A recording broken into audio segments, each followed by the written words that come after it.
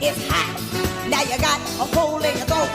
Oh no, just call your boss. Take the crust from out your eyes. So tasty, not a coffee.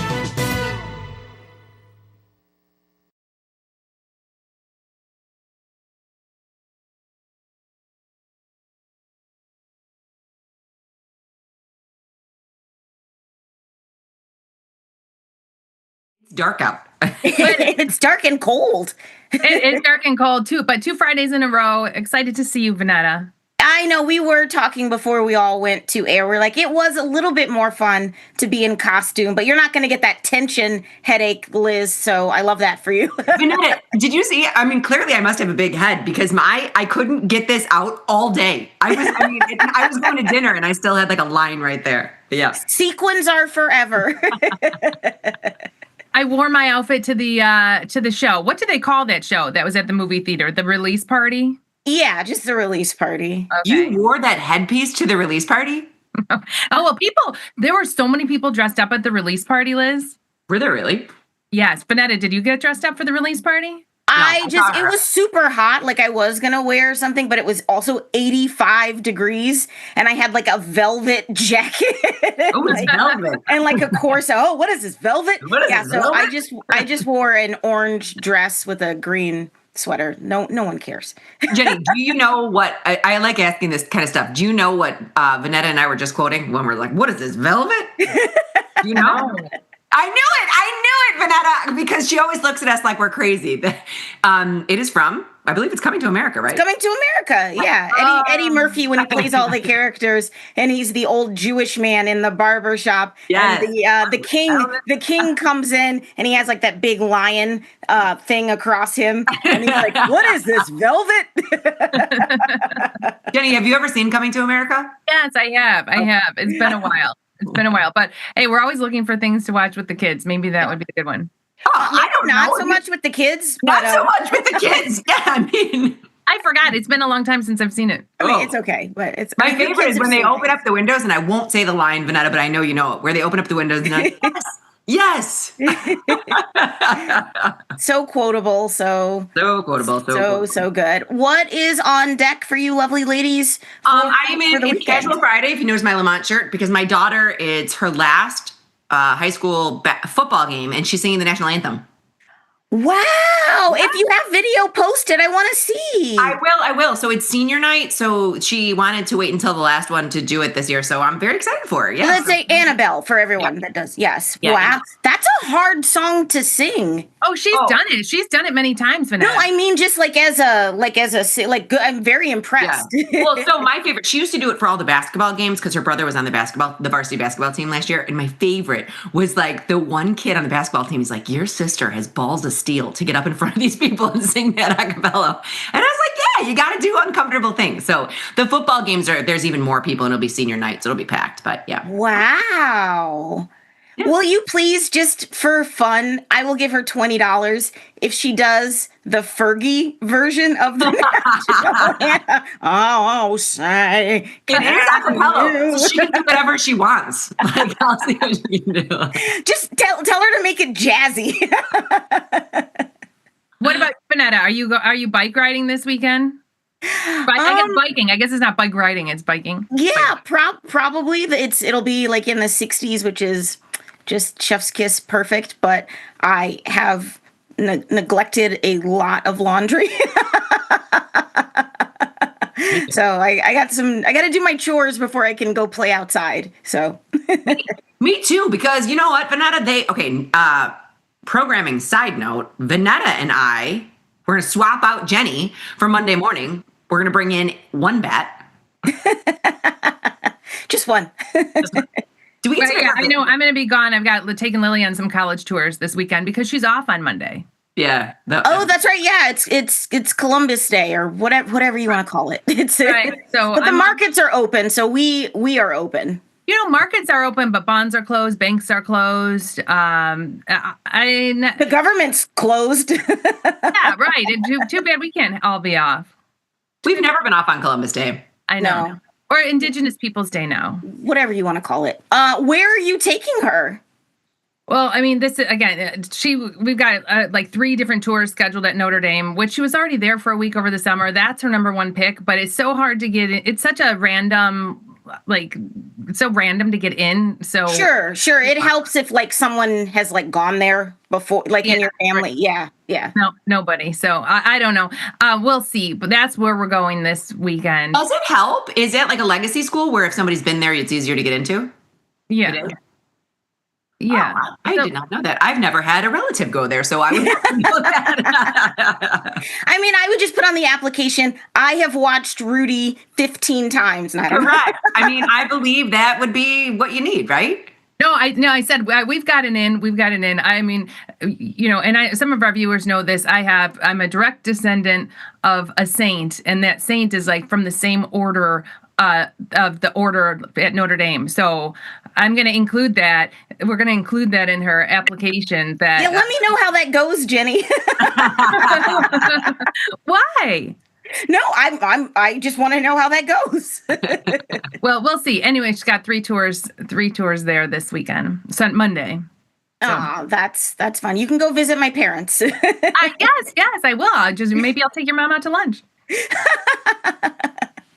I do. That's funny. I don't miss that time. Just looking at schools and thinking about your future. So You're thinking about your future. Yes, no kidding. The college age kids though, lawyer, a lot of Vanetta. Oh no, what's going on, Liz? Oh, JD is my most stressful child. It's his first year down in college, and he is oof. Oh, he's doing well. It's tough for the boys. They're still young, and they're. Oh, I mean, I feel like I can say this. I know a lot of our viewers are males. I'm not knocking males. I'm knocking young boys because they're, and I think men are smart. I just think boys between the ages of 16 and 24 their frontal cortex is not fully developed yet. Let's just put it that way. He's having fun. He needs to maybe make better choices. Yes. It's tough when you let him go. And I think this first year, freshman year, is the hardest. By sophomore year, he's like an adult. But it's this freshman year where they're trying to learn how to live on their own. Oh, yeah, and you rushed to fraternity, so good times. Oh, yeah, that's hard to balance, like, the fraternity and your grades and, like, your academic responsibilities. Yeah, I think my response to him yesterday was, your job is school. Grades are the most important thing. So, yeah, it's pretty funny. I mean, I do like those Alabama Rush videos, though. I mean, I like to watch those. I know. It's pretty funny. Were you in a sorority at IU? No, I don't deal well with authority. So it is not for me. I was never in one at U of I. It was big at U of I, but we didn't do it. Yeah. Sigma Kappa. Oh, look at you, girl. Oh, I was in the sorority. No, it's great. I mean, it's great networking and resources and community service and stuff like that. But it's just, it's got to be the right fit for you personally. We had fun. Fun. I'm telling you, though, I would laugh at the Alabama Rush. So my girlfriend Kathleen, who I've talked about on the show before, she was my roommate for the 4 years. So you know how they have they get all dressed up at those Alabama Rushes. When it was my fraternity, they told us to show up in all white. So you think you're gonna go real pretty all white. We went and bought clean Hanes men's t-shirts. Love it. Love it. No, you back then when we were wearing overalls and flannel shirts. Yeah, it wasn't that was fancy. That was fancy white back then, a clean white t-shirt. I know, you need a wardrobe budget now to pledge or rush or whatever it's called, and the jewelry and the outfits and the hair and the lashes and the nails, honey. I know. And breaking news, only because I'm keeping an eye on the chat, so I'm keeping an eye on Frank the Great today. He was a Sigma Nu at ASU. I didn't know he went to ASU. Yeah, he brought me a little Arizona State little bear when he came in for the Chicago show. So it's on my desk. So hi, Frankie. I wonder how he ended up from ASU to the trading floor. Well, a moment of silence because he can't talk to us. Hopefully, one day we'll have to have Frank on as a guest one day. Oh, Beth was an IU tri-delt, and she was. She was a Delta. Yes. That's what my son's girlfriend is, tri-delt. Oh, okay. Fun fact, Donetta, and I know you know this. We tried to have the segment when people could call us, Jenny. Was it a phone-in segment? Delta, It was Delta, Delta. Delta. Can I help you? Can I help you? Ah, that's nice. Oh, well, speaking of college, sad news. Man, I was sad. I heard this on NPR this morning and I cried a little. Luckily, it was before I'd put on my eye makeup. But Sister Jean passed away. She's 106 years old. Iconic figure here at Loyola University. If you remember the Ramblers NCAA run, I think it was in like 2018. But she was just a wonderful, saintly woman and just literally like the mascot of the school. But she was 106 years old. I know. But that's sad because. But she just retired in August. So. Yeah. But I mean, when it is sad, and I do think it's sad, but what a wonderful life. Do you know what I mean? Looking at the positive. Yeah, she's just a wonderful lady, touched so many lives. That's what I'm saying. So like I when something like this happens, I like to look at the joyous aspect of it instead of the sad. Which she really missed, but yeah, they interviewed one of her former players on the radio, and she said she would write every player a note after every game, and she would be so sweet. She's like, the defense got the best of you this game. She's like, don't let it happen next game. Oh. But she would do like scouting for the team. Like she loved basketball. So just that's awesome. Just rest in peace, Sister Jean. What a wonderful lady. And did that news broke this morning? I heard it this morning. I heard it this morning too. So maybe it happened in the middle of the night, Jenny. We're not sure. Yeah. I heard it this morning too.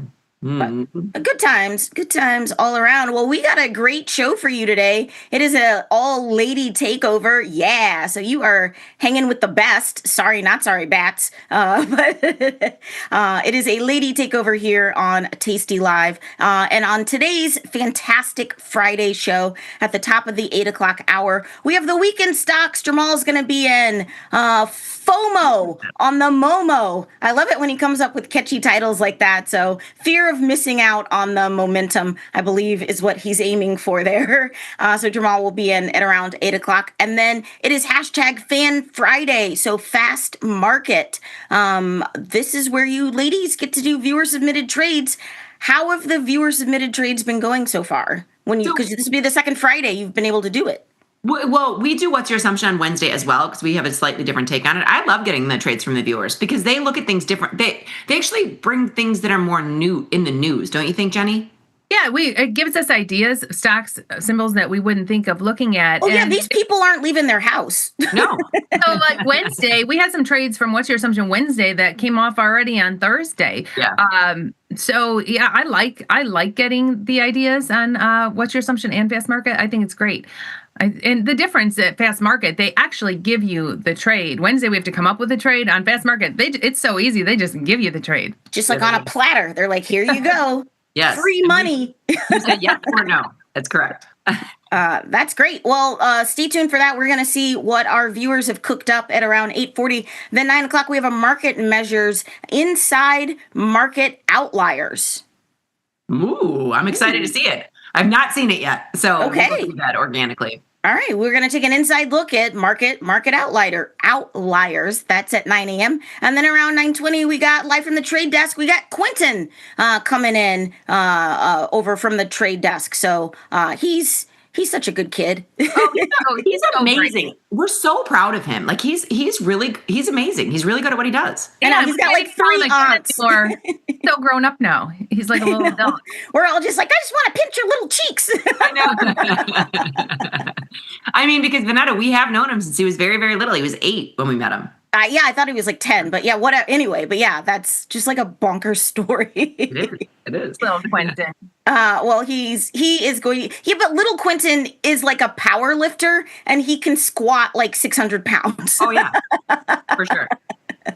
I mean, Vanetta, did you hear the story how when he was so little and his dad brought him, and there would be kids, people would bring their little kids to our shows, and his dad brought him to our office, and we felt bad. Vanetta was there. Yeah, it was in my office. Spending his holiday at the Tasty Trade office, and Liz was like, blink twice if you need help, kid. Yeah, right. Yeah. We're like, are you okay? Because like the big like Lego building is just like right there on Michigan Avenue. Like there was all these places like for kids that were so close by, but he's just hanging out. Hanging out at 62 West Huron. We always laugh about that. I always laugh about 62 West Huron because when Jenny and I went there, we thought it was Tom's house. We were going in for the interview. I was like, what the heck is this? Are we going to his house for an interview? It was in the studio. It's a little old brownstone. Yeah. That's funny. And yeah, that is our run of show for today. As we mentioned, we will be live on air on Monday. Show will be hosted by myself, Liz, and Bat, because the markets are open, but the bonds are not, and that's 2 out of 3 ain't bad. So we're gonna be live, baby. Liz will be, or Jenny will not be there. She will be driving around South Bend, Indiana. So we also have to talk about, and I'm pretty sure you're probably going to talk about this, maybe Vanetta, but the Nick, Mike, and Katie are on the Whiteboard tour right now. So they're in Dallas. Dallas, Texas, where you at? If you're in Texas, pull up. The crew would love to see you doing some stuff about portfolio management, futures, options. It's a really great show. They have it dialed in, and they each have different areas of expertise. They have a couple more date, maybe one more date. Coming up, just go to tastylive.com/events. Tom will be at the remaining events in Charlotte and Austin, and Dr. Jim's event kicks off next weekend in Detroit. So everybody's everywhere in October, and it's great. Okay. And I think it's cool that we do this, and it's free. It is free, these are really cool events. So I'm excited for Mike, Nick, and Katie tonight. Do you remember our one shining moment? We had one tour together, the three of us. And then the world shut down. Yes, I remember. I think the world shut down before we left, and the three of us still volunteered as tributes. The world was it was March. The show was in early, it was in February. It was right when COVID was happening, and I remember in the office, people kept saying, are they still going to go? Are they still going to go? And we were all talking about what we were going to wear. And I heard Tom to someone on the phone, yeah, they're going to go. They're more worried about what they're going to wear than what's going on. And we all went. We were we made it back. Yeah, that was fine. What a time to be alive. And we shook 1,000 hands. And we kissed all the babies. No. You guys want your daily dose? Yes. All right, here with my theme music. Let's go. Our leading story. Breaking news. Across the wire. Our leading story. Top story. Just in. In today's headline. This just in. Breaking news. All right, everybody. Today is a fantastic Friday. It is October the 10th. This is the part of the show we like to call the Daily Dose, where we talk about today's financial news and headlines. My name's Vanetta. I have to take a 10-second timeout here to wish my mom a happy birthday. Her birthday's tomorrow. Happy birthday. We love your mom. She's getting drunk with her book club today, so. Oh, what's the book this time? I don't know. They don't read the book. But no, my mom is a special and wonderful lady, and she's always been so supportive of everything I've wanted to do, and she's just the best mom ever. So happy birthday, Mom. She is the best. She's absolutely best. Yeah. Oh, yay. How about everybody? Yay. Hey, getting to the first headline of the day. High U.S. stock valuations are bringing back memories of a dot-com exuberance. It was in 1996 when Alan Greenspan coined the term irrational exuberance, but now it seems like we're back in it. What are your guys' recollections of the dot-com boom, and how are you drawing parallels to what's going on now? So, we were just in college then. Yeah. So... Yeah, we weren't on the trading floor during that. Sure. Yeah. But it is, then I was reading some articles this morning too about the dot-com bubble. And it was like, is it a bubble? Is it not a bubble? Is it a bubble? It's not a bubble. You don't know you're in a bubble until it pops. So just keep that in mind. Everybody's trying to say, is it a bubble? Well, I don't know, because you don't know you're in a bubble until it pops. But this was nuts. So I do remember you just put a .com at the end of it and it would just go straight up. Now it's like you say AI and it goes straight up. So I don't know. Yeah. No one knows. But going to the next story here, FOMO, which I think also Jamal's going to talk about, is trumping other worries as euphoria grips options traders. I think it's crazy, but for individual stocks, trading in call options is going over puts by the largest margin in about 4 years. It's all upside exuberance at this point. Does that worry you? Frank, the YouTube chat guy has been going crazy about this. It's calls over puts, calls over puts, calls over puts, and I don't know if it worries me, but Jenny, we saw call skew for the first time in everything. Yeah, it's everywhere. But you know what? This is the cool thing about options, and this is what's exciting about for people who understand options and know how to trade options, because things are so expensive now and so high priced, but you don't have to take the risk of buying the stock. You could use options and put on a bullish strategy that's very defined risk, and you can participate in the move up, but have defined risk in case this we start going down or the bubble pops, or so knowing options is so beneficial for people compared to just buying stock. If you are in a bubble, it is better, and Jenny and I know exactly how to take advantage of call skew even with a bullish strategy. So instead of just going out there and like, call skew means your calls are more expensive, so a lot of people are going out there and just buying them for FOMO, right? But you can use call skew to your advantage if you appropriately trade options. Right. So you could participate on this run up, but not have a lot at risk if the market falls. Yeah. So it's option traders are doing okay in this. Okay. All right. Good. At least we know some stuff. I should say Casey trade option traders are doing well in this. Yeah. That is an important distinction.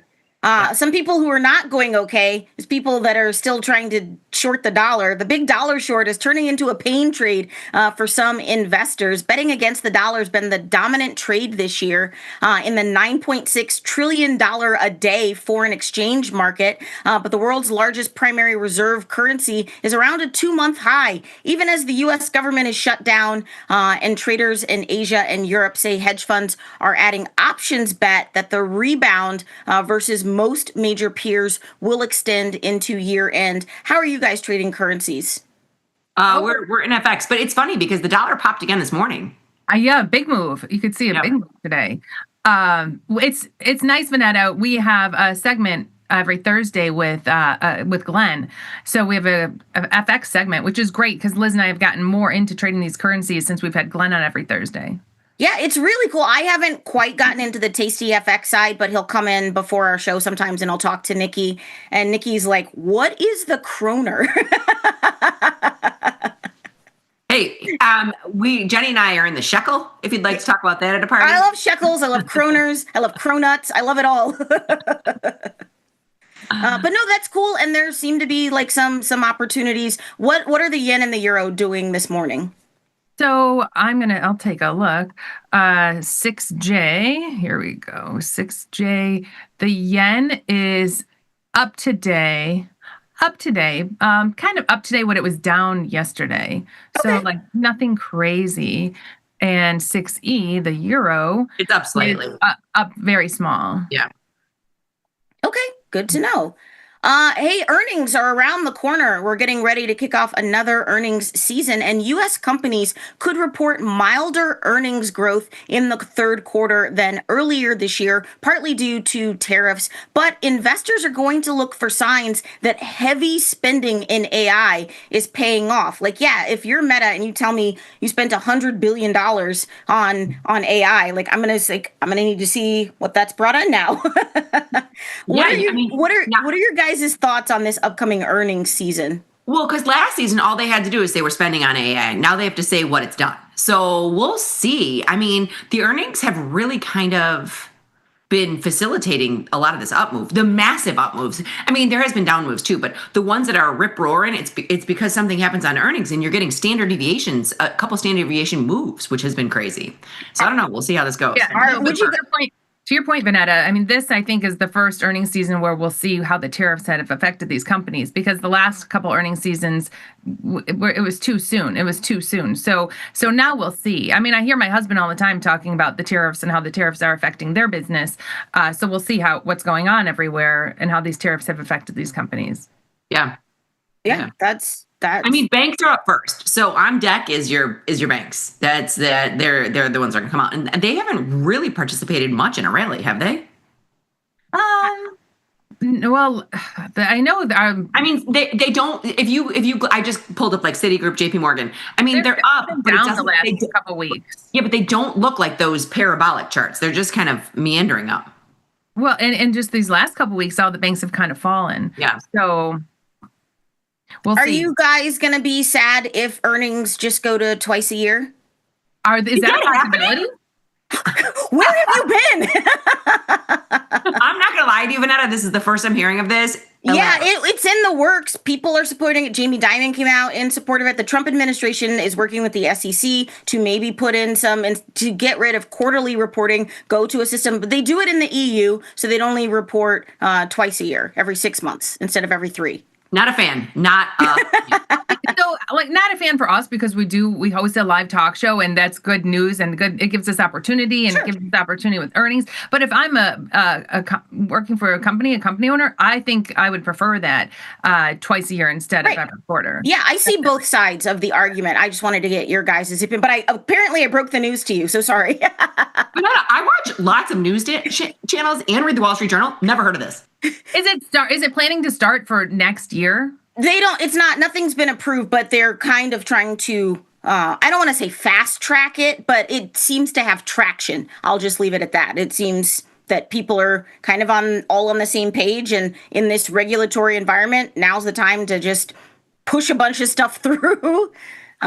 People get so busy with, we're worrying about end of quarter results, and then we're, getting ready for the next quarter, and it goes by so fast. I think 6 month periods that make more sense than quarterly. No, you're absolutely right on the business side, but as a trader who loves that gamma,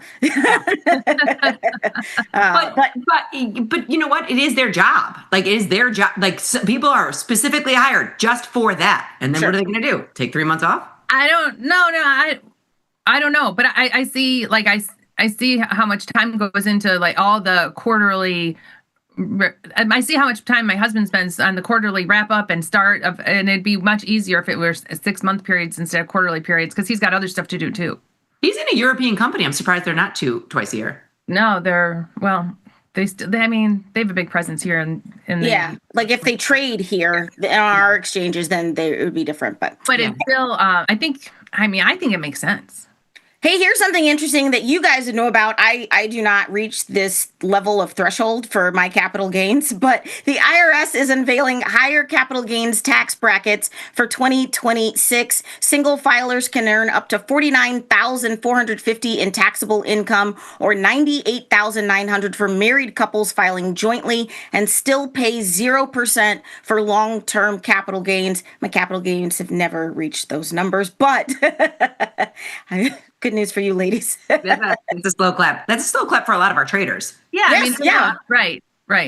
Yeah, that's going to be good for a lot of the Tasty Nation. Yes. And I don't know if you watch our show, but we've got people on our show we've got someone by the name of Jack Tucker who's raking in about $23,000 a day. No, I see his tweets. Yeah. I see his tweets come through on social because he'll tweet out what he's trading. So he'll have information.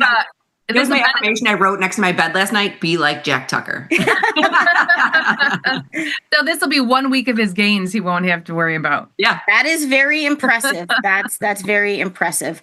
Hey, silver just hit $50 an ounce, the highest price in 4 decades. Silver prices have surged roughly 75% this year. If you think gold's 50% rise is impressive, spot silver prices hit a record of $51 a troy ounce on Thursday, breaking the $50 threshold for the first time since 1980. Wow. Woo! I mean, metals can't stop, won't stop. But Vanetta, did you know that the other metal that is higher than both silver or gold this year is platinum?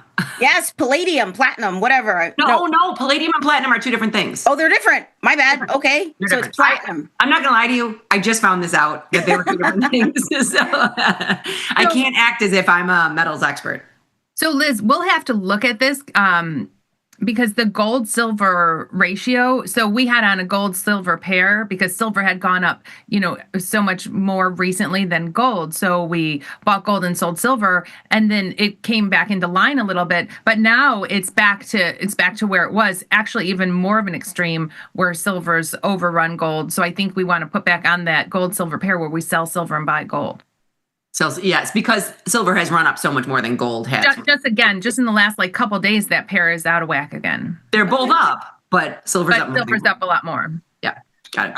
Rare earth stocks surged yesterday after China announced they were tightening their grip on global supplies. China's tightened its controls on rare earth exports ahead of an expected meeting between President Xi and President Trump. Shares of U.S. rare earth and critical mineral miners, that's hard to say, surged as the market speculates on further investment by the White House. U.S. rare earth was up 15%. Neocore was up 12%. Is that USRA? Is that USRA? Yes, Okay. yes. No, I don't. There's nothing. There isn't anything USRA. Hold on, let me get you the ticker. Wait. I'm just Hold looking on. for. I'm just trying to look it up. USAR. AR. AR. Okay. My bad. So sorry. So I can see today it's it's up quite a bit today. Yeah, it closed at 31. It's trading about almost 34. Yeah. Something else too. Trilogy, TMQ, Trilogy Metals.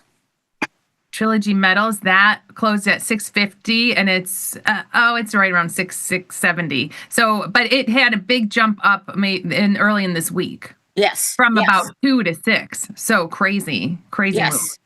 And MP Materials gained small. That's just MP.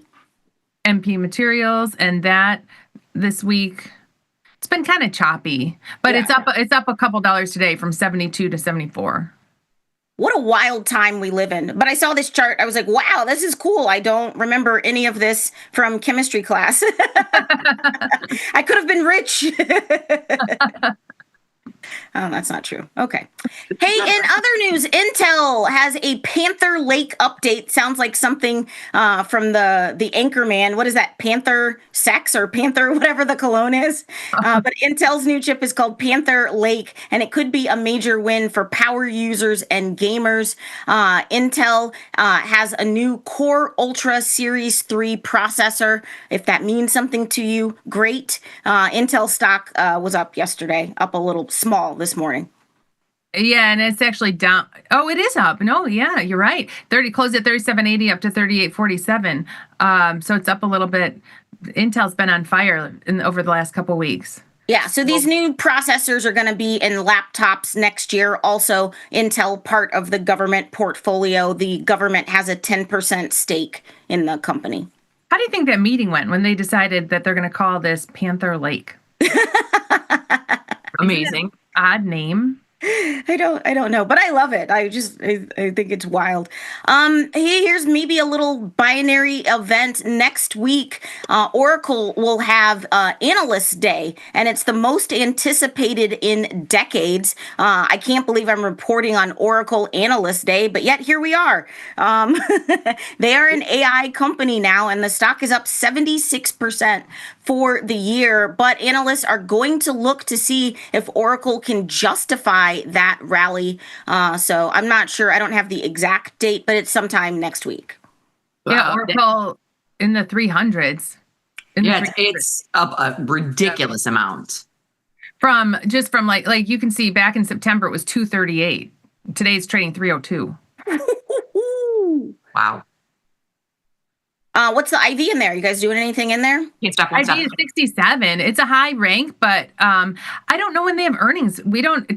Their earnings are not, I don't see it on the because it's probably farther out. But just be careful if you have an Oracle position, because again, this Investor Day, Analyst Day, or whatever is happening. Will probably trade like a binary event, is my guess. Yeah, because they could just say one little thing and people could get all mad about it. Yeah.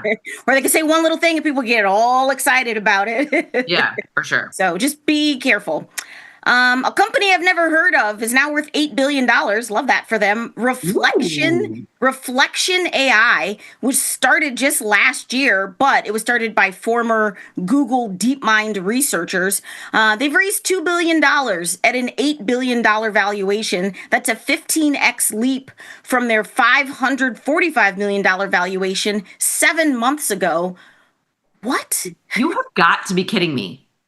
These numbers are wild. Hey, it's like anything. That's why anything that comes out or IPOs, you just get long. Well, not all of them. Anything AI IPO, but not like a lot of the other ones have been going nowhere fast. Like AI looking at you, Here we StubHub. Yeah, exactly. Thank you. It's not all startups. It's just if you're AI or if you are anything to do with buying Bitcoin. Or crypto like Circle this year, CoreWeave this year. We've had a lot of new IPOs that have really skyrocketed. Okay, but this I probably have condiments in my refrigerator that are older than this company. I know I do. They were started in March of 2024, and they're now worth $8 billion. Yeah, that's great. That's nuts. Yeah. I don't just what? Okay, are they hiring? Are they hiring? Send me the link. I know. I don't know. I mean, I don't know anything about AI except for how to make dank memes. But anyway. I don't know how long this is going on, but it's the world we live in right now. You were right about that. Tesla faces U.S. auto safety probe. They're facing a federal investigation into possible safety defects in partially automated driving system marketed as FSD or full self-driving. The probe follows reports of 44 separate incidents in which Tesla drivers who were using FSD said the system caused them to commit traffic violations. The NHTSA said the investigation concerns an estimated 2.8 million, Tesla vehicles. Stock doesn't care. Stock's up this morning. Yeah, stock's up. That's what I was going to say. Stock's up $1 on this. So can't stop, won't stop. Tesla's $436 right now. It's pretty good. That's high for Tesla. That is. It's yeah. Like I said, on the road, I'll never forget the guy who told me, he was like an oracle. He said, if it passes 420, it's going to 700.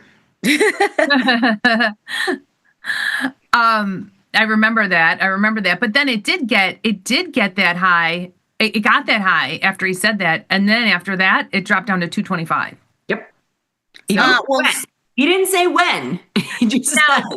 We did get breaking news from Frank the Great, who is manning our chat, mentioning Marvell, which is up quite a bit pre-market. Oh, yeah, Marvell is. Oh, do they report earnings or they're just up for no reason? I'm checking the news. Marvell Technologies to showcase next-gen accelerated infrastructure. No, I don't know. That was from the 7th. So I don't see the news, but it's up. It's like, again, I think it's up the FOMO everywhere. It's okay. Yeah. All right. Nobody wants to miss out. Do what you got to do. Hey, in other news here, speaking of EVs, Ford is planning to reverse their plan to give dealerships more EV tax credits. They are now following GM, which also retracted their plan. Thanks for nothing. The EV tax credits for all EVs, no matter the manufacturer, expired at the end of September. But Ford and GM had said they were going to back a program that would have allowed dealers to still offer the $7,500 tax credit on EV leases. But now Ford and GM have both walked that back. So I don't know what they saw that scared them or if they got threatened, but and Ford is completely unchanged on this news. Completely unchanged. Closed at 11:51, opening at 11:50. I know Ford hasn't been doing too much. No. But my neighbor has one of these Ford truck EVs. It's pretty nice. That was one of your you loved the Ford stocks for a long time. I have stock in Ford. I don't know why, but I do. I'm just going to leave it there forever. So does it. There's someone in our office who a huge amount of his portfolio is Ford stock. He's like, I just like it. Honey, that is a choice, but I don't know. I've had it for a while. I've got this cool old Ford picture in one of my rooms in my house, and I don't know. Made her buy the stock. She saw the picture, got nostalgic, said, "I'm gonna buy that." Yeah, you know what? I was at an art gallery, and it's a really cool picture. You wouldn't know it was a Ford. Is just kind of an artistic picture at a gallery that my friend owns, and I bought it, hung it up, and every time I see it, I think, I'm gonna buy some more stock. See, that's nice. United Airlines just revealed a new summer schedule for 2026. They're launching new nonstop flights to smaller European cities in a bet that adventure-seeking customers will opt to avoid connecting flights. United unveiled new destinations to Bari, Italy. I'm going to mess this up. Split, Croatia, and Santiago de Compostela, Spain. What is this? I want to go there. I know, right? Hold on. I will tell you where this is because I have it. It is, that is Puglia, Italy. That's where I'm going. I know, right? I saw that picture too. I was like, where is this? I was like, I want to take pictures there, but I'm like, okay, United. Yeah. Hey, I am a big fan of nonstop flights. So if they're nonstop, Especially because Chicago's like their hub, so we got this. And I'm a United girly. You have to pick an airline because then you get the perks. I'm a United kid. I'm a United girly too. So Yeah. Liz has converted me because now I'm more United. I used to always fly Southwest, but now I'm more United. And I reaffirmed my allegiance to United when their social media on October 3rd put out a promo that was also for the Taylor Swift album and for Mean Girls, using the actor, because he was like, hey, do you know what day it is? So he used the actor from Mean Girls, and like they just had all women on the plane like dressed as showgirls, and they're like, we can't hear you. We're listening to the album. And I was like, you know what? A+ United. No one else cares. But I was like, you like the United Club. You go to the United. I do go to the United Club. So yeah. I am a big fan. And once do you have any plans or vacations? No, I just got my passport renewed though. So me and my mom just got our passports renewed. So gonna go somewhere. I don't know where, but I need there to be air traffic controllers. Okay. I know we kind of need them. I need them. I wonder if the boys are going to get to. Well, the boys and Katie are going to get delayed today because the air traffic controllers. Hopefully everything will be okay. But just like give yourself extra. Are they already there? Well, that's just it. It's not, the problem is it's the air traffic controllers. It's not, And also TSA though, too, a little bit. It is a little TSA, but you can give yourself extra time for that. But the air traffic controllers are the ones you're just like. Right. No, absolutely. No, you're right. I mean, I haven't heard, everyone I've talked to who's been going anywhere has made it where they're going. They've made it where they're going. My husband was stuck on the tarmac because of the air traffic controllers. I saw a lady on TikTok and she had a flight from South Bend to Chicago, but American just put them on a bus. So it was a 2.5 hour bus ride instead of. How busy is that South Bend airport? Technically, it's international because I think it goes to Mexico. Do your parents use that when they travel, or do they drive to Chicago? They come to Chicago because I have lounge privileges and they can stay here. And they're retired, so they can come and go. But they have flown out of South Bend. So, I mean, there are some places that it goes more regularly, like Vegas. Ooh, it goes to Vegas and Mexico? Yeah, Vegas and Mexico. That's it. Levi Strauss announced their earnings last night, and the stock did take a hit. But Levi says they are raising prices, which is helping them post better than expected profits. But they are still being impacted by other things that are going on in the economy. I don't like that they're raising prices, but their expectations did beat on top and bottom lines. But the stock is still lower. I like Levi. I think it's down like maybe 8 or 9%. But from the beginning of the year, it's still up. It started the year around 17 and looks like after this news it's trading around 22.5. Yeah. Okay. So it's still up on the year but down from its highs. All right, there you go. That's not too bad. Would you call this stock distressed? Can you just make that up right now? Yeah. Pretty good. I won't lie. That's pretty good. That's solid. That is solid improv. Thank you.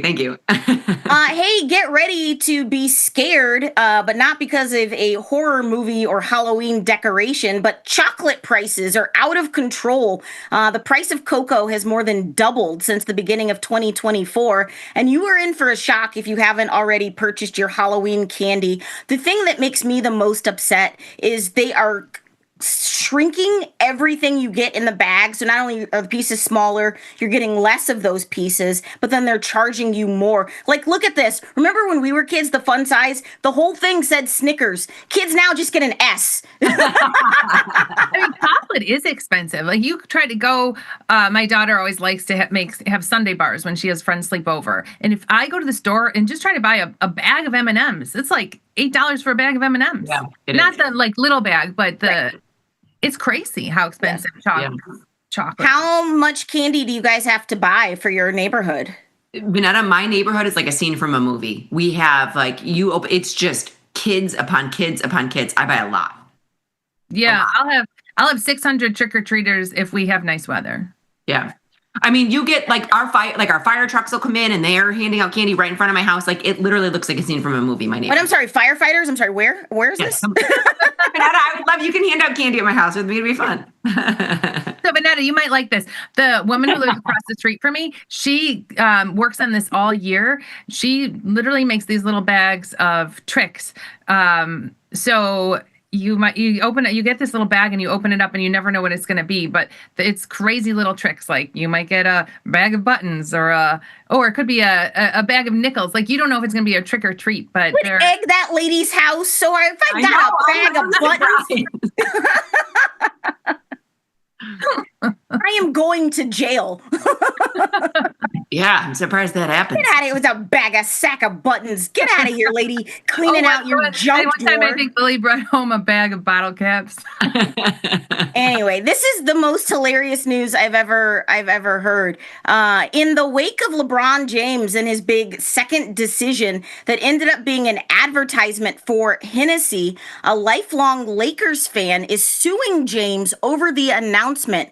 In the lawsuit, the fan claims he was deceived out of hundreds of dollars. He had been so eagerly anticipating James's retirement, he believed that the teaser video was the announcement for that. So then he spent $856 for 2 tickets to attend one of James's last games with the Lakers on March 31st, 2026. He then found out it was just an ad, it was just a promo, and I was like, you couldn't have been like, hey, Grok, is this true? Like, just throw that out there, dude. Like, yeah, that guy, I mean, he doesn't have... People are stupid.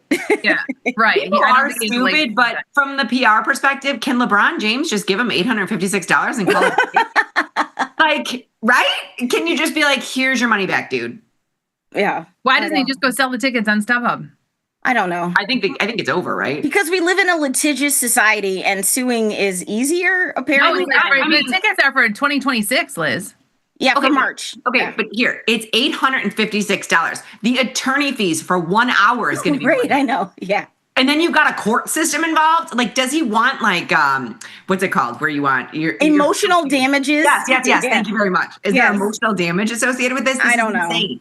I don't know. Yeah, it's insane. Anyway, finally today for my viral video of the day. Every Friday, I like to bring a little food, a little culinary inspiration. We're renaming it Little Trader Taste Test to see if you would eat this. It finally feels like fall in the Midwest, and I want to do some fall cooking. This looks good. See if you guys would eat this. Check this out. We don't have sound. Ultimate cozy fall meal. Shepherd's pie twice baked potatoes. A savory, saucy beef filling is topped with fluffy Parmesan mashed potatoes and baked until golden brown. What could be better? The 3 key ingredients for boosting flavor are beef bouillon, red wine, and Worcestershire sauce. To make the fluffiest mashed potato topping, a potato ricer is the best tool for the job. We use a piping bag to make a fancy design on top, but if you don't have one, you can just spoon the potatoes on top and run a fork through them instead.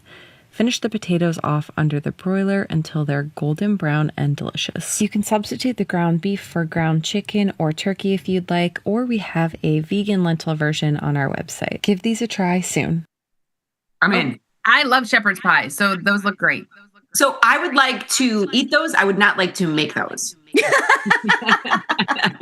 Dan, get on it. There's a way easier way to make shepherd's pie. Make the shepherd's pie on the bottom, slap the mashed potatoes on top, put it in the Jenny, oven. I would like to eat it. I would still not like to make it. I'm not making that. No, it's too much. That's really labor intensive, Vanetta. All right. Well, I was trying something. Looks good. This has been super fun. Liz, what's coming up next? We have confirm and send next, where Jenny and I took some questions from our inbox and we're going to talk through them, and we're going to bounce back and forth to the platform. So stay tuned. Vanetta, have a wonderful weekend. I will see you on Monday. Safe travels to you, Jenny, and have a great weekend. You too, Liz. Thank you, and happy birthday to your mom. Yeah. Thanks. Bye, Vanetta.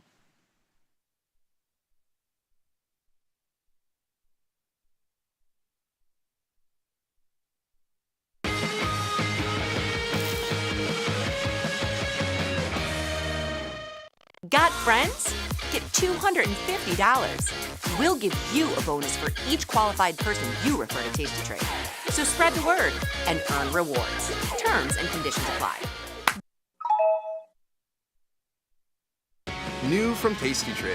Unlock 30 days commission-free trading, plus a 1% cash match on all qualifying deposits when you open and fund a new Tasty Trade account. The Money Match event starts now, exclusive to new Tasty Trade customers. Feel like your wardrobe is missing something? Like style, purpose, and maybe a dancing dog? Can I pet that dog? The new Tasty Trade and tastylive web store is now live. New merch, bold designs. Did we mention all net proceeds go to one tail at a time? Invest in the real bull market, dogs. Go to tastytrade.threadless.com. Grab some gear and help some pups. You get merch, they get a home. What's up, everybody? Check out my new series, Life Cycle of a Trade, where I show you my real-time trades with insights into strategy selection, adjustment mechanics, all the way to the closing order for all of the tastylive core strategies.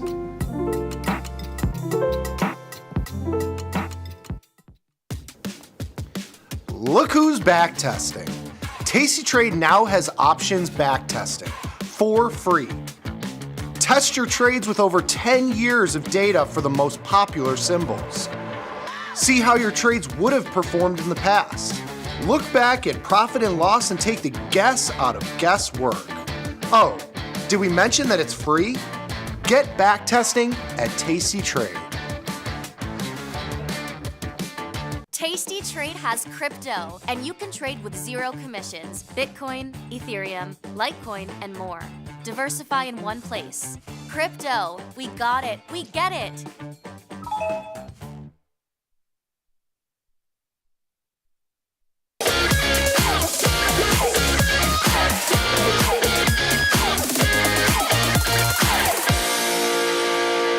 Jenny, we are back, and this is Confirm and Send. We have taken emails that we have received, and we're going to kind of talk through them, which is fun. But we've got to keep the schedule going so we can get to opening bell.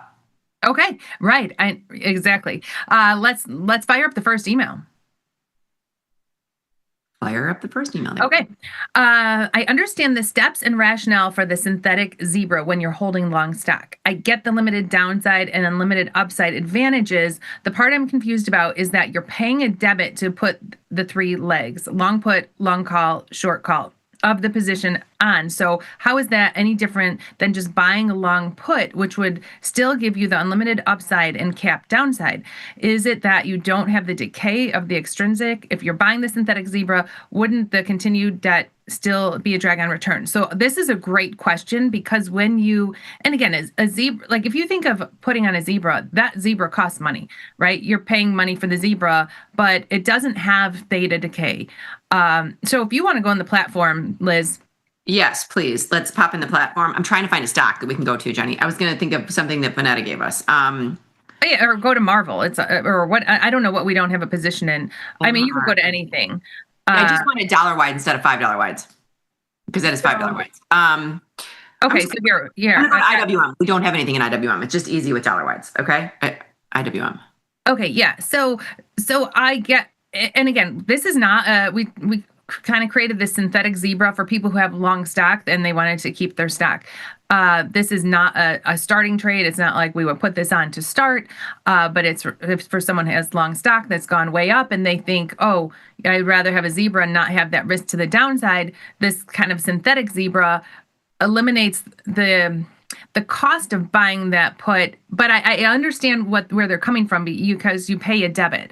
So let's look at this, Liz. Let's look at this. So Jenny, I want to just put another gold star on there. I thought this was a great episode. I think it was very creative to come up with it, and I think it's a little high level for people. So I get the questions. I'm just going to say that right now.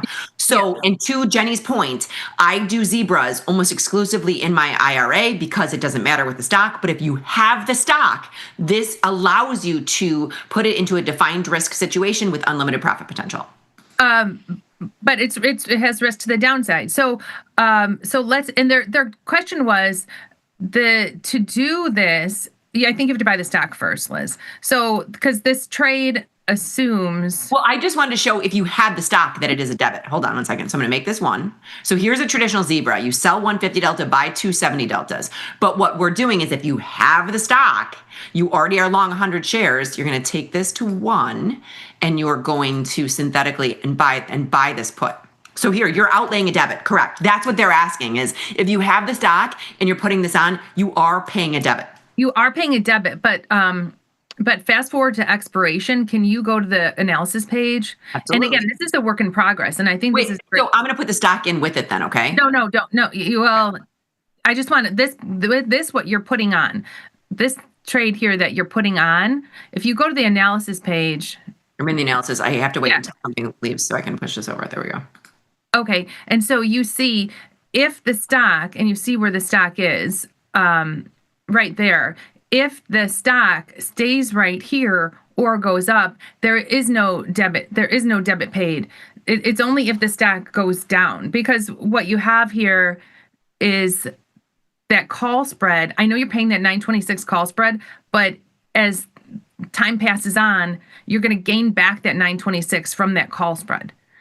Because to your point, this is without the stock. So it creates a synthetic zebra. And their question was, wait, let me go back to the trade page.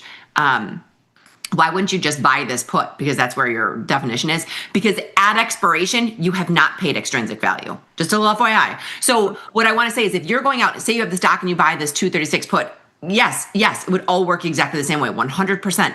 But you're paying 323 in extrinsic value. With this zebra, you have 0 extrinsic value at expiration.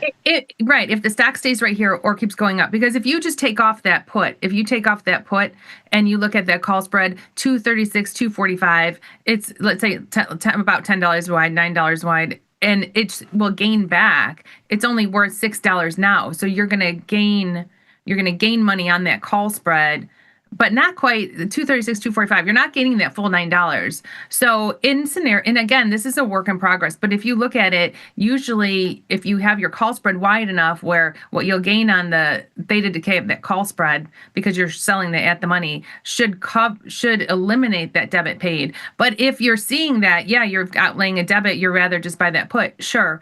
All I want to be careful of is, if I have long stock and I see my cost basis on my stock, what I don't want to happen is I want my overall P&L for that position to be more than my overall P&L in the stock. And if it's going negative, then I'm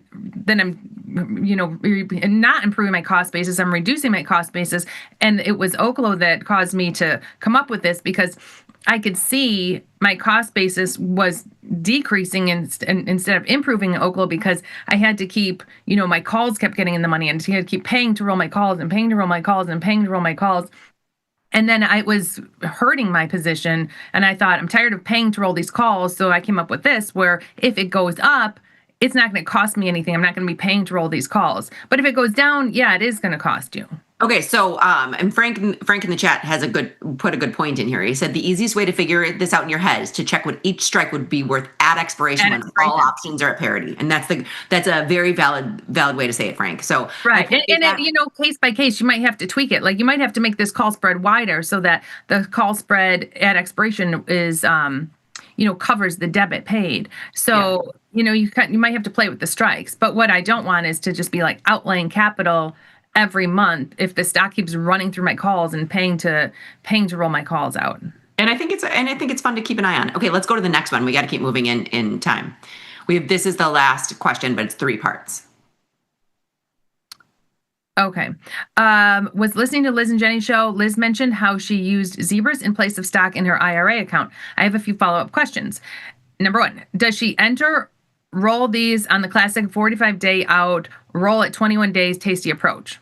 So we don't even need to go into the platform. Jenny, I want you to answer this and me to answer this. You're the one who does this. I don't. So this is all you. It says Liz mentioned she uses zebras in her IRA. No, none of these rules apply. None of the normal rules of selling premium apply. Selling premium is 45 days till expiration, roll at 21 days. I don't touch those rules at all, period, end of story, because it's a stock replacement. I'm using it just to reduce capital. So sometimes my zebras are 45 days out. Sometimes they're 20 days out. It doesn't matter. The one thing I will do is I will adjust them. If it's a stock that I want to stay in, when the at the monies become, when the longs become the at the monies, I will readjust. Number 2, doesn't this inherently present more risk than poor man's covered calls? And they do. If we say this often with the zebras, if you don't manage them, if you do nothing with them, yes, they can carry more risk than a poor man's covered call. Well, hold on. You can pull up 2 scenarios. Kind of depends on what you pay for them, but we know with the zebra, it's if it goes to a certain point, yes, but not more risk than a poor man's covered call, because a poor man's covered call can go. It depends on how you set it up, right? It's like a case by case scenario, right? Yeah. If you're putting on typically with the poor man's covered call, if you're buying an 80 delta call and then selling an out of the money call, fine. But you only have 100 shares of stock if it goes down, versus the zebra where it's 2 by 1, you have that 200 shares. So you could, the risk in the zebra or poor man's covered call is what you pay for it. And it depends on how you set it up. And if you don't manage it, if you let it go to expiration and it comes down and it just goes to 0. So that's why that's really hard to respond via email, because how are you setting up your poor man's covered calls? If you give me an example, I can tell you what you can lose, right? Because you can go real far out in time for a poor man's covered call. You can do a spread intra in the same cycle as a poor man's covered call, which is just a call spread. So it's kind of how you set it up. But the zebras, in my mind, are wonderful for the IRA because I did it in PLTR and I ratcheted it up. You can, if it's the stock I want to be in, it's definitely using less capital. Poor man's covered call is also a great trade for an IRA. I'm not saying that you have to use just zebras. I just like zebras because I don't want to pay extrinsic value. And I will give this word of warning, which I always give with the zebras. I would not recommend, let's say you're an IRA and you've got $100,000, and if you bought stock, you'd be using 10,000 here, 10,000 here, 10,000 here, and you might have 10 different stocks putting 10,000 into each stock. I would not say take all of that $100,000 instead and put them into zebras, and you've got way more leverage. That zebra is giving you way more leverage, so you can have a much larger exposure to the market. But if the market falls, those zebras can all go to 0. So I think if you're using, it's not a 1-to-1. I agree with you. If you're using zebras instead of stock, I know it's saving you capital, but you have to be careful how much capital you're putting into it, because if we get a big drop in the market, those could all be worthless. So that's the difference. Like if you buy stock, you have the stock no matter where it is. If you buy a zebra and that zebra is all out of the money at expiration, you don't have that money anymore. You've got nothing. So to Jenny's point, do not say if I'm putting $10,000 in the stock, I'll put $10,000 into the zebra, because that is wrong. But if you're going to put that in there and you're going to do one zebra, you will lose less in a big down market. You're going to have nothing there, but you will lose less than the stock in a big move. Right. Yeah. You definitely have to understand them. You have to understand them before you're like, oh, this zebra, it's a no-brainer. I mean, it's been great. They've been great in this up move, and you hear a lot of people doing them. And on the other shows, you hear like Mike and Nick and Jamal and everyone trading the zebras now, and they're a great defined risk way to get in and have a long position that's defined risk. But you don't want to go all in, because if we get a big down move, they could be worth nothing. Correct. And then the last question, because I know we have Jamal waiting in the wings. If the stock moves against the position, when and how do you manage? And I kind of said that. If I want to continue the position and I'm bullish on it and the stock goes down, I will reestablish or ratchet, meaning close one and put the other one on when my longs become the at the monies. Right. Or oftentimes if we have a zebra and the stock drops a lot, vol's up, and we'll change it where we might sell a put spread. And even in an IRA, like vol's super high, you might change it to sell a put spread, or change it to a different premium selling position if the down move creates a big spike in vol. Yeah. So, okay, now I think quick break, and it's time for Jamal. Yes, we will take a very quick break, and when we come back, we've got This Week in Stocks with our friend Jamal, so stay tuned.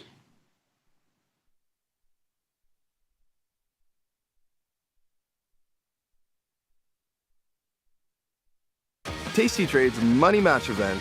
Unlock 30 days commission-free trading, plus a 1% cash match on all qualifying deposits to jumpstart your trading when you open and fund a new Tasty Trade account.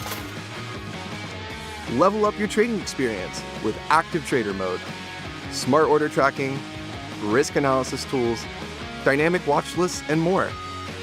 The Money Match event starts now, exclusive to new Tasty Trade customers. Forbes called us best online for options trading. Investopedia, best for options trading, period. With stockbrokers.com, we're #1 for options and futures trading. The Motley Fool really likes us. And so does Business Insider.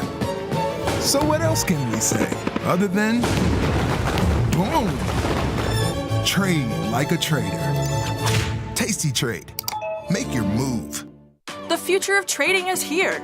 Join Mike and his whiteboard, plus the Tasty 2 live crew for 90 minutes of probabilities, punchy portfolio mechanics, and trade tactics. It's totally free and unreasonably fun. Come early to enjoy a drink with the crew and stay for a Q&A after the show.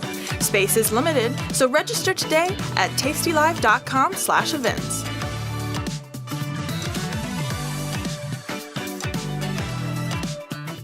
We built Tasty Trade's web platform for today's traders. See it, click it, trade it. Research with fundamentals, endless forecasts, and more. Drill into data, find opportunity, and track the action with hundreds of indicators.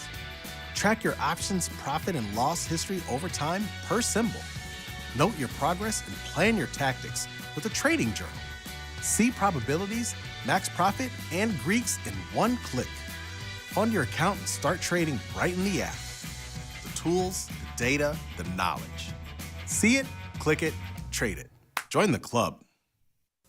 Tasty Trade.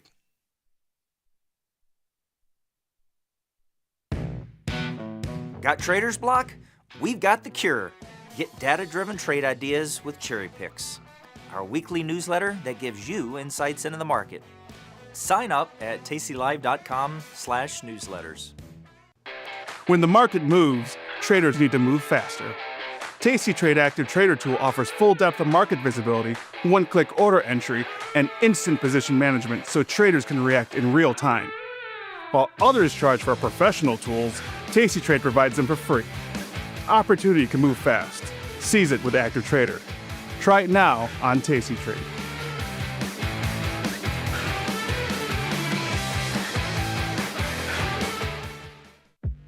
Class is in session. Dr. Jim Schultz is bringing the heat to Options Crash Course Live. This 90-minute show features Dr. Jim in his professional prime. All of the gimmies, none of the gotchas. Come early and grab a drink with Dr. Jim before class and stay for Q&A. The event is free, but space is limited. Register today at tastylive.com/events. It's not a lecture, it's a lifestyle. Your crypto needs a wallet. And crypto is better when it's tasty. You can now do more with your digital currencies with the Tasty Crypto app. We're proud to offer a self-custody wallet for Bitcoin, Ethereum, and Polygon. Transfer your digital tokens directly in-app and access thousands of tokens available only on-chain. Your wallet is your key to decentralized finance. Download the Tasty Crypto app and get started today.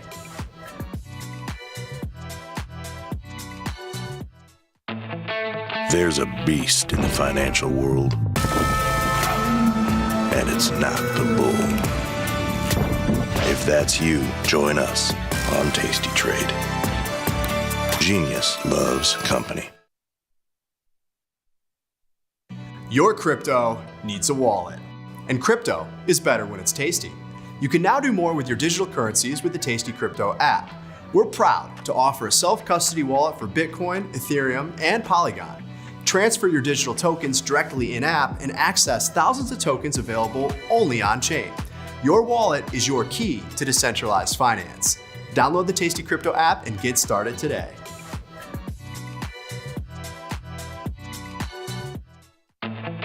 There's a beast in the financial world, and it's not the bull. If that's you, join us on Tasty Trade. Genius loves company.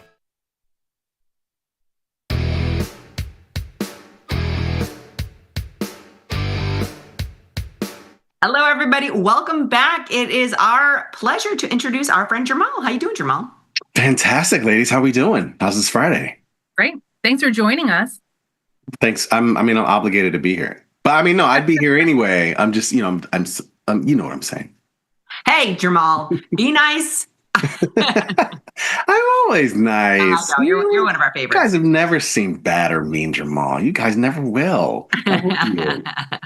Although Jenny was cursing you out when you did her picks the other week. I wasn't. Liz loves to stir the pot. Look at her. I wasn't. I said no blame. No blame.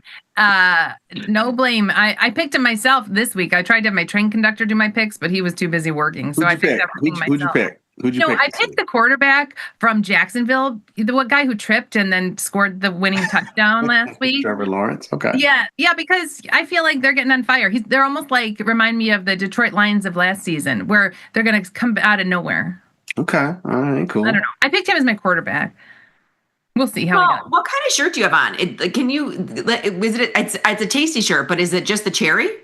Yeah, it's I think this is the one. I can't remember, but I'm pretty sure it's the Tasty Live crew one, the film crew one. Oh, okay. Yeah. I was going to say it's just the cherry in the front. It's got something on the back. Yeah. 2 Live Crew. Yeah, and that's the whole different situation. I grew up in Miami at a time when 2 Live Crew was a big thing. You just lost half the chat. Half of them don't know what we're talking about right now. Oh, come on. Who doesn't know 2 Live Crew? Hey, those are my boys growing up. Yeah. Jamal and I were talking about this yesterday. We are all exactly the same age. We all graduated high school the same year. 1994. Yeah. She's the little one though. She's the young one. Liz is. Yep, that's true. I should not have been in this grade. My mom put me in it because she wanted me to go to school with the neighbor. She was like, "You got to get out of the house." But you were smart. I know you were smart enough to do it though. No, and thank the Lord, because I'm 5'10". If I was a year younger, I would have been so much taller than everybody else. Yeah. I mean, I guess I was pretty young for my class, but I really didn't realize it at the time. It's funny when I didn't realize how big of a deal a few months are until you have your own kids, right? And then you realize, at that time, right? It's a big deal. I mean, I'm a June baby, so like growing up, honestly, a lot of times in Florida, I mean, they did school late. Like school didn't get out till late June. So there was a lot of times my birthday's like almost middle of the month, and I would actually get to celebrate my birthday. The depressing thing is when I moved other places and school's done by like early May, and you never get to celebrate your birthday. Never got to celebrate your birthday at school. Yeah, that sucks. But I got used to it in life. Well, next year, 2026, when it's your birthday, we'll have a big on-air celebration for you, Jamal. Oh, that's so sweet. Thank God for all those years. I know, right? That'll be cool. So I hear you're talking. Yes. Jenny's birthday is a couple days away from Tom's, so Jenny always. I thought she's March, right? Yeah. Because she never got a birthday celebration. They'd be like, "Oh, we got to come in and make videos for somebody's birthday," and I was like, "Oh, it's Jenny's." Nope. Yeah, I think on my 40th birthday, I was at Tom's 60th birthday party. Yes, we were. That's funny. We were. Yeah. Wow. You guys ready to talk about the week? Yeah, I hear you talking about FOMO. I hear we're talking about FOMO today. I mean, the word is going around. There's no doubt about it, and for good reason. I mean, there are so many things that are hitting highs. You know what's interesting is I feel like the last 3 weeks we've done This Week in Stocks, I feel like I can't get everything in, and that's actually good. There's times where it's like, wow, what am I going to even mention in these slides this week? Last couple of weeks, it's like I can't even get everything in. Let's move to the first slide. Like case in point, I don't even talk about the major indices, but just to throw it in there, and the major indices, all of them except for the Dow, have hit all-time highs. So they're still all pretty much at all-time highs. The Dow did not this week, but the rest of them made new fresh highs this week. NASDAQ and S&P, of course, because this AMD, I mean, 6 standard deviation move on that news with the deal with OpenAI. That was massive. Did you guys have anything in AMD beforehand or what? No, like we did not get caught in it. Do you know anyone who was caught in that move? I mean, I guess I was a strangle. It was actually kind of a kind of wide strangle, but I didn't get destroyed on the move. But it was I'm tripping. I actually did not have a strangle going into it. I put on the strangle after the fact, so during that day. Yeah, once fall exploded. Yeah, I put something on then. Yeah, I mean that makes sense, and I think that's when a lot of tasty traders jumped in because I think. You might correct me if I'm wrong, but I think the implied volatility in AMD was okay before this, but there was other things that had higher, which I think saved a lot of tasty traders from being in a strangle. Exactly. I mean, I knew that well, most of us are in November cycle, right? And right these days, and November options already captured earnings. For me, that's usually a no touch. But when you have a huge move like this, 6 standard deviation move that creates some volatility, now I'm interested in getting short. And that's what I did. And I think a lot of people jumped in after the fact now, but it did continue its move up. Yeah, I think it definitely did. It pulled back one day and then it continued the move. You're right, like over the next 2 days, including yesterday. So it's not over. So are you still in it? You still have your string still in lot? it. Yeah, I'm still in it. I haven't really done. I did. I don't always like to roll up puts, but I did roll the puts up in this one after the move because it was big enough. We'll see what happens. So the dollar's moving crazy recently too. Biggest surge since November 2024. Bitcoin also touched all-time highs. Gold and silver, of course. Gold touched 4K, silver touched 50. First time silver's touched 50 in 4 decades, and they're both up 8 straight weeks. Yesterday was the opposite, but on Wednesday, I remember in particular, gold was up, silver was up, stocks were up, dollar was up, oil was up. I mean, you just don't see that too often. Bonds were up. And yesterday was actually kind of the reverse. And I think that's what kind of held us down a little bit. We did have a merger this week. Fifth Third acquired Comerica for $10.8 billion. It was an all stock deal, and it creates the 11th largest bank in the U.S. Tesla, of course, we were waiting on that news of what they were going to do. There was a rumor put out on Monday about something coming out on Tuesday, and ended up being a lower cost model. But stock didn't really respond much after that. And then VIX is kind of in the same spot as it was last week when we talked. It's basically still around 16, price in 1% moves, and VVIX is in the 90s. Yeah. So Jamal, since everyone's been long, the market's been going up. Question we get is, how are you protecting like a long portfolio? Is there anything you're doing to offset long deltas in a portfolio right now? Yeah, I've done a couple of trades recently. A diagonal. Actually, both Mikey and I have. We did this on Options Trading Concepts Live. I have a SPY diagonal. It's 20 points wide. It involves December and November. I'm short in November. And I got one in SMH as well. Similar type deal, sort of long at the money puts, and then short 20 strikes wide in November. And I know Mikey has a similar thing. He's got it in the Qs. So I've done that. Those are kind of my only 2 things, really. But other than that, I would say I try to reduce more than hedge, if you will. I don't really love the idea of hedging. It just seemed like a great idea to do those diagonals, but and they're fairly low cost. But I really try to reduce long delta more than try to get short delta. Jenny, ironically, I mean, we're all starting to share the same brain. We put on the SPY diagonal, put diagonal. We just did a little shorter term. But I kind of agree with you. I thought we just did a little like calendar. All we did was a cheap little calendar. Oh, I thought it was. But I don't hate the idea of the diagonals. I usually will put those on myself. Yeah. But I think, because then, $20 wide, it can give you something if the market falls. For sure. I mean, it's twofold. It's the long is out in Dece, right? Which, I mean, honestly, I say out in Dece. It's not really that far. It's 2 months, right? It's not like it's crazy, but still, it's out in Dece and 20 points wide. I like both of them I bought for probably less than half the value, right? So like $10 and change, or one of them was like $9.80, I think. I mean, that's a real nice situation if we do actually drop 20 handles, which is, on the scheme of things, not crazy, but on the other hand, it does feel like it's impossible these days. I mean, honestly, anytime I put on anything, it's been a donation to the options gods. Anytime I put on a bearish position, unless you get out so fast, because we randomly get a slight down day, so you almost have to. It's crazy. Like the 20-point diagonals, you have to take them off for $100 on a down day. If you leave them, they turn around to be worthless. That's what's been happening this year so far. Agree, especially if it's something we can move to the next slide, Laura. Especially if something really near term. That's the whole reason why I was like, let me just do this D's, because you're right, Liz. Like, it's been like SPX is my worst my worst loser this year, and it's mostly because of the way I traded it. A lot of times it's been trying to do put spreads or trying to do put butterflies. I mean, a lot of this year it's been that. And so that's one of the reasons why that's my biggest loser, because I'm just, like you said, it's a donation to the option gods. Yeah, they're donations. That's what I'm finding. Those are my biggest losers. But I'm okay with that, because if I'm leaning bullish, and if I'm losing on my hedges, that's fine. Do you know what I mean? Yeah, exactly. And that's why I've kind of come to this point where, like, well, maybe I'll just start reducing longs more than trying to find bearish positions, really. No, I agree. This is a chart of the currencies: Euro, British pound, Aussie, Canadian dollar, yen especially, of course, took a big drop this week, but these are all getting rocked. Of course, we just talked about the dollar, so these have turned around. I don't know about you guys, but I've been on the idea of the long dollar since July, and I've tried to find different ways to do it, mostly using the euro, and that's been working out more recently. I got a January position, so I've had it way out there. This has been pretty interesting to watch. We're using the FX markets, and we've got Glenn on Thursday, so he's kind of talking us through a lot of these using the FX markets instead of using the options. So we're learning through that. But I mean, the long dollar trade, it's got to come into fruition at some point because we've been down for so long.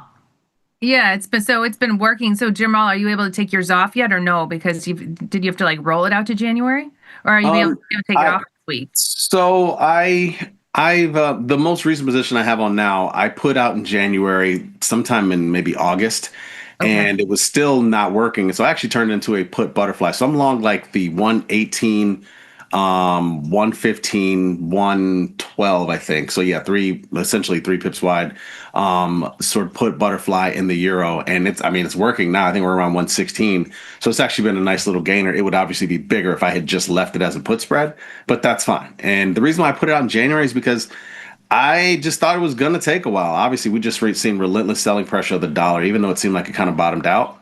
But at this point, it seems like it's starting to turn a little bit. I don't think I'm going to change position. I don't know yet. I still think there's a lot of people that are short the dollar. And again, it's a currency, right? So it just takes some time. Yeah, everybody's short the dollar, but I don't know that there's anything else out there. You know, you're looking at this because they're trying to go short the dollar versus something else. But every other currency is having problems too. Yeah. I mean, if you look at like the chart of like Euro USD, we're back. The dollar's gone up so much that we're back to where we were in July. Yeah. So I mean, this last like week of the dollar going up, we're back to the levels in July. So I mean, I don't know if you flip the cards now, and I mean, that's the thing. If you're looking at Dixie, especially, we're really close to, like you said, July. So that's par almost, right? And so I think that's the area of inflection. I mean, we'll see how the last time we were at par, we got rejected and then we faded back down. I think that's the real area of interest. We'll see what happens. Yeah. We can move to the next slide. I don't know about you guys if you're trading any of these, but they have been wild, these rare earth metals. Lots of news around these. Of course, the government took another stake this week in a different company. It was TMQ, this Trilogy Metals, but they already have stakes in MP. They got a stake in LAC. Yeah. I can't even keep up if there's any more, but the rest of these have been popping up. I think USAR, they've been discussing a stake. I don't think they have one yet. And they're on the move again today. And then, of course, a lot of this is to combat the fact that China controls a lot of China controls a lot of the rare earth metal supply globally, and they're going to tighten that grip. And so that's one of the reasons why the government's been looking to sort of find ways to circumvent China's stranglehold on these things. Are you in any of these, Jamal? We have not been in our show, but not in the show account. Personally, in a long-term account, yeah, I found it a little interesting. I was like, let me get long a little MP and a little LAC. Why not? Let's just see what happens. Okay, I'm the same way. I've got LAC. I've got the other one that I did not know was a rare earth metal stock, and I actually learned this from the chat earlier today. Jenny is U. Yeah, quadruple U. Yeah, quad U. You. And I've been in that. I've been in that for a while. Yeah, I got in that a long time ago. That's something that's a set it and forget it. That's not something I'm trading in and out of. Exactly. Totally agree. And I'm gonna help you stay cool. Just say quad U. Don't say any more U's than one. Okay, from now on. Just now, Jamal, you don't probably listen to country music, do you?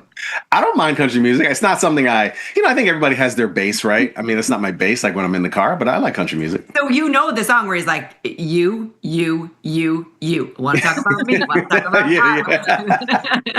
Every time we trade that stock, I think about that song. Yeah. So yeah, these stocks have been crazy, man. Let's move to the next slide. They've been wild. So this is a current list of the most valuable unicorn companies. Unicorn companies, of course, are $1 billion in valuation. These are way more. These are not your grandmother's unicorns. These stocks, golly, I mean, they're not even stocks yet, of course, but OpenAI, it's just so crazy that this is a $500 billion company. It's not even public, and it controls the fortunes of so many. Don't you find that fascinating that we cannot trade OpenAI? Yeah, this is the whole reason I have this slide up. I find it super fascinating. I mean, Oracle, AMD, NVIDIA, insert another the other companies that either are giving money to it or it's giving money to and has stakes. It's crazy. Did you see this? I saw this circle. I think it was the Wall Street Journal the other day that was talking about OpenAI and about how like all the money's going into it, and it's all filtered back to NVIDIA is the center of the circle. So if you want to trade OpenAI by proxy, you can trade NVIDIA.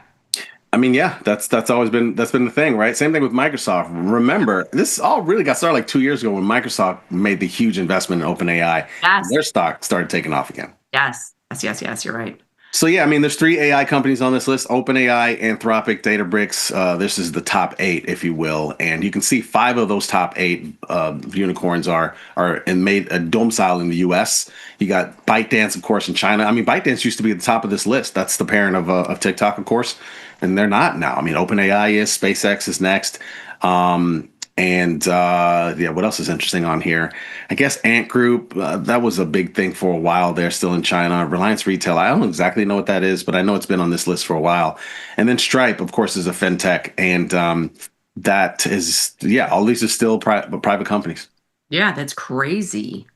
Yeah. Crazy. Move to the next slide. I've never actually heard Reliance Retail. That's the one I've heard all the other names. Never. Every time I've seen that list, it's been there. But you're right. I as much as I've heard it, I actually don't know what they do. I'm guessing it's just like some type of retail company in India. If you got a billion users, you know what I mean? You can easily get to a high valuation. To button it up, DoorDash is partnering with the Sidewalk AI robot developers Serve Robotics. We don't have those here yet. No, we do. Actually, I see them in the West Loop. You guys see them, right? The little roll things on rolls. There's all different companies with the various robots. So I don't know.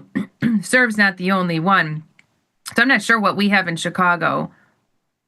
But that's, it's down. We were trading it yesterday, selling puts in there, but it's down a little bit today. SCRV, right? Yeah. Just keep an eye on time. It's just about 8:27. So we're about 3 minutes away from opening bell, FYI. Yeah, we're about to wrap up. NYSE owner ICE invests $2 billion in Polymarket at an $8 billion valuation. You saw those sports betting stocks fall this week, Flutter and DraftKings. JP Morgan and Goldman Sachs are going to kick off earnings on Tuesday. I mean, CPI and PPI reports are scheduled for Wednesday and Thursday, but who knows if we get them. No, I heard that they're bringing them back. I don't know if they're going to go. They'll be this Thursday, but I heard they're bringing back the people to put these reports together. They might be late, but they're coming out. Okay, cool. Yeah, that's your Taiwanese sources. Got it. Right. October options expiration is next Friday, excuse me. And then the research this week, the OJ, stock rallies and FOMO. Again, that word again. Check it out. I love it. Thanks so much, Jamal. Thank you so much. Great segment. Yeah, wonderful. Have a wonderful weekend. Thanks, Jamal. All right, goodbye. Bye, Jamal. Have a good weekend. Let's take a quick break, and then we'll come right back in for opening bell, John.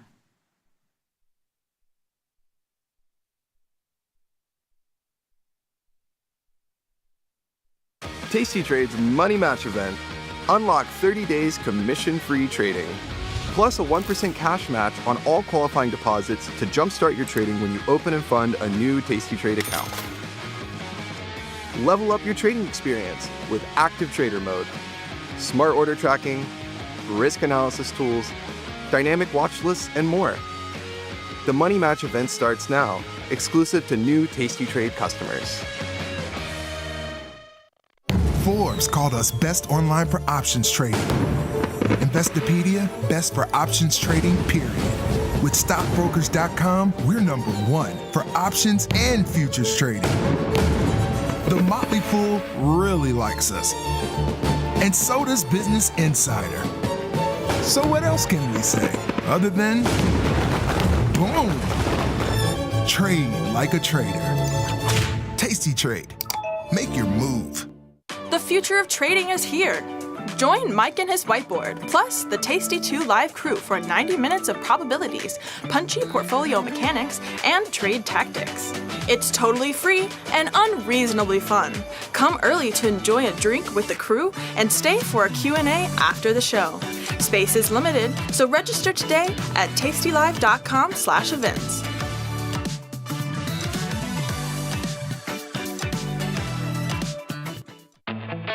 There's a beast in the financial world. and it's not the bull. If that's you, join us on Tasty Trade. Genius loves company.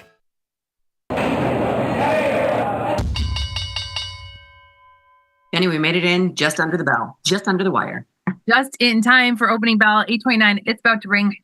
We are heading into opening bell with, markets up small. SPOO's up 7, NASDAQ up 22, Dow up 140. Everything very small.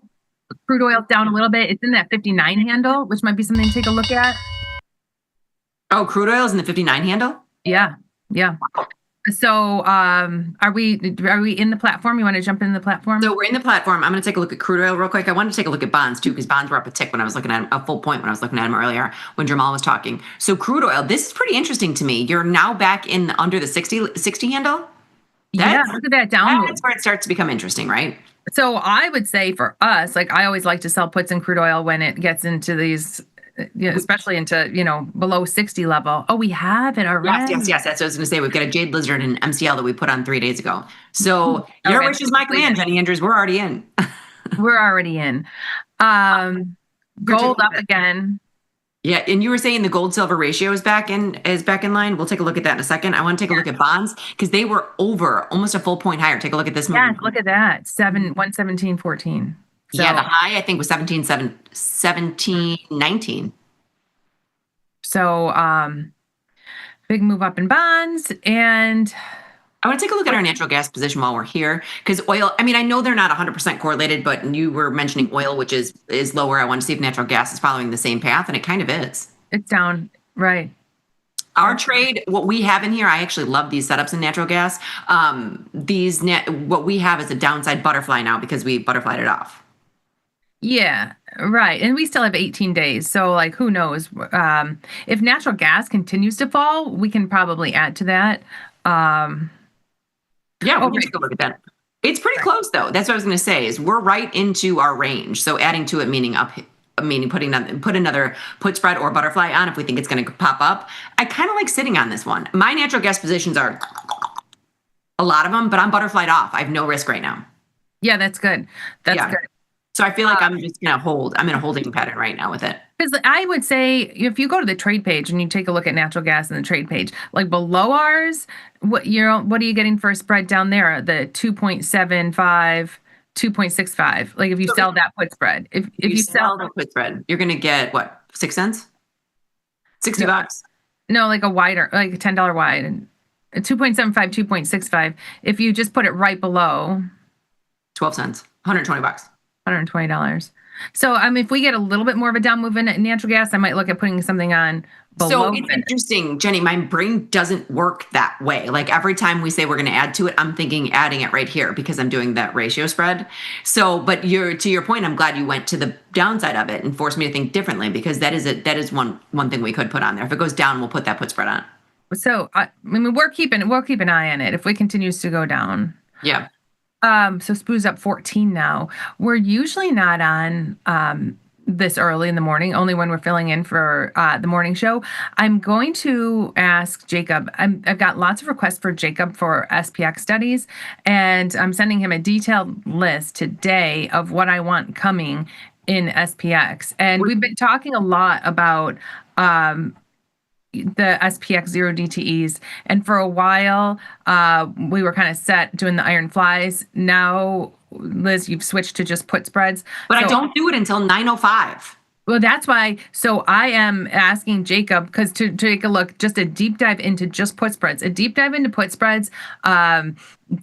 widths, and on the open versus 905 with just the put spreads. Because I don't know if we've gotten a study from him, just put spreads at varying times. We've gotten studies where he breaks out the calls and the puts. So we've gotten that, but not a deep dive. Not a deep dive into just put spreads and on the open. And he did this study this week on double dipping. So I want on the open at 9, double dipping. This could be a whole series of just put spreads. Since a lot of people seem to be maybe leaning towards just the put spread. Was it my request that you're yes, I want to deep dive into put spreads in the 0 DTEs. I like it. I'm very excited to see it. And once again, I do like being in here on the open. So when you are trading in your own account on the open, because we do this all the time on the train, we'll go in and we'll adjust, but I'm not putting on those 0 DTEs yet. And I like to look and see if there's anything that can come off. SoFi, we've been in for 3 days and we have 21%, $50. I say we close it. SoFi, we have $54, 20%. It's an earnings setup diagonal. We'll put another trade on earnings. Sure, yeah, you can take that off. Also, I want to look at Intel, because Intel's having a big move today. Yeah, up. It's almost hitting 40. So we're getting close. So I would say maybe we take off our Intel or switch it or. So what do we? Oh, we have the problem is we don't know how to. It's not a problem. It's like a zebra. This is like a zebra. But I don't know that you can ratchet this. So, but I think would we just take it off? Would we take the $156 because we put this position on, 4 days ago or 8 days ago? 4 days ago we did this. Would you take it off? Like for this account? I'm not saying if someone wants to keep their position, but for this account, would we take it off? I think we take this off for this account. Jenny, we had to confirm and send on this. This is a work in progress because this is a synthetic zebra where we're actually using the stock, and I don't know if you can ratchet it up. So let's look at it. Okay. So if you close that, I think you just have to do is 2 separate trades. So just look at this. I just wanted to see what it was. So it's 317 credit to close that. And then if I was going to put another one on, right, I'd go 50 delta, 70 delta. Yeah, and then buy that put. Oh, sorry. I got to buy it. Yeah. So you're paying a little bit instead of getting money, you're paying. So it's 317 credit. It's 317 credit to put it on, but it's like 387 debit to put the new one on, but 317 to take it off. So it would cost a little bit of money to ratchet it versus like the regular zebra, you're taking in a credit. And so what you're doing here is you're moving your risk parameters up to, remember the ratchet, you're paying a little bit for it. So you're paying a little bit for it. I don't think that synthetic can be ratcheted. No, all you're doing with this is paying a little bit. It's basically like just moving that 34 put to the 36 put. Yeah, for a cost. So, and we've kind of talked about this. We think with this like synthetic zebra version, you have to almost leave it till expiration. So we're going to close this. We're going to take our profits. Yeah, let's take profits because this account we have so many positions on, and maybe we change it to something else. Oh, hold on. Yeah. Okay. So I have to separate it, which is fine. So I'm going to. I like with Intel right now. How many times do you see Intel up one day and down the next? Oh, a lot. So here, I'm going to close this. Okay. And then I'm going to close the stock.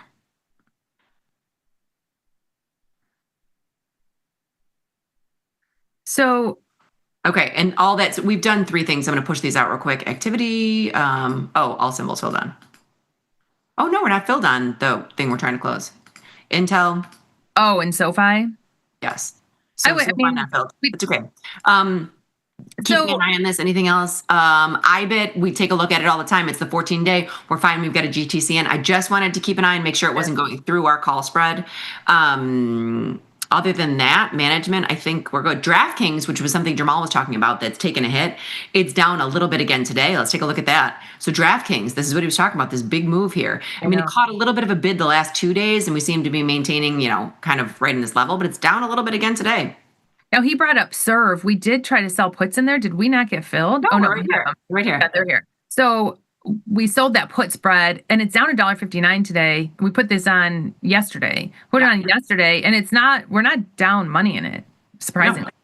No, we're not. I think Serve had a little bit of a bounce yesterday Yeah, it had a bounce yesterday, which is helping us. That's why we're not down in it right now. Something else on the move is Marvell. Oh, yeah. If anybody sees Frank the Great, ask him about his Marvell story. So we've got Marvell up 4%. And they have a dividend today, by the way. Pop out the side. Let's see what it says. So Marvell went ex-dividend. I did know that. Activity. Overview down. Dividend, 6 cents. 6 cents. Just, hey, dividend. If you... Marvel. I'm trying to see what I have in Marvel because I think I might. So this stock has been a wild ride for me because I always have it. This was a big move for me, but I've got it. I've had Marvel for so long and I've been trading around it for so long. So this move down to 45 hurt, but it wasn't that bad. It's still one of my biggest winners, but since it's rising like a phoenix from the ashes right there. So I will say, like, I put that like synthetic zebra over my Marvel stock, and my position is up, like equal to what the stock is up today, instead of having what I may have had before, a collar around it, and I'm losing on the calls. So at least like that's the one good thing about it when the stock is up, just like an Intel. We were making as much as the stock was up, instead of if someone collars their stock, you're not making that much because you're losing on those short calls. Yeah. That's the whole point of it. So like Marvel is up and I'm making 1-for-1 with the stock. Now, do I want to move my position out or just leave it? I think I'm kind of just like has to sit on that for 42 days. I think you got to sit on it. I think that's the problem with this is it's not, the zebra is great because you can ratchet it up. I don't think you can here. Right. I mean, maybe they're better. Right. You can. I don't think you can. I think they're great. I think they have their time and their place, right? So when we're learning about this, I think the time and the place is you're saying I'm stopped out at a certain point. You're actually overlaying an options contract on it saying I only want to lose X amount. Right. Yeah. Like I'm protecting myself to here. And it does release the capital, I believe, right? It does release the capital. So it's twofold. And SoFi is making me mad. And it's a similar situation. I just looked. If I tried to like shift my whole Marvel position up, same thing where I'm getting $650 to close the one I have, but paying $750 to put on the new one. Like it's a little bit of a debit. Yeah, it's a little bit of a debit. So I wouldn't do that. I would just leave it. I think what you could do with it would just be close the call spread. You know, that would be a way to like take some of the profits out of it, close that long call spread for a win, and then you just leave that long put. Yeah. I mean, that would be the only management. I know with the zebra, you have the ratchet. With this, I think the only management would be close that long call spread, take the profits from it, and leave your put. So ultimately, you want the amount of profits that you paid for that put. But you're not there yet. Yeah. You're not there yet. I want to take a look at Webull. We put this on yesterday, and that's up 10 cents, up a little bit. Okay, Jenny, the other thing I wanted to take a look at is the VIX. Let's take a look at where volatility is, because this hasn't really gone moving too much, down 6 cents. Yeah. So are you surprised that VIX is down only 6 cents with Spoos up 22? No, because we popped as high as 17 this week. So 1636, I think that's fair. Yeah, that seems fair. I want to see also, I want to go to SPY because do you remember, oh no, wasn't it SPX? It was SPX because today's Friday and the expected move when we were looking at Kai's study for the cycle was, what was it, up or down? I think 80. So if you go to, I don't think we moved that much. Like Monday was the 6th. So if you go to the 6th, open on the 6th, 67.33. And now we're 67.58. We're only 20 points. I know. And it's been up, down all week. So it's been kind of crazy. Okay. Well, I would like to put an SPX trade on at 9:05, but it is now 8:43. Should we take... We'll be 9:05 will be in fast market. I also want to put that gold silver pairs on. Although I know for us, we were such a baby, like small scale. It didn't make us much. Maybe we need to increase our size just a little. Just a little bit. Okay, those are out. You're going to push them on the other way. So let's, only because we have fast market, it is now. Yeah, but so far, all I've got out is Intel. That's all I see. Oh, yeah. SoFi just went 2. There's 3. Okay, got it. All right, cool. So let's take a very quick break. And when we come back, we've got fast market. Stay tuned.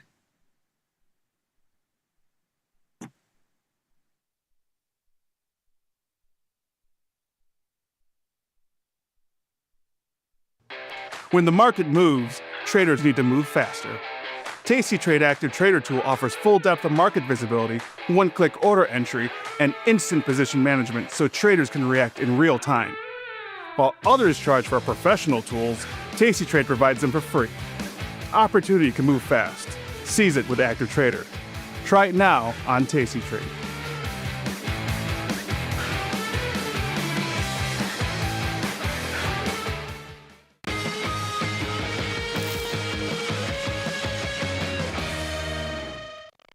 My dad, who was trading options in retirement, introduced me to options trading. He said, you have to check out this tastylive site. The way they taught options was very accessible and easy to pick up. I think a lot of people think that options trading is gambling, but it's not. It is simply probability and taking an educated guess. It's more like insurance.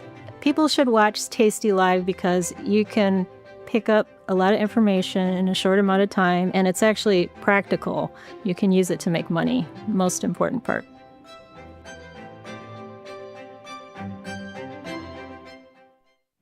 Calling all traders. Are you using Tasty Live mechanics and enjoying awesome results? Are you an up-and-coming options savant? We're looking for you. For over a decade, Tasty Live has shared the most inspiring stories of traders teaching themselves a new skill, using probabilities, and experiencing new levels of success. If you think your trading journey should be shared with Tasty Nation, we'd love to hear from you. We are always on the lookout for the next class of rising stars. Email us at risingstars@tastylive.com if you would like the chance to share your trading journey and inspire others. Ready to take your trading skills to the next level? Dive into the world of stocks, options, and futures with Tasty Trade courses. Whether you're a beginner or more advanced trader, our courses can empower you with the knowledge to succeed. Watch as our team in Chicago shows you how to use the Tasty Trade platform and go over the basics of trading. Perhaps you'll learn about a new strategy or a potential product for your portfolio. To find our courses, go to the Manage section of our web platform or head to courses.tastytrade.com. Start taking control of your financial future. Visit our courses today. Look who's back testing. Tasty Trade now has options back testing for free. Test your trades with over 10 years of data for the most popular symbols. See how your trades would have performed in the past. Look back at profit and loss and take the guess out of guesswork. Oh, did we mention that it's free? Get back testing at Tasty Trade. Class is in session.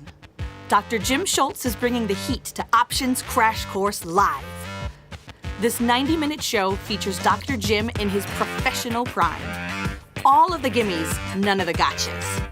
Come early and grab a drink with Dr. Jim before class and stay for Q&A. The event is free, but space is limited. Register today at tastylive.com/events. It's not a lecture, it's a lifestyle. Diversify your portfolio with stocks, options, futures, crypto, and more. Focus on the markets that matter to you. See the odds before you trade using curve analysis, IV rank, and more tools. Tasty Trade. Download today.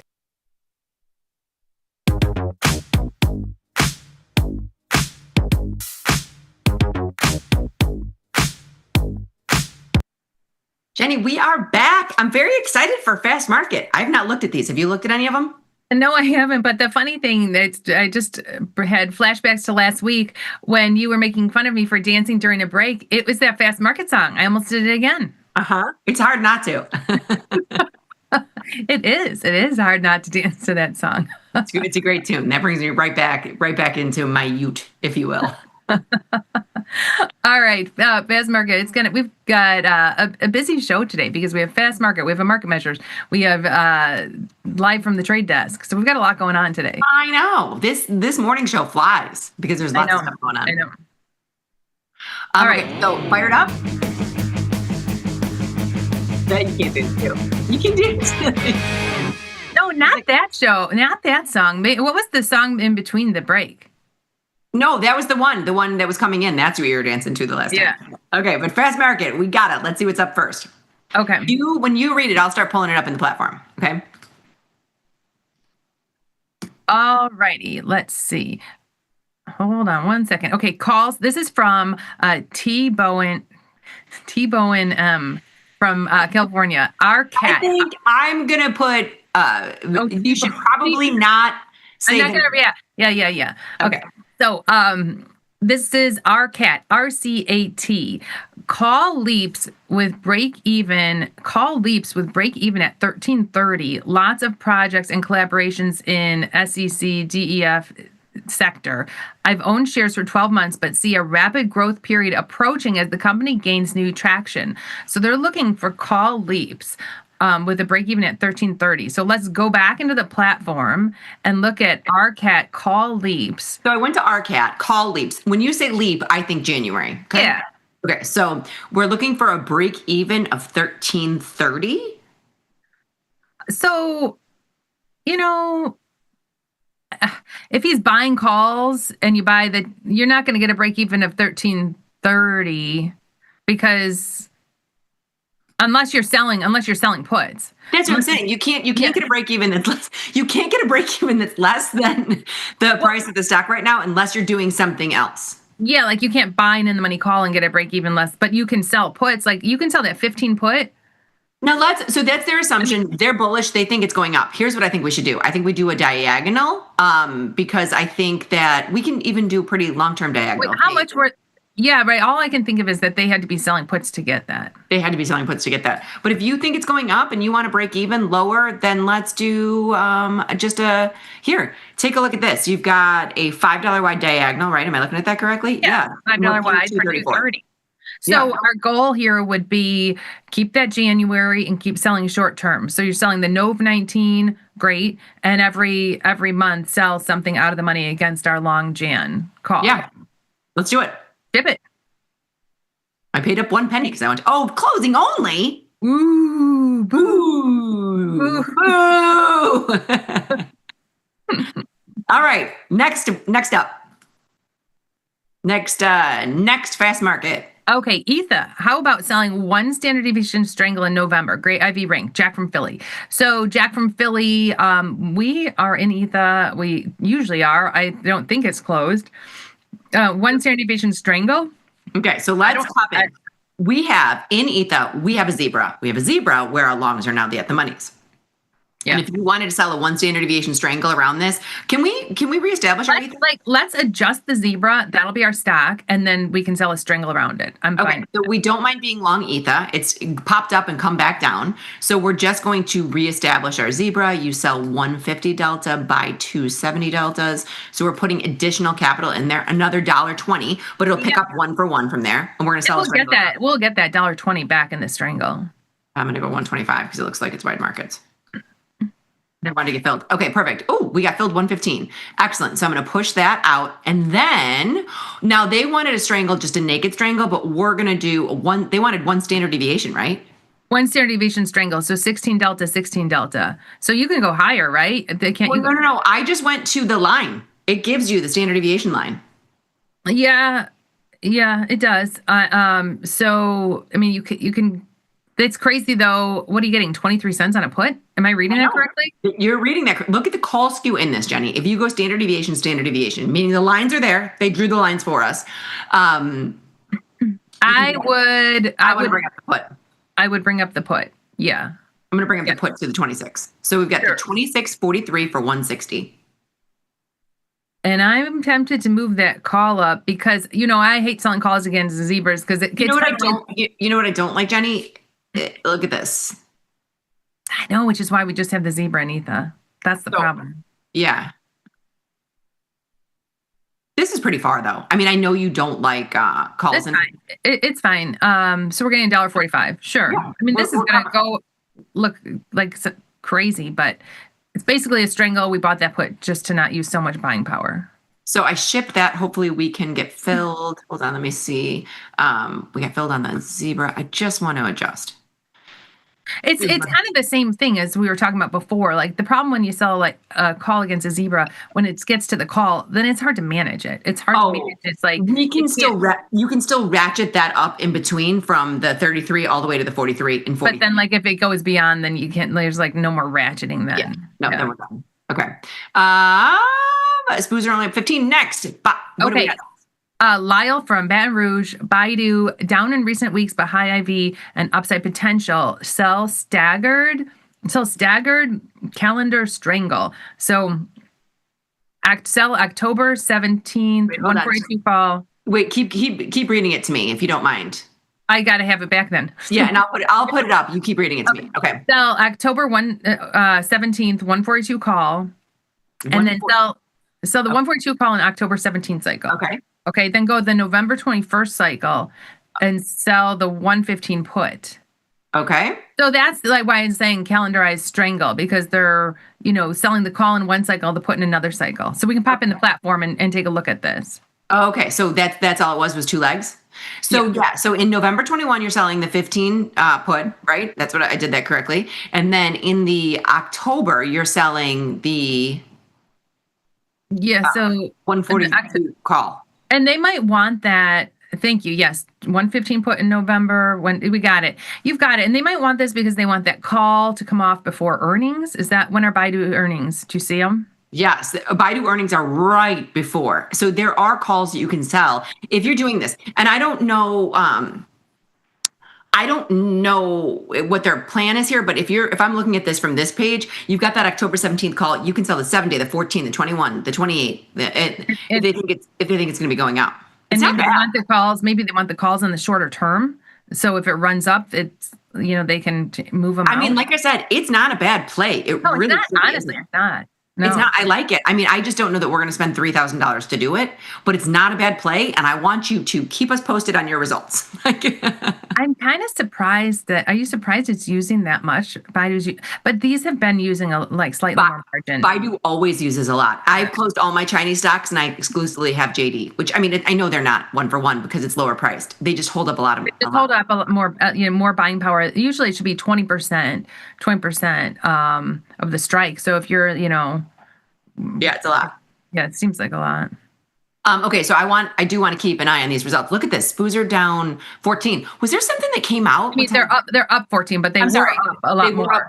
They were up way more, but I mean, did something come out? Was there numbers? All I saw, so 9 a.m. Well, 9 a.m. U of Michigan sentiment for October. That's all that's on Frank's economic calendar. No, there's something else. Wasn't there some but for this morning, because then the next thing is not till 1:00. Okay. Baker Hughes weekly rig count. Baker Hughes. I just hear Vanetta in my head. All right, so I'm gonna clear this. Let's go to the next one. Oh, someone also from the chat. Can someone please ask Jenny what her lip gloss brand is? So it's Celeste by Buxom. I asked that yesterday. Was it me? Did I put that in chat? No, this comes from Theta One. From Theta One. You came to the train yesterday and your lips were like super shiny. I was like, what do you got going on, girl? Okay, so yes, it's this Buxom. And the color is Celeste. This show brought to you by Buxom. I'll put it on now. It's been quite some time. That's pretty funny. Okay, next, what's the next one up, Jenny? KVUE, Dustin from St. Augustine, Florida. KVUE, huge open interest on November 21st, 19 and 23 calls. Dividend announcement in October. So, okay, so hold on. November 21st, 19 and 23 calls, and KVUE will pop back in the platform. And I'm going to go to open interest. 19 and 20 calls. 19 and 23. Well, you can look at the open interest. They said huge open interest. I did. I looked. I'm not telling him. I just had him highlighted. Whatever. I'm not trying to say. Yeah, you can look at those numbers. Yeah, 299K, 221K. Yeah, that could be a spread. I'm gonna guess it is. Yeah, when you see the same number on both, I'm gonna guess it was a spread. So that call spread is 92 cents for a call spread that could be worth $4 at expiration, or zero. I don't know if they bought it or sold it, but. Wait, what was there? 44-cent debit. You had it. You had them. Oh no, I was just highlighting them. I didn't say we're gonna do it, but yeah, so that spread's only 44 cents. Yeah, I'm shipping it. Yeah, 44 cents for a spread that could be worth $4. We're in. We'll buy our 44-cent lottery ticket for a 10 times return. A 10 bagger. Okay, what is up next? Next, we have Pepsi. Pepsi stock feels heavy. November zebra put, a put zebra. Roberto from the south side of Chicago. Roberto, you're with us, south side. Pepsi. Although You're not necessarily south side anymore in Lamont, are you? I mean, I'm south side. Yeah, I'm right by Palos Park. Would Yeah, you consider Orla- Yeah. You're And I went to school with a guy named Roberto. Hopefully it's him. All right. Pepsi put zebra. But zebra, you flip the cards over, right? You sell a 50 delta, you buy two 70 deltas, and it's $11. So it's kind of expensive. So there's probably, then here's a scenario where. No, I mean, I see what you're going to say. You just buy the put, but you're spending $1.14. No, yeah, you got, but maybe we do a diagonal, like a D-Snove diagonal or. So I like this. You can for sure do a Pepsi. This is saying you think the stock is going down 100%. We're going to go with a little bit of a different thing. You've got a 49 rank in Pepsi, right? So and then why don't you just sell the at the money call spread? Like you could just sell the 50-55 call spread for $2. It's not bad. It's got a high rank. It does have a high rank. Can we look at the diagonal, see if there's more profit potential? Did you see how much Pepsi's up today? Up $4 today. Earnings. I thought their earnings were they just today? Okay. Yeah, this was earning. I think earnings were yesterday or today, or that's how. Yeah. I thought they were yesterday. Yeah. And up again. Maybe see if you can do an upside Brooklyn butterfly. So it's got wonky strikes. I know. Pepsi holds a dear place in my heart. One man that I used to teach options to, Bob, you remember him, Ryan's dad, and he worked for Pepsi, so he had like a very concentrated stock position in Pepsi. I know you're not a soda drinker, but I'm a Pepsi fan instead of Coke. I'm Pepsi over Coke. I like the McDonald's Coke. No, I mean my mom would take down probably 12 Pepsis a day, like the real sugar kind. I know. I remember talking to you, and you'd be like, "I'm dropping off my mom's case." I would drop off like 36 packs every 3 days during COVID because she couldn't carry it. It was crazy. But so like back to talking about Bob, he had a very concentrated stock position in Pepsi because he worked for them for his whole life, and back then it was 80. So good for Bob. It's 150 now. Do you know what, Jenny? Do you know what I like about the new faux zebra? We got to come up with a name with it. Whatever. The synthetic zebra is, I think it's great for concentrated stock positions. Right. Because, you keep making money to the upside. Yeah. But you're really, all it's doing here, this is what it's doing. I was telling Liz during the break. You buy a call spread and then you buy a put and you hope the stock goes up. And when the stock goes up, you sell out that call spread. So then basically you got that put at a discount. Yeah. That's it. Okay. So then you have a put that you got at a discount. There are other ways to get a discounted put, but I think that's all it is because just taking a look at mine when these stocks are up. There are other ways to get a discounted put. Okay, so I'm in solidarity with our fast market. I'm just going to sell a call spread. Okay? Yeah, sure. Okay, so we're working that. Let's go to the next one. Oh, and you're filled. Oh, Apple triple Qs. This is from Cena from Menlo Park. 1 week, QQQ to 614 before OPEX. Either Apple to 265 or play QQQ calls. Both will probably happen. Okay, so wait, what? QQQ to 614 in 1 week. So they think either QQQ is going to 614 or Apple's going 265. So 614, 265. Let's pop back in the platform and take a look. 614 is right here. Let's pop back in the platform. Okay, yeah, sorry. I'm watching it. 614 is right there. So it's almost there. It's almost there. It's almost there. So either QQQ to 614 or if we go to Apple, they said Apple to 265. So Apple in a week to 265. You know what? In a week. Here, sell the 7-day 265. And buy. Yeah. Oh, it's only 50 cents. Buy the 14-day. Go in the. No, I was going to spend more money. Like go in the money so we can make something more than a calendar. Oh, there you go. Yeah, sure. $10 wide. $10 wide. It's $10 wide for $4.24. Yeah. The thing is, can you believe we're only getting 50 cents for that 265 in the 7-day? Well, it's out of the way, the expected move for the cycle. So no. Well, and he thinks he's going to be there. It's going to be there next. That's great. This would be wonderful if it does. I'm shipping this because that's their assumption. Like I know it's not what your assumption, but that's how you would make money. So we're filled in that. We're bullish Apple. We're filled, and it looked like were we filled in something in triple Qs too? No. Oh, okay. Triple Qs. Okay. All right, next up, fast market. We're flying through these. 904. What number are we on? What does it say that in the corner? 7 of 10. SPX, let's try 25 Delta, $25 wide, Iron Condor, happy trading, Liz and Jenny. This is Joe from San Diego. So he's asking us 25 Joe's Delta. my favorite. Okay. And it's 904. 25 Delta, $25 wide. Okay. So Joe, we might take it down a little bit, but 25 Delta, $25 wide. Let's pop in the platform. So 25 deltas are right here. There's your deltas. Now $25 wide, that's easy. 65, 75 to 90, right? There's 25. And then here we've got 30, so I'm going to 05. There you go. This is a la Jack Tucker. Was this Jack Tucker? I don't know, but I mean, I like Iron Condors where you're getting, 20, you're getting over $5. It's not bad. $2,000 in risk, though, is kind of a lot for us. So I like this. I love it. This is probably my favorite, my favorite fast market. I do love it. I think with this, and Jenny, you can correct me if I'm wrong, I think you kind of got to be consistent. And if we lost on this, the first one, we'd be tapped out. We can't risk 2,000. We just can't afford it.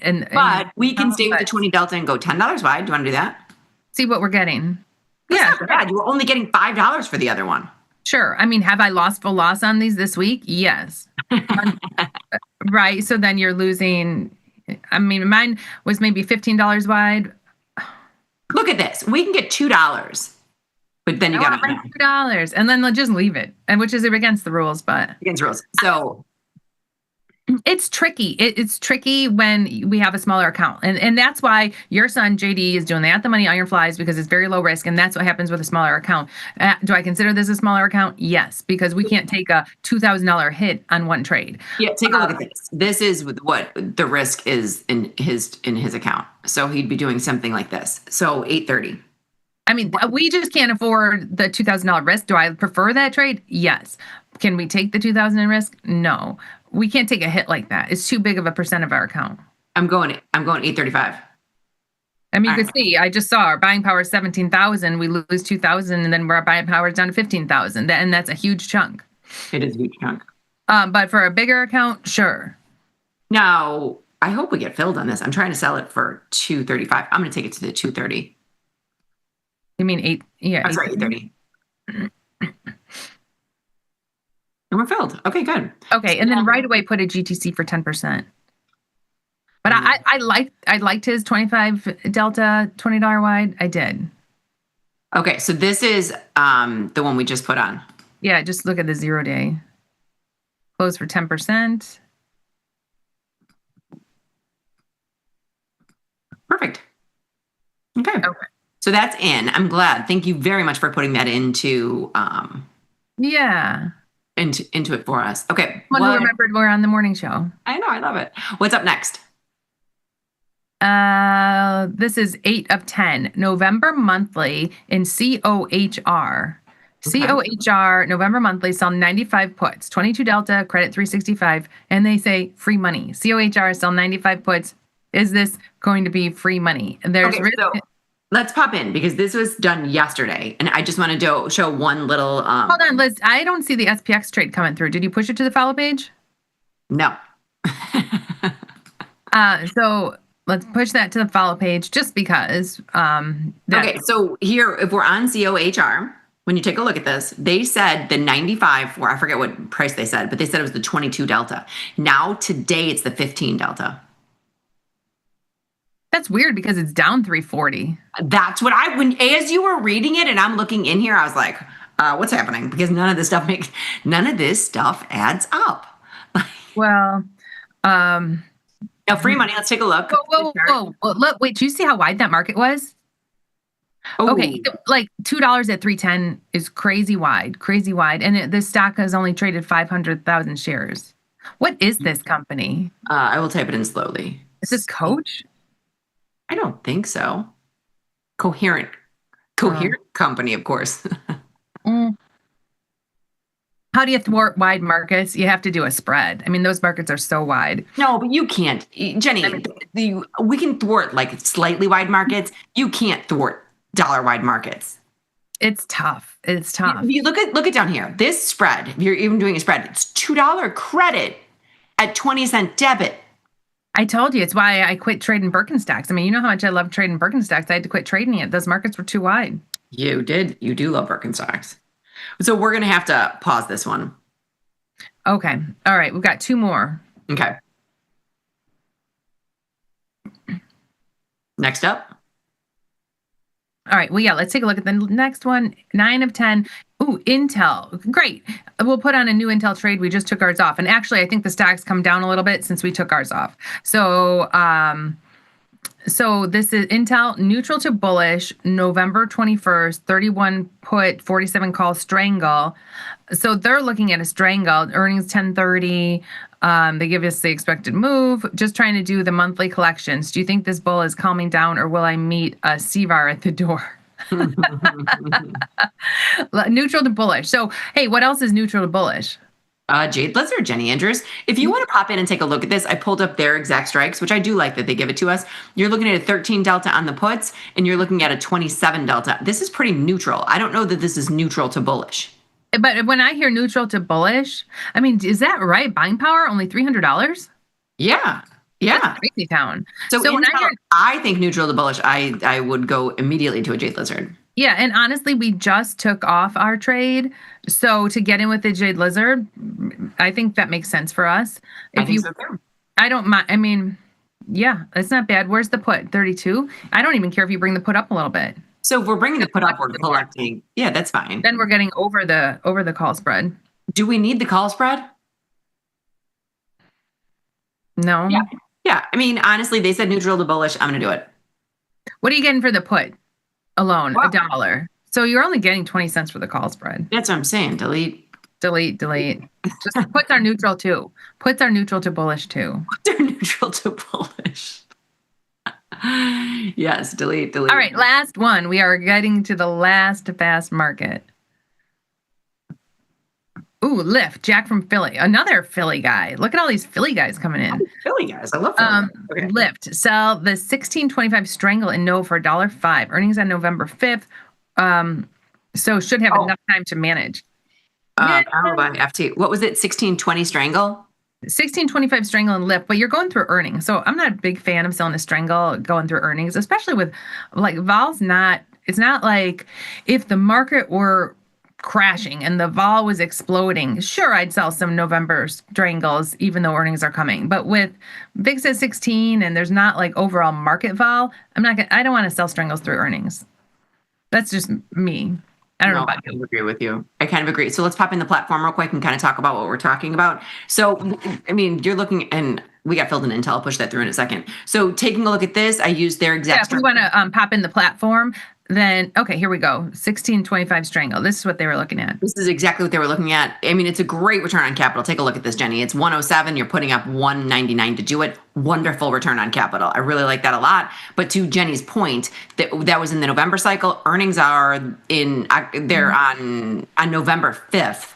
So I don't like selling a strangle through earnings. Now, people do it. I just think there's easier ways to get $100. Yeah. Yeah, I mean, right. I don't know if it's worth the risk. Yes. A strangle, like 42-day strangle for $1 going through earnings, it just seems like maybe it's not worth the risk. Yeah, I mean, I have no problem if you want to sell a strangle and Lyft. I do like it. But if you go before earnings, you're not getting that much. Right. No, I think we passed. I mean, we did quite a few. We did. Hold on. I'm going to actually pop out the side because I want to push Intel through. Oh, did we get filled in Intel? Yeah. The last thing I have pushed out is SPX. Yeah, so I just pushed out Intel. So from this perspective, we did KView, we did ETHA, KView, Pepsi, Apple, SPX, and Intel. So it's pretty good. Yeah, not bad. Not bad for it's only 9:13 in the morning. Yeah. All right, we're gonna take a quick break, and when we come back, we have a market measures. Stay tuned.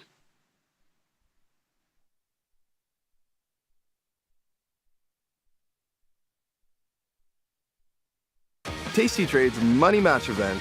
Unlock 30 days commission-free trading, plus a 1% cash match on all qualifying deposits to jumpstart your trading when you open and fund a new Tasty Trade account. Level up your trading experience with Active Trader Mode, smart order tracking, risk analysis tools, dynamic watch lists, and more. The Money Match event starts now, exclusive to new Tasty Trade customers.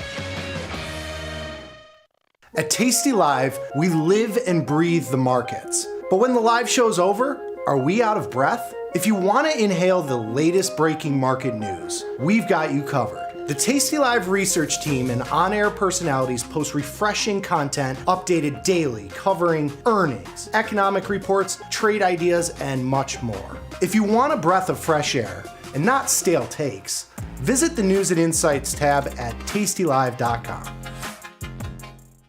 The future of trading is here. Join Mike and his whiteboard, plus the Tasty 2 live crew for 90 minutes of probabilities, punchy portfolio mechanics, and trade tactics. It's totally free and unreasonably fun. Come early to enjoy a drink with the crew and stay for a Q&A after the show. Space is limited, so register today at tastylive.com/events.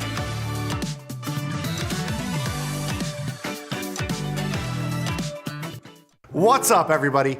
Check out my new series, Life Cycle of a Trade, where I show you my real-time trades with insights into strategy selection, adjustment mechanics, all the way to the closing order for all of the Tasty Live core strategies.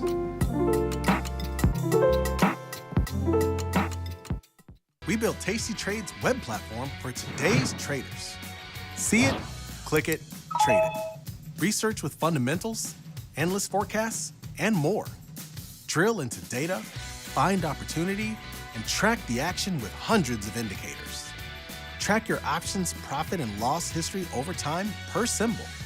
Note your progress and plan your tactics with a trading journal.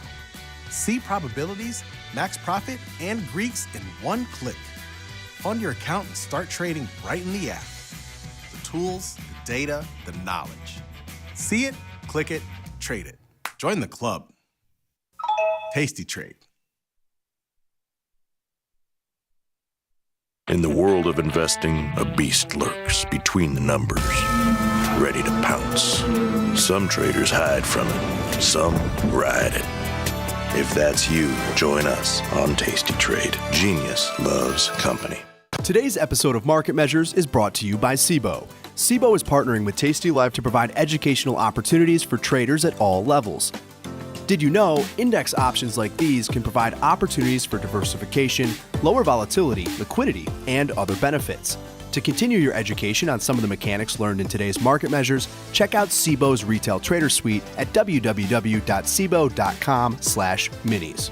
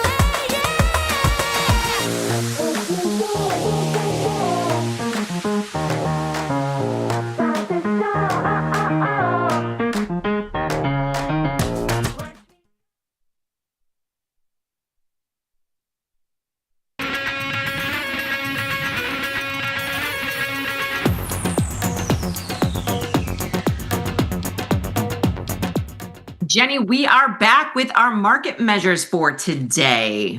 Before we do, breaking news, right? Yeah, I was going to say, before we get in, let's talk about what's going on and why we're on the morning show and talking about market measures. Mike and his whiteboard and friends are on the road. They are on the road heading to Dallas for the Whiteboard tour. Yes, we're very, very excited. That is October 12th, which is Sunday, right? Oh, Sunday. Sunday. Yes, Sunday night. in Dallas. If you're interested, tastylive.com/events. I believe they might still have a few seats open. Possibly, they've been getting good people, but hopefully, and people back out last minute. So get on the list either way. But yeah, we're excited for that. And this Market Measures is also sponsored by the SIBO, Jenny, which we are also in right now. We are live from the SIBO every Tuesday and Wednesday, sitting in the middle of the SPX pit. We love it over there. We love the action. It's streaming live from SIBO floor Tuesdays and Wednesdays. Yep. It's a lot of fun. So thank you very much for pulling that up. But let's get into this. This is a very get your helmet on for this Market Measures.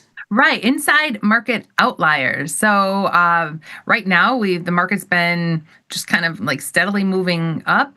And here we're talking about outliers. So is there an outlier coming? Steadily moving up, but we have had some major moves. We have had some major moves. That's what I'm saying, in individual products. In individual products, yeah. That's what's great about this is they've actually put those in here. So we're going to kind of look at both of those. Okay, so first up, moving on to the first slide here. In a pure Black-Scholes model, large underlying moves would arrive independently of each other, following an exponential distribution with 2 times expected move events happening roughly 5% of the time. I'm going to guess that this study may have come from our University of Chicago PhD, Jacob. That's my comment was this has Jacob written all over it.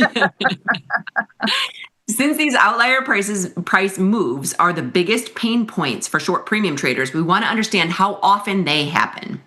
Right, because as premium sellers, we don't want big outlier moves, right? We're playing for moves inside the expected range. There aren't enough months of data to get good results looking for 30-day outlier moves, but what can we learn by looking at daily moves? Perfect, that's great. Okay, so next slide. Here's the study. 10 years of price and IV data looking at ETFs. So you got the big 5 ETFs, SPY, IWM, triple Qs, diamonds. We've got gold and TLT in there too. So that's great. And you know what comes to mind when I see this list here? I remember from years ago a study of if you put a Jade Lizard on every month in SPY, IWM, triple Qs, diamonds, gold, and TLT, the success rate was pretty good. All of those ETFs. Because when the ETFs are a basket, so it kind of smooths out a lot of things for you, right? Right. And my guess is less frequent outlier moves than these individual stocks like Tesla, AMD, Palantir, Lulu, and WDC. Yes. So, and we know those are high flyers. Like we know AMD's had an outlier move this week. We know this. So that's why I'm glad they put those in there to kind of see the frequency of the history of how that goes. What is WDC? Hold on. I will tell you in a second. I can pull it up. WDC is, I don't know. It's not finding it. Really? I mean, it is. I know it. WDC. Hold on. WDC. Western Digital. Western Digital, of course. So, okay, like I kind of thought Western Digital, but I thought that's an odd one to be on as like high fly. Is this a high flyer outlier? No, but it has had some major moves recently. I think that's why they put it on there. Okay, so they use the IV data to compute daily expected moves and observe the dates when the daily move was at least twice the expected move. So that's how they're terming it. So twice the expected move for the day is an outlier move. Okay. And you can, and the nice thing about the trading platform, you could see every day, like what's the expected move. So for people who are, selling options that are just in the weeklies, you can see to this week's expected move. So they're using the daily moves and what was the outlier for the daily move. Analyze the spacing between the dates on which these outlier moves occurred. So as long as it was 2 times the expected move for the day, that's considered an outlier. I mean, I don't know that SPY really does that. Okay, let's go to 3. All right, inside market outliers. Given the recent market outliers, this table illustrates the results of ETFs by comparing how frequently these outliers occur, the rate at which they happen, and their duration in days over the past 10 years. Okay, so, and that's kind of what we saw, just taking a look at SPY. So SPY, you've got 1.8 of outliers, and the frequency of back-to-back, meaning 1 day, then 2 days, is only 8%, but the frequency of multiples in 1 week, like in 1 week, is 28. So that's usually what you would see. So, and it doesn't necessarily mean they're all moving in the same direction. You could have twice the expected move to the downside 1 day in the week, and then twice the expected move to the upside another day that week. Yeah, so saying like they're all going following the trend. That's a good point. Could be either way. Right. It's either way. So then the nice thing is the mean rate of outliers in these ETFs is all low, 1 to 2%. 2.3%, the biggest, and that's in GLD. But you don't see it often, outlier moves.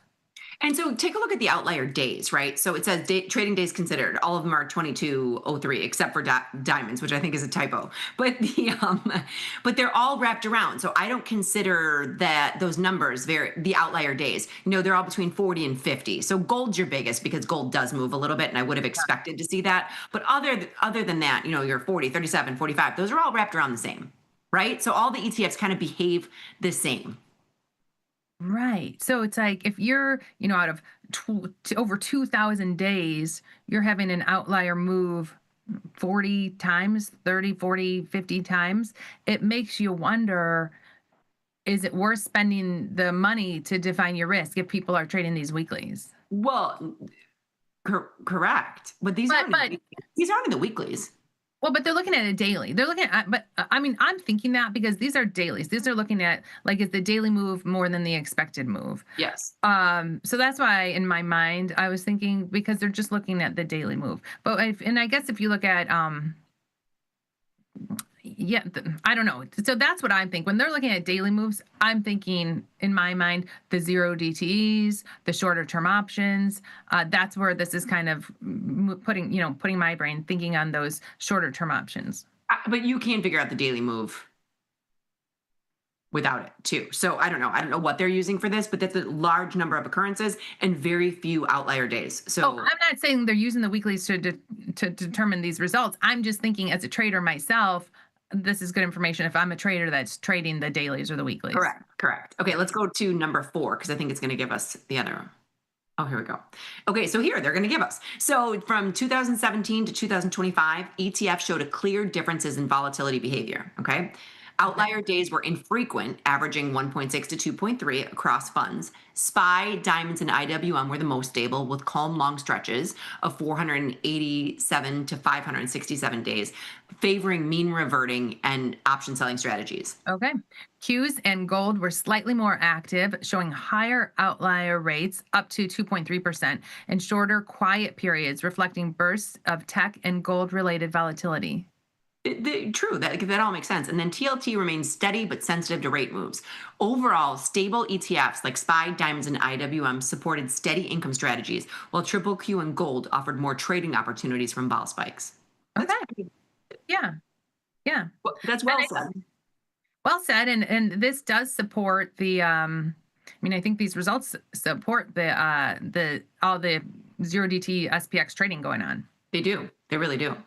And then now I know we're going to see a tale of two cities when you're looking at those big outlier moves that we've had recently. In some of the individual underlying. So let's move on to the next slide, please. Oh, okay. So this table summarizes the performance of individual stocks from 2017 to 2025. Our analysis shows that on average, individual stocks saw an 81% increase in the mean rate of outliers and spent 42% fewer days in their longest periods without an outlier compared to ETFs. Yeah, so look at this. The longest period without an outlier day, they're much smaller than the ones in the ETFs. Longest period without an outlier day. And the mean rate of outliers, look at this. We were like, wait, so hold on. We're like, WDC, that's weird. The Western Digital's on there. That's the one that has the lowest period without an outlier move. Yeah, as long as period without outlier. Western Digital. Note to self, maybe I don't trade Western Digital. You don't sell, how about you don't sell premium in Western Digital? That's kind of honestly, I think, we've been doing this show for a long time. I've been trading since the 90s and we've been doing this show for 15 years. I don't know if I've ever put a trade on in Western Digital. We've looked at it before. That's why we both kind of thought about it, but I don't trade that much either. But I do look at everything else in my account. Yeah. AMD's been a hot topic. I don't have anything in there right now, though. I have Tesla, I have PLTR, and I've had Lulu in the past. And AMD, you talk about the outlier move. You had that crazy outlier move, but then it continued the next day and the next day. And the next day? Yeah, it did. It got a little bit of a pullback, but but that was the trend is your friend. That one went with it. So right. And we can kind of go to the takeaways here too, but this is what I expected to see. You have you do have more, it's more volatile with the individual stocks than it is ETFs. Right. So volatility split. ETF stayed most stable, while stocks were more volatile, favoring different trading styles. I agree. The models implied near zero odds of calm years. Okay. Yet some assets had none, showing markets can be calmer than expected. Low IV behavior, outliers often follow low implied volatility. Calm periods favor option sellers before volatility expands. And low IV behavior, there have been a lot of studies on this. When vol is low, trade the ETFs. Yes, there have been. And we kind of talked about this with Jamal today, that AMD didn't have a high vol until it moved. So it kind of saved a little bit of tasty traders. Right. But it says model alignment, average outlier rates matched the theoretical 5%, but realized volatility was often lower, benefiting premium sellers. After big moves, volatility and expected ranges expand, creating the best. Let's see. Sorry, I can't see that. But Liz, can you finish it? I will. Okay. After big moves, volatility and expanded ranges expand, creating the best setup to sell premium once the market recognizes instability. Way to finish strong. I actually guessed on the word setup because I've got something over it too. But that was a great market measure. Whatever amazing researcher from our team made it, kudos, nice work. It's always they give us this information and we just try to use it to become better traders. So, and you know what? I'm glad this one came to us too, Jenny, because we had been doing some volatility stuff, and it is true. In high implied volatility, you're better off with the individual products, right? Right. And high implied volatility, I prefer individual products. I think our studies have shown that. In low implied volatility, the ETFs. Correct. Yes. All right. Great. We're going to take a quick break, and we will be back with live from the trade desk. We've got Quentin with us, I think, so stay tuned.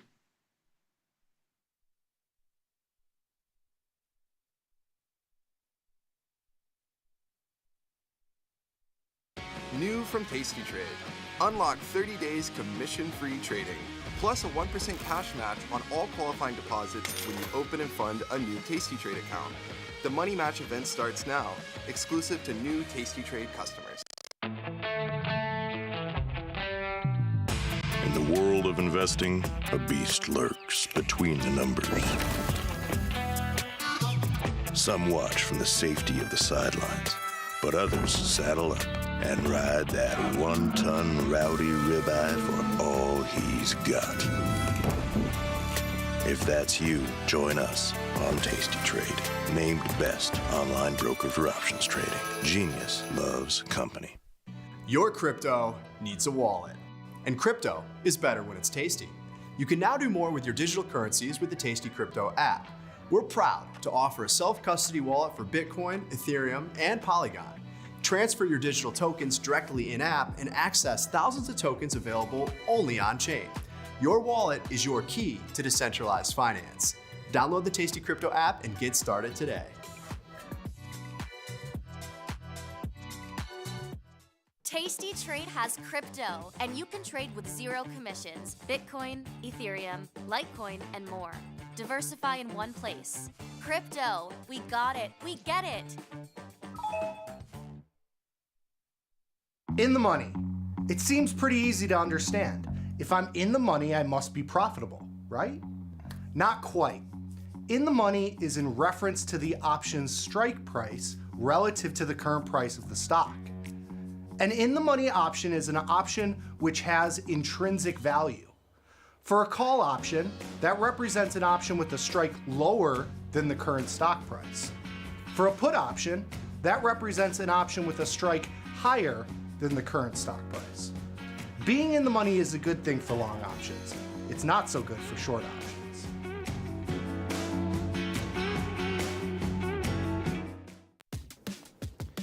Look who's back testing. Tasty Trade now has options back testing for free. Test your trades with over 10 years of data for the most popular symbols. See how your trades would have performed in the past. Look back at profit and loss and take the guess out of guesswork. Oh, did we mention that it's free? Get back testing at Tasty Trade. Got friends? make it $250. We'll give you a bonus for each qualified person you refer to Tasty Trade. So spread the word and earn rewards. Terms and conditions apply. Dear Kaylee, hats off to you for being such a culinary genius. I don't think it has ever dawned on our kitchen staff to serve gazpacho hot. Sincerely, Bob. Sometimes it feels good to get smart. Get even smarter with live trading insights and some live taunting. I don't want to fact check you with my vagina, but I will. From the smart mouths at Tasty Live. Coming up on Bad Money with Jim Blamer. Blamer's hot stock tip of the day. Trade ideas? Trade ideas? You're coming to me for trade ideas? I'll give you a trade idea. Trade me for tastytrade.com. Those guys are great. I love those guys.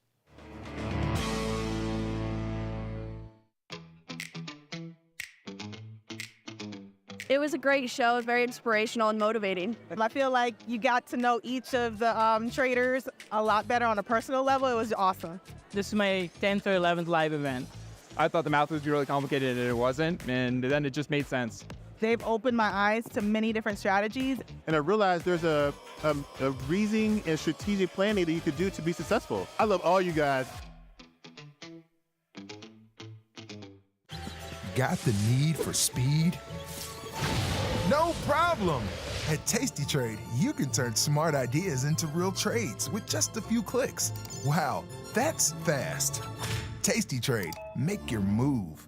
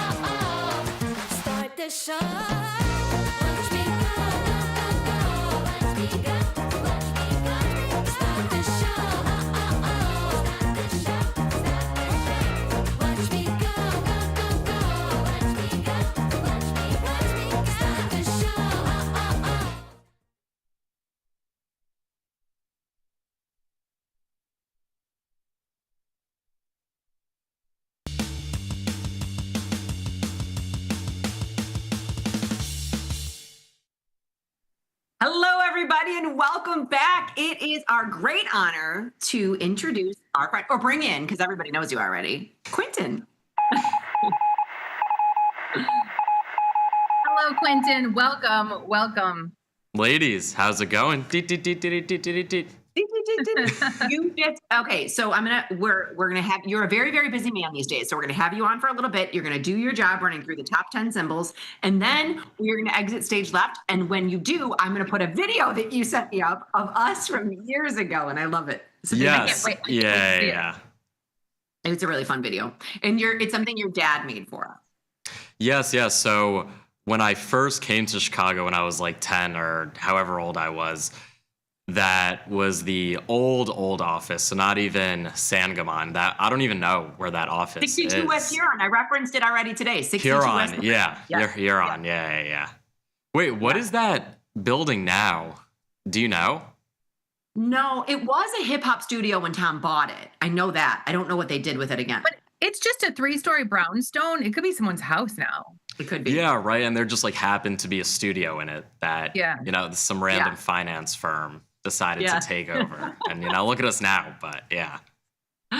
Okay, so this is a very serious question before we get into anything, because you were referenced, 62 West Huron was referenced, you were referenced this morning in the morning show, but I do need to know, how much can you power lift? So powerlifting is squat, bench, and deadlift, all three total combined. So I'll give it to you in pounds because the competitions are in kilos, but squat is a 440 squat, so 440-pound squat. Bench is 314, technically not 315, which is like a big gym milestone. and it was really hard. So I don't know if you could give me like the extra 0.8 pounds. It was 314.2 for all the lifters out there. I give it to you. And then where do you go? Where do you go for these competitions? they'll be held in like sometimes like hotel event places or just like other gyms that have a lot of space. And then my deadlift is 480, but I've come like this close to 500 a few times. Wait, a deadlift where you're down like this and you pull it up? Yeah, just like pick the bar up off the floor. Yeah. So do you have to put it above your head? No, just pick it up off the floor. That's like Olympic lifting, which is a little different. So have you watched the Arnold Schwarzenegger like movie or story or documentary? Is this what he's doing? Yeah, so that's like bodybuilding, which is a little different. There's actually a really big bodybuilding competition this weekend. So I'm really excited to watch that online. It's like the Olympia, which is like the world championship of bodybuilding. So, I mean, these are huge numbers, Quentin. Like, huge numbers. It's like 4 of Liz. He could just lift 4 of Liz. Like, no problem, yeah. We're gonna have to try that out. So that's amazing. So Vanetta was bringing it up this morning that you are a power lifter. So we'd also, I know you wear a lot of hats in the TST studios. So I'd also like to formally request you be our bodyguard when we go on the road. Oh yeah, you got it. Of course. Well, when are you guys going on the road? You guys don't do, because I go to the live shows with Tom and Tony now. But when are you guys doing something? See, Liz, I don't know why you brought that up because we actually had this year off of road tours.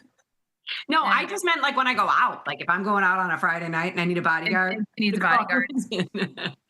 But on the road, we had a year off of road tours and I was hoping for a 2-peat.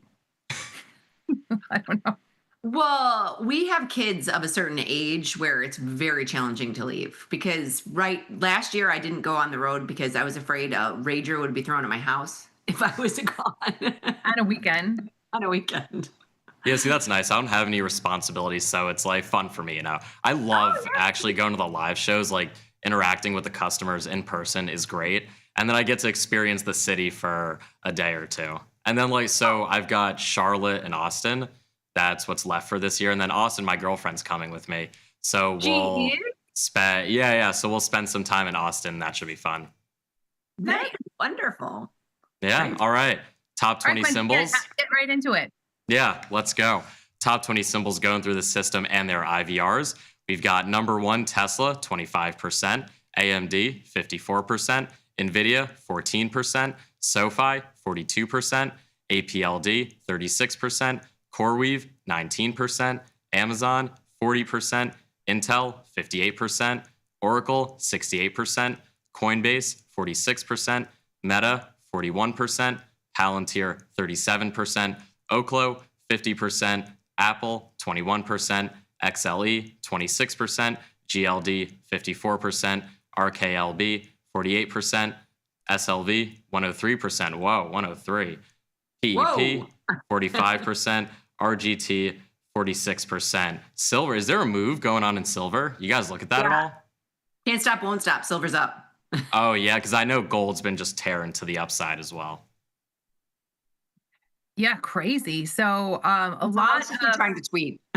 A lot of the products that we have or we trade on that list, a lot of the products we've been seeing in what's your assumption or fast market on that list. It's busy. So how is option business? Is it very busy right now? Have you seen? Yeah. Even though it falls low, it seems like things are still busy. Yeah, I would say it's busy. I mean, with some of these stocks tearing to the upside, like silver is a great example. If that's tearing to the upside, like we saw AMD, Oracle recently, it's like their IVR expands with the upside move. And so that can be a really interesting opportunity for customers to trade because a lot of our customers like to sell premium, stay delta neutral. And when you're selling premium, a lot of the time you'll have short deltas as well to hedge that volatility expansion. So it's very interesting when you can sort of have a nice play when it's already up and then you're getting short deltas rather than, it's neutral and you're getting more short delta in an up moving market. So this is actually a nice play for a lot of our customers, the way they like to trade. Cool. Very cool. It's busy. It's kind of nice to see, like, we have so many things to do, so many things to trade, even though VIX isn't that high. Like, we'll go through periods of time where we've got a low VIX and there's nothing to do and we're struggling to find trades. It hasn't been like that. It's been easy to find trades. So Yeah, I mean, yeah. but it's great for our viewers and it's great for a lot of traders. But in an up move like this, everybody wins, and I think that's everybody's gotta realize that it's real easy to keep making money when everything is going up. I don't know if I'd say Yes. everybody wins because you got a lot of people who are selling strangles and selling both sides, and there's been people who are there. Not everyone's bullish, Liz. No. When the general population, I'm not talking about Tasty Trade. I'm talking about everybody. Right now, when you get into a cab and everyone's like, "Oh, I got a text from somebody the other day being like, I'm up 20K." I was like, "Do you even trade?" Do you know what I mean? Like, so when the general population thinks it's real easy is when it gets a little dangerous, in my opinion. Yeah, Jenny, you make a great point because a lot of people will, a lot of our customers like sell strangles, iron condors, playing both sides. And then it's frustrating when there's low volatility and then there's just an up move. And, like you said, Liz, like the Gen Pop is like cashing in, it's like great. The one thing I'll say about like the Gen Pop investing is like you could be up 30% one year, but then the next year, if it's down 15%, it's not like you're ever realizing those gains typically, right? With the active trader approach, it's a lot different. And so that's something I like to always talk about with customers. If like you're typically selling both sides and you don't see a lot of opportunity out there, there's no reason to force it. Right now, like there is a lot of opportunity, like SLV, 103, don't see that too often, right? And so there is a lot of opportunity, but you don't want to force it when there's not opportunity, because even though it may feel like it's never going to come, it will. There was April, there was August of last year. And then there's periods in between as well where we see the VIX pop over 20 every now and then. And then that's more, if you're a premium seller, that's more when you want to pounce rather than like forcing it when vol is, 15, 16. Yeah. Well, and I think as tasty traders are pretty smart about this. And I think sometimes they get saved by the implied volatility, right? So when implied volatility is very low, we know not to sell premium. You're going to kind of change your trading strategy. And that's helpful to a lot of Tasty Nation when you're looking at that, which came first, the chicken or the egg. And the research kind of edifies that, but we don't know why we do it. We just know we're not getting paid to do it. So we kind of change our trading style. Yeah, and if you look at your top sorry, go ahead, Quentin. Yeah, no, I was just going to say when there's not a lot of volatility, there's not as many opportunities to sell premium with that like high probability of profit and like super wide out on those neutral strategies. Right now, when you see the expected moves, it's like, man, I'm only getting this for that. Like what's going on? Yeah. Yeah. Well, Quentin, I know you're a busy guy. It's already 9:46, so we will let you go, get back to work. Liz and I are going to jump in the platform, and we've got a few things to clean up in the account, maybe some new trades, and also pop into Twitter so we could see that video that you sent. Okay, I screenshotted it. I will tweet the whole video. It's 45 cents or 45 seconds, but yes, it's amazing. Quentin, Yes, yeah, that's great. Thank you for having me on. It's always so much fun with you guys, so that I lose track of time. I know. Quentin, thanks for coming on. Liz will be, I don't know if you're on Monday, but Liz will be doing the morning show on Monday. Yeah, sure. Ooh, we've got Marty coming back in the office as well. We'll see if we can get him in. Queues permitting, I like to say. If we're not busy, then we can get it in. I like it. All right. Well, thank you very much, Quentin. Enjoy your weekend.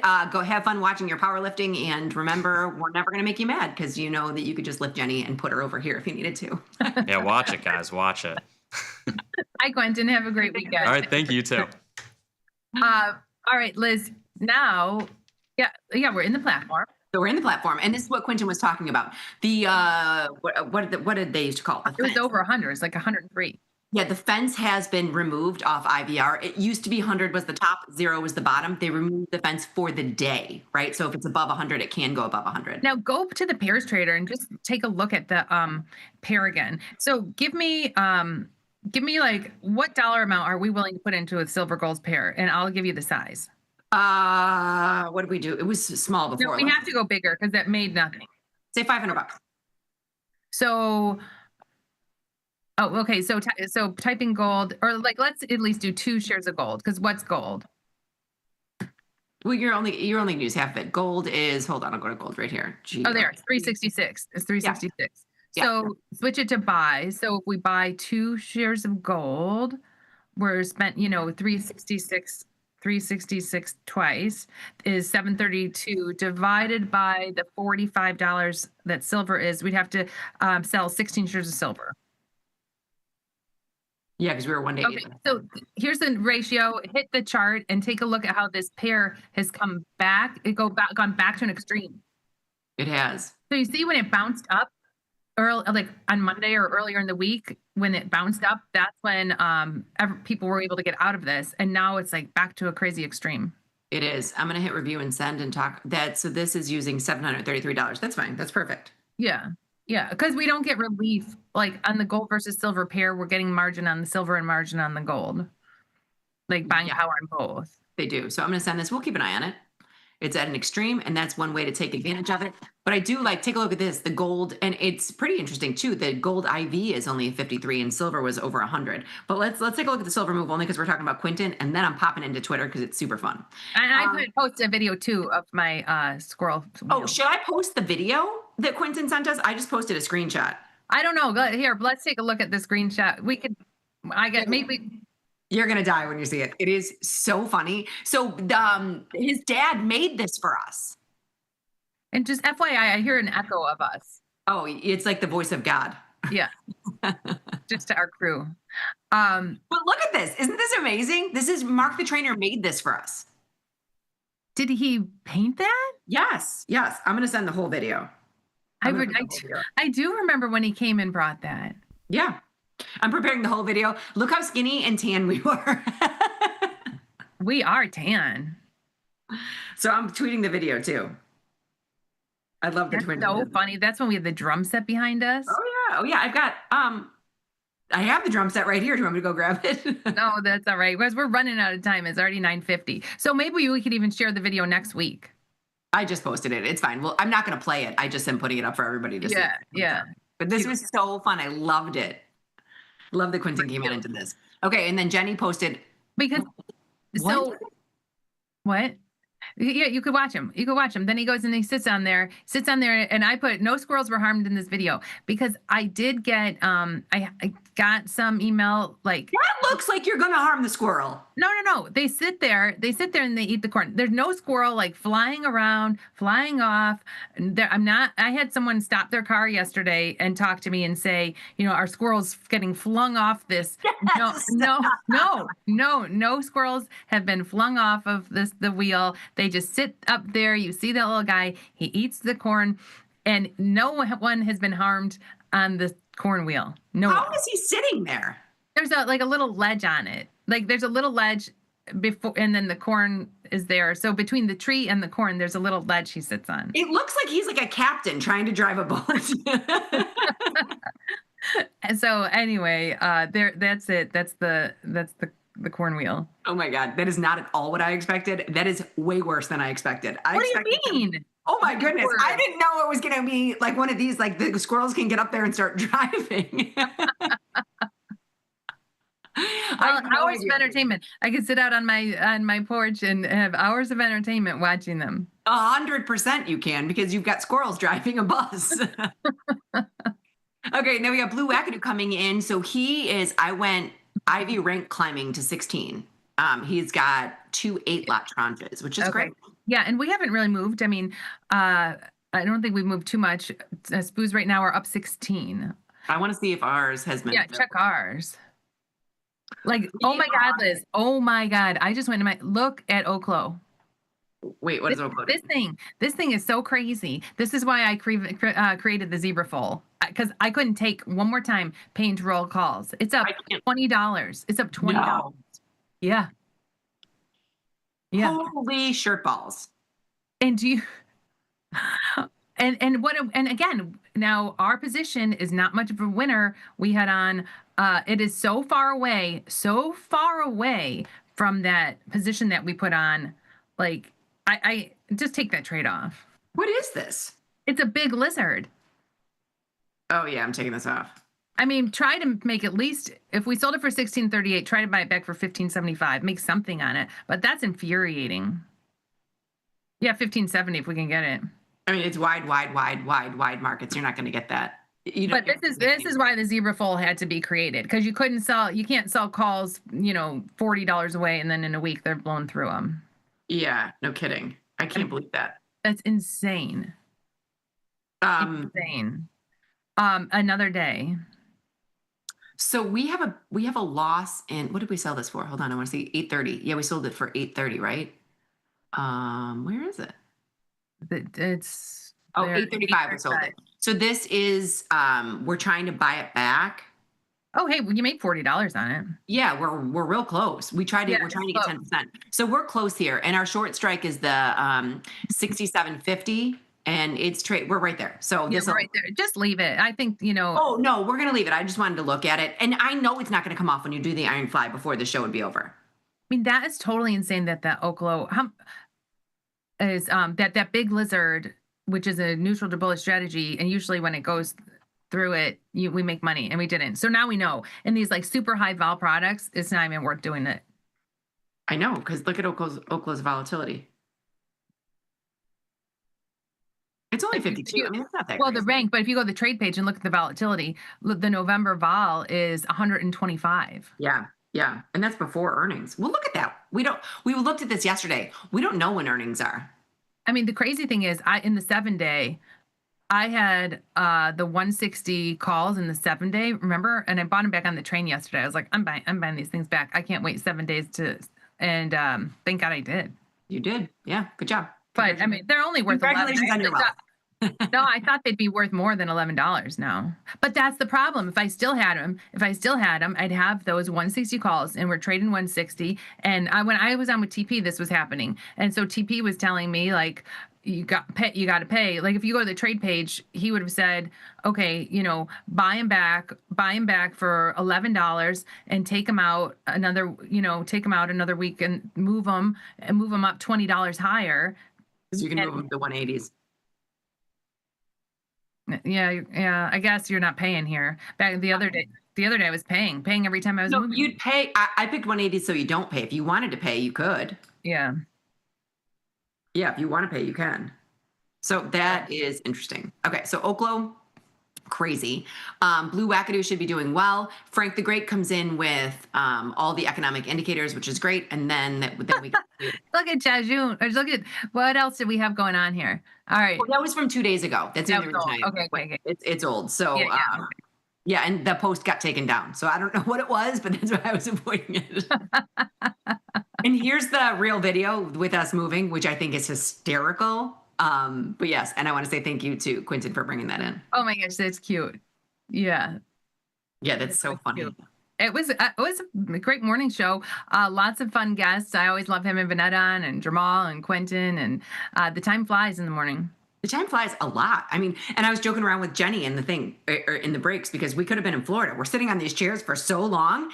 I'm gonna have to stand for the morning show next on Monday. I'm standing. I'm gonna use my standing desk. This morning show totally throws me off, and it's so funny because usually if I film from home, I go to the same place to pick up my lunch. I call it my cafeteria. And last Friday when we did the morning show, I finished the morning show, shut down, walked over to my cafeteria to pick up my lunch, and it was closed. So I was like, what the heck? What the heck? What the heck's going on here? We did quite a bit today, though, Jenny. I will tell you that. I mean, let me just go to today. This is all today's. So we've got a lot of scrolling positions. We traded quite a bit. I like having that gold silver ratio back in. Let's take a look at what everything else is doing right now. I mean, we're still up 16. We haven't moved today. Hopefully our iron fly comes off, and everybody who's been selling premium, like whoever gave it to us and what's your assumption, selling premiums, they're going to be fine. Everybody's fine right now. Mm-hmm. Barring an unusual move. Anything else high flying today? Let's see if AMD is still up. No, it's pulled back a little. Down $7. Down $7. Did we get filled on the gold silver pairs trade? Yeah. Okay. Sorry, I didn't push that out yet. Was that the last thing? Well, let's see what else you have. We didn't get filled in Oklo yet. So all I have out is gold, if that makes sense. Oh yeah, there they are. They came up together. And you have Intel. That's the last one we did, right? Yes. We got everything out. And Monday you'll have who? Oh, you'll be on with Tony on Monday. Yeah, Tony's on Monday. And the schedule is going to be different. Wait, did the spoos just drop? Hold on. Spoos are now down 10.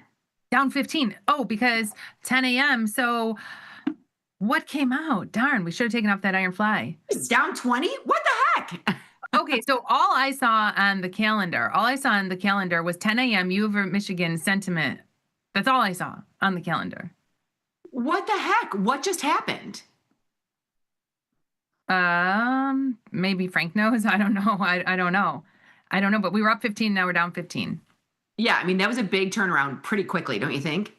So as I say, I mean, I literally said all the people that sold their premium should be fine and unusual circumstance, and then whack. Jeez. Well, but it looks like we're rallying back. If there wasn't news, which maybe there must have been something that came out. Otherwise, it could be just like, it's one big seller. But that was too quick. I just want to see down 24. I'm gonna go. I don't think Iron News is that fast. No. I mean, what the heck? Jeez, what's going on? Close out watertight doors. Buy some VIX calls. It's insane. I don't know.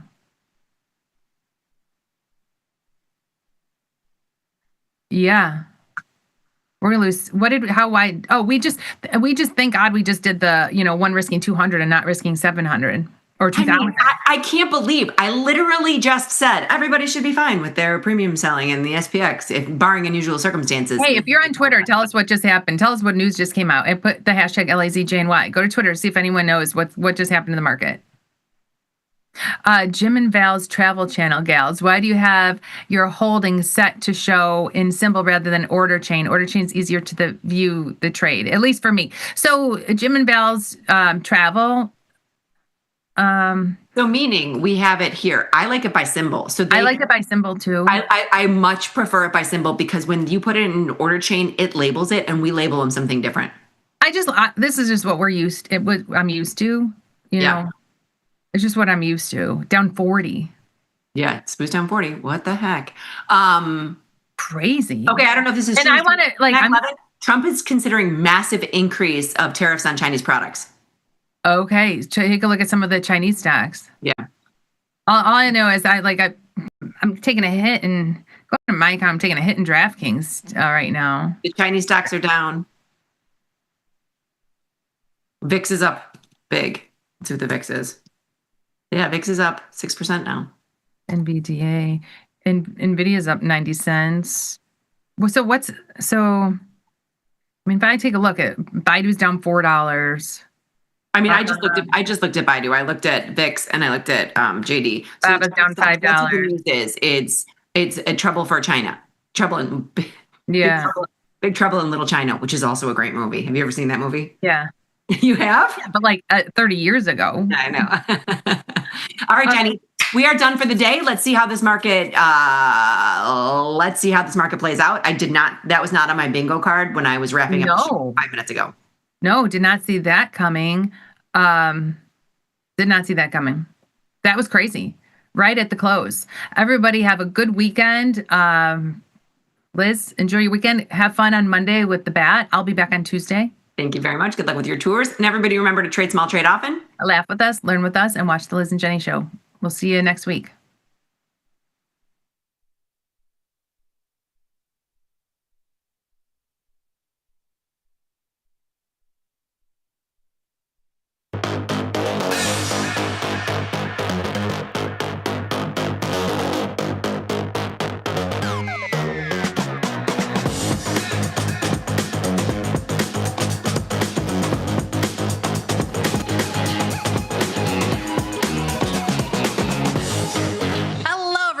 And welcome to the Thursday edition of the Liz and Jenny Show. I am pleased to announce that we are joined by Glenn. Glenn, thank you for coming on. We love having you. Thank you, guys. Do you get this kind of a warm welcome in the boys' show? Because I don't think so. It's actually really funny you say that. No, first off. But Mike Butler started clapping after I finish any slides, and it kind of makes me feel like it's like a kind of participation award. Yeah. Would you like us to clap after your slides? No, thank you, please. Yeah, we will. No. It's just funny. It's kind of off-putting. Did someone say out there, hey, can you give Glenn a little more No, we support? heard He young really people needs want it. young people like affirmations. Right. Are you from the generation that got trophies, win or lose? I suppose. No, I don't know. Yeah. No, he's younger than the win or lose trophies. That's like my cousin Lauren. The millennials. You're not a millennial. I'm not, no. I mean, for maybe medals. Medals were very popular. If they didn't win anything, give them a medal. Uh-huh. Meaning, they were... but I can't really think of... Yeah. No, sports, that stops after you're 6, I think. What sports did you play? Growing up, I played everything. I continued playing basketball and tennis. Oh yeah, into tennis, nice life high skill. school. Life sport. Yeah. Into high school. You played basketball in high school? Yeah, I stopped after freshman year because I stopped growing. Everyone else did not stop.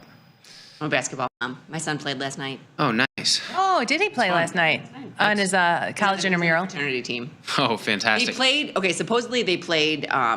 They played the number whatever ranked team, and they beat them by 10. So if this goes, he has to go to like Nashville to play. Glenn, I don't know if you know fantastic. this, but her son is 6'6".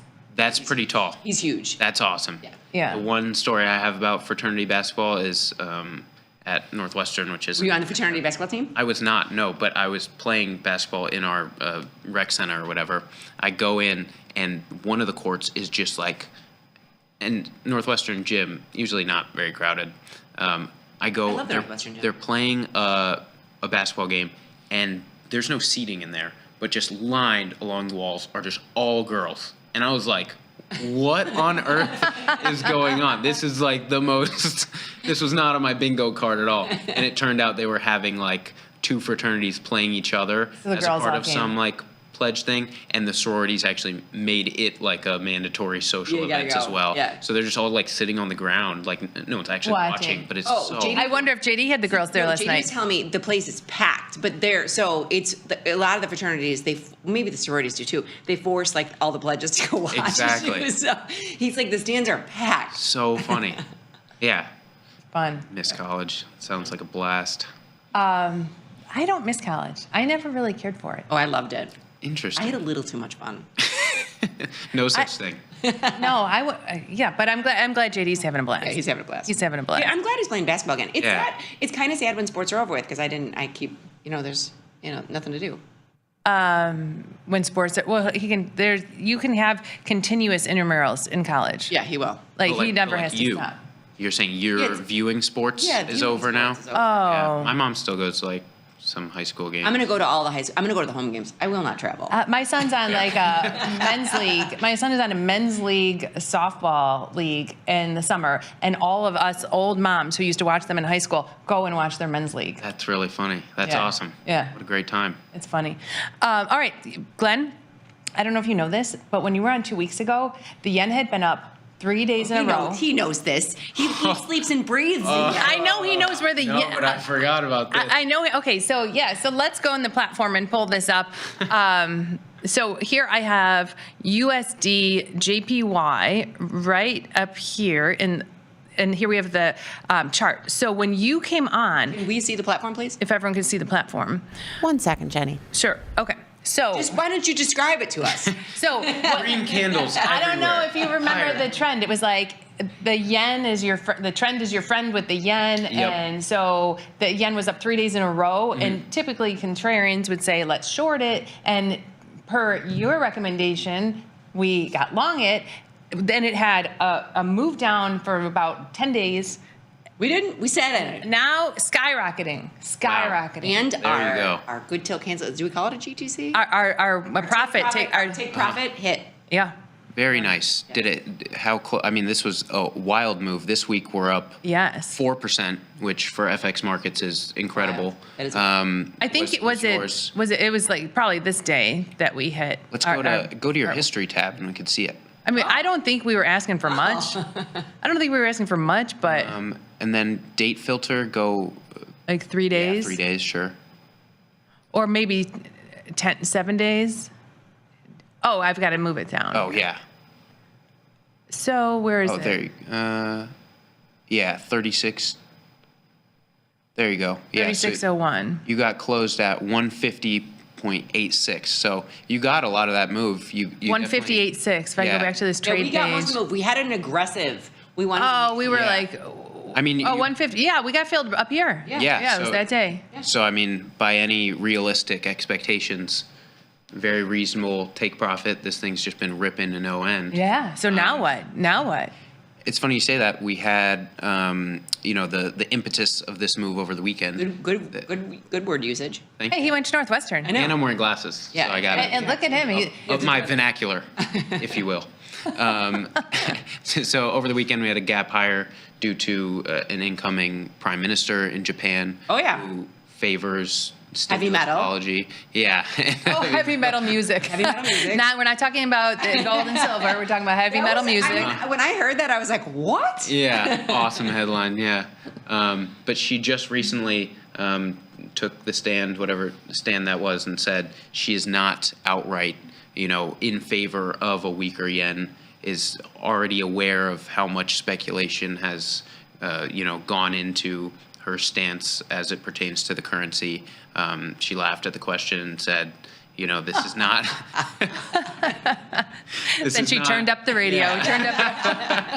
This is not, what I want to be known for or what I'm actually commanding of my term, however long that is. I don't even know how long.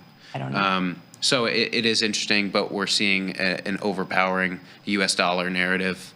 Yeah. As it turns out, we're in the stage of a shutdown where, from the beginning, no news has been good news for the stock market. Now it's kind of looking like no news is good for the U.S. dollar as well.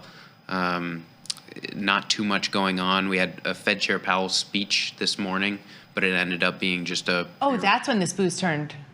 Maybe. Or just kind of dropped a little bit, maybe. Yeah, I mean, they're down. I mean, we were on the train, and then we saw, they went from down 5 to down 10, down 15, down 20 pretty quickly. Yeah, so there wasn't like a ton of expectation priced into this speech, but it turns out it was even less than that. It was just a pre-recorded welcome to whatever conference. It was a pre-recorded welcome. He was traveling. No commentary on any policy or economic outlook. Are you feeling okay without the news all year? Super It's Bowl's starting to coming get up? to me. So have you guys done any research? Because I know our research team has showed what the market tends to do or what the market has done after the shutdown is over. Have you looked at, what the dollar tends to do after the shutdown is over? Yeah, so we actually see, I did some slides with Mike and Jamal, and we've seen that the dollar, shutdowns overall are not generally good for the dollar. We do tend to see over a 3-month time horizon a complete, reversal. Rebound. So nothing really structural that's hampering the dollar through shutdowns. We do see that duration matters. Right now, we're looking at, I think markets are pricing around October 15th at the least that this will last. But the data is kind of skewed because we have a lot of instances of pretty short shutdowns, and then the last one, also the Trump administration, 35 days. 35 days, right. So we have seen the longer it goes on, maybe the worse it is. The more of for a move US dollar. we could get after. And then also you have kind of what the resolution is can be impactful, because that's kind of a standalone data point for markets, as how much stimulus is in the package that inevitably resolves the shutdown. Is that on its own good or bad for U.S. prospects? Yeah. But yeah, so far the only real data we've gotten from the FOMC minutes are what we expected on rate cuts, as well as a little bit of an increase in GDP forecast. So U.S. dollar responding pretty well right now, and with some of the geopolitical stuff getting cleared up in Israel, Hamas, and the dollar. I mean, the U.S.'s role in that, maybe some tailwinds there. So is there anything, right now we only have on the euro, pound, and then the U.S. dollar shekel still. Is there anything right now that's kind of like the hot pair to get into? I mean, this week we're looking, yen pairs are definitely of interest. So the yen trend is your friend. Is it still the same thing? I mean, who's going to get long now? I don't know. Press that button, Jenny. No, we just got out. So some context, if you want to hop back into the dollar yen graph. There's a chart. There you go. That was There's the dollar yen graph. Oh, yeah. Yeah, if we could actually go to the next slide here, is exactly what I was going to refer to. This is what I did yesterday with Mike and Jamal. Last time we were here at 152 was in February, and that was on the way down from 158. Okay. So it did. So Exactly. somebody that might there be like, hey, you going to catch a falling knife? Well, it kept going. But then do you say to yourself, I just closed my trade, I just closed my long trade. Why am I going to buy it back at a worse price?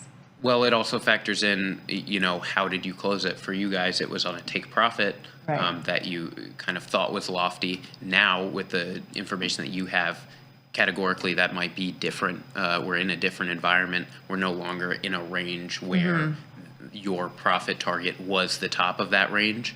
Now maybe we've had a new range established. So there definitely is a case for further. For either, right? Exactly, yeah. And so we've seen this story before. The one wrinkle here that gets very interesting with the yen in particular is the potential for Bank of Japan or Japanese finance minister directly stepping into these markets and trying to prevent further yen weakness. We've seen that before at price levels around 150. We've seen it most recently at around 160, where they'll use their funds to try and step in directly. So that's on Tuesday we had the finance minister talk about that they were watching FX markets, monitoring them. That hasn't dissuaded any price action so far. And from recent history, we know that they prioritize kind of the velocity of the move as opposed to a round number. Like, they have a price alert that's like, 160, sell, buy. And so it's kind of a black box, but that's definitely one to consider here. So if someone was going to like, we're in a new territory now, maybe I do want to get long again. Is there a way that we can offset that risk using, let's say we do put on a USD JPY long position again, but offset that risk using 6J options or spreads to kind of take away some of that risk? Yeah, you absolutely could. It would be more of a by hand calculation since you don't have these products talking to each other in the same way of kind of buying power reduction that you see from some of that sophisticated margining. But you absolutely can. Or you could take this new trading range and say, okay, now my thesis favors option strategies entirely because I don't want to be getting directional, but I could put on, something like a strangle. Right, because the rank is high now in 6J. Yeah. And so I think that's what Bat and Bat were doing. Strangles in 6J. Yeah, I think they put on a put spread. Okay. So they're still thinking it's going to stay up. Hey, I will check their work and see what they did. On the fellow page. Sure. Yeah, I think so. So there's definitely a line of thinking where you just kind of respect the range for what it is, and not try and just pick outright directionally. But the other part of this is you have this U.S. dollar that has that's 6J. It's an iron condor. I think it's a little skewed. Okay. You have the U.S. dollar that's been beat up year to date. That's coming back widespread, and so you could say even if I do think the yen will regain some strength, maybe what we're seeing today is that U.S. dollar part of the narrative might overpower that. Whereas then you could look to a market like Euro yen or pound yen. Right. Yeah, that's kind of good. Greater extremes, and those European currencies have been bolstered year to date. All right, let's go. Let's go back into the platform. I pulled up Euro Yen here. Okay. Yeah. So this one's just coming off. Yesterday hit a high. Overnight, almost hit 178. And this is really uncharted territory, literally, because since the euro's inception in 1999, this exchange rate has never been so high. Really? Yep. And so if that scares you, maybe you look to a pound yen, which has been here before, but just barely in 2024. Where's the pound yen? GP. Yep. Right here. GP, BP, JPY. Yeah, so this one got as high as 208 in July of 2024, and around pre-2008 was as high as 240. So wow. There's some historical context for a stronger pound, but it's all pieces to the puzzle. But if you didn't want to step in front of a trending U.S. dollar and you wanted to maybe play a reversion. We're better off either this Great British Pound yen or the Euro yen. Right. I mean, the Euro yen, you said it's never been there ever before. Correct. Maybe that's a better one to fade. I say the trend is your friend. You want to fade it? Yeah. I wasn't so the Euro yen, you said it's never ever before been here. Correct. Never in history. Never in history. Off the been here charts. before. But yeah, I mean, if you wanted to follow the trend and I would rather just sell this. I mean, it's interesting because you're talking about the yen. I feel more comfortable selling premium with the levels that it's at. If but you can't. There's no. And correct me if I'm wrong. I don't have premium to sell in Euro JPY. All of our premium sales are connected to the dollar. But that's the dollar. Oh yeah, because it's versus the dollar. So the only way I can play like Euro JPY would be one of these FX products. you're absolutely right. But to an extent, you also have, there's two sides of these. So as we saw with the moves this week, you can cross-check all of these pairs and you could say comfortably, okay, this is yen weakness as opposed to just dollar strength. Yeah. So because they all seem to be. Yeah. So while this is your most unique exposure to euro yen specifically, using the yen futures still gives you that yen exposure, just particularly against the dollar. All right, let's put something in. Yeah, let's put something in. I'm laughing and learning. So pop something. Hey, Glenn, what would you do? What would Glenn do? I mean, yeah, it's interesting. I can't tell if this this. I mean, nobody has a crystal ball. Although we used to on our old set. On our old set, we actually did had have a crystal ball. Why'd you get rid of it? Somebody took it when we moved. Well, I think I would have. We didn't see that coming. When we moved from our old studio, it didn't make the move. Man, yeah, someone definitely swiped it. Yeah. And now they're probably up a lot of money. Like, you probably don't know this either. Our old desk was Oprah's old desk. So we had Oprah's old desk. No way. And I asked Tom for it. Tom said I could have it. He goes, if you can take it home, you can have it. It was so heavy. I don't know where it's huge. So we're missing Oprah's Sorry, old desk Oprah and girl. the crystal ball. Maybe you could have just like shaved off a little corner. I bet it's in the synagogue. You know, our old studio was turned into a synagogue. Yeah. Am I right, Beth? Yeah, it was turned into a synagogue. You were right. She doesn't have to answer. I know it is. That's awesome. Yeah. Yeah. That's cool. So maybe they're using the crystal ball. We're in this. Anyway, okay, Glenn, I'm going to leave this up to you. Glenn, and we won't say you took us down because we trade responsibly. No, if we lose, all these we trades don't. are our trades. Yeah. But what about the shekel, yen or Glenn? Yeah, that one. We're going to start calling you yen. I'm steering. I've been called Yenny Glenny before. Yenny Glenny, I like it. All right, what do you think? If this were your money, and you had to put on a trade right now in euro yen, what would you do? I mean, you're stressing him out, Jen. All right, you know what? Forget it. I'm just selling it. I'm not. Do whatever you want to do. Here, I'm selling it. Like I probably would have went the opposite, and that's fine. I'm going to sell it, and we're going to figure out how much. Let's see, what size? 0.01 is only $57, so we're gonna. She's big today. She's gonna go huge. Here, 0.05, $289. 0.05, how's that? Yeah, I mean for your account type. Okay. It's definitely one of the lower leveraged pairs of the offering, and so I think that's at 5%. And so if you want to command a bigger position, you'll have to have a higher margin requirement there. Do I need more than 0.5 then? No, if what's your margin requirement down there? I can't see it. My eyes are 289. Hit it. But he's saying it's lower leveraged, so like 289 in margin isn't like 289 for some you might get a lot more leverage, but this you don't. So should I up it to like 0.1? No, if that's your standard trade size, I don't think it's been our standard trade size. Ridiculous. It's just one of the things to consider that for like euro US dollar, you can get away with some smaller margin requirements for the same notional, whereas this is.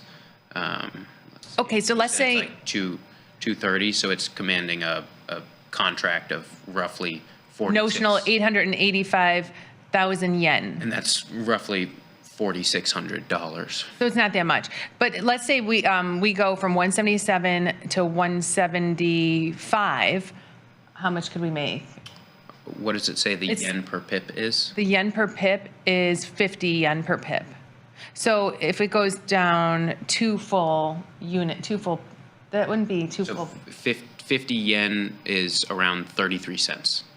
So per pip. So if it goes from 77 to 75, that's like 200 pips?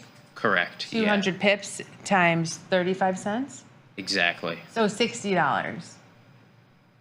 You're very good at math, yeah.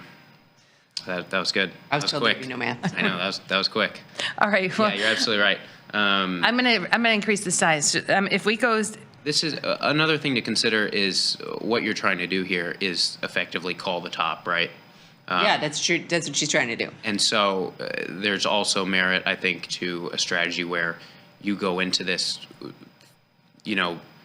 anticipating almost that you might have to layer in. Okay, then I'll go back to 0.05. And so if you're complete trade size that you're comfortable with, given the leverage is 1, then you might start with a smaller one. And if you're right away, can't be mad making money. Right, and if we're not right, so I made it only 0.05, so I was only using $200 and something. Yeah, I like it's the very layering small. in. And so if it goes up, great, we'll layer in more, and if it goes down right away, we'll take it off. Great. Do we want to put in a GTC for this? Yeah, to Or take a profits. Closing, take profit. Take profit. Put the closing order in, the take profit order. I should remember how to do this, but You didn't press the button yet. yeah, I did. No, I she's should. in. Oh, you're in. I'm in. Yeah, so Yeah, I'm in. If you're on the chart and you just click your position size, Here, and then you can take drag it. profit, and I'm going to drag this down to 175. There you Okay. go. So that's roughly filling the gap or getting back to where we started the week. Yeah. Yeah. So that can, acknowledge that given the new political regime, this might result in a weaker yen long term, but you're trading the range here in terms of an You're overreaction. very politically correct. I like that. Thank you. We I haven't got- We're not used to this. Having Glenn on here for 20 minutes, we come off smarter. Every Thursday, Liz is a little bit smart. Liz and I are a little bit smarter after Glenn comes Politically on. correct. You don't say anything. Nonsense. You don't say any. But you say both sides. I like try. it. Yeah. Doing a good job. People out there get mad at me. If But he's also been working overtime, so make sure you have that in. He was. Oh, on the no, show I know. He's before got to us. go. 10:24. It's been a no, long. You're good. All right, that's in. I That's appreciate in. being on we here slow with clap you him guys. out? The slides were amazing, Glenn. Thank you. Good to Next see time you I need to guys. see one of these out of you. Thanks for wearing your shade of red. And honestly, I told Liz, you don't have to wear red every Thursday. I'm gonna wear red every Thursday. Yeah, he has to. I have to. She's getting soft. In I her old appreciate age. the out, but Yeah. not taking it. I don't want you to stress out. You're either in or you're out. I don't want to put any stress on you, Glenn. So Thank you, if that's you're in very your kind of closet and it's a Thursday and you don't have red, don't worry about it. I'm taking a sick day. You're already in. He's already in. All right, Glenn, have a Thank you, wonderful guys. day. Thank you. You as well. Okay. Okay, so we're in for our FX trade. Euro yen. We want to take. Never before seen levels in history. I know. I would have went with the trend. You.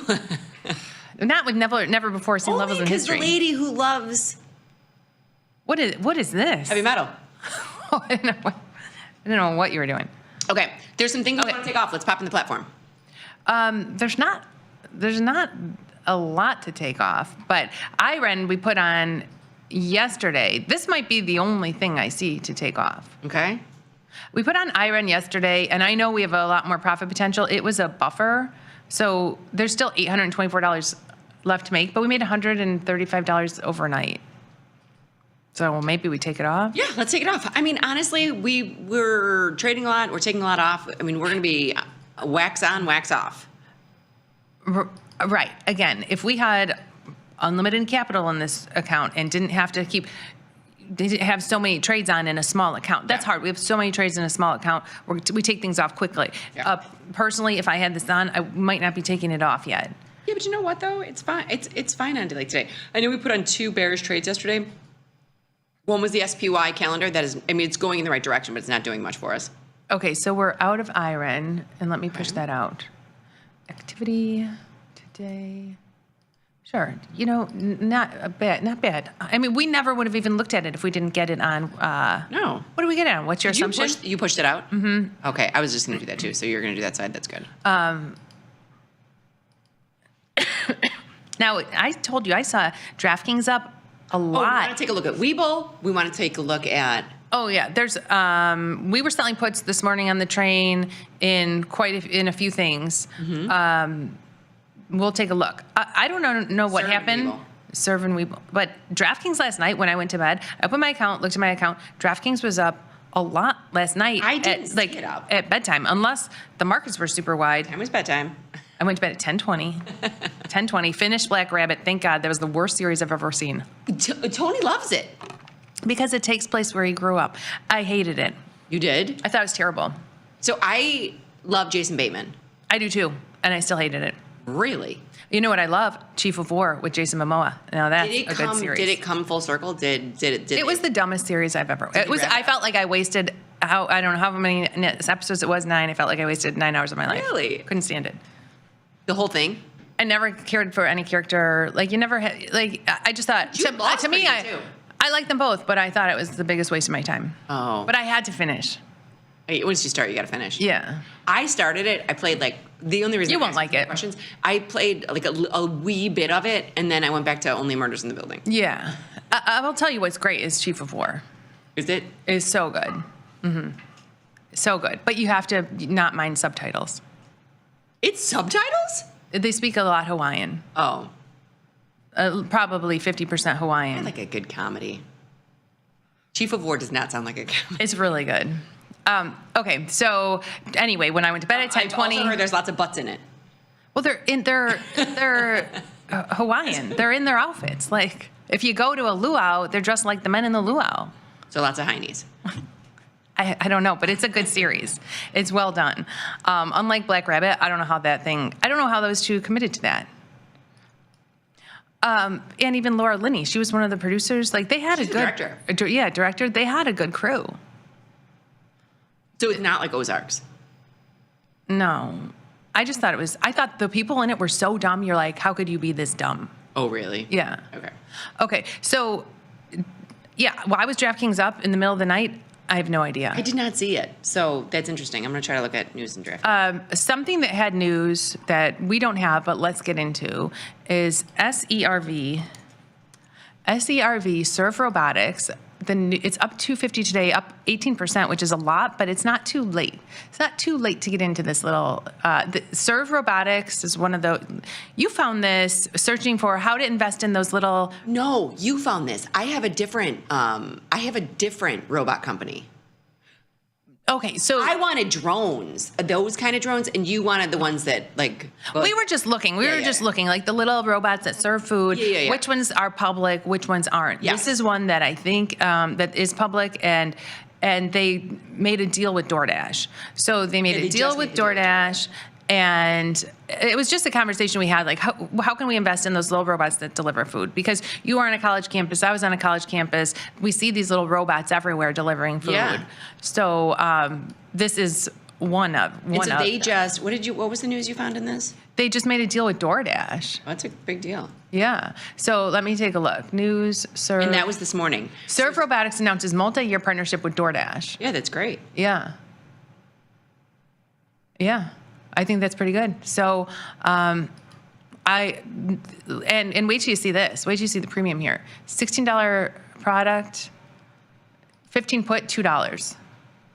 It's. We looked at this, and I actually did spreads in my account too, because in every account it's cash settled, not cash secured. Cash secured. So if you sell put 15 puts for $2, your break even's 13. 13 to 0 is $1,300. That's the buying power it's using. If we don't want to use $1,300 in buying power, if we buy a put only to release buying power, I don't want to spend too much on it. There's the 1510. You can go all the way down. Now, granted, they're all no bid. I mean, it's the top because you look at this. It's like 0 at 75, 0 at 75. I would go with the 8. Man. They won't let you change it. And so here we're using 500. Yeah, I mean, it's just because no matter what you get, if you buy that 8, you're releasing $800. If you buy that 10, you're releasing $1,000. That's just. So we're not doing this to. We're not looking at this as defined risk. We're just looking at this as using $500 instead of. I like this. I mean, I'm glad you brought it to my attention. I was not in this. I had very little, but this all comes from that day on the train where we were trying to find, and I think after what was because you found this after I was like, I'm in this. I'm in some weird robot company. Well, I think I was at Parents Weekend, and I literally got run over by those robots. Were running over our tour group. They're everywhere. They're everywhere. At Miami's campus, they're everywhere. And it's not these. It's not this company. It was a different company. Yeah, I think there was like a different company. Did you see the news story? This was weeks ago, but there was like a house fire, but like the robot doesn't know there's a house fire. Yeah, and it's still going to deliver chicken. So we had the I made Lily do a tour, even though we were there for Logan's Parents Weekend. Oh yeah, Miami of Ohio. Yeah, so we were there for Logan's Fraternity Parents Weekend, but I made Lily do the tour. So we're on the tour, and there's this huge tour group, and I think it was just such a big mass of people. The robots didn't know where to go, how to get around us. So they couldn't get around the big group. I'm gonna get through. Anyway, 15.8 put spread, $1.95. That's pretty good premium for. Yeah, it's not bad at all. Yeah, I'm gonna send that. And I got filled pretty quickly. You got That's filled pretty quickly. Okay, push that through and I'll do it on the side. Yeah, sure. I'm going to send this to the follow page, activity. So we closed IREN and we put on a new put spread in serve. Another trade we added today on the train this morning. This is one nice thing about taking the train together. I know. We find trades. I know. And I'm telling you, so you were looking at this and I was like, wow, that's all also on my hot stocks to watch. Because how many shares yeah. Look at this. 29 million shares have traded. Yes. So it was on the like a heavily active list that I look at, and it was Webull. So it's a cheap product, 34 rank. It's got earnings coming up. I'll tell you, and I don't know what is going to happen with the future holds, but I've been selling puts in this stock. I've been selling puts in here, and this thing doesn't really move. It hasn't moved. No, I know. So it's kind of a nice product to sell puts, and it's had earnings before, and it's not like we haven't seen anything crazy. It's been in this, $10 to $15 range. Yeah. All seems like almost up most of the year, minus this like wild ride up. Katie's little high school buddies used to use this. Oh yeah, but they don't anymore.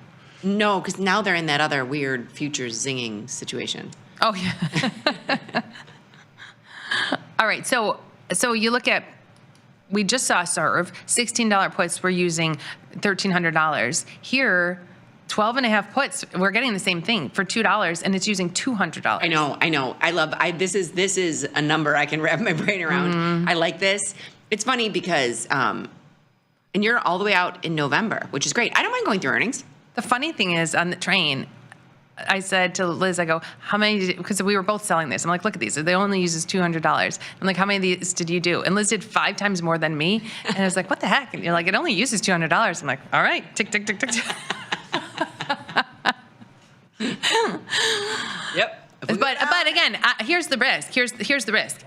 Let's say someone sells one of these, and your risk is getting long Webull at 10. If you're long 100 shares of Webull at 10 and it goes to zero, then you're out $1,000. Correct. You're out $1,000. So that's why I like low priced. And it was funny, you were trying to talk our cameraman, Matthew. Yeah, Matthew. Like this is something. Yes. Yeah. So, but $1,000 is the risk. But $1,000 is the risk if this company goes to zero. Yeah. And it's a high premium trade. Mm-hmm. So I was trying to explain to him, like, you could find some decent low price products that give you a lot of premium, and your risk, your risk. Because if it goes to zero, you're like, that's your risk. It is harder for newer traders. I think Matthew is comfortable with what he's doing, because I hope he's watching, because he's doing iron condors in the SPX. He films in the SPX bit. Yeah. So it's like, that's what he's doing right now. I just said, like, expand your... Well, I said, that's what I was trying to say. I was like, once you're comfortable with one, keep your one trick, and then keep adding tricks to it. Yeah. Speaking of, we forgot to put on our SPX, but SPOO's down 30. We had Glenn in, though.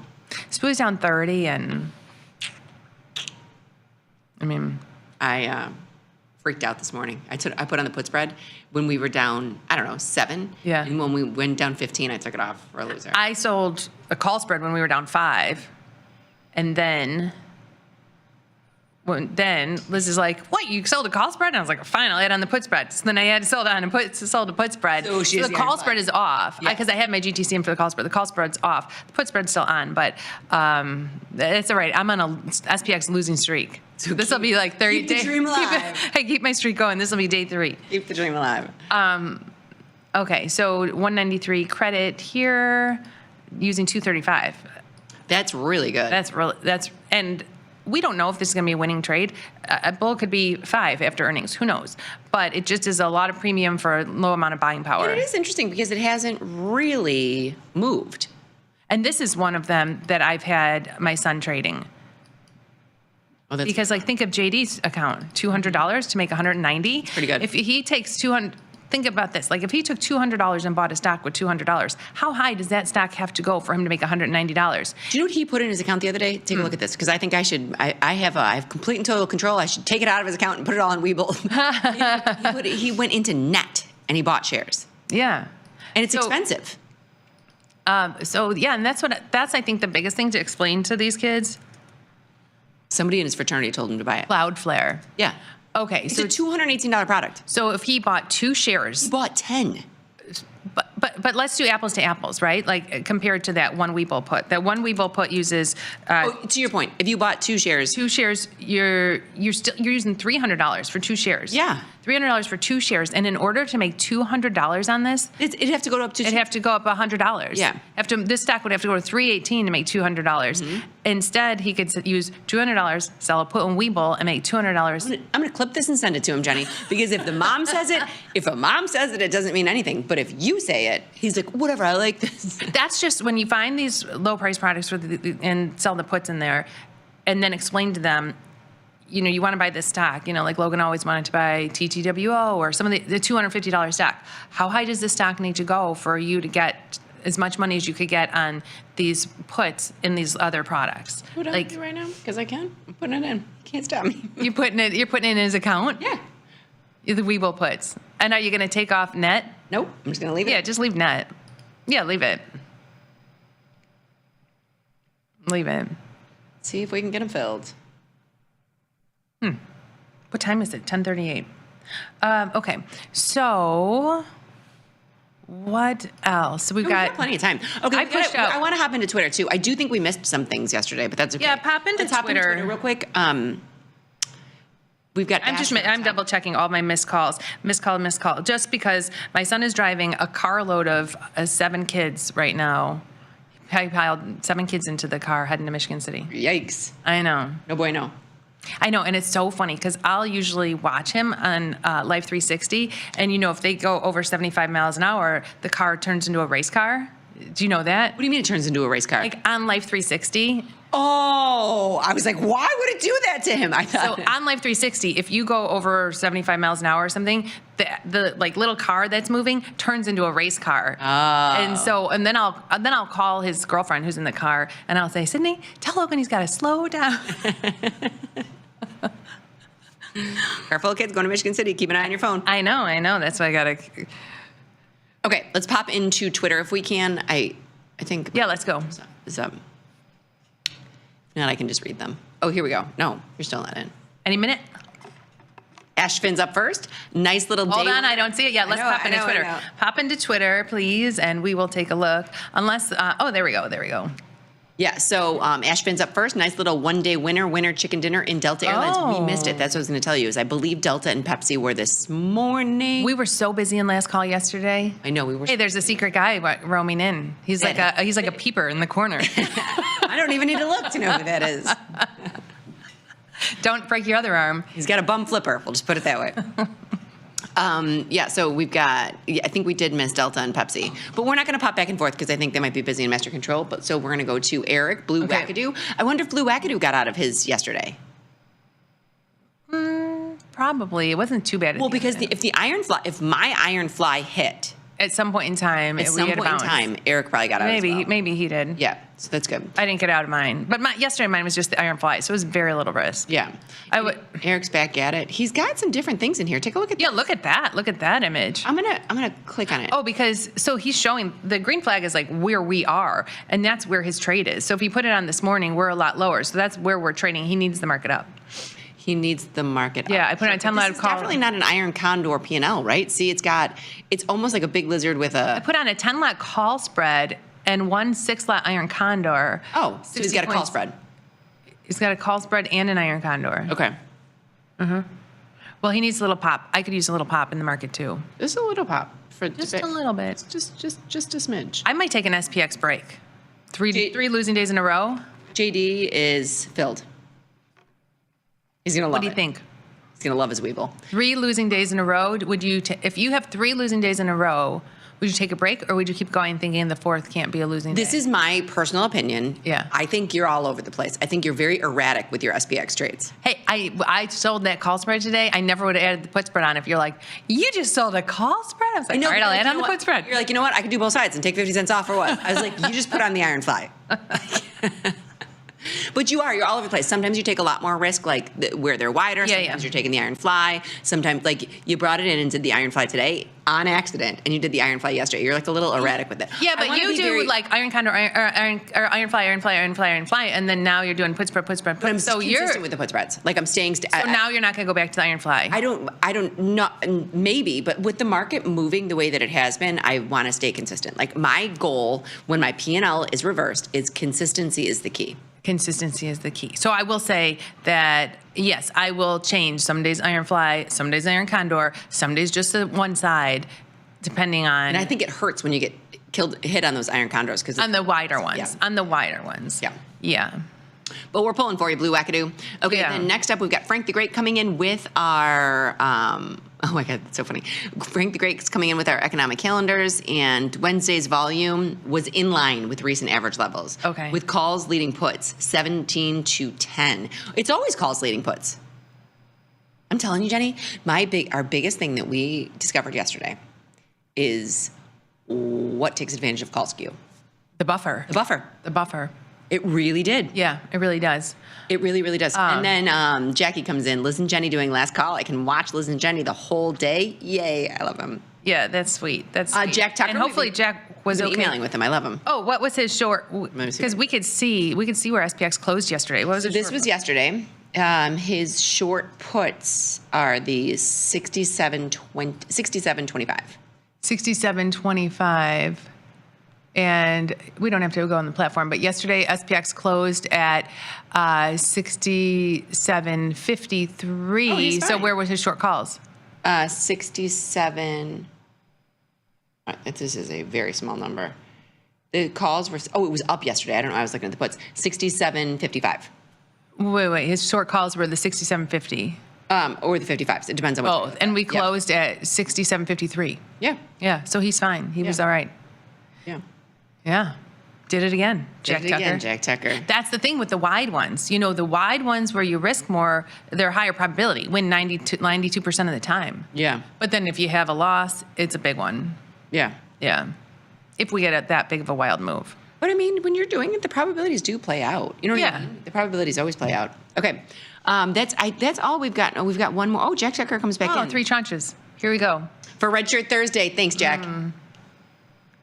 He rolled the calls down. He's collecting $23,000 after fees. Ooh, my goodness. Watching the day P&L curve at 1043. So right now, that's real time. And you can see where the red flag is, that's where the market is, and he's in the green. So we're rooting for you, Jack. I mean, this guy. I know. Good. I know. He's good. Hey, you know, we got an email from him this week, and I felt like a celebrity was emailing us. That's what I said. Jack Tucker's emailing me? I responded that. Yeah, that's what I wrote too. Because it was crazy. We're like, Liz, this is our first email from Jack Tucker. Yeah. We finally made it. We made it, Jenny. We made it. Do you know what's so weird? Okay. We're in Chicago. Yes. We're in Chicago in the SIBO. It's very bizarre because it's like eerily quiet in here where we're used to doing We're used to all the noise in the background. Noises in the background. Sometimes I have to talk louder. Sometimes I have to talk lower. Because when it's real quiet, you and I will talk like this when we're on the SIBO floor. I know. But when it's yelling, you'll notice like our energy level pops up. Because when we're there on the floor. Yeah. Yeah. Because when there is yelling around you, and even when they're turkey gobbling, because that guy's It's weird being in this studio so quiet. Very quiet. It does. Yeah. Because even my home studio is louder than this. My home studio has got... So is mine. Like a snoring dog next to me. Yes. Yeah, it's the whole thing. It's even louder. I've upped my game outside with my animals. Now I've added more things. So this morning when I left, I had male cardinal, female cardinal, woodpecker, chipmunk, squirrel, everyone. I've got all these new feeders. I went to the store and was like, I'm just going to buy all these new feeders, set them all up. I'm sure El Welby would be able to tell me this, the bird watcher from the SIBO floor. Oh, how do you know if it's a male or a female? Oh, well, the male cardinal's red, the female's not. The female cardinals are not red? No. If you see a red cardinal, it's a man. It's a male. It's a man. It's a man. Yeah, the females only have like a red beak, and they're brown. They're like a light brown, red beak. Look at you, Al Welby. So Al Welby was a trader in the OEX pit. In the OEX pit? He was in the OEX pit, but he loved... Was he in the S or the O? He was in the S. No, I thought he was in the OEX. Because because the S, I think he was in the OEX. Okay, maybe you're right. But... whatever, wherever he was a bird watcher, and on the weekends he would go with his binoculars. On the weekends, he'd go at lunch and sit out with his binoculars. What are you doing, Al? Yes, so I've got quite a few varieties of birds now, and I got all these different seeds, mixed them all up, have my different feeders. I mean, nothing makes me happier. I want animals out of my yard. She's like Snow White. She goes like this. She whistles in the morning, and then a little squirrel will come and land here. I have a tree outside my bedroom window, and if the squirrel feeder is empty, the squirrel climbs on the branch, comes to my bedroom window, on the window, stares in the window, and is like, "Lady, put those corn on the cobs out there." Corn? Oh, now I have a corn on the cob wheel that spins around, and they're all on it. The chipmunks and the squirrels. I don't even know what to say. What do you mean they're on a wheel? Like they're all on the wheel and it goes around? So it's like on a tree, screwed to a tree, a wheel of corn on the cobs, and it spins, and they climb on the tree and try to get the corn off. But then one of them the other day got spun on the wheel, flipped like a backflip, and flew into the yard. But they're agile. That is pretty funny. You can handle it. Frank the Great is saying he was from the OEX. OEX. I just remember him when we were in like row 13, or what row was over there? Yeah, we were in row 13, because every row, so all the rows on the floor, so there are the pits in the middle and rows on the sides. Which are your runners and your... the clerks, stock clerks, yep. People trading stock on the phone, like that's in the row. So if I had to run and row 13 was over there, I just remember seeing him, and that was by the OEX pit. His binoculars. He had his binoculars. He had his badge on, and most people had their little like sheets or computer, everything around his neck. He had his binoculars. Binoculars around his neck. I wonder how he's doing. I don't know. Yeah, it's pretty funny. Yeah, my neighbors think I'm crazy because I have that side porch. I sat out there after I needs a picture of the corn wheel. I need a picture of the corn wheel. I can't imagine. I just envision all these creatures being stuck on like a wheel. After I screwed that corn wheel into the tree, I sat outside on my side porch for 4 hours straight, watching for them to come. Watching for them to come? Yeah, to come to see it. Try it. It took 3 days for them to find it. What'd you do? I just sat out there for 4 hours waiting. It was my little side porch. I mean, I was just sitting out there having coffee. But it took 3 days. So 3 days to come. I mean, I would be a little bit, if you put a Prosecco wheel out for me. I might walk by it once, second time. I'll post a picture tomorrow. And I would jump on that wheel. It's not, you can't jump on the corn wheel. You're a little big for it. We need a picture. No, I said if you made a Prosecco wheel for me, it would take me 3 days before I realized. Before you realized it was there. And I would go into your window being like, it's empty. Hey, I sent you a picture of that Prosecco wall. Remember that Prosecco wall? Yes. That probably had, I don't know. That was on wheels. You should have just wheeled it over. Your car. All right. What do we want to do? Let's pop back into the platform. Well, so we missed Delta. Let's see what they're doing. Up $3. Look at that move. Delta and Pepsi. So Delta and all the airlines were up on the Delta move. So you can still at 24 rank. Earnings are over. What do you think of this? Well, I was going to say, let's take a look at. What do you think of that strangle? $1.50. Look at the capital requirement. $52 product, only $600. That's not bad at all. No, right? What about a lizard? Well, bring it up to the 55 and do the 60. It's 2 50-wide strikes. You know, that's what I'm saying. You can bring it up to the 55. Oh, no. Well, I don't care if there's here's what I was going to say. I wanted to look at Delta. I like Delta. I'm fine with Delta. But I wanted to look at all the airlines. I'm not in a lot of the airlines. No, I usually have AAL. I don't right now. AAL, 1168. And this is... Oh, I thought it would get a little bit of a lift. It did. Down. Look at the chart. It did. It went all the way up to 1245, 1250, and it's right back down. So let's try to sell puts in AAL. In AAL, you have to go to I know it's like, it doesn't look exciting because we're getting 46 cents, It's not bad though. But I'm fine with AAL too. Can we look at United? I want to see if it got a rally. And then... I mean, that's not good. I thought you would get more than that. I was trying to act excited. Yeah, I know. Like, can you believe you're getting 47 cents? I was like, geez, no, that's not enough. Take a look at United. UAL. UAL's tough because it's 101. So it got. Oh, it's up still today. It was up as high as 106, but now it's 101. Mm-hmm. Can we check the premium? Yeah. I don't want to press this button. I'd actually go back to Delta. They have earnings. We can still probably do the 8-day. And you could do a Jade Lizard here in UL. 109, 110. Oh, and then not bad. You're using $1,000 to do it, but it's only 8 days. It's not bad. It's not bad, but then that's your earnings trade. Oh, isn't this before earnings? No, the earnings are in a few days. Oh. So I don't know. We'll put it on the eve of earnings if we're going to do that. I don't know if I want naked puts in UL for earnings. Just because Delta is good doesn't mean, I don't know. When are you getting on a plane next? October. I leave on a plane before you? No. Because there's like huge lines now. Well, your husband's he's leaving for Germany tomorrow. That's who I was worried about. He's leaving for Germany, so I don't know. He'll get there early. He'll get there very early. Yeah, but like TSA in air traffic control, so it doesn't matter. Air traffic control. My husband was stuck on the tarmac because air traffic control. Oh, really? Yeah. It's not necessarily TSA. Yeah. So he'll be super excited. Is he excited? That's funny. That's funny. But okay, I love your husband. I love him, and it was so fun to come home with him from Germany. Like we flew home with him from Germany, and he's 1K, so he can get on at any time. And it was killing me because he was just like waiting with us because we were. Yeah, he didn't go. He didn't. And I was like, get on the plane. You get to get on first. He was fine. He didn't care. But he goes to Germany a lot, so he's going to Germany this week, and then he's going again, and then he's going. He has 1, 2. This is one of 3 trips between now and December. Does end he of the own year. lederhosen? No. Christmas gift. No, he wouldn't want it. He wouldn't want it. Mm-mm. No. I don't think he would. I think going to Germany every month isn't enough. It's a hard no. Hey, I don't think he wants to wear lederhosen at home. At home. I hope not. Okay, take a look at Pepsi too, as I'm just drinking a Diet Coke. So the Delta Strangle, yay or nay? I'm in. Earnings are done, and you could get pretty far. I would skew it a little. I did. Look, I was only getting, on this call, I went all the way to the 70 call. 16 Delta call. I got 16 Delta call, 16 Delta put. Yeah, so look at that call skew, right? Is that call skew? We're trading 60, so $10 up or $8 down. Yeah. Yeah. That's call skew. Yeah. Does everything have call skew now? Everyone's afraid of the upside?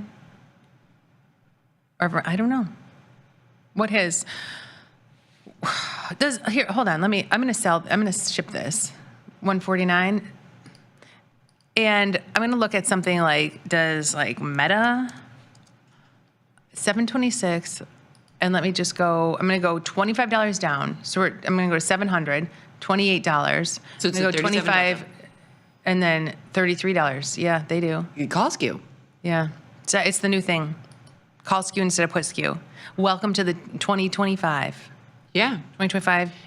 I was talking to Beth in Master Control before our show, and there was a caller that called in. I forget his name, so I don't want to butcher it. But he was just talking about how he was thanking the boys and telling them they're doing a great job. But he said that everybody can make money in this market because everything goes up. And so far. So far. But I would protect yourself. No, like right now, that's what's happening. It happens until it doesn't. Today's a down day, but we're down 18. We're down 18, and my account's still green. Is yours? No. Oh, because you have a lot of crypto, and crypto's down. I'm unched. I got a lot of things still up today. Like I think Etsy is up. ETSY, hang on. ETSY. Etsy is up. Are we in Etsy? No. No, we're not in Etsy. But I always have that on. And they're like, look at this. It's trading 71, 60 puts, $1.71, 1,700. We have a lot of short puts though right now. And then HIMS, I think HIMS is up. Didn't we put that on yesterday? We put it on yesterday, but now it's down. No, it was down. That's what I was going to say. When you were like, we could take off HIMS, I was like, I don't think so. I think it was one of those that was like up earlier because what was the high today? $59.99. Yeah, did you see that? $59.99. So, and it's trading 57. So it was like at one point in time, it was. Everything reverses. We sold these 55 puts yesterday. I'm gonna put a GTC in for those. Yeah, we should put GTCs in for everything, just in case. Like when you saw it up this morning, by the time I looked at it, it wasn't. And we put on Oklo yesterday. That's up almost $4. But it must have been down yesterday because we're down on that trade. No, we did a big lizard. It was trading 132 when we put this on. It was trading 132 when we put this on, and it's trading 138. Then how in God's name are we down $54? Is it wide markets? Or is vol increasing? I don't know. Is vol increasing? What's going on? It was 132. So this is strange because usually a big lizard, when it's up, we make money. We're up $4 and we're up like $7 from where we put this on. Those markets are moving so fast. This is wide markets because we just went up 107 to up 6 to down whatever. Yeah, but if you put on a big lizard and the stock's 132 and then the stock's 139, you should be able to take this off for a winner. Yeah. And we can't. So no, can you open up the trade page and look at the markets real quick, and then I'm sure they're wide. I'm sure they're wide, but not wide enough where, like, the markets in here are they're wide. $1 wide each. Yeah, but this trade, if you put on a big lizard here and we're here, you should be able to take a win. You could put it in for you can put it in for probably maybe $100 win. We sold that for $16.38. I'm gonna see if we could get out for $15.38. Yeah, because your market down here is $13.75 at $18.75. So I'm gonna see. This is a test. $100 winner. Let it work. And see. Yeah, we'll leave that. You put a day order in, not a GTC. Okay, if we could pop back into Twitter for our closing thoughts of the day. Okay. Thanks, Florida 7. They're not afraid of me either. I need a picture of you and your animals. You should see my neighbor Pam. I'm telling you, I would never do this because that weasel that lives on my... You've got like these kind of animals. I've got a true weasel that came upstairs on my upstairs deck. The weasel. The weasel. Yeah. It looked like a mongoose or something. It looks like a ferret. But it's a weasel. So I'm going to post a picture of my neighbor Pam. The squirrels, like, she holds the squirrels in her hand and pets them. They go in her hand. Is that what you... Which is, I know, don't text me or email me. I'm sure that's dangerous. I don't do that. I'm sure that's dangerous. I feel like you're trying to be Pam. No, but that's how, like, there's just so many in our neighborhood and they're not afraid of the people. But she has them, like, she sits on her porch and they run around with her dog and the squirrels play with her dog. Sophie would eat the squirrel. My dogs my dogs have eaten. All right, Jenny. All right. Goodbye, everybody. Have a wonderful day. Wonderful afternoon. We will be on the morning show at 7 a.m. tomorrow. Tune in. It's going to be me, Jenny, and Vanetta for the first hour, and then a cast of characters after that. Yeah, so the boys are on their way to Dallas. They're leaving for Dallas. Yeah. Yes. Half the Bat team is going to Dallas. I don't think Dad Bat's going, is he? No. Nick, Mike, Katie. Can I call him Dad Bat? Dad Bat. The kids. The kids are all going to do the kids. I like that. All right, everyone. Have a wonderful day. Remember to trade small, trade often. Laugh with us, learn with us, and watch the Liz and Jenny show. We'll see you tomorrow, bright and early.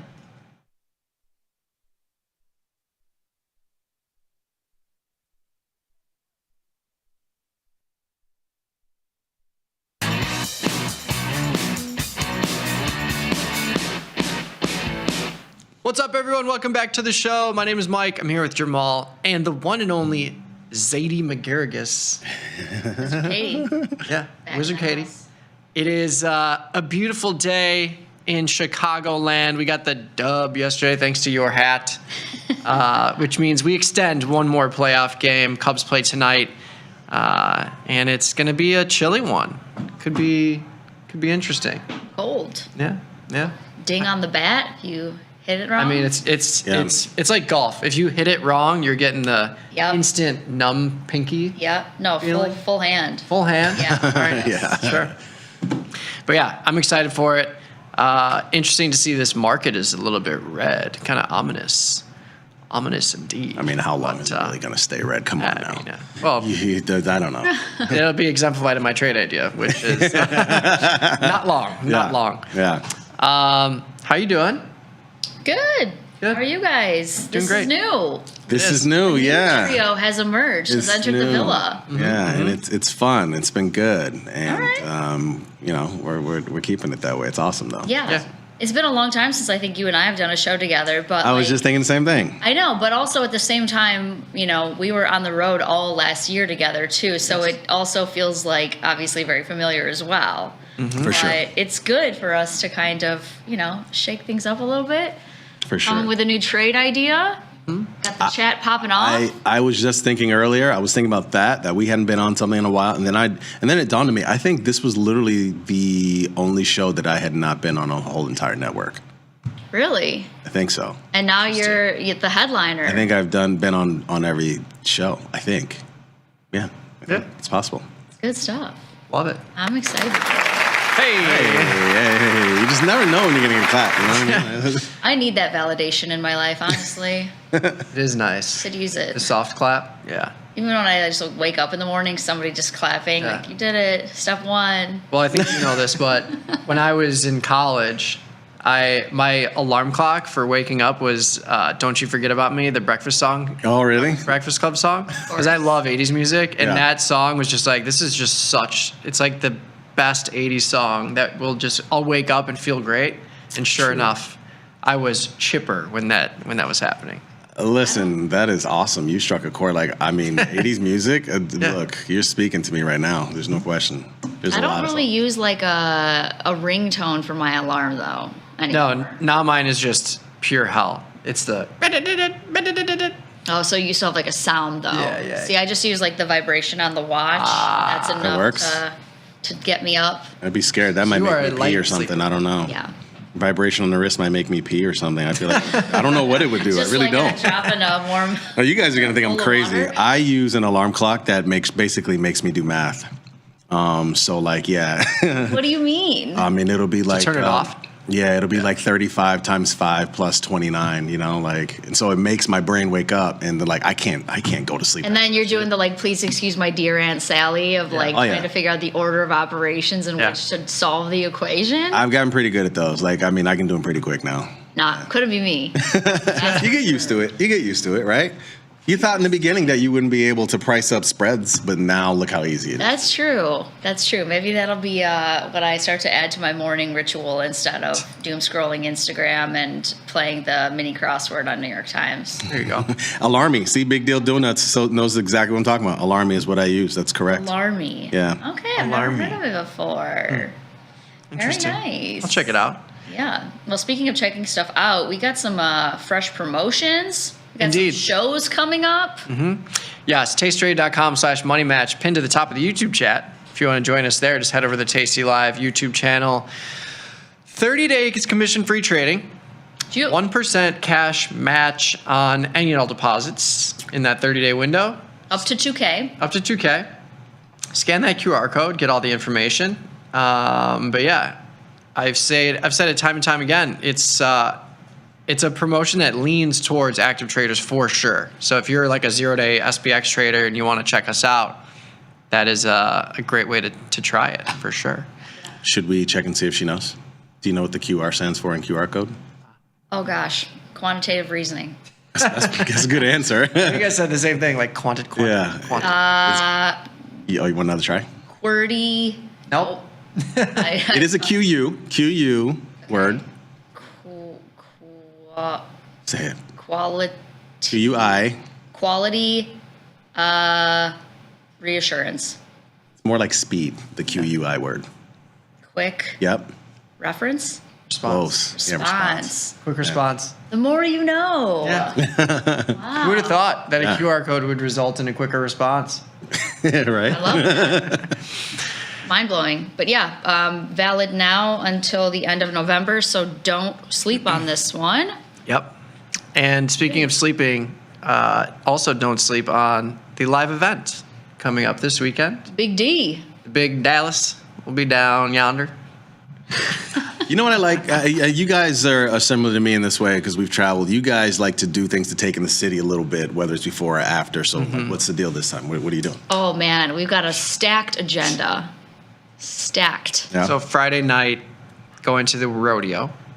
and this is not my first rodeo. Yeah. Hey, you guys went last time. I remember. Yeah. It was a blast. So doing that, and then Saturday. Same spot? Same spot. Okay. Yeah. And then Saturday, we are blessed with the Texas State Fair. Yep. In downtown Dallas. Oh, man. So we're going, who is it? Waka Flocka? No, Paul Wall. Paul Wall. What? Paul Wall? Get out of here. I know that. Yeah, Paul Wall. Climbing Saturday. That's funny. Yeah. So that's what we're doing. He's been on the socials a lot recently, I've noticed. Like, I've seen him. I was like, I didn't even know he was still around, but apparently he is. Yeah, That's and pretty he's cool. a Texas boy, I believe. So Yeah, it I think he's should be a like, Houston dude, I think. Yeah. I would say. But I was also scoping out like the food situation, of course, because like you've got all the fried things on all the sticks and That's all what I was wondering. So it looks pretty delicious. Yeah, so we've got a lot of fun before and after the show. What's like the go-to food for the Texas State Fair? It's got to be one thing, right? That everybody like talks about. I'm partial to corn dogs. I love corn dogs. I assume they have elephant ears as well. Oh, yeah. So the Big Tex Choice Awards, some of the hits are crab and mozzarella arancini, Interesting. Cookie Chaos milkshakes, Wagyu bacon cheeseburgers, and deviled egg sliders. Vietnamese crunch dogs. There's your corn dog.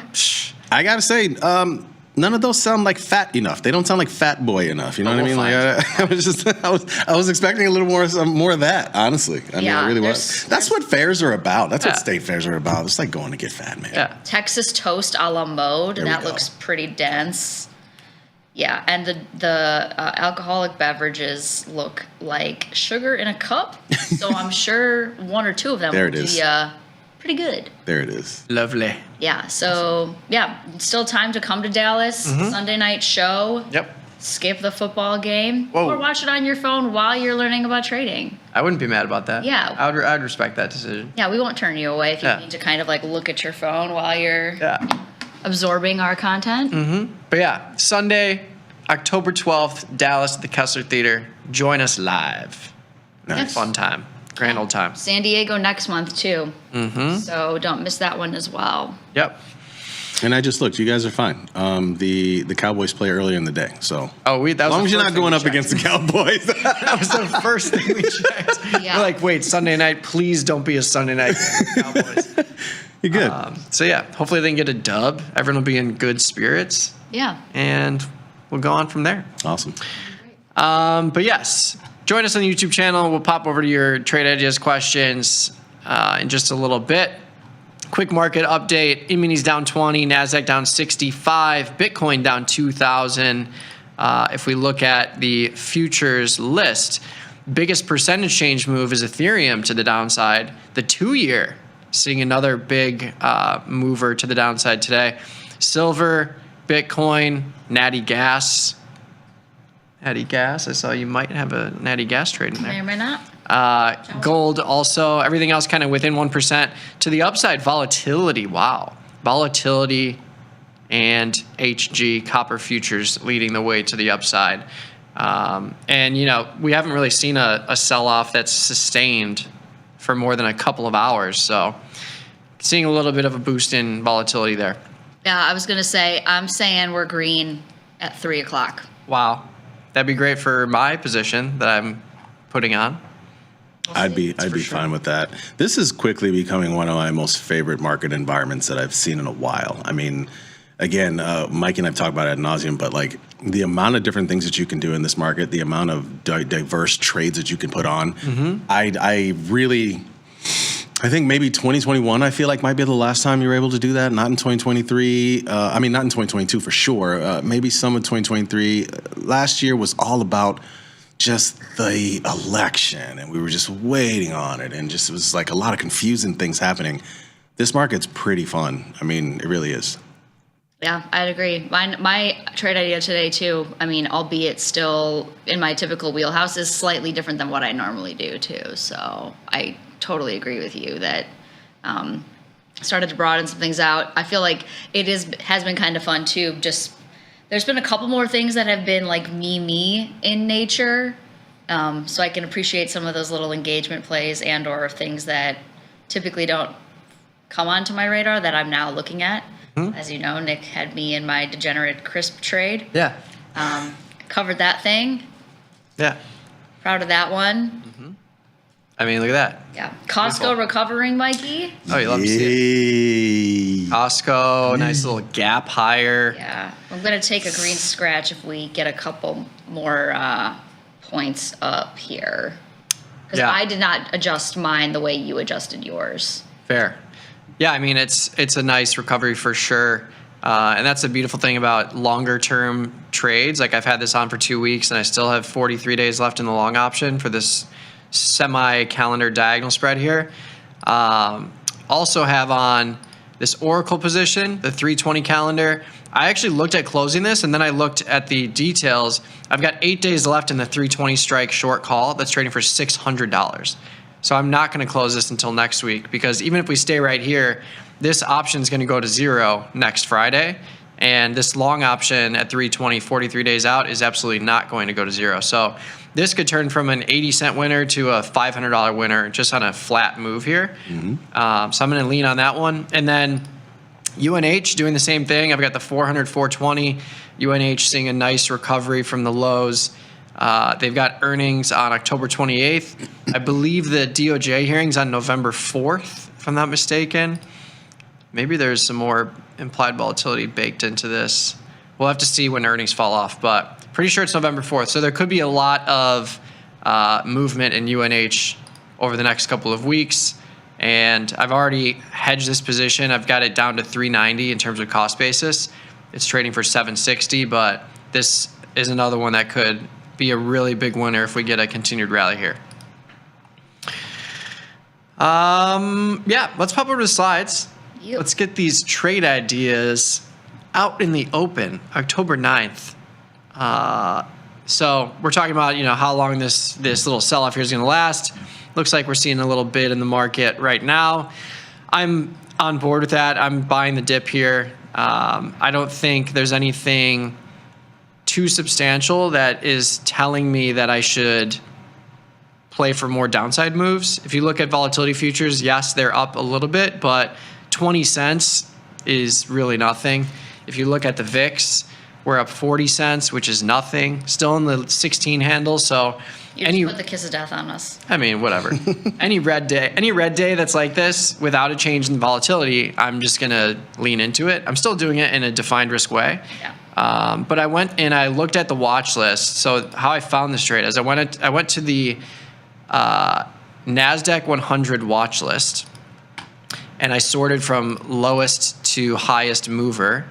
And I saw Google, it's actually rallying a little bit, but Google was much lower earlier this morning. It was near the top of the list in terms of downside moves in the NASDAQ 100. So I was like, okay, let's take a look at Google. Do they have earnings coming up? Yes, they do. Priced into the 22-day cycle. So I just went out and I bought a diagonal spread, bought December, sold the October 31st option, and ultimately got into this for a debit of $760. And if this thing rallies prior to earnings, you could get up to a $500 winner. I've got it at with the risk analysis image that I put on the slides. But yeah, I think looking for just a reversal here of this move. I'd be happy to take it off pre-earnings, but if not, I'll just hold through earnings and see if we get some good numbers and a boost from that.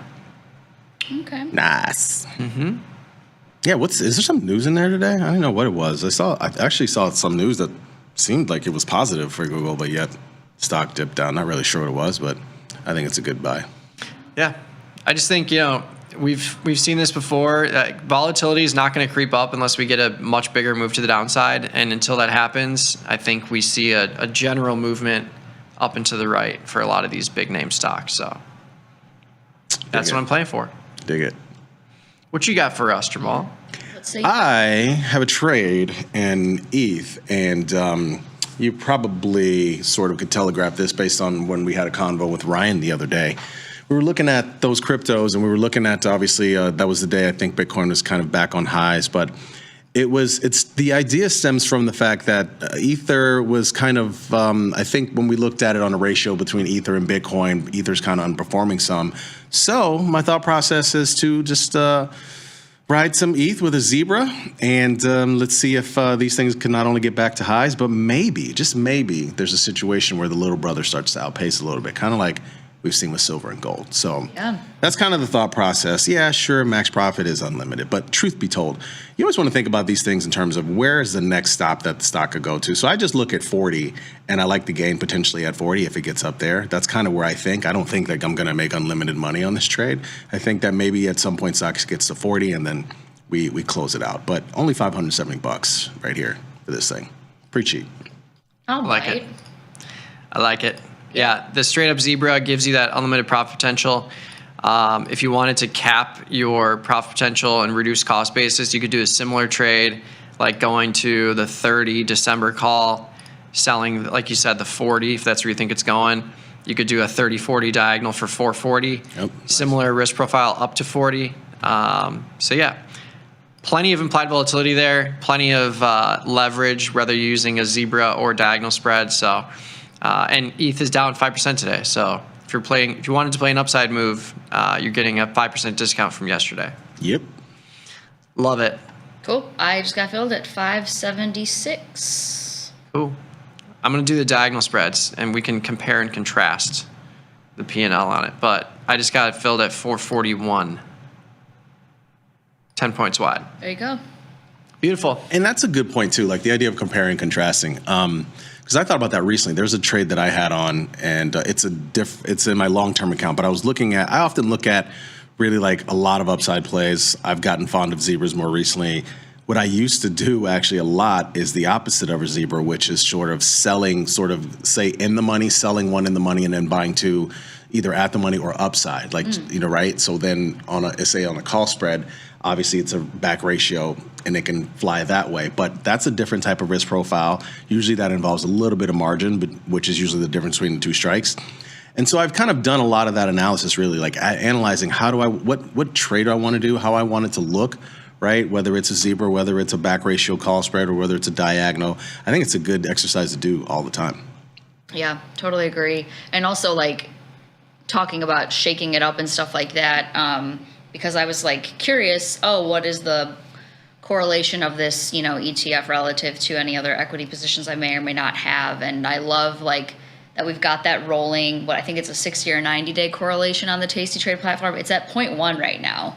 So if you're also just looking at trying to participate in what is still like deemed a volatile asset class, if you will, but in $500-ish or less, and you're also adding a diversification element without the anxiety of like the crypto that trades 24 hours or the crypto futures that trade 23 hours, this is like an interesting way to kind of participate. Mm-hmm.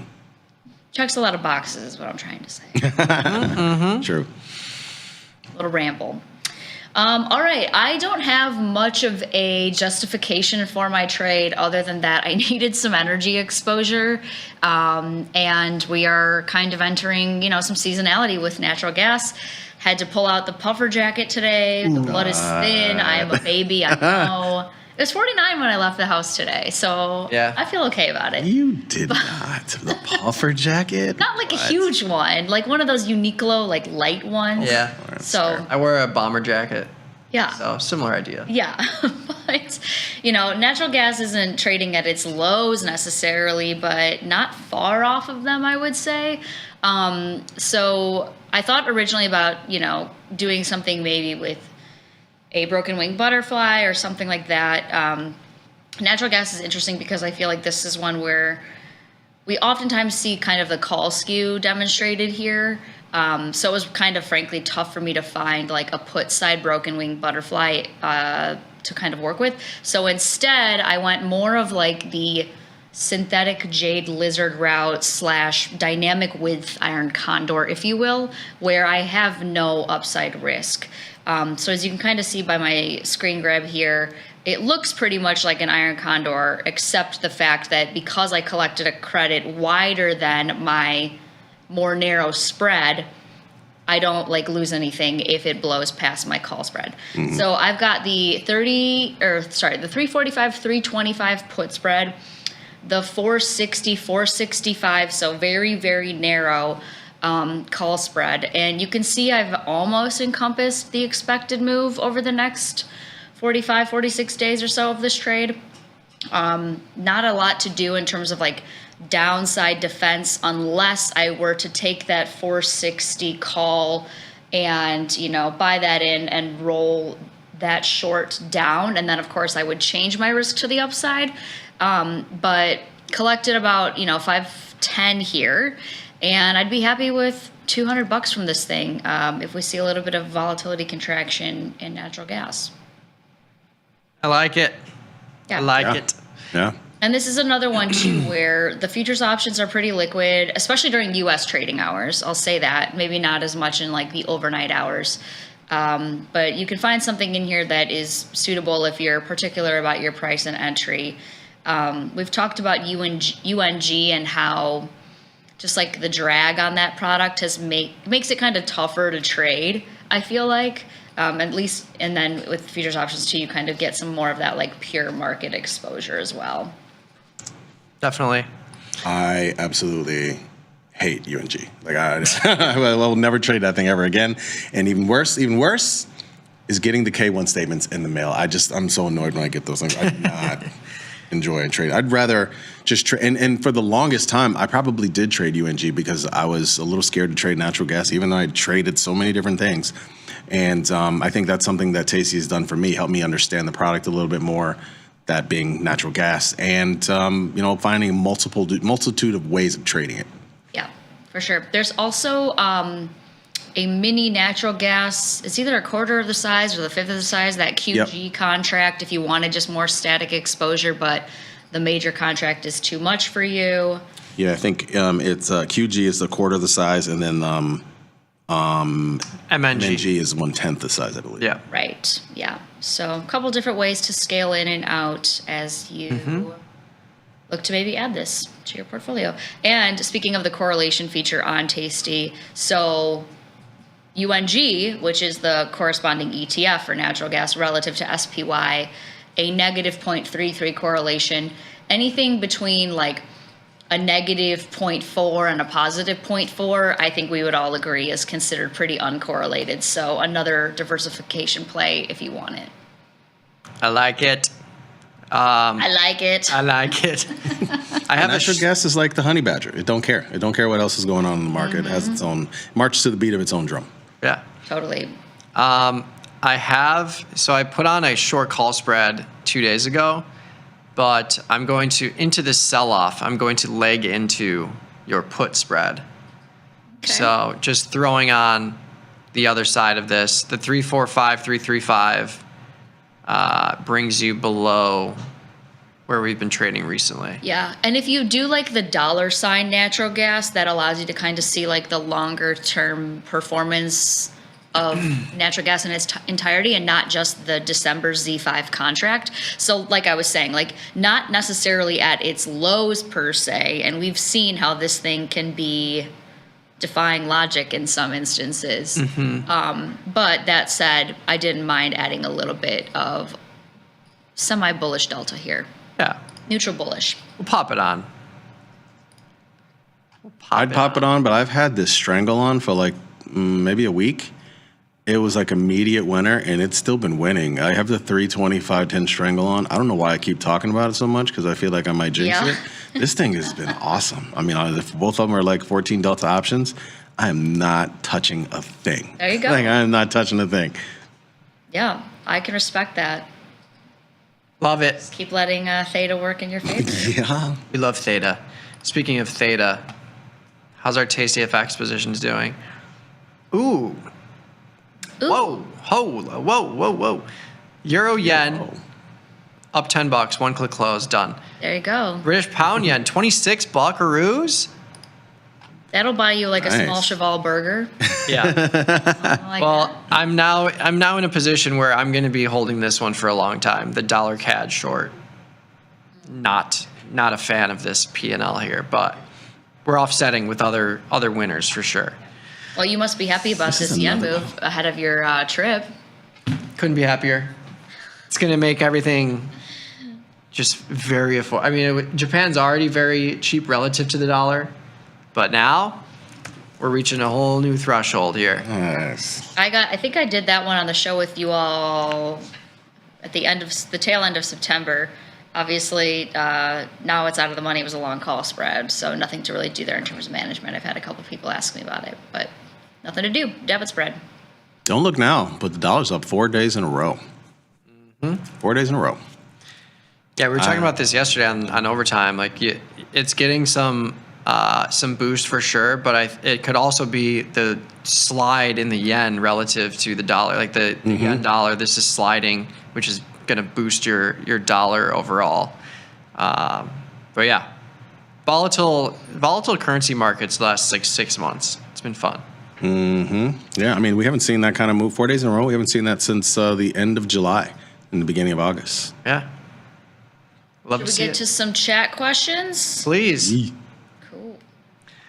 Also, I don't know if I told you, but I'm now playing Assassin's Creed Shadow. Ooh. So I'm still a wizard, but I'm now also, again, just like back in feudalist Japan.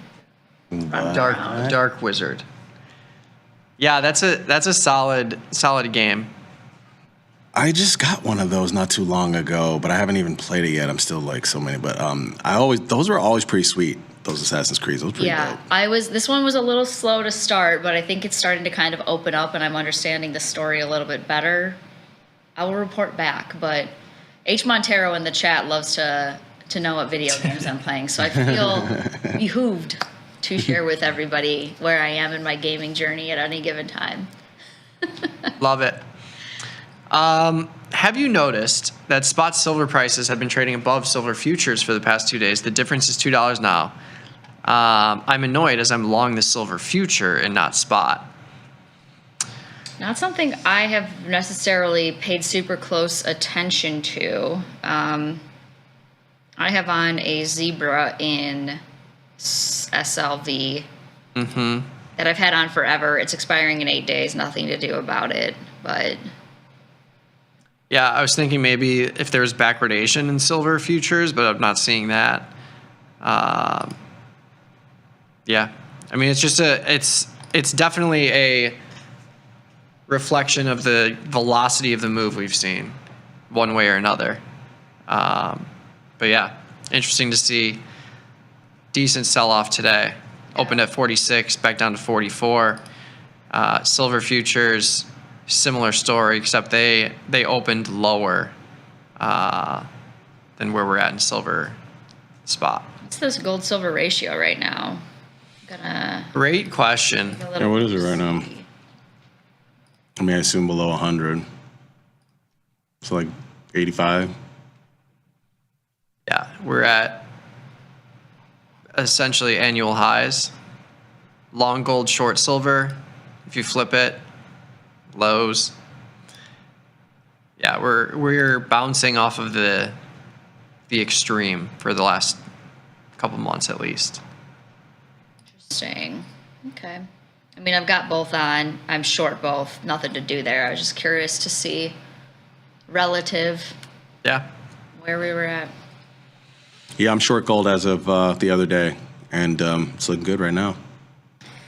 Hopefully you're the thing that'll make us fall out of bed because we need you. I mean, basically, I just was like, okay, look how far it is above this 1 week moving average. And I put it on 2 days ago. And of course, I didn't endure some pain yesterday. But, you know, look, it was either going to really jump up and go like another $100 and then turn around, or start to turn around a little bit now. And this is actually the harder part of the trade, because now I have to determine, if I get to flat, should I close it? Or do I actually want to see if it's going to really touch this and go below 4,000 meaningfully, like about $20 or so, and actually touch this 1 week moving average, which seems to be about 39.84, which is not a great gain for this trade if I get, but you know, that's where things get scary. I'm going to have to really determine I have to watch the fashion in which this falls now. Totally. Well, what I can tell you is, since Mikey is going to be on a plane tomorrow, that's when you determine it, because historically, that's when things really start to kind of to shake out in the market for better or worse. So I think when Mikey, is at his gate, you can text each other like, hey, all right, I'm getting on the plane. And then that's when you just kind of lock into your gold trade. Yeah, exactly. The flight's at 9 a.m., so right when the market opens, you'll feel the turbulence. Okay. You'll feel the disturbance in the forward. Yeah, exactly. If I want to get long yen, do I do yen futures or options on futures or the FX equivalent? So if you want to get super small in a perpetual trade, you can use the TastyFX platform.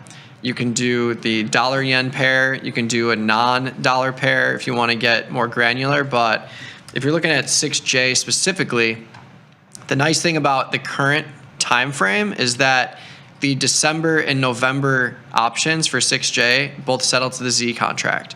So if you wanted to do a traditional calendar spread or diagonal spread, you can do so in these two specific expirations if you're long December, short November, because they both settle the same product.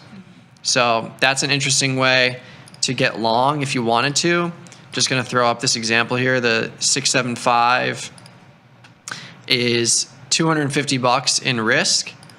And if we look at the theoretical P&L here, you can basically double your money if you get a rally up to or near 675 over the next couple of weeks here. So that might be one way to approach it. You could do something like a diagonal spread here, put up a little more, risking a little bit more, but your max profit potential is higher. So I think anywhere in between here, diagonal spread, calendar spread is probably where I'd go. Yeah, same. If you're looking at 6J futures, because even these diagonal spreads are still under $1,000 in risk, but you can still get super small with a straight up calendar spread too.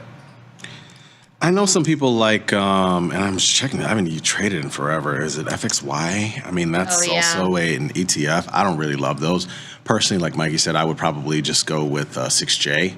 But, you know, there is the FXY situation that you could trade as well. I mean, these things don't trade a ton of volume. As you can see, 124K. Yeah. And you would imagine the options don't trade as much neither. That's why I don't really love it. But, you know, there is that. Yeah, or 2 strikes out of the money and there's no bid. So kind of tougher in terms of strategy to select, unless, like you're saying, you do like a zebra or something like that. Yeah. Or, you know, you could just send a cash full of envelope addressed to Mikey Butler prior to 9 a.m. tomorrow, and he'll just go and buy you some yen when he goes there and just bring it back. You know, you can do that. That could work. That could work. But yeah, I agree. I would use 6J instead of FXY. 6J is small enough if you're doing spreads to where it'll be similar and you can actually get something out of it. Or FXY is just cratering, by the way. Yeah. Cratering. And I believe that there is like a micro yen futures contract too. I just don't think the volume is quite there yet, which is why Tasty hasn't listed it. But hopefully, you know, maybe this move will kind of spur a little bit more price action in that smaller futures contract as well, if you wanted a static trade but didn't want the full bite of the 6J. Yeah. I got to say, for a currency, this is actually a pretty massive move for a few days in a row. Oh, yeah. Totally. Actually. It's kind of hard to determine whether to catch the falling knife on a currency, but this is tempting. Yeah. Well, and like that you said too, with the FX, you know, integration into the platform as well, like that's an interesting way to kind of size that down and or ladder in if you kind of wanted to, right? Yep. I'm gonna get into this diagonal spread. I was filled at 580. So this 6J position, $725 in risk. I bought the December 66, sold the November 67 against it. And this is ultimately a risk one to make one proposition. Collected almost $400 in the short, paid $1,100 in the long. We'll see if we get a little bounce here into this move. Sure. All right, who's next? Who is next? Baidu and Baba. Like that trade, I'm doing it too. Baidu and Baba, hoping for an uptick in the next 14 days. Baidu Baba pair or just separately? Separately. Yeah, both of these are like the exact same chart. It's kind of They eerie. are. Well, they've also had news. Both of them they've been bouncing, I think, on news of like AI related stuff recently too, right? So it's been around the same time. I haven't even checked what Chinese equities are doing in general, but I mean, I'm guessing there's something related to that as well. FXI. Yeah, similar chart. Just copy paste the same chart on all three of those. Yeah. It's insane. I don't trade the Chinese names, but hoping for a rally for you if that's what you need. SPY 675 calendar, November, December. So an upside, November, December calendar. Let's take a look here. $500 in risk. And if we do the Theo analysis, so because this is SPY, I think it's fine. I don't really like these like at the money calendars for equities because you have gap risk and you see it every single day. Look at AMD, look at Costco. Like there's just gap risk everywhere and you don't want to be directionally right and then have losses on the upside. SPY has gap risk too, but not as much. You're not going to see a 10% rally in SPY in one day, for example, unless something insane happens. But for these ones, like I kind of would rather just take on some more risk. So this trade, the 675, you're putting up $500 in risk, but you're basically playing for a non-move and kind of just puttering around here. If you actually are bullish, you can throw on a little bit more risk and you remove your upside risk entirely and you multiply your max profit to the upside. So instead of the 675 calendar, you could even consider something like the 690, 700 diagonal. Put up a couple more $100. If you get the rally, you've now tripled your max profit potential, and you have no risk to the upside. So something to consider, but I don't mind the calendar spread if that's what you want. Gold is falling like a knife right now. Ooh. More. More. I always think of the Kylo Ren. Yeah. Yeah. More. Take it. Keep going. SPX testing new lows of the day. Down 26, crashing. Crashing. Yeah. We'll see. Yeah. I'll believe it when I see it. Right.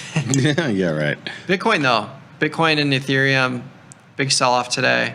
But I mean, you should expect this. Like when you have a market that's just continuously grinding higher, even if it's kind of flattening out up here, like you're going to get the sell-off days. Yeah. Yeah, I mean, honestly, I think if you have a day like this where we do see Bitcoin down 2% and maybe starting to fall lower, same thing with gold and equities, then I think it'll be sustained because that's the kind of days. We just came in early this week. It was all bonds up, gold up, oil up, everything up. And I think when you have a time when they start to reverse a little bit, that's when correlation catches on. That's when volatility gets bid. So that could happen. Careful what you wish for, though. Right. Totally. You know? Yeah, which is obviously like why we all harp about size, capital on the sidelines, all the things, because we don't know if this is a drop in the bucket or a nothing burger. Yeah. But yeah, I think when it comes to how to read scenarios like that, I'm always going to lean on volatility futures and the VIX because we can all have our opinions, but at the end of the day, like when the VIX is popping from 16 to 20 to 25, like that's when we should really pay attention. And then if you look at the VIX and you're seeing that, and then you go to the vol futures and you see this 1780 or this 1930, 1990, if they start to become the same number, where the V contract jumps to 18, 19, the X contract goes to 20, once you see a flattening of the curve, that's when you take it more seriously. And then when you see the curve invert into backwardation, where the near-term contract is more expensive than the next one, that's when you really take it seriously. And you should expect to see 200, 300-point moves in the E-minis until something changes. So, like we're saying, volatility isn't moving into this down move. Like 2.5% doesn't mean anything to me when it's 40 cents on a 16 print. So I want to see it above 20 if I'm going to take these sell-offs seriously. And nowadays, and also because we haven't seen that in a while, like what is your favorite or preferred trading vehicle if that were to occur? We've talked about UVXY, SVXY, VXX, like which product would you consider for if and when that would happen? I still like SVXY. I think SVXY is the most predictable way to trade volatility, just because SVXY is an inverse product. So here's your April crash in volatility, where you had volatility going through the roof. SVXY is crashing from 50 down to 30, but we know that volatility is mean reverting. We know that in times of chaos, eventually there will be periods of calm, and you can try and play it with the options, but you could even just buy a share or two of stock here, like, or 3, or like whatever. If you want to risk $500, you can buy 10 shares of SVXY. If you get down to 35, 30, over time, it's going to recover. Volatility will go back into contango, and this thing will drift higher. There is the risk of this going to zero, like you saw in the Volmageddon, where XIV. I don't even know if we have this anymore. No. Nah, it's been gone for a while. XIV and other products just went straight to zero because volatility went from 15 to 30 in 10 minutes. This is 0.5%, so an inverse 0.5%. So you don't have that as much of that risk, but yeah, if volatility goes from 16 to 45, like, you're going to see this thing go well below this chart. So there is that risk. But if you believe that that's not going to happen, or you're waiting to see like a drop like this, that's when I would take stands in something like SVXY. SVXY right now, 32% of it is the no futures and 17% is the OCT. And they move these things, they change over time as expirations get closer. Yep. So it's easier to predict when volatility will contract after a big pop versus when volatility will pop in a time of contraction, where we know the VIX is going to cluster in these low volatility levels like we see here. Totally.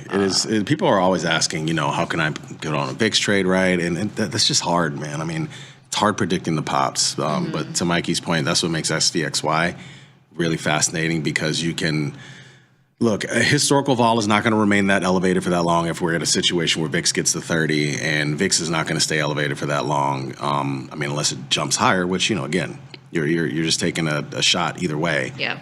But the better shot is for volatility to eventually contract. Right. Yep. And yeah, you can see there are periods of time where you have massive sell-offs here. This was, I believe, Volmageddon here, 2018.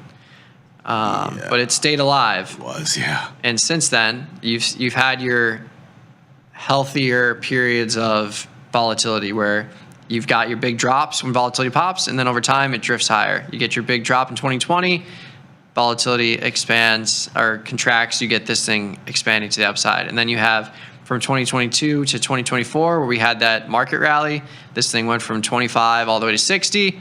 And then 2024, you get your volatility bouts. April, you get your volatility bouts. So it's an easier way to trade volatility if you wait for this thing to happen and then get long SVXY.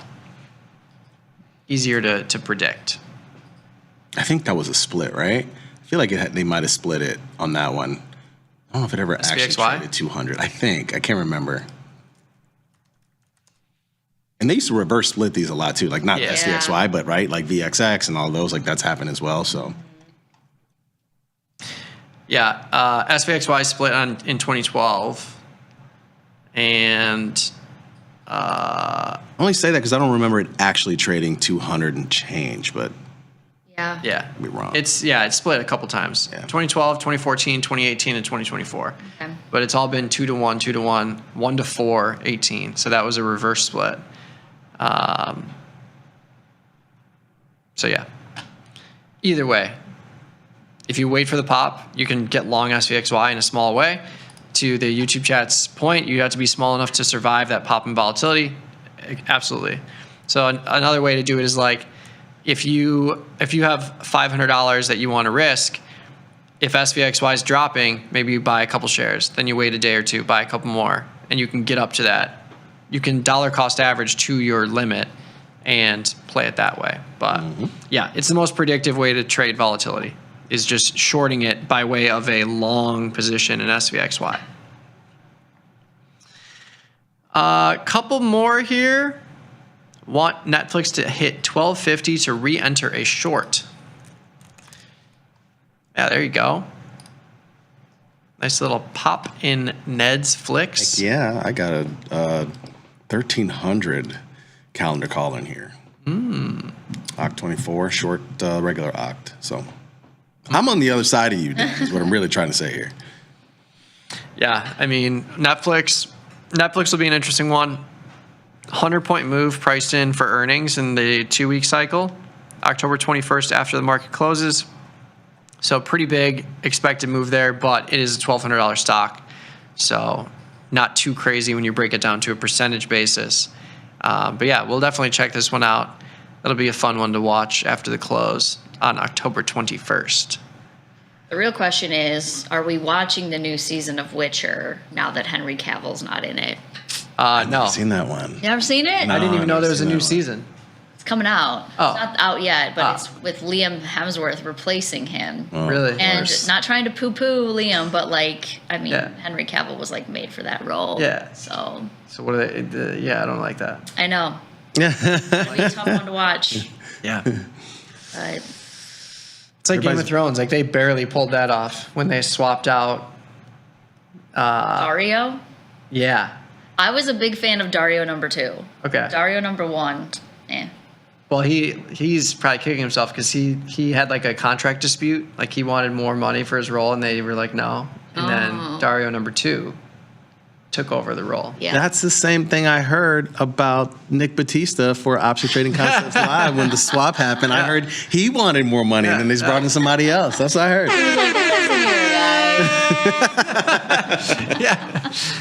Yeah. Oh, man. Nikki that was B. a good one. Okay. At the end of the chat, if you have any other last-minute trade ideas, let us know. Do either of you have anything in oil? Dan also talking about oil selling off. I don't have anything in oil right now. We're out. We did, was that a week ago we put the trade on? I think it was. I actually closed mine on, was it Monday night? I can't remember. I think it was Monday night. And I literally put in the note, money never sleeps, and neither do I. I closed. It was like up 100. I closed it out. And I think maybe the next day you ended up doing the same. Yeah, I bought into this initial sell-off around 61. Got out after the 2-day sell-off. But yeah, we're now selling off closer to 60. I love getting long at 60. Just because you've seen a handful of times recently where it's bounced off of there. But again, it's just doing one contract. I can hold this thing, even if it drops to 20, I can hold it. So that's the key. Just keeping it small and just taking your shots where you see them. But yeah, I think if we get closer to 60 to this lower area here, I will buy another micro contract. Because yeah, I'm out of mine. Look at gold, y'all. Oh my goodness. Are they canceling gold? I don't know. See, this is what I'm talking about. This is what I say all the time. It's not just about managing your losers. It's about managing your winners. Mm-hmm. So I was like, what do I do now? Well, like I said, the idea has always been around that 1 week moving average. So we'll see. Was that 30.84, 39.84, or 38? It's right here now. Yeah. It was $20 lower a couple of days ago, but obviously it rose. So I had to make decisions. Yeah, it's a big move. I know. I might have to close it. I have a put diagonal spread at 345, 335. But then I'm also long silver on the other side. So did I follow you into snow or Nick into snow? That was definitely Nick. Okay, that one's still just kind of a red scratch, if you will. 43 days left. Bearish? Iron Condor. Actually. There you go. Getting a little bit tested to the upside, but still out of the money on both sides. CCJ. Mm-hmm. Probably going to close that, actually, with 8 days left. Yeah, that was another Nick special. Yeah, I've got a handful that are on the table to be closed, but I think when it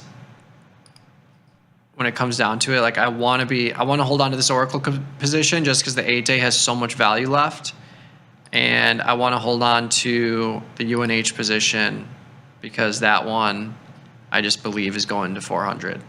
And if I'm wrong, it's not really going to matter because I've reduced bases already aggressively in here. Let your winners run. It's true. I know. I'm starting to. Oh, this is where things get crazy, right? But I'm starting to analyze whether or not to close it or maybe to sell GLD put spread against it. Maybe we do that. See how things roll. Sure. Yeah. Good work. Yeah. If you don't mind, that's actually a really good point because somebody asked me before I was like tested with my gold broken wing butterfly the way I now am, just being deep in the money. There's nothing to really do. Somebody asked me, like, how would you consider hedging this, and going to the gold ETF, or if you're comfortable with adding more capital, a put spread is a great way to hedge any type of short delta you may have if you've actually started to see a little bit of a correction in your favor. Yeah. Or you could even, if you have the static short, you could, I guess you'd have to go to spreads. Watch out, folks. This could be the thing that unwinds the market if we get a sustained thing like this, whether it's a couple days in a row. Gold going down the way that it is, oil going down, markets are already heading down, and Bitcoin being down. That's where correlation really starts to kick in. So just keep an eye on these things. Yeah. Well, like I said, if we're green at the end of the day, if we're not green at the end of the day, it's because I said we would be. Yeah, right. You're welcome, everybody, if you're short and we end up red. There you go. All right, time for one last one. I saw somebody called out DOCN.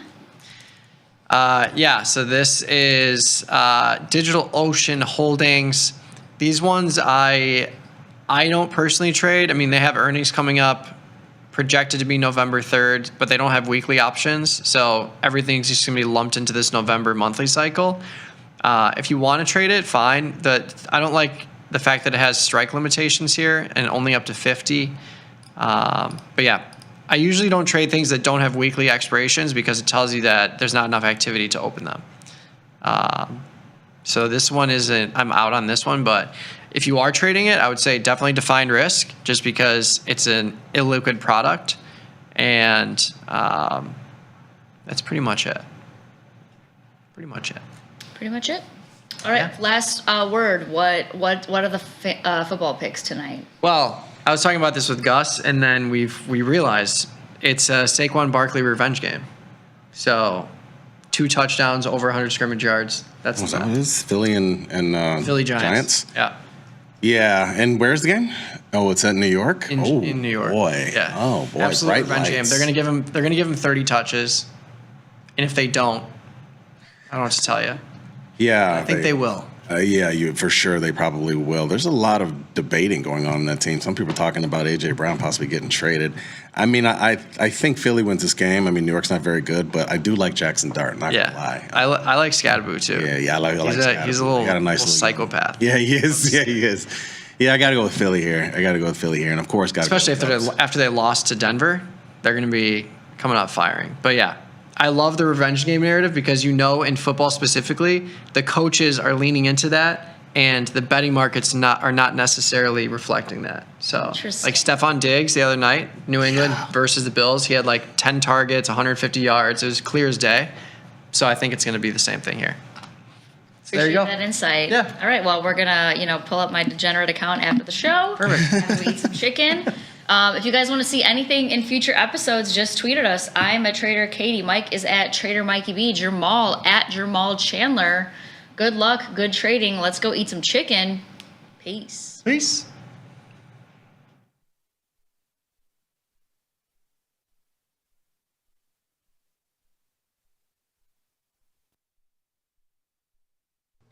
When the market moves, traders need to move faster.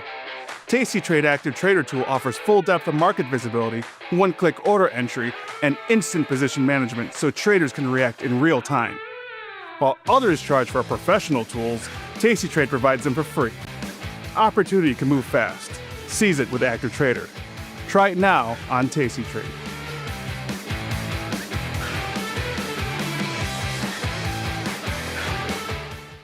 Forbes called us best online for options trading. With stockbrokers.com, we're #1 for options and futures trading. So what else can we say other than boom? Trade like a trader. Tasty Trade. Make your move.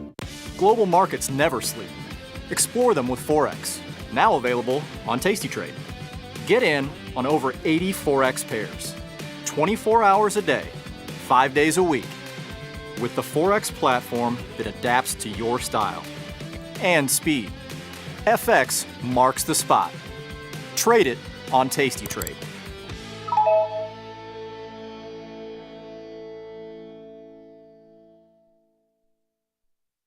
When you define risk, you set a limit on how much you could lose if the trade goes bad.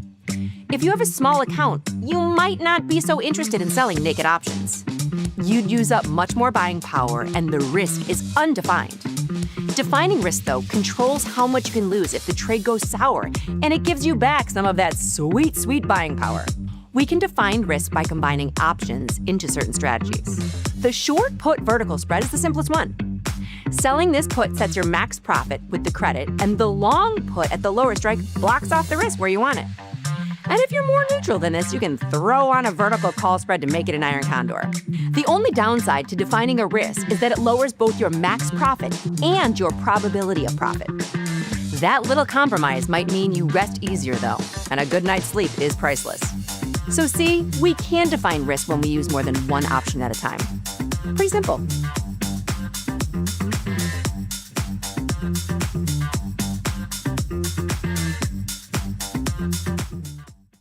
New from Tasty Trade.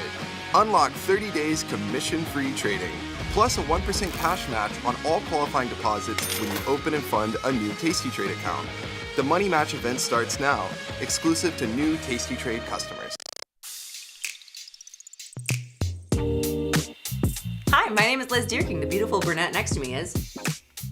What an intro. Jenny Andrews, and we are about to play a very exciting game.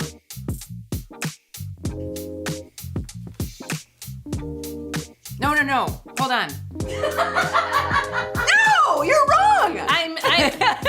Hold on. She's wrong. I'm right.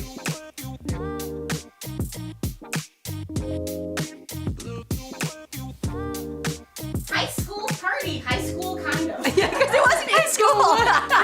I had friends at my high school who were mutual friends of Liz, and so we were all at the same party. And then parties for the rest of our lives. For the rest of our lives. Same thing with college. She went to a different college. I went to a different college. But we both ended up at the CBOE together. Yep. Traders, start your platform. Tom Sosnoff and Tony Batista are hitting the road for their first ever live trading event, At Work by 11. It's unprecedented, unpredictable, and unlike any other financial event. Watch these masters make real trades in real time. Doors open at 8, the action starts at 9, and we'll have you back at work by 11. Sign up today at tastylive.com/events. If you say way to go out on a ledge, what are you doing? Way to go out on a ledge is just another expression when you make fun of another trader who's not willing to take any risk, who's very risk averse. So when somebody's very risk averse and doesn't want to do anything risky, you say, "Hey, way to go out on the ledge." When you say you're going to whack the bid, what are you doing? When you whack the bid, that means you're selling at the best available price. A scoopy. What's that? Scoopy! That's one of my favorite. That's when you're just like scooping something at the bottom, like, you know, you bought something and it never goes lower. Scoopy. Back in the pits, you guys call them teenies. What are teenies? A teeny is a 16th. So before we went to decimalization, we used fractions.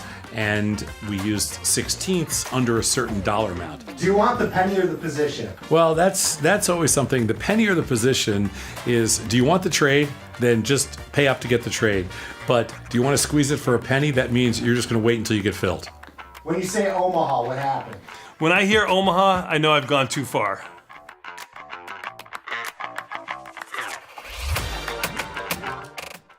Global markets never sleep. Explore them with Forex on Tasty Trade. Get in on 80 plus Forex pairs, 24 hours a day, 5 days a week. FX marks the spot. Trade it on Tasty Trade.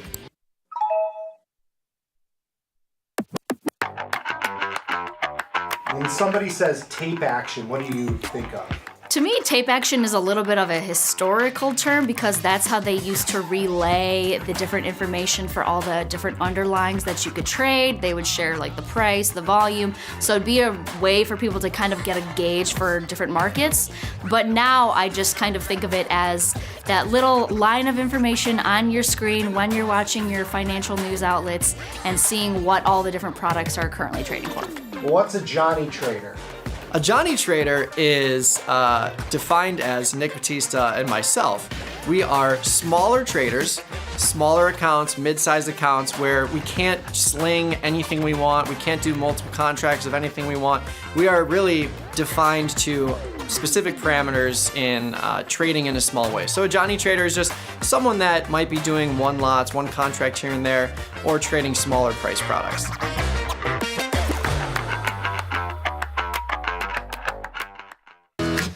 Tasty Trade is now on TradingView. Trade stocks and futures directly on TradingView charts with Tasty Trade's low commissions. Try it out and leave us a review. Tasty Trade has crypto, and you can trade with zero commissions. Bitcoin, Ethereum, Litecoin, and more. Diversify in one place. Crypto, we got it, we get it. This is Chicago. We invented the skyscraper, the Italian beef, and the standardized options market. SIBO is not only the birthplace of options, it's also where Liz and Jenny got their start. In an industry first, two female former floor traders broadcast live from the floor. Hear the sounds of live market action and feel the electricity as they present real-time trade ideas and research-backed market studies live from the SIBO's SPX pit. Watch Liz and Jenny live from the SIBO, only on Tasty Live. Calling all traders. Are you using Tasty Live mechanics and enjoying awesome results? Are you an up-and-coming options savant? We're looking for you. For over a decade, Tasty Live has shared the most inspiring stories of traders teaching themselves a new skill, using probabilities, and experiencing new levels of success. If you think your trading journey should be shared with Tasty Nation, we'd love to hear from you. We are always on the lookout for the next class of rising stars. Email us at risingstars@tastylive.com if you would like the chance to share your trading journey and inspire others. So Tom, what is your definition of underwater? The futures close 15 minutes after the cash markets close. So underwater means when the futures close under fair value, under the cash price. If you're selling in the hole, what are you doing? Oh man, if you're selling in the hole, you're puking. That means you're selling it at a price you don't like, but you have to do it because it's hurting too bad. Tom, in the pit, when somebody would say it was an out trade, what would that mean? An out trade's a mistake. That means one person thought they were doing one thing and the other person thought they were doing something else. And so an out trade is just another word for mistake. You can use an out trade in anything in life. When you just have a misunderstanding, that's an out trade. When Tom says double whammy, what does he mean by that? Ooh, double whammies when you roll down calls because the stock's going lower, and then all of a sudden the stock goes higher and you start rolling up puts, you're getting double whammied.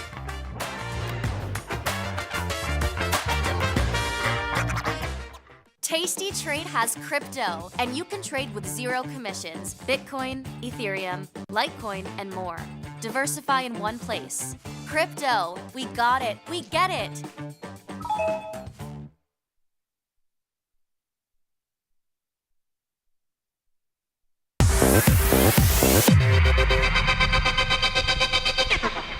What is going on, everybody, and welcome back to another segment of Risk and Reward. Today's Friday. We've got a little bit of a market sell-off, a little bit of a pullback, whatever you want to call it, but we'll get into all of that. And before we do, my brother, how we doing today, Gus?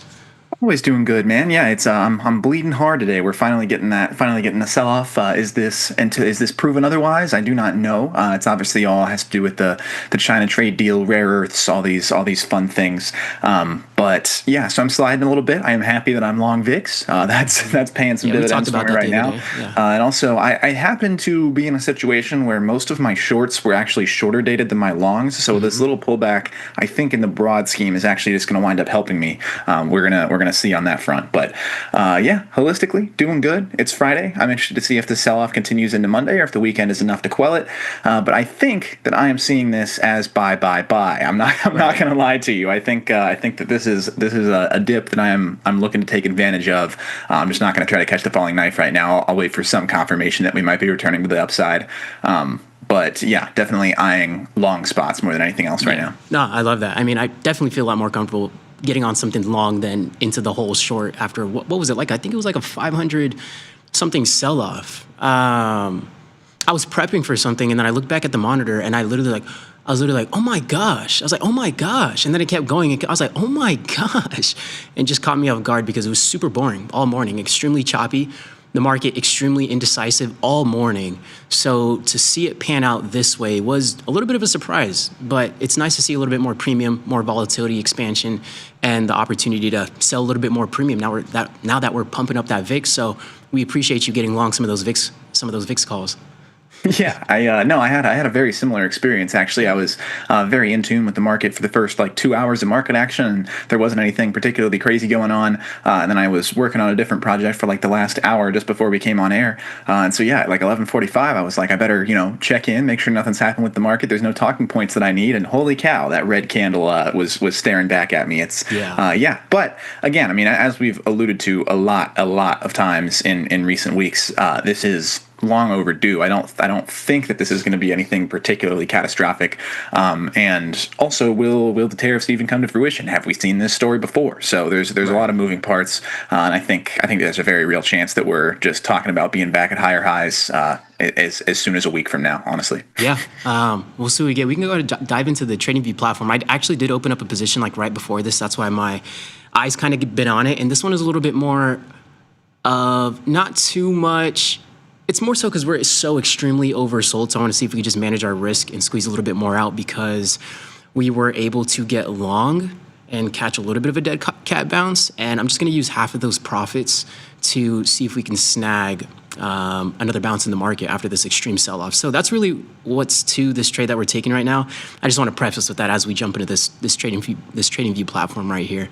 But no, I mean, it kind of long overdue, it feels like, but I think what's black charts. The people have spoken. We have black charts now. By the way, we gotta allude to that one. We held a vote yesterday, and your voices were heard. It was overwhelmingly in support of the black charts. So here we are with the dark mode charts. The voices were heard, and I'm not even gonna lie. I'm not even complaining. And if we could jump, there we go. And I'm not complaining about it at all because as I was playing with this, we turned the charts from white to black. So as you guys know, some of the candlesticks, they were like that hollow black. The frame of the candles were black, and then they were hollow on the inside. So guys, I changed them to white, and I think it looks really clean so far. Let me zoom in. I know we're zoomed out pretty far right now, especially because we're gonna need to manage this. But let me know what you think. I mean, it's the background. There we go. Zoom in more. It's a black background with the white. I feel like it's a nice contrast. Yeah, I'm liking this. This is the best Arrow colorblind chart variant you have come up with yet. This is excellent. No, I love it. After I was doing it at first, I was like, I was really liking the white charts, but the black it's looking clean. After I changed the candles from hollow to fill them in, I'm like, we could rock with this for a little bit. So that's what's going on over here on this end. But we did take an initial trade, so I want to show that. I'm going to bring this up. I'm going to go to settings. So if you ever want to just go back and see how you did on the day, where you were entering, where you were exiting. You can go to the settings, go to trading, and then under there, if you go down to execution marks, you want to click on that. And then that is going to show you the arrows in which you entered and exited the market, and then it'll show you the price level too. Sometimes the numbers of price is in the way and kind of messy, so you can remove the execution labels, and then it'll just give you the clean arrows in which you entered and exited the market. But as you can see right now, we're down a little bit on this micro position. We got into it about, 10 minutes ago maybe? We're on a 1 minute chart right now. We're down quite a bit on it. I mean, the market hasn't moved very far away from here, but the market is beginning to become more volatile. And if you're somebody that likes to scalp futures or trade intraday, one thing you're going to recognize is the volatility is obviously heavily different, especially going into next week. And what I mean by that is sometimes you might feel like you're risking maybe 10 or 20 points. And whenever VIX pops like this, you'll find yourself in positions where you're actually risking 50 or 60 or 70 points because you don't even realize how much that volatility has increased in the market. So I think the best rebuttal for that is just sizing down on a lot of your contracts. And it might not feel good right away, but you're going to be capturing a lot. You're going to be capturing a larger amount of points, so it'll actually make up for the reduced contract size that we should deploying into the market whenever VIX expands like this. So with that being said, you can see how volatile the market is. You know, we were just down $100 2 seconds ago, right? Now we're up like $5, but I mean, literally 2 seconds ago. So the trade that we had taken earlier, I guess we'll start with that. We were looking to get long down here at the bottom. We would have cut the trade if we were making lower lows, because at that point it was like, where's the bottom? Who knows? This could fall even further. And the market was beginning to feel like it was getting in that territory, Gus, where it's like, no way it can. It can't do another leg down. So it started to feel like that. So I kind of had my fingers on the stops ready. But you know what I mean? When it was one of those where it's like, no way the market can do this. But the market can continue to surprise you and impress you a lot longer than you can stay solvent. So that was kind of like the mindset, right? Just jumping in and out of the market. Yeah, as much smack as I talk about stop losses, that is sort of your classic perfect situation for a trailing stop loss to come into play, as when things are running way beyond what seems reasonable, and you want to make sure that you take advantage of the full extent of that move, but also you understand that it's unreasonable and things could turn over any time. Yeah. I was my first thought actually when in the aforementioned story, when I opened my platform shortly before the show and saw the red candle, was about you. I was like, man, Errol, I hope that my eternal bear is bearish right now against this move and making some good money. And it's ironically, I got long today, bro. So can we get an inverse Errol ETF? Yeah, we might have to do that. What's going on, Wolf? What's going on, Grumpy Mike? What's going on, guys? I hope you guys have been paying attention to the market, looking at some of your positions. Today is one of those days where if you don't pop in the platform every day, you might have to today and check out some of your positions so we can manage them appropriately. Right now, we're long some micro NASDAQ on the market. We made about 150, no, it was like maybe 120 points. I think it might have been. So right now we're risking about 70 points. So we had, and what we're going to do right now is, just in case this happens too quickly, we're going to go ahead and right click underneath the slow, because this is where we're going to put the stop loss in. It'll give you a few options. I'm going to look for sell stop, and then it'll populate at the bottom of this candle. So this is one way you can have confidence, going into those trades by being able to just place those stop losses, in my opinion, by being able to click on the chart, because as you can see, like these markets move very quickly. And say you were entering 5, 10, 15, 20 contracts, right? You're going to want to know how to gauge that risk and put a cap on that risk. I mean, literally at the snap of a finger, especially when markets are volatile. So doing that here now, and even us just conversing back and forth, I'm more comfortable just knowing I have that stop in, because again, we made about 120 something points this morning. Trading is a probabilistic game. We made about 120 something points this morning. We're risking 70. So another thing I didn't want to do too is go from green to red on the day, especially going into the weekend. It's one of the worst feelings as a trader. So I'm in trade management mode right now. I know we put up 120 points this morning.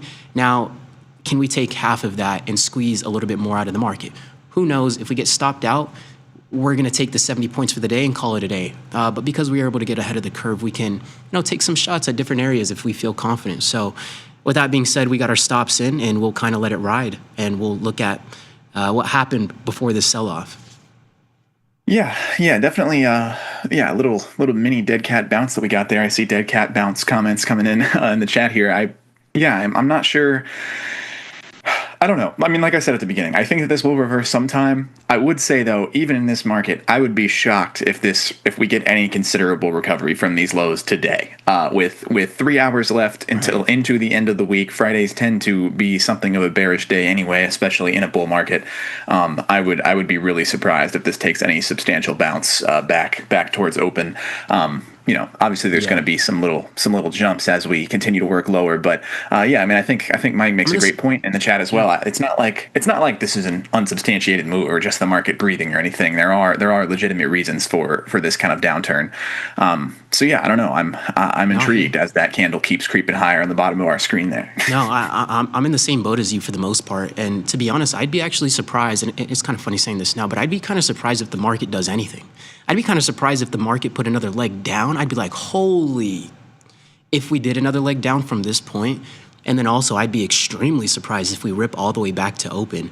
So kind of in the same boat there. I think the market really just, it gave us a show today, no lie. I mean, especially with how quiet it seemed in the morning. I'm interested to see if there's any semblance of panic selling that begins to set in as well, just because of how long we have been bullish for and how long there probably have been a lot of people just holding and waiting for this specific day to come. So I think that there could be some compounding of that. And then additionally, the government shutdown, which we've been surprised hasn't driven the market down further this entire time. Perhaps extra fears being added in on top of that is enough to begin some semblance of panic selling. So definitely keeping my eyes open for that as well. But yeah, I think I got long VIX on Wednesday, so pretty good timing on that one. Felt like things were too quiet for too long. I felt like I thought it was almost yesterday when we spoke about it, and then when we saw the pop today, I was like, on the money. But I know it was Wednesday, just as good. So nice to see that pop in VIX. You know what? We're gonna go to the Tasty Trade platform in a little bit, not right now, but I might see one of the SPY positions where I could have swore there would have been absolutely no way. And I mean, it's still too soon to speak because putting in another leg down would be extremely impressive before we get any type of consolidation or any type of dead cat bounce before we go lower. That'd be crazy. But if it does, it's going to help out some of these positions because they do expire next week. So if next week we don't have any type of follow through to this downside move, a couple of those positions are cooked. But if we do get any type of follow through, we just got a Hail Mary. And that's what it's going to feel like if we have any type of leg lower, at least for next week, because that's the expiration window. Yes. I mean, yeah, and that would be quite the Hail Mary being caught situation there. Rhett, what's going on? Happy to, thank you for the kind words. Happy to see you. Jared and who else was talking about slinging some premium here? Oh yeah, Jared and Stephen, yes, mentioning this is just a great spot to sell some puts once this settles and we get some confirmation of the bottom. Yeah, I absolutely agree with that. That's sort of the angle that I'm looking to take here as well. Is that I think into early next week. I don't think I'll do anything before the end of the day today. Maybe I will if I start to get antsy, but definitely into early next week. It will be short put verticals. It will be vertical 2x1s to try to just take advantage of all this premium because yeah, this put side premium presenting itself is so attractive. It's just like I said, I don't want to try to catch the falling knife. I would prefer for the knife to be lying on the ground when I go to pick it up. 100%. 100%. I'm gonna buy CNQ dividend shares because Wall Street Journal shill told me to. But yes, put side premium, very attractive. If you want to be contrarian and try to get long, I definitely think trying to take advantage of that premium is the best way to go about it. Yeah, I'm gonna be looking to do the same. I don't know. I assume you guys aren't talking about selling naked puts. If you are, I respect the cojones to do that. I will not be doing anything naked. I may do some disproportionate risk like 2x1s or 3x2s as I alluded to, but I don't think I'm going to do anything that aggressive. Who knows? Who knows? We'll see. Yeah. No, I feel you. Definitely looking forward to some of those puts though. So here in a while, I'm actually really excited to get into the platform here in a moment because of how juicy some of the premiums are right now. Lastly, as we monitor this position, there's this tool, and I remember seeing this tool for the first time, I think 5 years ago, and this made a connection in my brain, and it's so simple, but being able to visualize that risk to reward, first getting into the market when you literally don't know anything, it's like, okay, how do you gauge risk? What does that look like? And then I was able to connect the dots whenever I had seen something on social media that showed me this. And I was like, oh, you have a range of risk and you have a range of potential profit. So sometimes if you want a little bit more of a visual on exactly what that looks like, there is this profit tool that you can use. It'll show you how many points you're risking to the downside, and then it'll show how many points you're potentially looking to make to the upside. So you can click long position, you can click short position, and then it'll show you the points here at the top. This long range would have been about 217 points. And then if we get stopped out, it's going to measure that for us for about 56 points. I think I have it off a little bit. I think it's about 55 points, about the same thing, but I want to get a little technical there. Other than that, I think that's all that's pretty much exciting about the market. I guess we can look at gold a little bit, a couple of those products before we switch gears to the platform. We got Bob, anybody, Kim, Dan, Gus, what's everybody doing in gold? Red mentioned silver. He says, seems like silver's holding up. I don't know if that means that he's involved there. They'll never take our premium. Agreed. I was real proud of myself at 9 a.m. scalping an MES put for $15. Well, hey, no one ever went broke making a profit, Robert. Not that crazy. Yeah. Okay. Oh yeah, this is what I wanted to. Where'd it go? Someone said, the only. Who was it? I want to give credit to whoever said this, but I cannot find the comment. I know I have to be staring straight at it. Somebody said the only stock to own in this market is BBAI. If you're the one that said that, feel free to speak up. I don't know why your message is escaping me here. I think it was Wolf. Yes, I found it. Yes, Wolf said only stock to own in this market is BBAI. Is BBAI rallying right now against this move? Let's double check. See BBAI. Maybe it's been pretty relentless through this. I mean, we got a pop in the morning on BBAI. I mean, it made some highs, so it's coming down a little bit. Yeah, I do. I always think it's interesting on days like this, and especially days like this where the downside move market wide is so pronounced, to see what's still running against that move. And yeah, I mean, it's not a whole lot. My calls on Firefly Aerospace are up again today, which I don't think that this stock is up. Let me double check. Yeah, having a red day, but getting some premium push up going on my calls, I guess. What's the word I'm looking for here? Premium squeeze isn't the word. I don't know. Premiums are flying against the downward action on Firefly Aerospace. And then like I said, I mean, I have shorts in RGCI, 14 days to expiration. Quad U's is 7 days to expiration. So yeah, I have some shorts. Pretty much the entirety of my short exposure in my portfolio is short dated here. So I'm kind of in the middle here. If we could, there's a world where this works out exactly perfect for me, where these things come into my desired ranges in this downturn, and then we just bounce up and go right back up in time for all my longs to get home. ETH down $5 in 3 days. Scoopy. I like that. Yes, I'm perpetually long IBIT. I pretty much always keep a naked IBIT call in the port. Let's see what this action looks like on ETH. Yeah, that is pretty beaten down, especially if we start to test this 30 range. That would be incredibly attractive. But this does seem to be an attractive buy spot on Ethereum. I mean, I kind of just have the I don't know, I guess Sosnoff bond mentality of just anytime crypto drops, I think it's a buy, and that's worked pretty well for me to this point, especially if you're talking in a leap context, or even just a 100 DTE context. It doesn't need to be anything 6 months or anything crazy like that. But if you find a good down spot on crypto, that often does work out for you. And speaking of bonds, actually, due to the uncertainty in the rest of the market, my TLT position continues to fly. That I picked up, I don't know, some months ago. January 16th is the expiration, which is only 98 DTE. It's crazy how time flies. But January 16th, 2026 is 98 days away. I have an 85 call naked, and bonds are up over 90 today. TLT, that is. So it's looking like they almost want to take the highs. Hey, bonds are back. Bonds are back, baby. Yeah, bonds are cool again. Didn't you guys hear? Cool again. Apparently, Gus let us know bonds are back. Let's get it. I mean, private companies. I don't know. It's. I guess government bonds are cool. Corporate bonds still aren't cool. Corporate bonds still tank your share price, it seems. Yeah, get out of here with the corporate bonds. We're not. We're just easing into the bonds conversation. Killian says, "What confirmation do you look for in a potential bottom?" That's an excellent question, Aaron. You got a take on that? In a potential bottom. If you're referencing this trade in particular right now, there's not much. There's not much significance off of taking this trade other than the fact that we're so extremely sold off, and we've been taking out new lows. It's one of those. This is one of those longs that is just, I can't believe we're down here, and we just want to see if we have another leg lower. Part of the reason why we're taking this trade, I think it's important too, because trading is such an individual performance type of thing. Because normally, if I didn't take a trade today, I wouldn't be in this long right now. If I didn't make 120 something points this morning, I wouldn't take this trade. So you can see how individualistic like that thought process for some of the trades you take needs to be sometimes. But with that being said, the only indication to take this long again was just how oversold we were. I had a little bit of profits for the day. I could risk about half of it, and I wanted to take another shot because of how surprised we were based off of this downside move. So that's all this was today. Yeah, I mean, I would say, I think confirmation of the bottom. I mean, I think that there's, you can look at that from a technical standpoint or from like a more macro news standpoint. In this case, I think that the latter is maybe a better way to attack things, because it is, a macro news sort of issue that is triggering this market sell-off.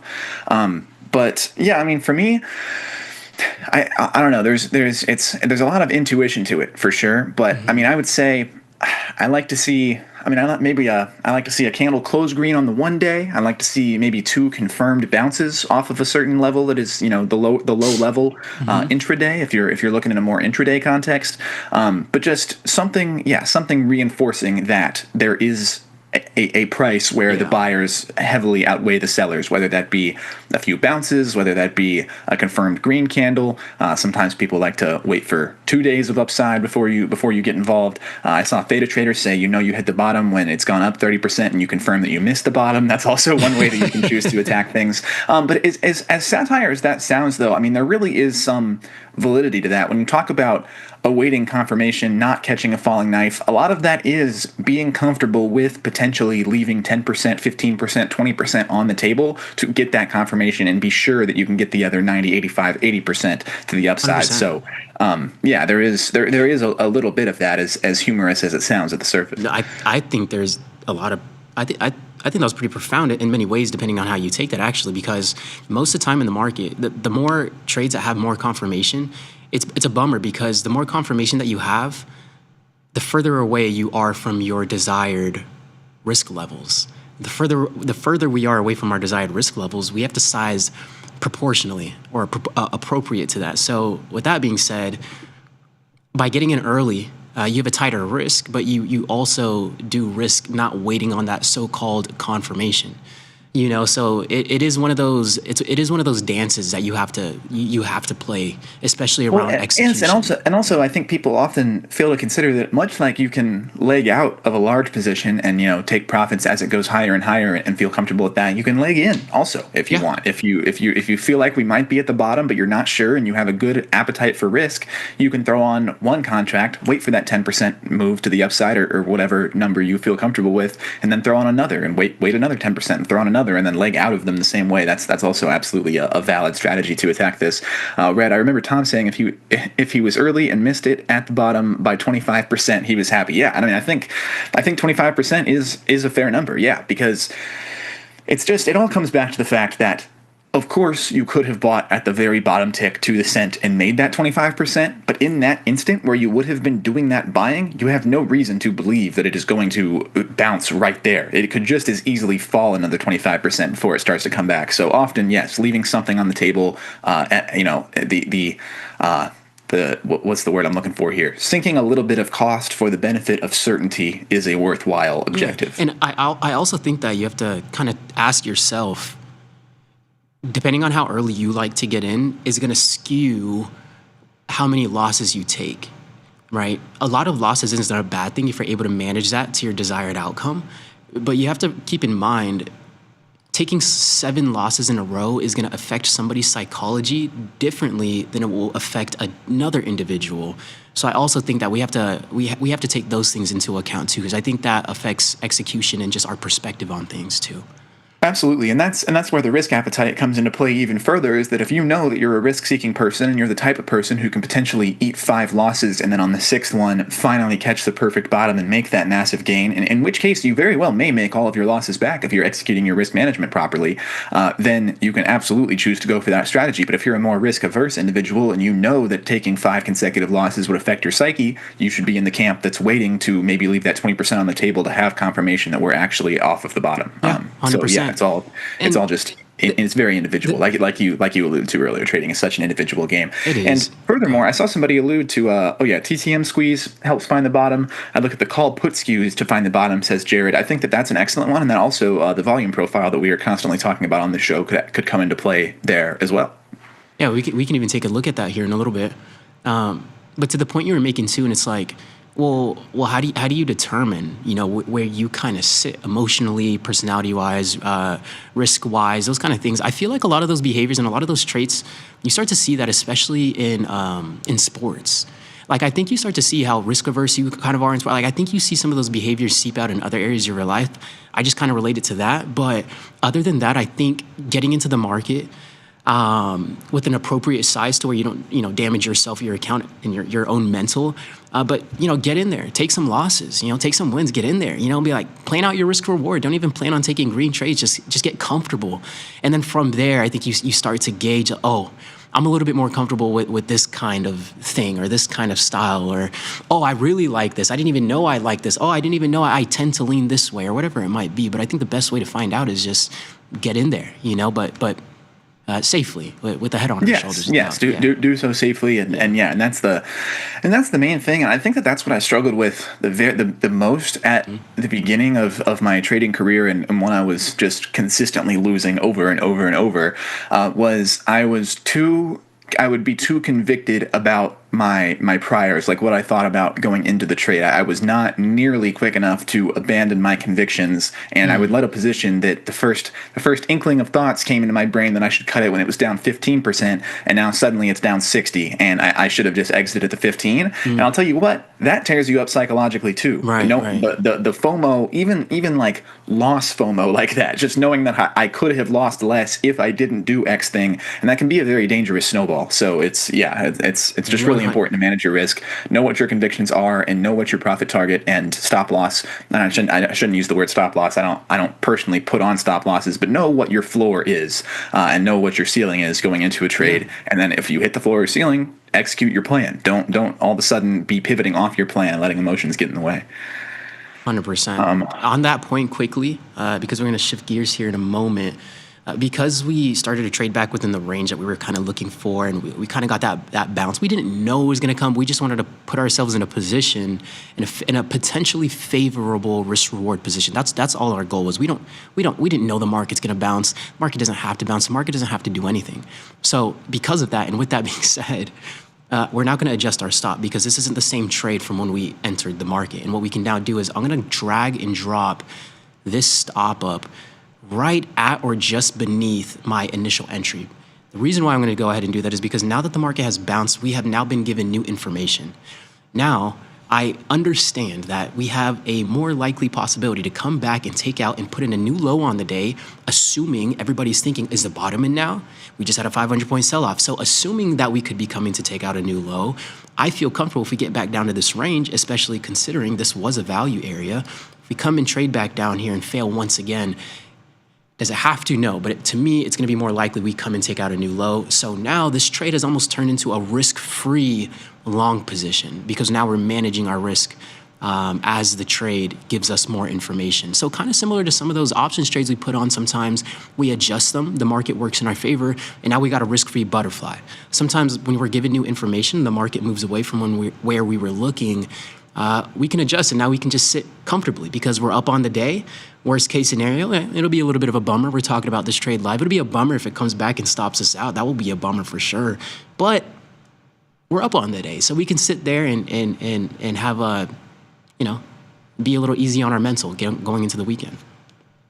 Yeah, no, absolutely. And it's occurred to me, and I was chuckling in the middle of your speaking there, that we both are basically just explaining like a double bottom, like in the most convoluted way possible. But I mean, it pretty much is. It's like because I totally agree with you. I think if we got another bounce off of that bottom range, that would kind of be enough confirmation for me that I would start feeling like maybe that is the bottom. And that doesn't necessarily mean it's confirmation that we are going to soar. I would just feel a little comfortable about that being the bottom.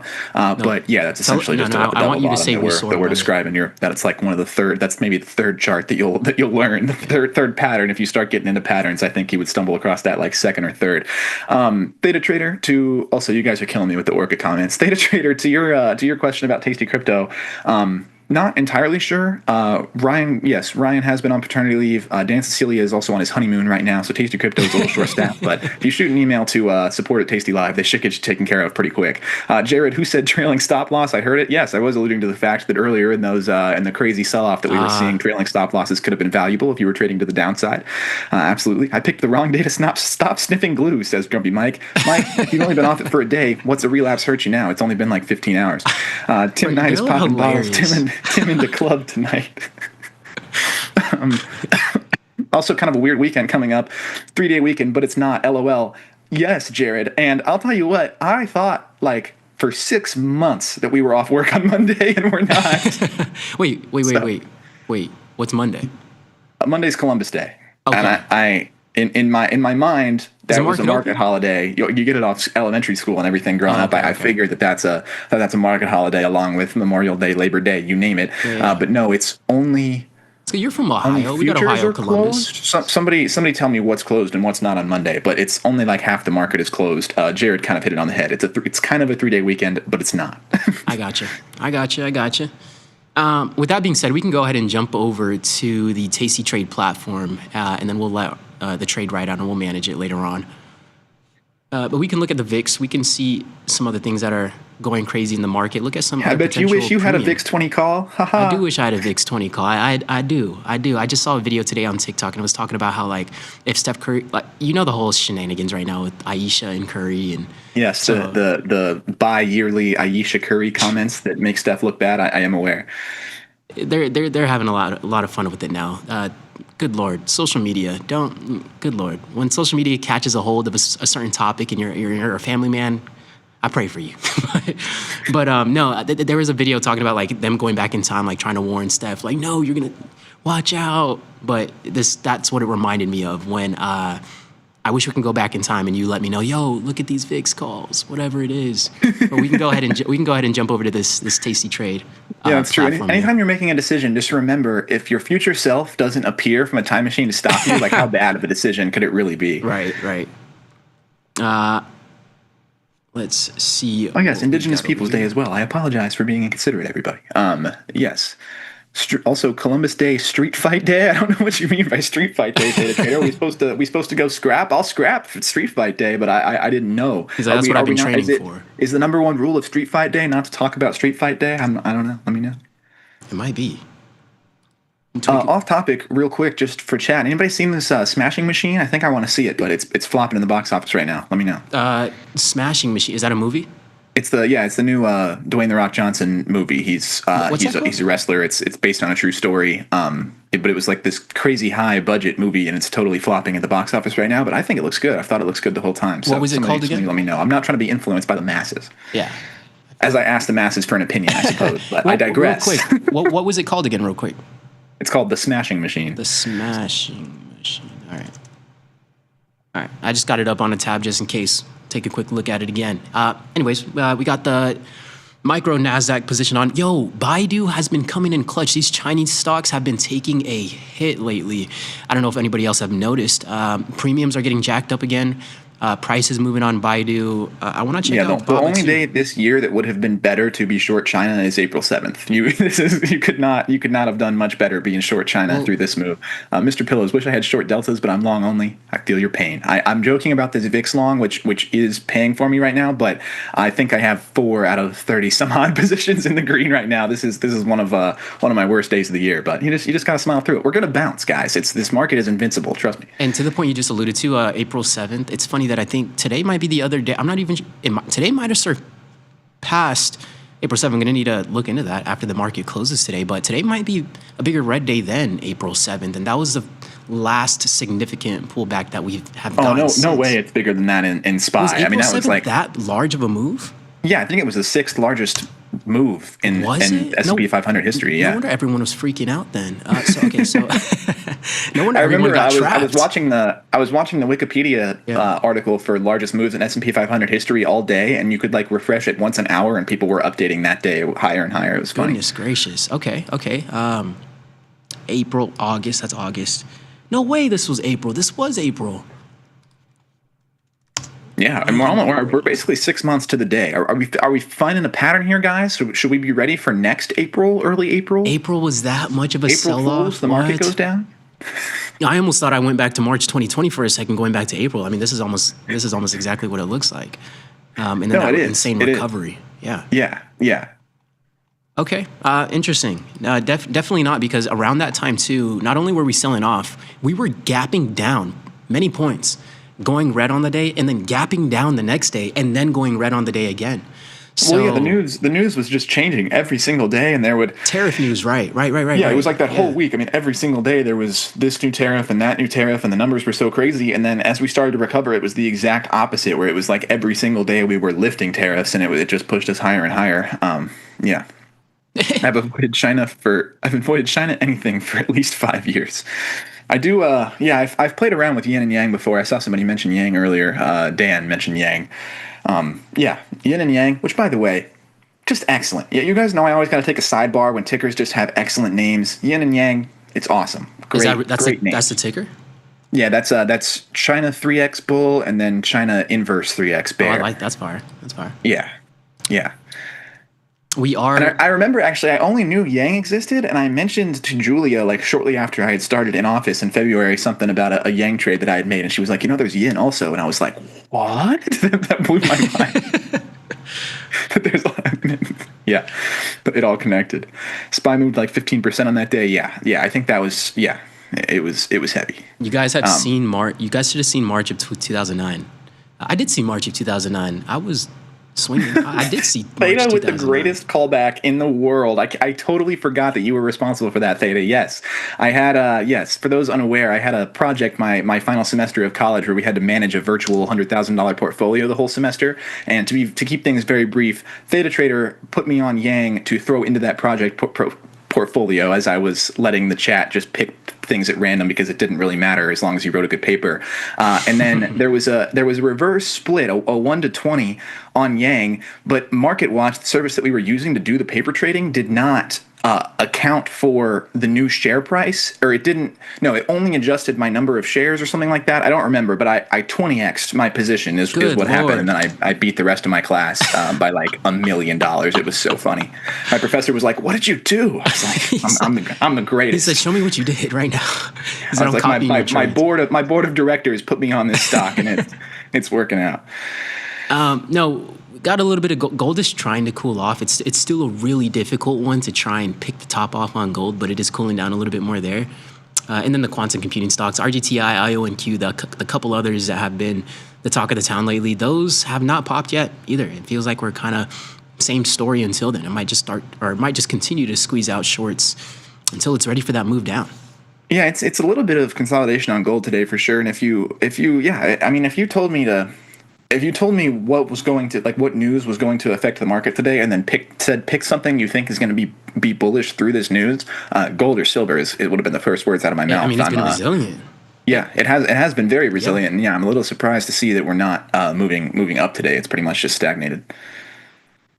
100%. And then quantum computing Honestly, stocks. I'm fine with an authoritarian government if my stocks are going up. But if we're going to be fascist and the market's ripped down, I'm not sure. Yeah, that's a double negative. Stocks down and authoritarian, like, that's a double negative. Yes, Jared. To your point, we all misread Delito's name. It's one of the better names I've seen. That always, yeah. Your brain does not want to recognize that word as it is written. Yeah. Imagine sitting up here live and him trying to get you.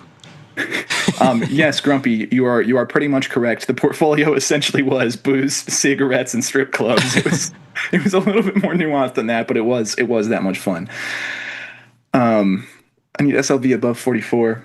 I need my put to be worthless. Where's SLV at? Let's double check real quick. SLV is sitting at about 45.33 right now. Okay. Wow, this thing's We're resilient. right there. What's your DTE on that, Red? Is that a zero? If so, you might be in some trouble. But if you got even a week, 2 weeks, I mean, these metals have to breathe for a second sometime. You could perfectly bink that. As for some of the quantum computing stocks, the 3 pillars of growth and Oracle, value: booze, cigarettes, and strip clubs. Out of the money put spread sold on there, a lot of time on there, $10 wide. It is a little bit of a larger position, so hopefully Oracle pans out pretty well, but a little long on Oracle. Are you still a little bullish on Oracle off that news? Hopefully we get another leg up, but yes, we got defined risk on there. Definitely would still say I'm lightly bullish. Yeah. Not bullish enough to get involved, but if you put a gun to my head and made me trade it, I would probably take very similar to the exact same trade that you have on right now.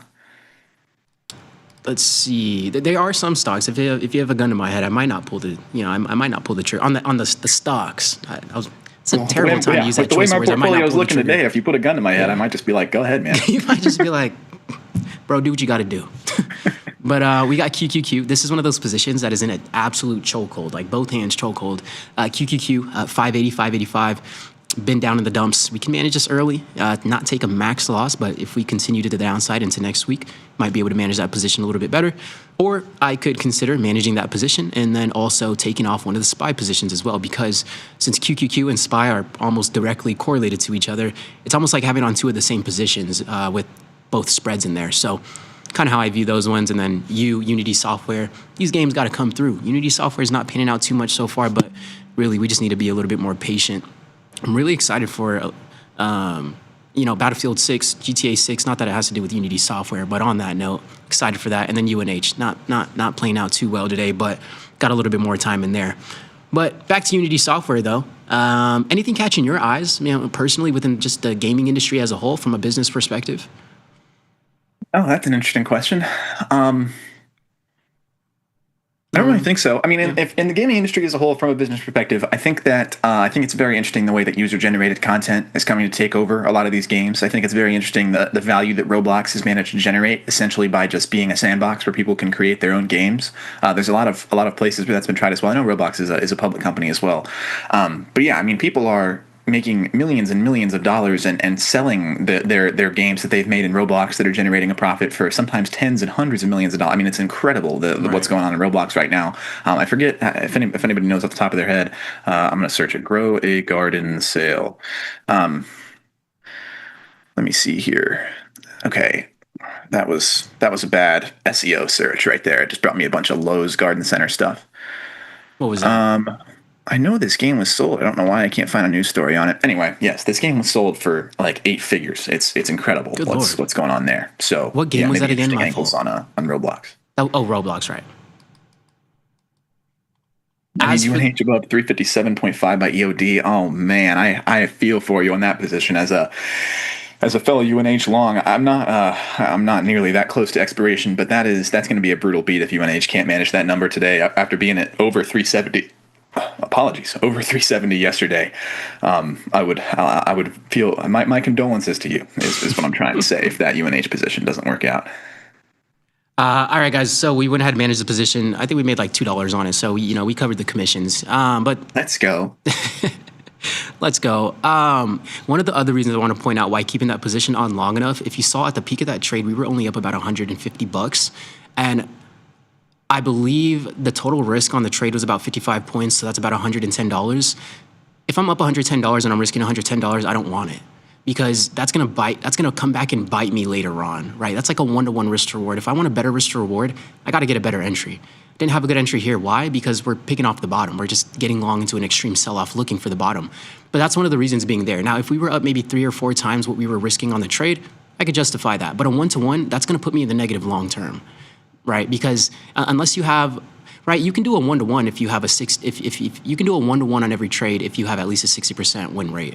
But other than that, when you really crank the numbers, if you're taking trades off too soon, you're not letting them pan out into the profit or hit your stop, that can affect you. That can affect you in the long term as well. And we had $110 worth of risk on the trade, so we'll take what we have for the day, but that's how we can manage some of those positions when the market gets pretty crazy. Because this is a reality. It's the nuances and how you decide certain things in the market. So we got out and we managed the trade, and we'll call it a day from there because we're not going to be placing anything else. But I will just say that before we pivot. Yeah. Yeah. No, I'm piggybacking off of that. It's your risk and reward and your probability of profit are essentially 2 sliders. And so you can choose to attack those however you want. But as you move one up, the other one is going to move down. Yes, it sounds what that means. Mm-hmm. What that means, though, is that if you take a bunch of trades that are a good risk to reward ratio and say they have a 25% probability of profit, you're only going to need to be able to hit those 28-30% of the time to be profitable in the long term. And that's what Errol is alluding to here, as opposed to if you have a 1-to-1 risk to reward ratio in a perfect world, that should be a 50% probability of profit, and you would need to win those a lot more frequently. But there's, like I say all the time, there's so many stocks in the market that you if you choose to attack it that way, you can definitely win 25% probability of profit trades 30-35% of the time and be a profitable trader. Yeah. It's a little more fun that way too. It's a little more speculative. It is kind of fun. It is fun because it really challenges you. Like, it really challenges you because, like, if you think about it, right, the day low, when we talk about invalidating our trade thesis, this is like a perfect example. When we talk about invalidating our trade thesis, what would the market need to do today to really invalidate the trade thesis? Essentially make a new low. That would kind of really invalidate the trade thesis. So until then, if we can get our entry as close to the day low as possible, that's going to give us the best risk reward, because we know if it exceeds that, we're wrong out immediately. We don't even have to backhold our trade. So the closer we can get to the area that invalidates our trade thesis, we're going to be able to squeeze out as much risk reward as possible. So it is kind of like a little fun game that you play sometimes, and it really does come down to that execution. But with that being said, we'll see whoever else is catching this dead cat bounce. Because I mean, we really haven't made a new low yet. It would have been fun. It would have been fun to catch that move just now. But I mean, we really haven't made a new low. Bonds at 118. I think that's for you, Gus. Put the plug in the market. Ooh, interesting. Yeah. TLT just keeps on climbing. It's up. It's up like another 5% since I last looked at it. You the bonds now. You the bonds guy now. Yeah. No. Don't put that on me. Oh no. We ain't starting that. No. I ain't gonna be the bond. I ain't gonna be the bond guy. I dabble. Just because you can say hola, don't mean you can speak Spanish. You know what I'm saying? I feel you. Explosion this AM in Tennessee at a U.S. weapons manufacturer. Which one? That's interesting. We are coming to a close here soon. What's kind of on your mind, stock market wise, outside of the market? What's up with Gus over these next few days? Yeah, I mean, market wise, I'm just waiting for some confirmation of a bottom, and I'm pretty much going to blindly get long Mag 7 plus some ETFs. That's of course after we get some kind of confirmation. I'm not going to blindly do that now. In my life in general, I'm excited the Bengals acquired Joe Flacco. I think we're going to be a little bit more serviceable. This businessman acquired Joe Flacco. But you're right, 100%. I guess we traded for him. It wasn't an acquisition. No, that's fine. We basically got him for free. Jake Browning wasn't working out. I don't know what happened to him. I was really high on him coming into the season. Would have said he was a top 5 backup, and he's fallen off. But I think Joe Flacco is going to get sacked a lot, but I don't think he's going to throw interceptions either. So should be an improvement. I'm excited to see how he looks on Sunday. That's sort of on the forefront of my mind right now. Okay. Also hoping my fighting Texas Aggies can take down Florida tomorrow at home. We got to go to the Swamp. They're coming off that big win against Texas. I think Florida's going to be bloated and fat, so feeling a little better about that one. But Bengals, who knows? We may bungle, we may succeed. But that's sort of what's on my mind. I like Joe Flacco. Hit the nail on that. Joe Flacco manages risk pretty well, would you say? I would say that Joe Flacco is risk averse, which may lead to getting sacked, which I would equate to stop losses perhaps. But I think there's going to be a few max profits in there as well. So hopefully Flacco will trade him small, trade him often, and we can get to a win on Sunday. Oh yeah. But we're a 14-point dog. I would really just be pleased if it's like remotely close. I'm just tired of watching us get dog walked. So that's kind of where I'm at. I feel you. Well, with that being said, go Broncos and. No, I'm just playing. Hopefully, Broncos are looking good. Broncos are looking real good in the AFC West, man. The Chargers are coming apart a little bit now, and the Chiefs look like the dynasty might be over. It's the doors open for Bo Nix and company. I can't stand the Chargers. I just have a bad taste in my mouth from Phillip Rivers when I was like 7, 8, 9, 10 years old. Him and Jay Cutler, Phillip Rivers and Jay Cutler beefing back in the day. Look, guys, I'm an OG. All right, Jay Cutler was ours before he came to Chicago. All right, Jay Cutler was a Broncos, but he was a Bronco. But no, Phillip Rivers and the Chargers. Not the biggest fan. Also in the same division, anyways. That's why we're competitors. Yeah, Jay Cutler walks so Jameis Winston could run for sure. That's this guy knows very ball. very similar aggressive play styles. Jay Cutler was so cool, man. I mean, if he focused on football, he could have been a lot better. But he was so cool. I think that's so funny. Anyways. With that being said, anything else to leave us out on? Sergio, short put in Palantir 145 for 470. Let's take a peek at Palantir real quick before we hop. PLTR. What we got going on over there? Yeah, I don't know. I mean, dicey. I agree with the sentiment coming in the chat. It's like it's dicey to get long Palantir right now, especially with how overextended it is. I mean, I feel like you could find an Amazon or a Meta or something similar that's going to be beaten down heavier today. That's with a little more safe prospects. But Palantir does have a propensity to run. If you're talking about a naked short put, though, I don't know that I can back that thesis. That's incredibly high risk. If you want to do a vertical or something, I could definitely get behind that. Yeah. Wait for confirmation. Yes. Also, that's the best thing you could do. Agree. JB, we do appreciate you. We appreciate the kind words. I do just got to point out the Broncos is from Colorado, not New York. I didn't mean to say the Bronx. No. He said go Bronx from the Bronx. He's saying he's a Broncos fan. Let's go. Love that. No, but with that being said, Stefan, Dan, JB, Data Trader. Delito almost got me. Brett, he almost got me. Bobo, Margin. I was going quick and he almost got me. All right. But no, with that being said, we'll see how the market pans out. Hope everybody enjoys their weekend, and we'll catch you guys next week. Peace.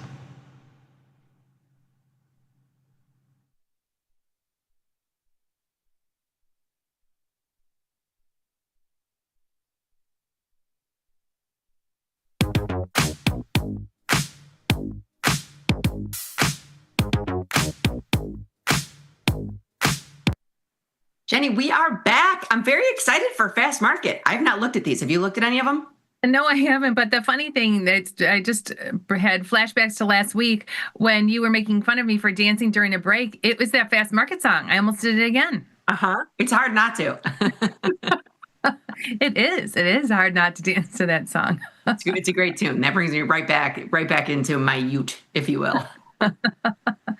All right, Fast Market. We've got a busy show today because we have Fast Market, we have a market measures, we have live from the trade desk. So we've got a lot going on today. I know this morning show flies because there's lots of stuff going on. I know. All right, so fired up. That you can't dance to. You can dance. No, not that show, not that song. What was the song in between the break? No, that was the one that was coming in. That's what you were dancing to the last time. Okay, but Fast Market, we got it. Let's see what's up first. Okay. When you read it, I'll start pulling it up in the platform. Okay. All righty. Let's see. Hold on one second. Okay, calls. This is from T Bowen from California. Our cat. I think I'm gonna put. You should probably not say. I'm not gonna. Yeah. Okay. So, this is our cat, RCAT. Call leaps with break even at 1330. Lots of projects and collaborations in SEC, DEF sector. I've owned shares for 12 months, but see a rapid growth period approaching as the company gains new traction. So they're looking for call leaps. With a break even at 1330. So let's go back into the platform and look at RCAT call leaps. So I went to RCAT call leaps. When you say leap, I think January. Okay? Yeah. Okay. So we're looking for a break even of 1330. So, if he's buying calls and you're not going to get a break even of 1330 because unless you're selling puts. That's what I'm saying. You can't get a break even that's less. You can't get a break even that's less than the price of the stock right now unless you're doing something else. Yeah, like you can't buy an in the money call and get a break even less, but you can sell puts. Like you can sell that 15 put. Now so that's their assumption. They're bullish. They think it's going up. Here's what I think we should do. I think we do a diagonal because I think that we can even do pretty long-term diagonal. Wait, how much were? Yeah, right. All I can think of is that they had to be selling puts to get that. They had to be selling puts to get that. But if you think it's going up and you want to break even lower, then let's do here, take a look at this. You've got a $5 wide diagonal, right? Am I looking at that correctly? Yeah. $5 wide for 230. So our goal here would be keep that January and keep selling short term. So you're selling the Nov 19, great. And every month sell something out of the money against our long Jan call. Yeah. Let's do it. Ship it. I paid up 1 penny because I went, closing only. Ooh, boo. Boo. All right. Next up. Next Fast Market. Okay, Etha, how about selling one standard deviation strangle in November? Great IV rank, Jack from Philly. So Jack from Philly, we are in Etha. We usually are. I don't think it's closed. One standard deviation strangle. Okay, so let's pop in. We have in Etha, we have a zebra. We have a zebra where our longs are now at the monies. Yeah. And if you wanted to sell a one standard deviation strangle around this, can we reestablish our Etha? Let's adjust the zebra. That'll be our stock, and then we can sell a strangle around it. I'm fine. Okay, so we don't mind being long Etha. It's popped up and come back down. So we're just going to reestablish our zebra. You sell 150 delta, buy 270 deltas. So we're putting additional capital in there, another $1.20, but it'll pick up 1 for 1 from there, and we're going to sell. We'll get that $1.20 back in the strangle. I'm going to go 125 because it looks like it's wide markets. I wanted to get filled. Okay, perfect. Oh, we got filled 115. Excellent. So I'm going to push that out. And then, now they wanted a strangle, just a naked strangle, but we're going to do they wanted one standard deviation, right? One standard deviation strangle. So 16 delta, 16 delta. So you can go higher, right? They can't. Well, no. I just went to the line. It gives you the standard deviation line. Yeah, it does. So, I mean, you can.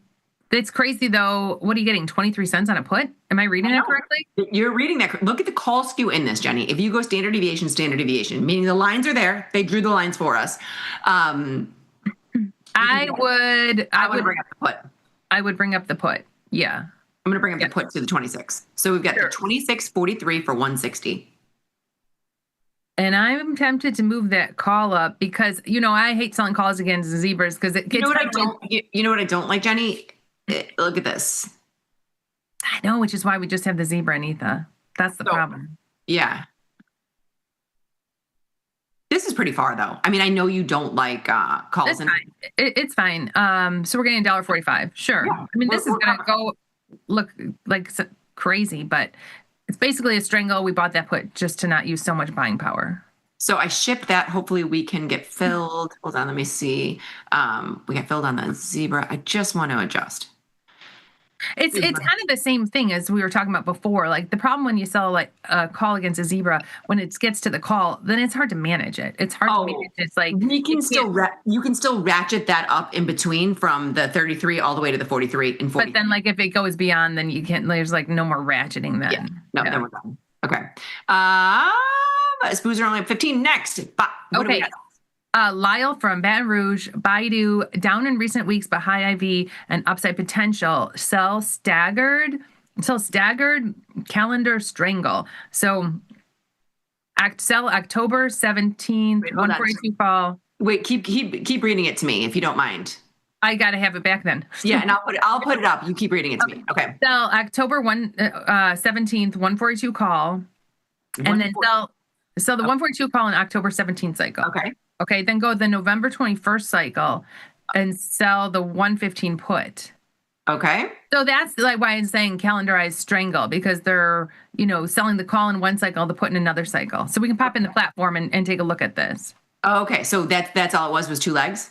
So so in November 21, you're selling the 15 put, right? That's what I did that correctly. And then in the October, you're selling the so 142 call. And they might want that. Thank you. Yes. 115 put in November. When we got it. You've got it. And they might want this because they want that call to come off before earnings. Is that when are Baidu earnings? Do you see them? Yes. Baidu earnings are right before. So there are calls that you can sell if you're doing this. And I don't know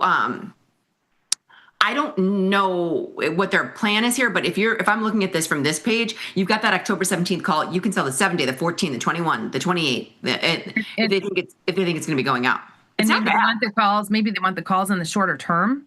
So if it runs up, it's they can move them. I mean, like I said, it's not a bad play. It's not. Honestly, it's not. No. It's not. I like it. I mean, I just don't know that we're going to spend $3,000 to do it, but it's not a bad play, and I want you to keep us posted on your results. I'm kind of surprised are you surprised it's using that much? But these have been using slightly more margin. Baidu always uses a lot. I've closed all my Chinese stocks, and I exclusively have JD, which I mean, I know they're not 1-for-1 because it's lower priced. They just hold up a lot of. Hold up a lot more, more buying power. Usually, it should be 20% of the strike. So if you're, yeah, it's a lot. Yeah, it seems like a lot. Okay, so I do want to keep an eye on these results. Look at this. Spoos are down 14. Was there something that came out? I mean, they're up 14, but they were up a lot more. They were up way more, but I mean, did something come out? Was there numbers? All I saw, so 9 a.m. Well, 9 a.m. U of Michigan sentiment for October. That's all that's on Frank's economic calendar. No, there's something else. Wasn't there some no, but for this morning, because then the next thing is not till 1:00. Okay. Baker Hughes weekly rig count. Baker Hughes. I just hear Vanetta in my head. All right, so I'm gonna clear this. Let's go to the next one. Oh, someone also from the chat. Can someone please ask Jenny what her lip gloss brand is? So it's Celeste by Buxom. I asked that yesterday. Was it me? Did I put that in chat? No, this comes from Theta One. From Theta One. You came to the train yesterday and your lips were like super shiny. I was like, what do you got going on, girl? Okay, so yes, it's this Buxom. And the color is Celeste.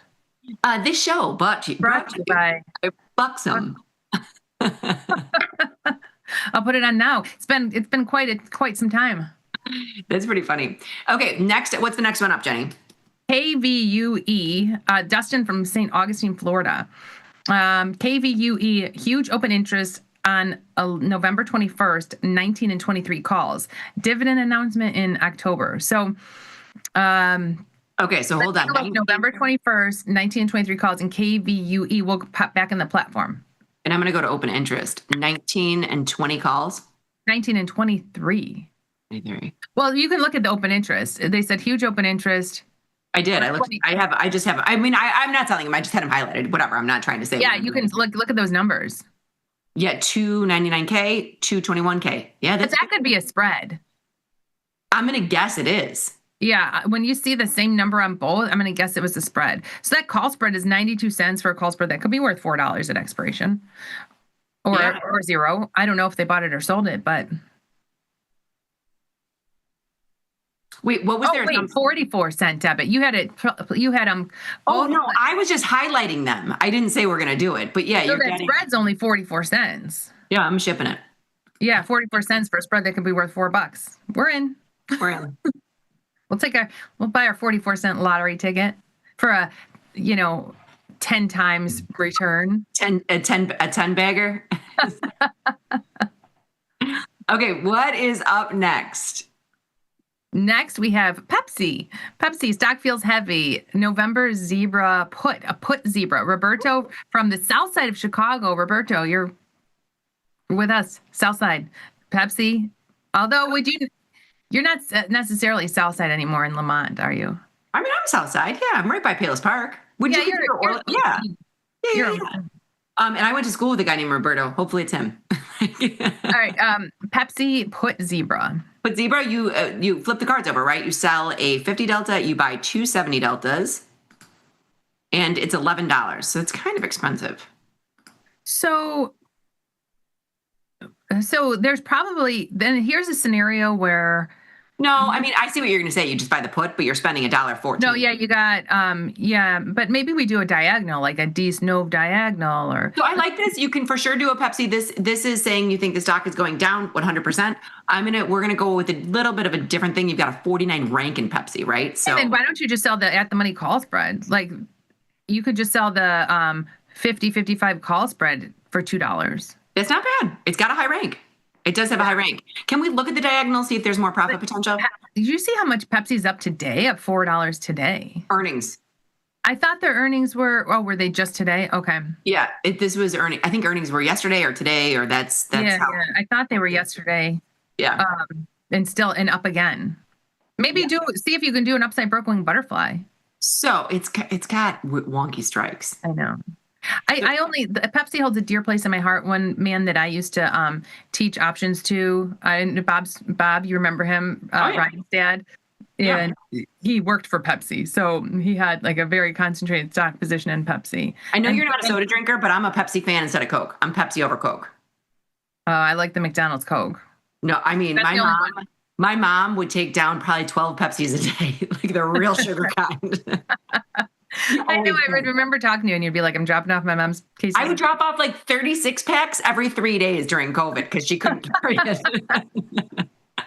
It was crazy. But so like back to talking about Bob, he had a very concentrated stock position in Pepsi because he worked for them for his whole life, and back then it was 80. So good for Bob. It's 150 now.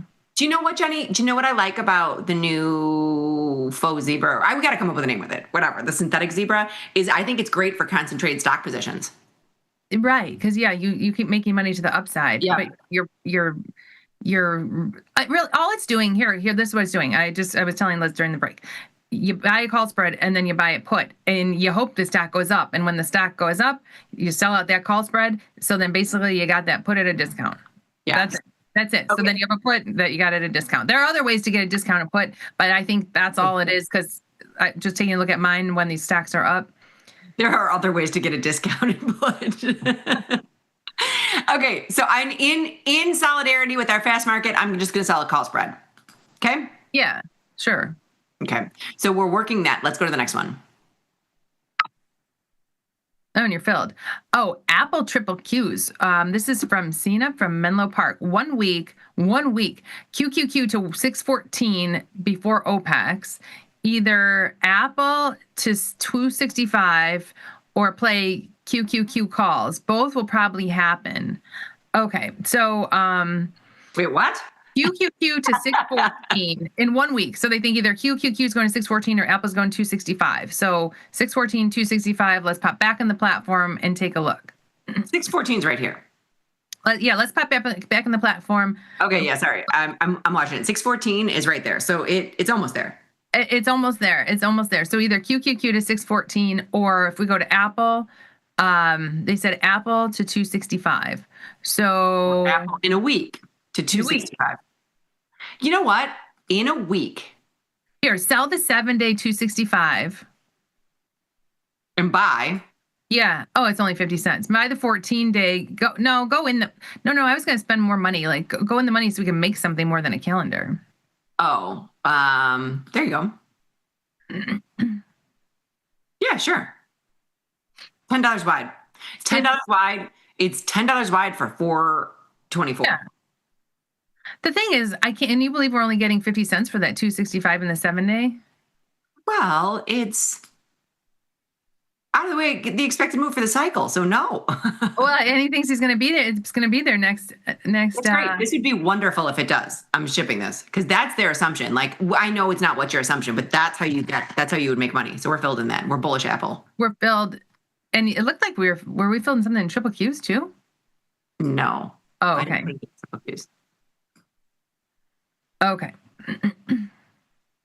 All right. Next up, fast market. We're flying through these. 904. What number are we on? What does it say that in the corner? 7 of 10. SPX. Let's try 25 Delta, $25 wide, Iron Condor, happy trading, Liz and Jenny. This is Joe from San Diego. So he's asking us 25 Joe's Delta. My favorite. Okay. And it's 904. 25 Delta, $25 wide. Okay. So Joe, we might take it down a little bit, but 25 Delta, $25 wide. Let's pop in the platform. So 25 deltas are right here. There's your deltas. Now $25 wide, that's easy. 65, 75 to 90, right? There's 25. And then here we've got 30. So I'm going to 05. There you go. This is a la Jack Tucker. Was this Jack Tucker? I don't know, but I like Iron Condors where you're getting, 20, you're getting over $5. It's not bad. $2,000 in risk though is kind of a lot for us. So I like this. I love it. This is probably my favorite fast market. I do love it. I think with this, and Jenny, you can correct me if I'm wrong. I think you kind of got to be consistent. And if we lost on this, the first one, we'd be tapped out. We can't risk 2,000. We just can't afford it. But we can stay with the 20 delta and go $10 wide. Do you want to do that? See what we're getting. That's not bad. You were only getting $5 for the other one. Sure. Have I lost full loss on these this week? Yes. Right. So then you're losing. Mine was maybe $15 wide. Look at this. We can get $2. But then you got $2, and then they'll just leave it, and which is against the rules, but against rules. So it's tricky. It's tricky when we have a smaller account, and that's why your son JD is doing the at the money iron flies because it's very low risk, and that's what happens with a smaller account. Do I consider this a smaller account? Yes, because we can't take a $2,000 hit on one trade. Yeah, take a look at this. This is what the risk is in his account. So he'd be doing something like this. So 830. We just can't afford the $2,000 risk. Do I prefer that trade? Yes. Can we take the $2,000 in risk? No. We can't take a hit like that. It's too big of a percent of our account. I'm going 835. You could see, I just saw our buying power is 17,000. We lose 2,000, and then our buying power is down to 15,000. And that's a huge chunk. It is a huge chunk. But for a bigger account, sure. Now, I hope we get filled on this. I'm trying to sell it for 235. I'm going to take it to the 230. You mean 8? Yeah. I'm sorry, 830. And we're filled. Okay, good. Okay, and then right away put a GTC for 10%. But I liked his 25 delta $20 wide. I did. Okay, so this is the one we just put on. Yeah, just look at the 0-day. Close for 10%. Perfect. Okay. So that's in. I'm glad. Thank you very much for putting that into into it for us. Okay. One who remembered we're on the morning show. I know. I love it. What's up next? This is 8 of 10. November monthly in COHR. COHR November monthly sell 95 puts, 22 delta, credit 365, and they say free money. COHR sell 95 puts. Is this going to be free money? There's so let's pop in because this was done yesterday, and I just wanted to show one little. Hold on, Liz. I don't see the SPX trade coming through. Did you push it to the follow page? No. So let's push that to the follow page just because. Okay, so here, if we're on COHR, when you take a look at this, they said the 95, or I forget what price they said, but they said it was the 22 delta. Now, today, it's the 15 delta. That's weird because it's down 340. That's what as you were reading it and I'm looking in here, I was like, what's happening? Because none of this stuff adds up. Well, now free money, let's take a look. Whoa. Look, wait, do you see how wide that market was? Oh. Okay, like $2 at 310 is crazy wide. And this stock has only traded 500,000 shares. What is this company? I will type it in slowly. Is this Coach?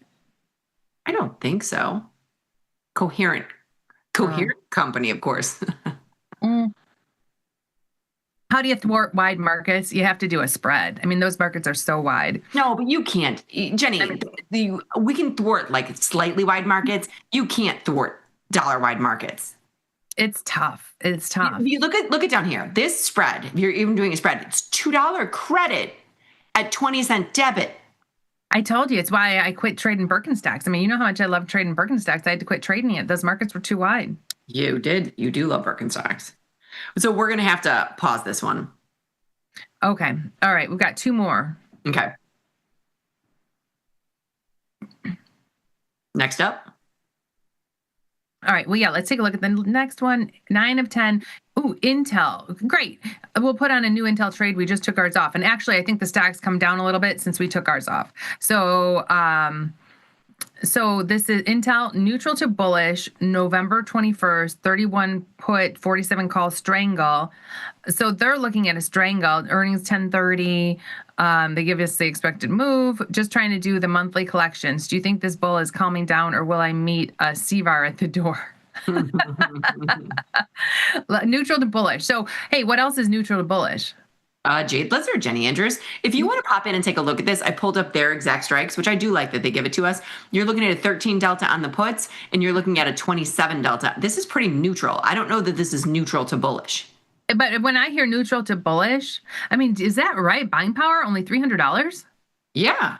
Yeah. That's crazy town. So when I think neutral to bullish, I would go immediately to a Jade Lizard. Yeah, and honestly, we just took off our trade. So to get in with the Jade Lizard, I think that makes sense for us. I think so too. I don't mind. I mean, yeah, it's not bad. Where's the put? 32? I don't even care if you bring the put up a little bit. So if we're bringing the put up, we're collecting. Yeah, that's fine. Then we're getting over the call spread.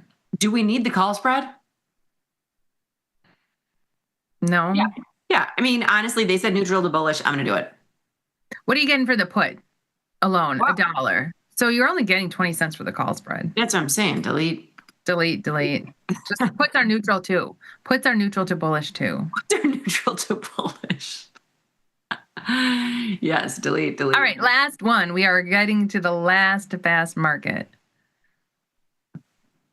Ooh, Lyft, Jack from Philly. Another Philly guy. Look at all these Philly guys coming in. Philly guys. I love Philly guys. Okay. Lyft, sell the 1625 strangle and no for $1.05. Earnings on November 5th. So should have enough time to manage. FT. What was it? 1620 strangle? 1625 strangle and Lyft, but you're going through earnings. So I'm not a big fan of selling a strangle going through earnings, especially with like Vol's not, it's not like if the market were crashing and the vol was exploding, sure, I'd sell some November strangles even though earnings are coming. But with VIX at 16 and there's not like overall market vol, I don't want to sell strangles through earnings. That's just me. I don't know about you. I agree with you. I kind of agree. So let's pop in the platform real quick and kind of talk about what we're talking about. So, I mean, you're looking, and we got filled in Intel. I'll push that through in a second. So taking a look at this, I used their exact. Yeah, if we want to pop in the platform.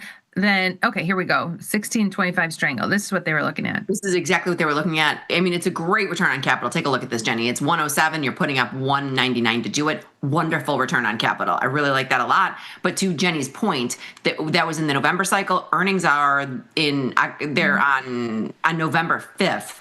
So I don't like selling a strangle through earnings. No, people do it. I just think there's easier ways to get $100. Yeah. Yeah, I mean, right. I don't know if it's worth the risk. Yes. A strangle, like 42-day strangle for $1 going through earnings, it just seems like maybe it's not worth the risk. Yeah, I mean, I have no problem if you want to sell a strangle and lift. I do like it. But if you go before earnings, you're not getting that much. Right. No, I think we passed. I mean, we did quite a few. We did. Hold on. I'm going to actually pop out the side because I want to push Intel through. Oh, did we get filled in Intel? Yeah. The last thing I have pushed out is SPX. Yeah, so I just pushed out Intel. So from this perspective, we did KView, we did ETHA, KView, Pepsi, Apple, SPX, and Intel. So it's pretty good. Yeah, not bad. Not bad for it's only 9:13 in the morning. Yeah. All right, we're gonna take a quick break, and when we come back, we have a market measures. Stay tuned.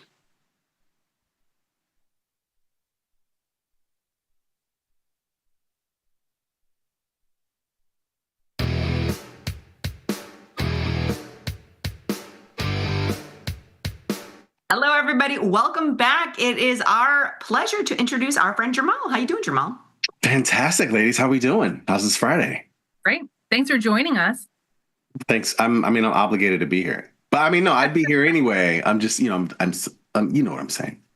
Hey, Jamal, be nice. I'm always nice. You're one of our favorites. You guys have never seen bad or mean Jamal. You guys never will. Although Jenny was cursing you out when you did her picks. No, I wasn't. Liz loves to stir the pot. Look at her. No, I wasn't. I said no blame, no blame.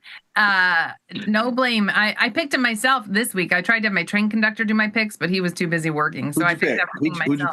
Who'd you pick? I picked the quarterback from Jacksonville, the guy who tripped and then scored the winning touchdown last week. Trevor Lawrence? Okay. Yeah, because I feel like they're getting on fire. They're almost like, remind me of the Detroit Lions of last season, where they're going to come out of nowhere. Okay. All right, cool. I don't know. I picked him as my quarterback. We'll see how he does. What kind of shirt do you have on? It's a Tasty shirt, but is it just the cherry? Yeah, it's I think this is the one, I can't remember, but I'm pretty sure it's the Tasty Live crew one, the film crew one. Oh, okay. Yeah. I was going to say, it's just the cherry in the front. It's got something on the back. Yeah. 2 Live crew. Yeah, and that's the whole different situation. I grew up in Miami at a time when 2 Live Crew was a big thing. You just lost half the chat. Half of them don't know what we're talking about right now. Oh, who doesn't know 2 Live Crew? Hey, those are my boys growing up. Yeah. Jamal and I were talking about this yesterday. We are all exactly the same age. We all graduated high school the same year. 1994. Yeah. She's the little one though. She's the young one. Liz is. Yep, that's true. I should not have been in this grade. My mom put me in it because she wanted me to go to school with the neighbor. She was like, "You got to get out of the house." You're starting. Yeah, but you were smart. Early. I know you were smart enough to do it though. No, and thank the Lord, because I'm 5'10". If I was a year younger, I would have been so much taller than everybody else. Yeah. I mean, I guess I was pretty young for my class, but I really didn't realize it at the time. It's funny when I didn't realize how big of a deal a few months are until you have your own kids, right? And then you realize, yeah, at that time, right? It's a big deal. I mean, I'm a June baby, so like growing up, honestly, a lot of times in Florida, I mean, they did school late. Like, school didn't get out till late June. So there was a lot of times, my birthday's like almost middle of the month, and I would actually get to celebrate my birthday. The depressing thing is when I moved other places and school's done by like early May, and you never get to celebrate your birthday. Never got to celebrate your birthday at school. Yeah, that sucks. But, I got used to it in life. Well, next year, 2026, when it's your birthday, we'll have a big on-air celebration for you, Jamal. Oh, that's so sweet. Make up for all those years. I know, right? That'll be cool. So I hear you're talking. Yes? Jenny's birthday is a couple days away from Tom's. So Jenny always... I thought she's March, right? Yeah. Because she never got a birthday celebration. They'd be like, oh, we got to come in and make videos for somebody's birthday. And I was like, oh, it's Jenny's. Nope. Yeah, I think on my 40th birthday, I was at Tom's 60th birthday party. Yes, you were. That's funny. You were. Yeah, wow. You guys ready to talk about the week? Yeah, I hear you talking about FOMO. I hear we're talking about FOMO today. I mean, the word is going around. There's no doubt about it, and for good reason. I mean, there are so many things that are hitting highs. You know what's interesting is I feel like the last 3 weeks we've done This Week in Stocks, I feel like I can't get everything in, and that's actually good. There's times where it's like, wow, what am I going to even mention in these slides this week? Last couple of weeks, it's like I can't even get everything in. Let's move to the first slide. Like case in point, I don't even talk about the major indices, but just to throw it in there, and the major indices, all of them except for the Dow, have hit all-time highs. So they're still all pretty much at all-time highs. The Dow did not this week, but the rest of them made new, fresh highs this week. NASDAQ and S&P, of course, because this AMD, I mean, 6 standard deviation move on that news with the deal with OpenAI. That was massive. Did you guys have anything in AMD beforehand or what? No, like we did not get caught in it. Do you know anyone who was caught in that move? I mean, I guess I have a strangle. It was actually kind of a kind of wide strangle, but I didn't get destroyed on the move. But it was I'm tripping. I actually did not have a strangle going into it. I put on the strangle after the so back during that day. Yeah, once it fall continued. exploded. Yeah, I put something on them. Yeah, that makes sense, and I think that's when a lot of tasty traders jumped in because I think you might correct me if I'm wrong, but I think the implied volatility in AMD was okay before this, but there was other things that had higher, which I think saved a lot of tasty traders from being in a strangle. Exactly. I mean, I knew that most of us are in November cycle, right? And these days, and November options already captured earnings. For me, that's usually a no touch. But when you have a huge move like this, 6 standard deviation move that creates some volatility, now I'm interested in getting short. And that's what I did. And I think a lot of people jumped in after the fact now, but it did continue its move up.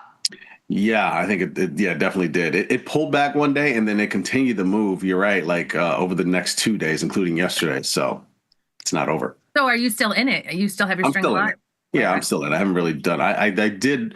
I don't always like to roll up puts, but I did roll the puts up in this one after the move because it was big enough. We'll see what happens. So the dollar's moving crazy recently too. Biggest surge since November 2024. Bitcoin also touched all-time highs.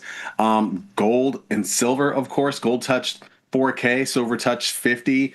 First time silver's touched 50 in 4 decades, and they're both up 8 straight weeks. Yesterday was the opposite, but on Wednesday, I remember in particular, gold was up, silver was up, stocks were up, dollar was up, oil was up. I mean, you just don't see that too often. Bonds were up. And yesterday was actually kind of the reverse. And I think that's what kind of held us down a little bit. We did have a merger this week. Fifth Third acquired Comerica for $10.8 billion. It was an all stock deal, and it creates the 11th largest bank in the U.S. Tesla, of course, we were waiting on that news of what they were going to do. There was a rumor put out on Monday about something coming out on Tuesday, and ended up being a lower cost model. But stock didn't really respond much after that. And then VIX is kind of in the same spot as it was last week when we talked. It's basically still around 16, price of 1% moves, and VVIX is in the 90s. Yeah. So Jamal, since everyone's been long, the market's been going up. Question we get is, how are you protecting like a long portfolio? Is there anything you're doing to offset long deltas in a portfolio right now? Yeah, I've done a couple of trades recently. A diagonal. Actually, both Mikey and I have. We did this on Options Trading Concepts Live. I have a SPY diagonal. It's 20 points wide. It involves December and November. I'm short in November. And I got one in SMH as well. Similar type deal, sort of long at the money puts, and then short 20 strikes wide downside in November. And I know Mikey has a similar thing. He's got it in the Qs. So I've done that. Those are kind of my only 2 things really. But other than that, I would say I try to reduce more than hedge, if you will. I don't really love the idea of hedging. It just seemed like a great idea to do those diagonals, but and they're fairly low cost. But I really try to reduce long delta more than try to get short delta. Jenny, ironically, I mean, we're all starting to share the same brain. We put on the SPY diagonal, put diagonal. We just did a little shorter term. But I kind of agree with you. I thought we just did a little like calendar. All we did was a cheap little calendar. Oh, I thought it was. But I don't hate the idea of the diagonals. I usually will put those on myself. Yeah. But I think, because then, $20 wide, it can give you something if the market falls. For sure. I mean, it's twofold. It's the long is out in Dece, right? Which, I mean, honestly, I say out in Dece. It's not really that far. It's 2 months, right? It's not like it's crazy, but still, it's out in Dece and 20 points wide. Both of them I bought for probably less than half the value, right? So like $10 and change, or one of them was like $9.80, I think. I mean, that's a real nice situation if we do actually drop 20 handles, which is, on the scheme of things, not crazy, but on the other hand, it does feel like it's impossible these days.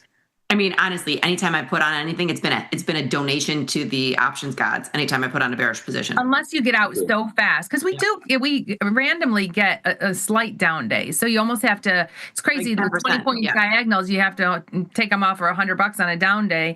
If you leave them, they turn around to be worthless. That's what's been happening this year so far.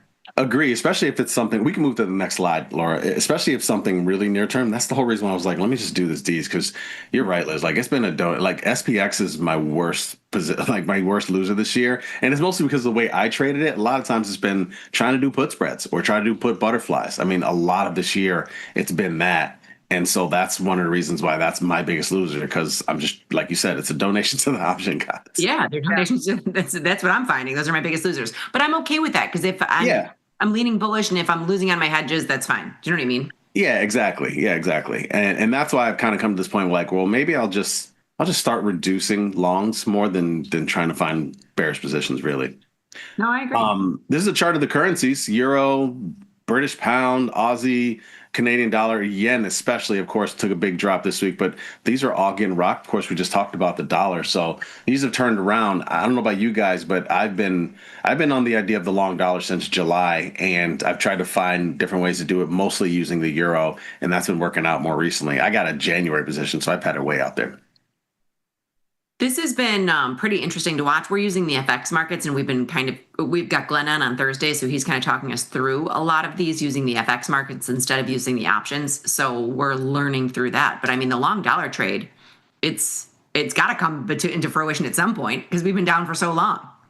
Yeah, it's been working. So Jamal, are you able to take yours off yet, or no? Because did you have to like roll it out to January, or are you able to take it off this week? So I've the most recent position I have on now, I put out in January, sometime in maybe August, and it was still not working. So I actually turned it into a put butterfly. So I'm long like the 118, 115, 112, I think. So yeah, essentially three pips wide, sort of put butterfly in the euro. And it's working now. I think we're around 116. So it's actually been a nice little gainer. It would obviously be bigger if I had just left it as a put spread, but that's fine. And the reason why I put it out in January is because I just thought it was going to take a while. Obviously, we just seen relentless selling pressure of the dollar, even though it seemed like it kind of bottomed out.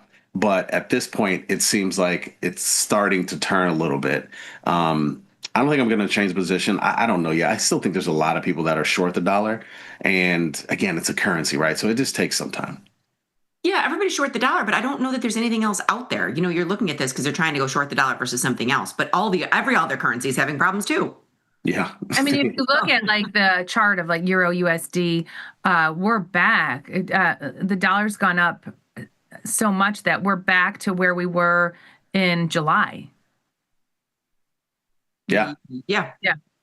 So I mean, this last like week of the dollar going up, we're back to the levels in July. So I mean, I don't know what if you flip the cards now, and I mean, that's the thing. If you're looking at Dixie, especially, we're really close to, like you said, July. So that's par almost, right? And so I think that's the area of inflection. I mean, we'll see how the last time we were at par, we got rejected and then we faded back down.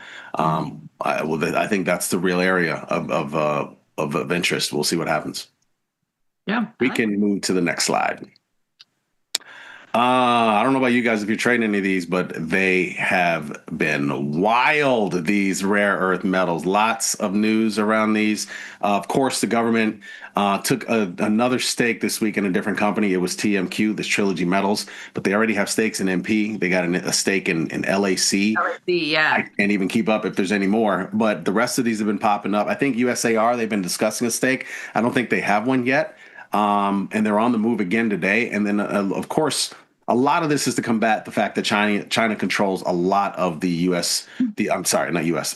China controls a lot of the rare earth metal supply globally, and they're going to tighten that grip. And so that's one of the reasons why the government's been looking to sort of find ways to circumvent China's stranglehold on these things. Are you in any of these, Jamal? We have not been in our show, but not in the show account. Personally, in a long-term account, yeah, I found it a little interesting. I was like, let me get along a little MP and a little LAC. Why not? Let's just see what happens. Okay, I'm the same way. I've got LAC. I've got the other one that I did not know was a rare earth metal stock, and I actually learned this from the chat earlier today. Jenny is U. Yeah, quadruple U. Yeah, quad U. You. And I've been in that. I've been in that for a while. Yeah, I got in that a long time ago. That's something that's a set it and forget it. That's not something I'm trading in and out of. Exactly. Totally agree. And I'm gonna help you stay cool. Just say quad U. Don't say any more U's than one. Okay, from now on, just say. No, Jamal, you don't probably listen to country music, do you? I don't mind country music. It's not something I think everybody has their bass, right? I mean, it's not my bass like when I'm in the car, but I like country music. So you know the song where he's like, you. Want to talk about me? Want to talk about yeah. Every time we trade that stock, I think about that song. Yeah. So yeah, these stocks have been crazy, man. Let's move to the next slide. They've been wild. So this is a current list of the most valuable unicorn companies. Unicorn companies, of course, are $1 billion in valuation. These are way more. These are not your grandmother's unicorns. These stocks, golly, I mean, they're not even stocks yet, of course, but OpenAI, it's just so crazy that this is a $500 billion company. It's not even public, and it controls the fortunes of so many. Don't you find that fascinating that we cannot trade OpenAI? Yeah, this is the whole reason I have this slide up. I find it super fascinating. I mean, Oracle, AMD, NVIDIA, insert another the other companies that either are giving money to it or it's giving money to and has stakes. It's crazy. Did you see this? I saw this circle. I think it was the Wall Street Journal the other day that was talking about OpenAI and about how like all the money's going into it, and it's all filtered back to NVIDIA is the center of the circle. So if you want to trade OpenAI by proxy, you can trade NVIDIA. I mean, yeah, that's always been the thing, right? Same thing with Microsoft. Remember, this all really got started like 2 years ago when Microsoft made the huge investment in OpenAI. Yes. Their stock started taking off again. Yes. You're right. So yeah, I mean, there's 3 AI companies on this list: OpenAI, Anthropic, Databricks. This is the top 8, if you will, and you can see 5 of those top 8 unicorns are and made a domicile in the U.S. You got ByteDance, of course, in China. I mean, ByteDance used to be at the top of this list. That's the parent of TikTok, of course, and they're not now. I mean, OpenAI is, SpaceX is next. What else is interesting on here? I guess Ant Group, that was a big thing for a while. They're still in China. Reliance Retail, I don't exactly know what that is, but I know it's been on this list for a while. And then Stripe, of course, is a fintech. And that is, all these are still private companies. Yeah, that's crazy. Yeah. Crazy. Move to the next slide. I've never actually heard Reliance Retail. That's the one I've heard all the other names. Never. Every time I've seen that list, it's been there. But you're right. I as much as I heard it, I actually don't know what they do. I'm guessing it's just like some type of retail company in India. If you got a billion users, you know what I mean? You can easily get to a high valuation. To button it up, DoorDash is partnering with the Sidewalk AI robot developer Serve Robotics. We don't have those here yet. No, we do. Actually, I see them in the West Loop. You guys see them, right? The little roll things on rolls. There's all different companies with the various robots. So I don't know. Serve's not the only one. So I'm not sure what we have in Chicago. But that's, it's down. We were trading it yesterday, selling puts in there, but it's down a little bit today. SCRV, right? Yeah. I just keep an eye on time. It's just about 8:27. So we're about 3 minutes away from opening bell, FYI. Yeah, we're about to wrap up. NYSE owner ICE invests $2 billion in Polymarket at an $8 billion valuation. You saw those sports betting stocks fall this week, Flutter and DraftKings. JP Morgan and Goldman Sachs are going to kick off earnings on Tuesday. I mean, CPI and PPI reports are scheduled for Wednesday and Thursday, but who knows if we go. No, I heard that they're bringing them back. I don't know if they're going to go. They'll be this Thursday, but I heard they're bringing back the people to put these reports together. They might be late, but they're coming out. Okay, cool. Yeah, that's your Taiwanese sources. Got it. Right. October options expiration is next Friday, excuse me. And then the research this week, the OJ, stock rallies and FOMO. Again, that word again. Check it out. I love it. Thanks so much, Jamal. Thank you so much. Great segment. Yeah, wonderful. Have a wonderful weekend. Thanks, Jamal. All right, goodbye. Bye, Jamal. Have a good weekend. Let's take a quick break, and then we'll come right back in for opening bell, John.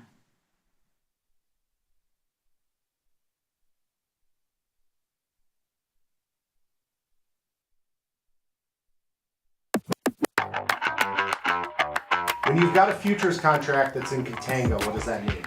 Futures, unlike stocks, have multiple prices appropriated to them. That's known as the forward curve. So when a futures forward curve is in contango, that means that the front month is trading cheaper than the corresponding futures back month. So you'd see that forward curve most likely looking like this in terms of prices. And backwardation, what does that mean for futures contracts?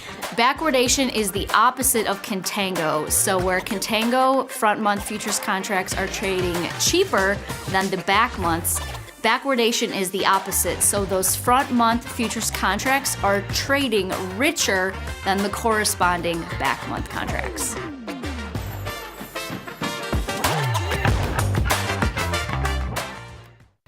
Feel like your wardrobe is missing something? Like style, purpose, and maybe a dancing dog? Can I pet that dog? The new Tasty Trade and tastylive web store is now live. New merch, bold designs. Did we mention all net proceeds go to one tail at a time? Invest in the real bull market, dogs. Go to tastytrade.threadless.com. Grab some gear and help some pups. You get merch, they get a home. If you missed the live show, here's our cherry on top yearly recap.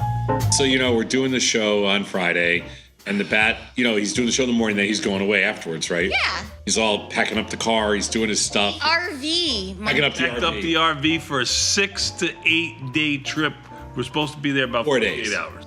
I bet him $20, and I said, you'll be in a hotel by either the first night or second night. And then I vociferously stood up for you. Of course you did. You should have, because that was the smart move. I appreciate you. You're Yeah. Saturday morning, I look at my phone, and it says Venmo, $20. I almost had to pay him $40 because there was a little stipulation. If we didn't sleep there one night at all, I'd have to double the bet. I almost had to send him $40. What happened? See what happened? Here, what happened was we're driving up there. It's absolutely beautiful. It's like sunny as can be. You were tweeting pictures. Oh, yeah, it was beautiful. It was beautiful. Instagram, you're like, I'm here in the woods. Absolutely beautiful. Absolutely beautiful. Amazing. It was gorgeous. We were gonna make a slight right-hand turn. We got about 10 miles to go, and up ahead there's this dark cloud, and it's raining. It started getting muddy, and dogs are getting all muddy. Wife's having a little problem. Bugs are everywhere from the rain. And I realized at that moment that my wife was not a camping gal. That's a surprise. So at 6 o'clock in the morning, I pulled everything out, closed everything up, shoved everything underneath, and I was home. We actually left because we did the show at 10 o'clock in the morning. I said we left at 10:30. I was home at 10 o'clock in the morning the next day. Look at him. You were just jumped in my pool, looked back at my house, and I said, why would I ever leave? Why? He was going to go fishing, catch. He's hurt on this one. Muskies. Some bass. Very quiet. I left Friday at 10:30. I was back Saturday at 10. AM? Yeah. You didn't make it 24 hours? No. Who broke down? They all did. They all did. I rented a boat for Saturday, but the boat was broken. It rained for 5 hours. You're looking at this. You need some help. Nope, I got everything fine. The problem is I just have a lot to do. You see, because in your job, here we go. Really, all you have to do. Get the full scoop by checking out the archives at tastylive.com.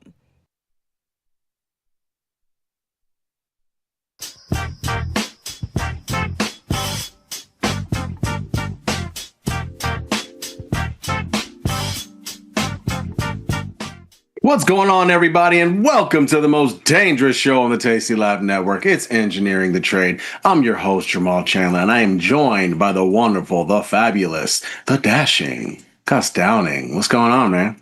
Oh, I'm doing good. Thank you for the kind words. I'm getting obliterated in the market, I must say. I've been deeply long Delta for a long time now, and so it's when we finally get a major pullback day like this, it is hurting me. I got some long VIX and some long bonds that are doing well, but everything else is burning a hole in my pocket. But feeling good, vibes are high. I think this is healthy for the market, and I view it as a great opportunity to buy some dips. So that's how I'm choosing to assess things. Yeah, man, I don't think you're alone in that one. I mean, I think there's a lot of people who've been long Delta, myself included. Sure, I got a couple of things in the portfolio that might be winning a little bit today, but pales in comparison to the losers. And it's cool. I mean, I'm not getting absolutely destroyed. I've definitely been there before. I'm just getting beat up a little bit, and I can take it for now.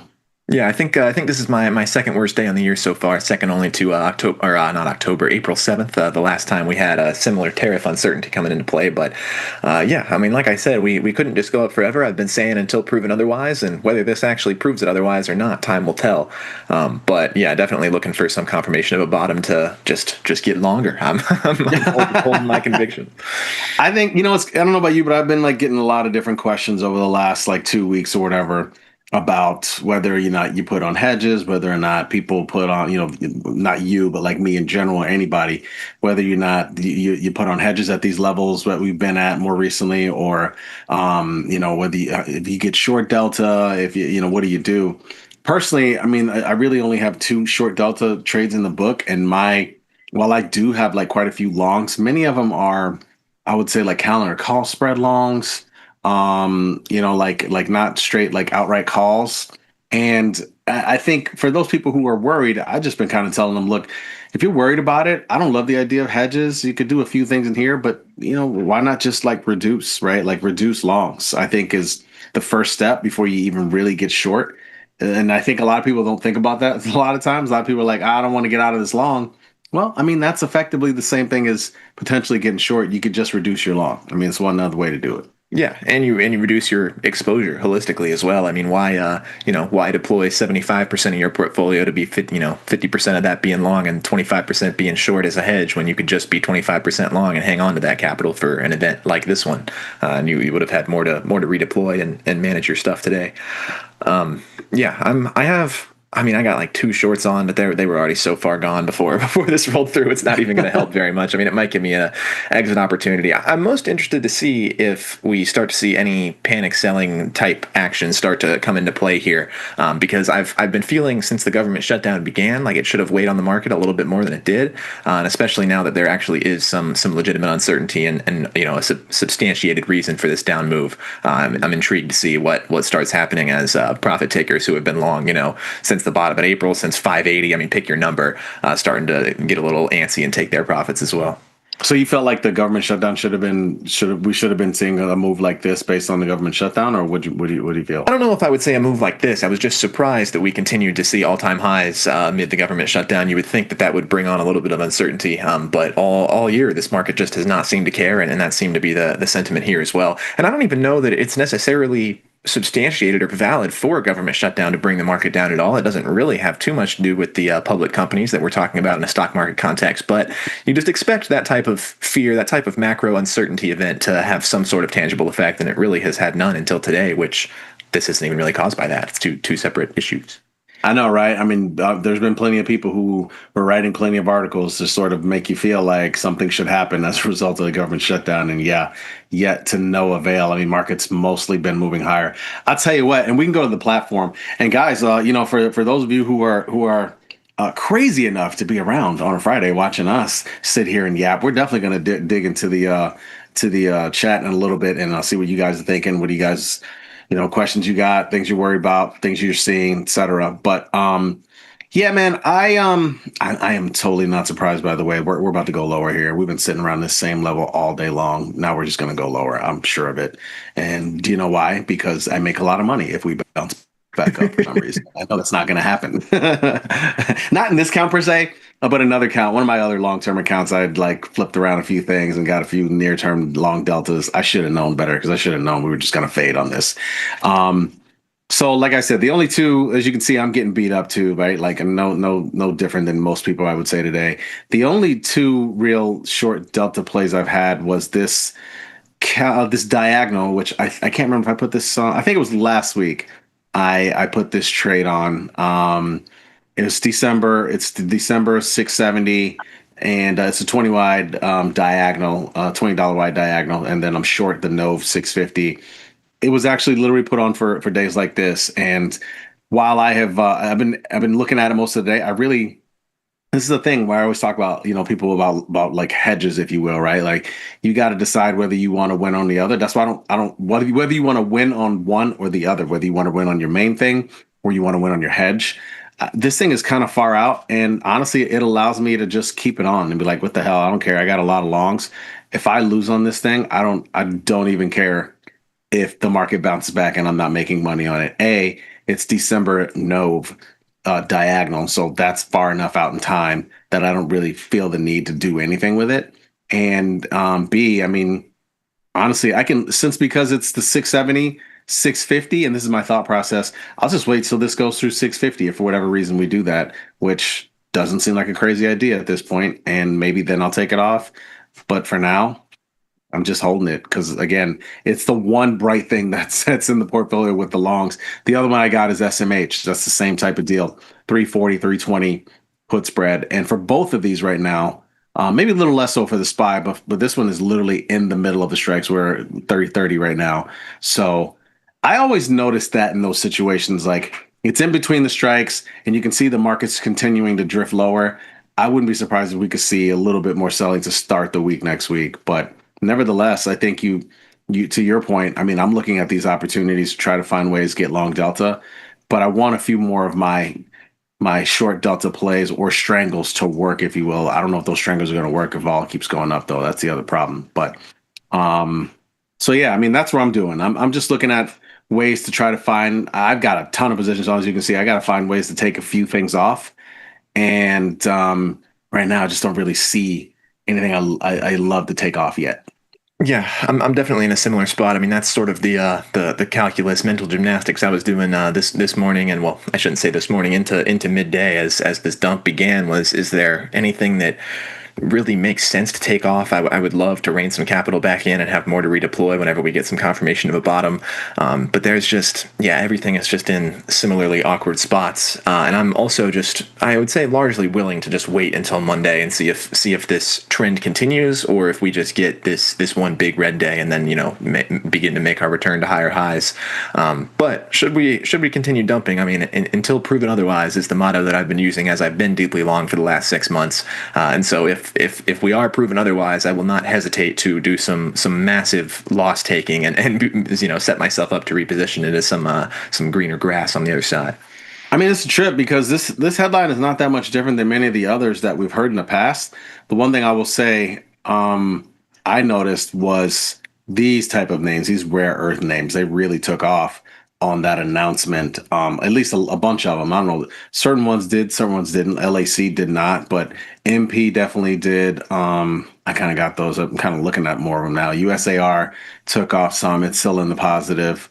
Quad U, as they say, still positive. I'm mad about this one. That's one of the very few shorts that I have in the account right now is Quad U, and somehow, of course, it's mooning against the rest of the market on the day when shorts would actually be printing a little bit. Yeah, I mean, it seemed like these names sort of got a little bit swept up to the upside. And first of all, I feel like there's a large contingency of people that have gotten long these in recent weeks as all this news come out, recent weeks, recent days, whatever. I mean, what was it? Earlier this week, there was still, or late last week, earlier this week, USAR was still rumored, but I don't think they have a stake yet, right? I can't remember. Yeah, to my knowledge, no. Yeah. So, yeah, it was kind of surprising to see that. I will say the other thing that I would really think would scare this market, even though it hasn't happened yet. But today, the thing that I noticed on 2 days ago, which was kind of wild to me, was stocks are up, bonds are up, dollar was up, gold was up, gold and silver are up. And I was like, wow, that seems like a lot of things that don't necessarily usually move together are up. I mean, Bitcoin was another one of them too. And I think that was like the first kind of inkling of something kind of strange. All you needed was a little bit of kindling. And sure enough, that was provided today by the POTUS. And so now you got the situation where most of those things that I just mentioned are down. However, bonds are up today. Bonds are actually moving really strong. That tells you like there's kind of some real fear in the air, I would say. That to me, more than the VIX being up tells you there's some real fear. But then I would say the one surprising thing, a kind of surprising thing to me, and I'm not just saying this because I got short this week. I'm still surprised that gold is up. I know the dollar is up. I'm sorry, the dollar is down, and that's why gold is up. But I think if gold starts to sell off, dude, I think we'll see one hell of a damn fire sale to the downside on a lot of shit. Honestly. Oh yeah, I'm inclined to agree. I also am shocked that gold has just continued to climb the way that it has, and silver has begun a sentiment move right alongside it now. But yes, I think that this, I mean, propping up isn't the word, but I think that we could see major selling action across the market if this begins to crumble a little bit. And yeah, bonds. I'm not surprised to see bonds up against this market, but I am surprised to see the gravity of that move. I don't know. I think that is painting a pretty clear picture that the fear and uncertainty is very real right now. Yeah, there's no doubt, man. Like that one is the one that stands out to me the most. And bonds here basically trying to head towards the highs that we last saw during the Fed meeting day, which they are not that far away. So yeah, this is definitely one to watch. And again, I think really keeping an eye on gold. Like if you get the situation where not only markets start selling off, but then gold starts selling off, dude, let me tell you something. There's a lot of people that are long both, and that will not be pretty if that starts to happen. So that's probably the one thing that's one of the reasons why I'm kind of encouraged about trying to find a few longs, if still. I shouldn't say I'm not trying to find too many because I'm basically like, I'm almost tapped out as far as buying power right now. But one thing I did do was next Friday, I did the $50 wide iron, call butterfly, 6650, 6700, 6750. And you know what that means? That means we're assured not to get back up there is exactly what that means right now. That's what that means. That's exactly what that means. Yeah, interesting comparison coming through here in chat as well. Rare earths is a way overcrowded trade like quantum. What's your take on that? Because I mean, the way I'm initially processing that is that I totally agree, but also quantum just keeps on chugging. I mean, we kind of have a industry wide Palantir situation going on with quantum, and now with the rare earths, it's overcrowded. But does that mean that it's invalid? I don't know. I don't know how overcrowded it is. The only reason why I say that is because I think it's still fairly new, in some ways. The reason why I say that is because I like to look at the OIC, what is it? It's the, and I put it in the chat. I like looking at this site often for the top trading options activity. Of course, SPY Qs, SPX are 1, 2, and 3, which is pretty much every day. Nvidia and Tesla usually in the top 6, if not the top 5. As today, they're in the top 5. You can see AMD, IWM, VIX, Apple, and Intel round out the top 10. I like looking at this thing to see like what are some of the major names that are where a lot of options activity is, and I really haven't seen the MPs and the all of these other rare earth names of the world. I've definitely seen over the last couple of months the IonQs, the QUBTs, the QBTSs at times in this list. I think that trade is probably a little more overcrowded than the rare earths. Just as of now, I don't know if they're super crowded. I mean, are a lot of people trading these rare earth names? Of course. I mean, MP 43 million shares have traded today alone. So I'm not saying people aren't trading them. I just don't know if I would call it overcrowded yet. I think it can reach even more of a fever pitch at some point compared to the quantum computing names. Like sure. These are it's all relative. Is the takeaway there? Yeah. I can see that for sure. Seeing lots of shouts about Oklo right now as well. They're up today, I suppose. Do you got any involvement here? This gives me. I think of you when I think of Oklo because I cannot elaborate further, but this gives me the same vibes as CoreWeave. It feels similar. To some degree, right? I mean, there is a similar vibe. I mean, this one, of course. I mean, again, it's similar vibe, right? Like this one is more of energy, right? Isn't this kind of a nuclear energy play on the AI space? And CoreWeave is probably directly more of an AI play, if you will. I don't have anything in Oklo anymore. I did have something for a while. I did have a strangle in there for a while, like a few weeks back, but zero trading going on in here right now for me. Yeah, I've noticed the stock was up on highs, and yeah, it's a trip. I mean, somewhat of a fade from highs today, but still hanging in there tough. That says a lot. I mean, what's another one of these plays? Like a nuclear play off the top of your head? I mean, GEV. GEP. Yeah, see, that one's down. That's kind of interesting, right? Yeah, I don't know what to make of that. I'm not sure about why Aklo is. I don't know if they had news today. I really hadn't paid attention, but yeah, I mean that's kind of strong, honestly. Yeah, The names especially taking it against on the this chin market. I today. can't believe that move. We could talk about them. A lot of them have been the darlings of the market recently. AMD taking it on the chin. Oracle's not exactly taking on chin, but it was definitely much higher. Tesla taking it on the chin today. Nvidia comparatively taking it on the chin today. This is taking it on the chin for Nvidia nowadays. Nvidia, if he has a $5 move, that's actually kind of big nowadays. It doesn't move like the $10 to $12 moves like it used to. It is. Our goalposts are very wide on what constitutes a bad day for Nvidia, but this definitely falls into that category for sure. So yeah, man, geez, I mean, I don't know about you, but like for me, for the rest of the day, I'm kind of just watching. Really, I got so many different things on. That's actually been like the point of pride for me recently. Is I got strangles on. I got the call butterflies on. I got calendar calls on. I got put diagonals, and so I just kind of letting the book work itself out here, and I don't really feel the need to mix things up too much yet. Yeah, no, I'm in the same boat. I only have one position that I'm really eyeing to make a move on for the end of today, and that's some shorts I have on RGTI. I have a short call vertical here, and I have the 34.32 strike, 14 days to expiration, and we are way outside of that range right now. And somehow my calls are well, I guess my position is up big today. I might be able to escape break even, and if I can do that, I will be running for the hills. This has gone against me from the moment that I put it on, and somehow we are within $30 of break-even price right now. So looking for some lower lows there, and I'm gonna get out of that. But yeah, aside from that, basically just sitting on my hands, deciding whether I want to take my profits on VIX or not. I wound up. I get long VIX at really random times, just based on, I don't know, really just BS, intuition. I don't know. Whenever I kind of have an inkling that I feel like things have been too good for too long, I'll get long some VIX. So I threw on VIX longs on Wednesday, which really could not have been better timing. And I think that I would be surprised to see VIX move any higher into next week, barring some new news coming out. So might collect profits there as well. Nice. Sounds like a really good plan, by the way. I know somebody was just asking me, JB, what is the option volume source you use to track high volume names? JB, I mean, I assume I just put it in the chat. So just scroll back up at the chat right there. You'll see it right between actually two of the things that Margin Walker said. You'll see it in there. The SMR is another one of those energy plays, and NNE, I think, right? SMR. Yeah, SMR. NNE. So for now, you said you're holding on to your VIX. You got calls, I assume, right? I do, yes. Just naked 20 calls, something like 80 days to expiration.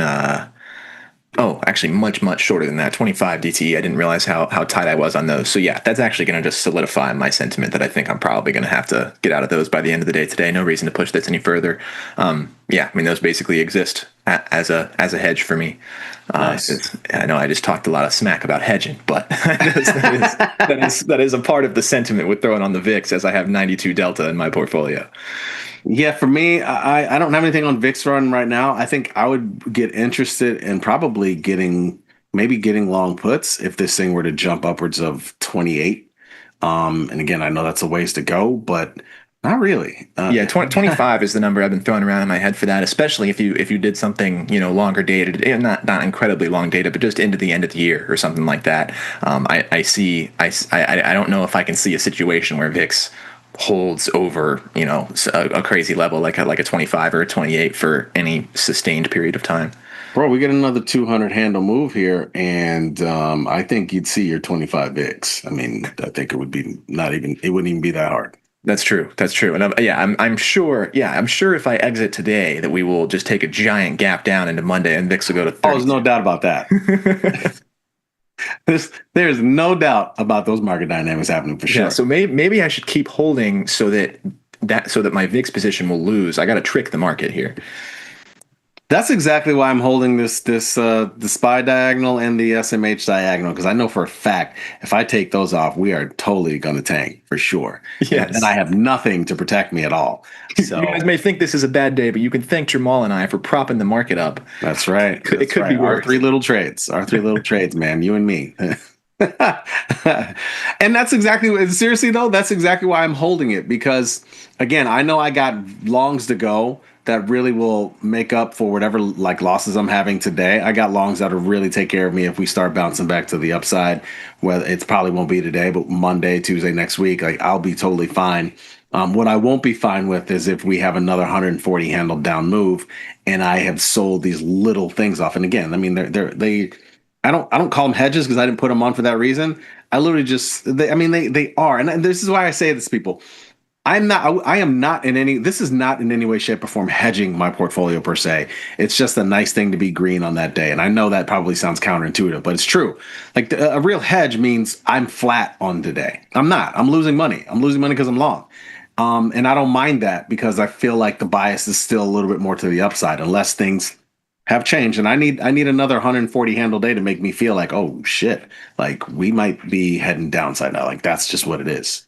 Yeah, I'm inclined to agree. And yes, getting short against a mostly long delta portfolio does not ever have to be considered hedging. I mean, it's, obviously the market is correlated to a degree, but I mean, I essentially view every trade as independent of every other trade. And so when I get long VIX, I'm not doing that, thinking that the market's going to tank and taking off all of my long delta. It's just two independent events. I think we could get a blip in the VIX that creates some profit for me, and then I think my longs could pay off on the other side of that. So yeah, short dated VIX, and that's the other reason I'm not really panicking or in any hurry to get positions off here is because the vast majority of what I have going on right now is like 60 DTE or longer. I have very little that's inside. I maybe have 5 positions of 30 some odd that are within a month, and then everything outside of that is 60 plus. So yeah, if we're not returning to higher highs in 60 days, I got bigger problems to worry about. So I'm not going to let this one day shake me. Yeah, for sure. And I think you kind of hit the nail on the head. What I was trying to, if I didn't fully say it eloquently, the idea of having something green to look at on a day when you got a lot of things red, it psychologically helps your trading. Seriously. Again, I know if things really go to shit, I know that I can close this if I want to, but I don't need to right now. And again, it just helps me like sort of bring things in perspective. Yeah, it's a down day. These are the areas where I'm losing on that are largely long delta. But again, like you said, most of mine are a little bit. It's not like they're 0 days or they're 7 days where like that money is completely gone. Most of the stuff that I have, I'm long further out. And again, just having a couple of green trades to be able to like, ooh, this is nice that that's working today. This is another one of them, which again is working because the dollar ends up being down today. But this yen trade, Mikey and I both did this, a diagonal trade. It was actually his idea. I just piggybacked it. But you've seen how the yen has gotten absolutely rocked in recent days. A lot of it was geopolitical stuff, but also because the dollar was making a strong move. So it was kind of a double-edged sword with both of it. But we got long the 66 and then short the 67 in the near term, and that's been a nice surprising bounce back today. So it's usually trades like that you don't expect to win. You're going to win on them. That on a dislocation like today ends up being like a nice thing to look at and save you. Yeah, precisely. And the psychological element, it cannot be understated. I mean, in some cases, and in the case of some of these longs here and things, it's there is a financial dollar amount I could slap on the price of FOMO, and I am willing to pay a certain amount of dollars to avoid having those feelings after the fact. It's I don't know, that's my economics brain firing. You're always talking about how do you quantify the dollar value of benefit that you get out of going to a concert or something, but those concepts absolutely apply here too. Sometimes it's better to hold a little longer if you're willing to make that sacrifice, and it's difficult things to quantify, but absolutely the psychology is an important element.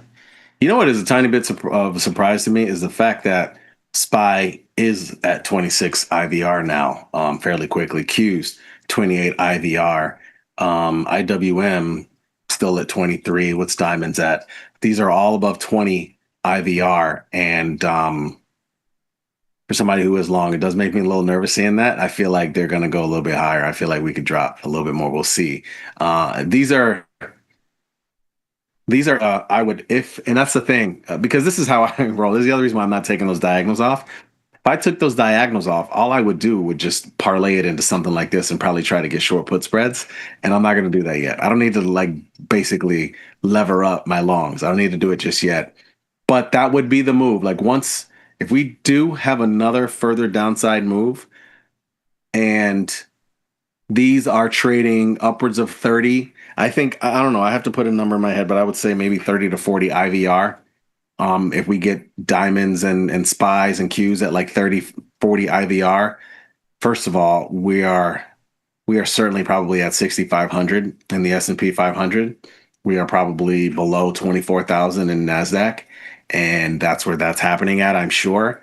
And yeah, more than likely, I close those diagonal put spreads and probably look to try and get short some put spreads and names like that, like diamonds, like spies, like Qs. So that's the game plan for now. Yeah, I absolutely agree. I'm just going to wait for some confirmation of a bottom, and I'll be selling premium like crazy. I mean, it's basically the plan on the put side. I mean, these puts are going to be so juiced. I'm not going to catch the falling knife right now, but yeah, I mean, that was Errol and I had a long conversation about that on our show earlier. It's the premium is going to be so attractive, and I'm willing to leave 15% on the table to not get the bottom perfect to the cent if that's what it takes, to have some confirmation and feel good about going back to the upside. So what do you think here? You think this move is a little over-exaggerated, or is it just that the air up there was a little bit too thin and all it took was one sort of little tweet to make things happen? I think it's over-exaggerated if you isolate it into the vacuum of just what has happened today and what we have going on. But when you expand out and think about the run that we've been on for the last 6 months, and we make 2 new all-time highs a week every single week, it feels like, I'm not surprised to see it be a little bit more exaggerated once something finally popped the balloon. So yeah, I mean, like I said, I'm not super worried. This isn't markets in turmoil or anything, but it's just an attractive spot to get even longer in my opinion. And if we're moving into Wednesday next week and we still haven't caught a green day, I might start to revisit my until proven otherwise thesis and ask those questions of, are we being proven otherwise? But for the time being, I'm not super worried about this. I think we'll bounce back quick. I did want to mention to the people that this is kind of an unusual VIX cycle in that I think this one has been a 5-week cycle. And I bring this up because we do have options expiration next week, October options expiration on the 17th. The interesting thing is that usually during expirations, VIX expires like usually the same week as options expiration. But this time around, VIX actually lasts longer. So if you are worried about, potential movement around options expiration going into next week, you can, just like you can have some calls in here that would capture that move. A lot of times it won't capture the move, right? Like expires on the Wednesday before. This time, the VIX expires the Wednesday after options expiration. Just something to think about. I actually didn't realize it until earlier today. And I was like, oh, good to know. Yeah, that's true. That's a great point. Yeah. So, yeah, man, winding down the week here, I think I wouldn't, again, markets are down 150. I'm totally not surprised. At this point, if they were not able to get up today, they are probably just going to continue to fade through the rest of the day. I think, as I'm looking here, this is on the ES futures. Oh, boy. 50-day right there is 65.62. This is just on the simple moving average. That's another 60 handles. I mean, good Lord. I don't think that happens today, but clearly there's some support there. And that's probably what we could sort of run into, whether I don't think it's today, but I think possibly by Monday, who knows? If the fear mongering continues over the weekend, it's possible. That's true as well. Is what will happen over the weekend, what will happen after market today and in pre-market on Monday. And yeah, I mean, I think the media is going to want to run with the fear-mongering sort of narrative. So I'm interested to see. And yeah, and I alluded to the panic selling thing earlier, but I'm interested to see if this turns into a snowball in that regard as well, and if this is a major correction. Yeah, I mean, the negative sentiment is starting to go around. You're starting to hear, again, we've noticed that there's been no effect from the government shutdown on the market, but now you're starting to hear about layoffs, and that's going to feed in another thing and another. And I could see it happen over the weekend, and I think that's why you're going to start seeing people let go of some positions heading into the weekend. It's probably going to be a low selling pressure. For sure. Yeah, I'm inclined to agree. I'm just interested to see how we open on Monday and then what happens from there. Because I think, in my mind right now, I think the most likely situation to me is we open lower on Monday, perhaps even considerably lower, but then Monday itself will be a green day. That would be my prediction. I think there'll be fear mongering over the weekend. That fear will set in with some pre-market selling, and then people will finally feel that it's enough of a dip to begin buying back in. Well said, folks. There you have it. Gus Downing here, guesting with me today on Engineering to Trade. Thanks for watching, folks. And as always, be smart, be patient, trade them small, and trade them often. We'll see you.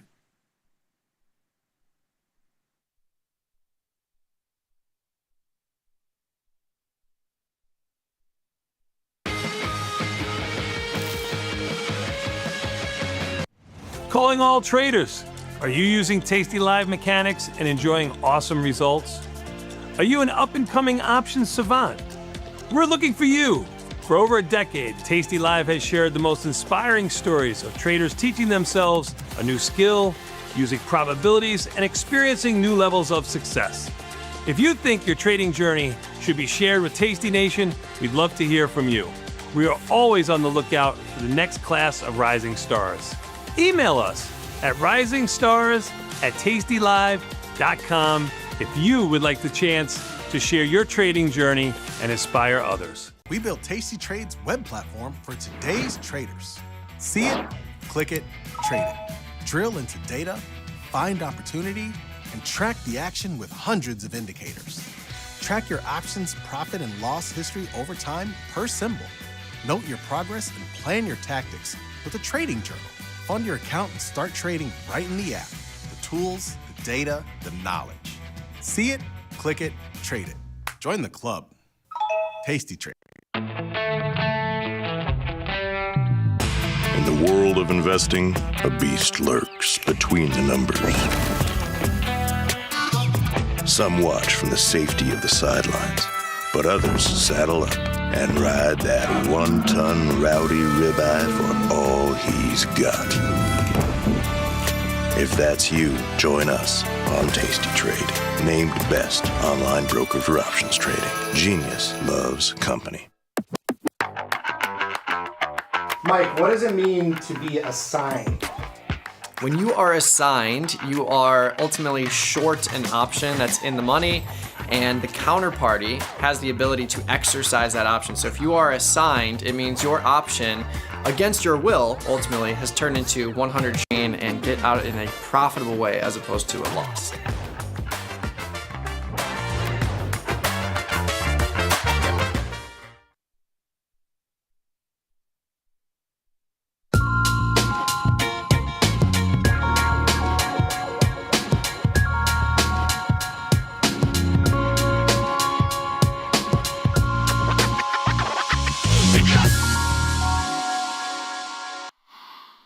Hello, everybody. Well, what a day. Best trading day of the year for me, definitely. And it's only down like 2.5%. And I felt things were going to go right because this morning the market was all green.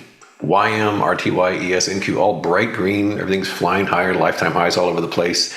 And my all short portfolio was still profitable. That's pretty cool. And then when your president, ticked off China again, things got really juicy. So obviously, everything very profitable now, some double digits today alone, and it's a great day. Very exciting. So let's look at the charts and see what those are telling us. The diamonds have been very helpful. I have been talking about the wedge for a long time now, and it has done what it's supposed to do. Basically every single chart looks something like this, in which we had a wedge pattern dating back to the April 7th Liberation Day bottom. At some point or another, some earlier than others, things got a little bit fuzzy here, a little bit raspy, started to break down a bit, broke the trend line, and it would be fitting, I think, to change this to red, or I don't know why red's not available, but I haven't, so that's red enough. And stay below it ever since. And it was only here, back on the 3rd of October, that it made one last gasp effort to get above that broken trend line. It failed, even though it was a lifetime high that day. And then after that, red, my favorite color, red. Today in particular, down really hard, biggest down day in a long time. So that is more or less what we're seeing in all kinds of places. I would also add that the AI / hyperscaling sector is the only thing keeping things propped up. If that starts to fail, well, God help you at that point, because that is the market now. It's as much of the market as Cisco was the market in 2000. Because the market really was broken as of March 2000, but the networking stocks kind of held things up through the summer. Once that gave up the ghost, what was that? NASDAQ down 83%. So AI, that is the only hope the bulls have. The spider didn't break as long ago as the diamonds, but it's the same kind of phenomenon. It cut through its own trend line on the 24th. Here again, let's change this to a bit of a more appropriate color. And it has stayed below the line ever since. And it was just kind of vexingly, annoyingly, irritatingly, nettlesomely screwing around for weeks. And then finally today, wiped out 2 weeks of gains in a blink of an eye, which I kind of dig. So that's pretty cool. And the IWM, the small caps, finally, after all this waiting, this has joined the party. For the first time since April 7th, we have broken the trend line. So this is another desperately needed feather in the bearish cap of the 2 bears left on planet Earth, 50% of whom we're talking to you right now. So this is the IWM going back for its history. And as you can see, we had a lifetime high just days ago, but at long last, we finally cut through that trend line, giving the bears an opportunity to cut this thing lower. It's not just the US. EEM down 3.7%. Because the emerging markets have been slavishly following the US markets higher.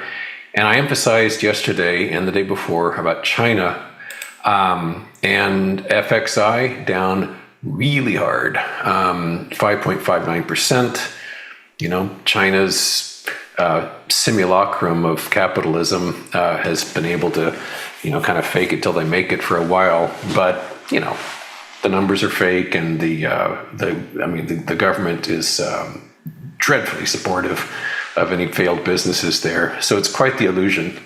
And so on a day like this, a month's worth of gains can be laid waste. For me in particular, I've got 30 short positions, one of which, kind of a favorite, is Baba. I mentioned this one early this week. It's been a big winner, down today alone, almost 9%. I've trimmed it a little bit, but it's still a honey of a pattern. And of course, the market is like, still, it's like we've had like 2 hours of selling. It's incredibly, insanely overvalued, more than any time in history. Higher than 2000, higher than 2007, higher than any time. So it will take just a global cataclysm of an epic scale to get things to be like, oh, it's properly priced. So yeah, 2 hours ain't going to do it. NVIDIA was actually up earlier today for a while, but it's down. It hasn't broken this modest bullish pattern here. Should we break below this line, that will be another thumbs up to the bears. It hasn't happened yet. We've seen this kind of thing before. This could be a one-day wonder. This is not the beginning of something big or something like that. No, this could be it. This could be the entire thing. Over the weekend, Trump might say, just kidding, and then all is well with China again. But what we try to look at is the bigger picture, and instead of just like, what's he going to say next, which even he doesn't know, just using the charts as a rigid guideline and basis for an attempt to see reality.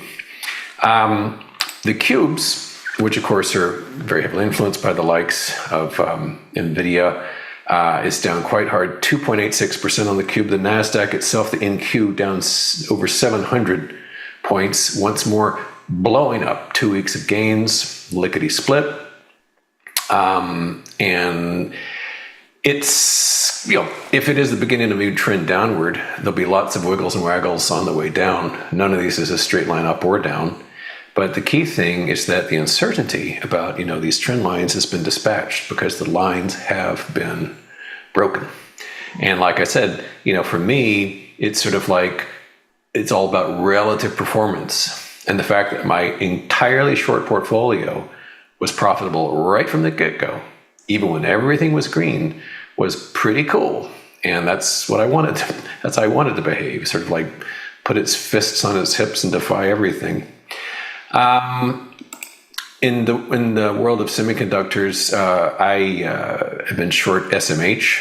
I've got some individual shorts. One is ON on semiconductor, down 7.4%. And once more, these things have had triple-digit gains this year, based upon the notion of AI. And if for whatever reason, because even now the likes of Goldman Sachs, like, well, it's going to be years before we know, that they're making excuses already. It's like, check back with us in 2035 and we'll see. We give it time. If people lose patience, or if data starts to come out that's like, this doesn't do anything for anybody in a profitable fashion, then you could see the wheels fall off. Because you see these startups with 22-year-old founders, like, at $3 billion valuations. Apple was started with $1,700 in funding by Steve Wozniak selling his calculator and Steve Jobs selling his VW bus. That's how it used to be done. So there are trillions and trillions at stake. Palantir was trying to make a breakout from this high. It's not done so yet. This is another one of my shorts. Like I said, I got 30 shorts. It's easier to say when I'm not short than when I am short. But Palantir's down nicely. Of course, this has had every advantage with Peter Thiel having the president's ear. But even so, this is down 4.25%. Another position I'm in, which I just got into yesterday early, was AMD. Now, AMD kind of spoiled my Monday because it went blasting higher like so. I'm getting my skin back on that one. I'm getting my pound of flesh away from AMD and what's her name? Lisa Su. And I'll happily hold on to this one until we at least close that gap. So that's unwinding nicely. What else is going on? Well, crude oil down really hard thanks to peace breaking out. And so this is sinking nicely, 4.39% on crude oil. And once again, as a long-term guide, if we break this, that would be quite the big deal.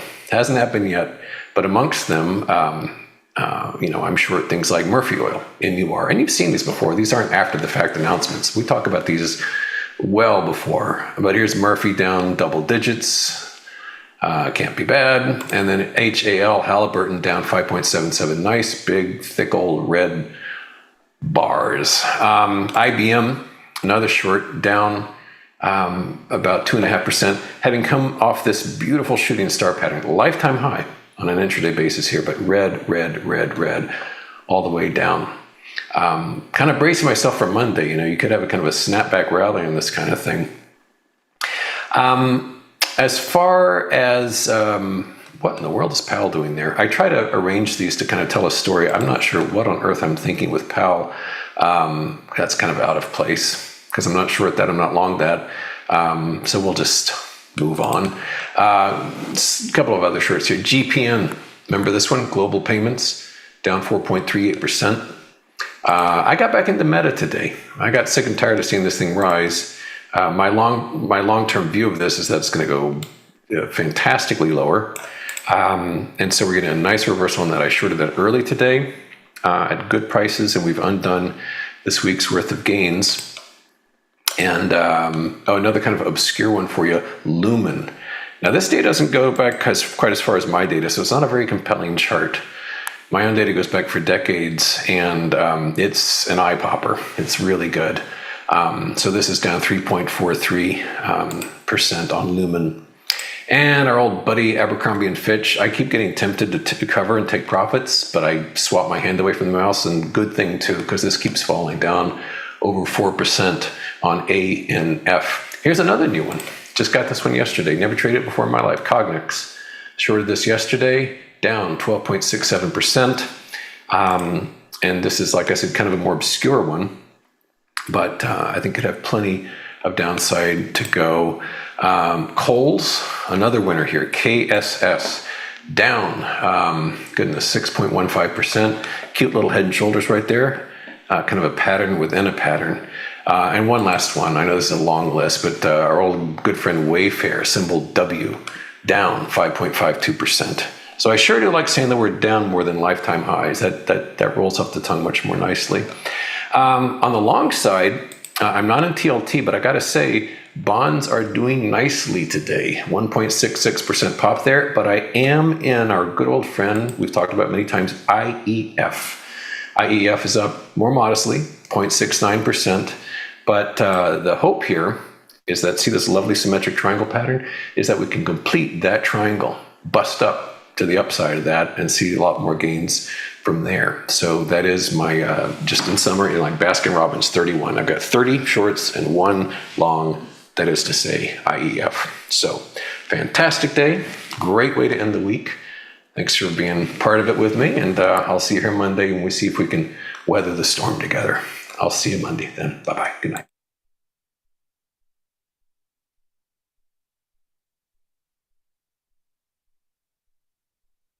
Tasty Trade's Money Match event. Unlock 30 days commission-free trading, plus a 1% cash match on all qualifying deposits to jumpstart your trading when you open and fund a new Tasty Trade account. Level up your trading experience with Active Trader Mode, smart order tracking, risk analysis tools, dynamic watch lists, and more. The Money Match event starts now, exclusive to new Tasty Trade customers. The market doesn't stop. So why should you? Diversify your portfolio with stocks, options, futures, crypto, and more from Tasty Trade. Focus on the markets that matter to you. See the odds before you trade using curve analysis, IV rank, and more tools. Get industry insights that help you find your next trade right where you need it. Tasty Trade. Download today. Traders, start your platform. Tom Sosnoff and Tony Batista are hitting the road for their first ever live trading event, At Work by 11. It's unprecedented, unpredictable, and unlike any other financial event. Watch these masters make real trades in real time. Doors open at 8, the action starts at 9, and we'll have you back at work by 11. Sign up today at tastylive.com/events.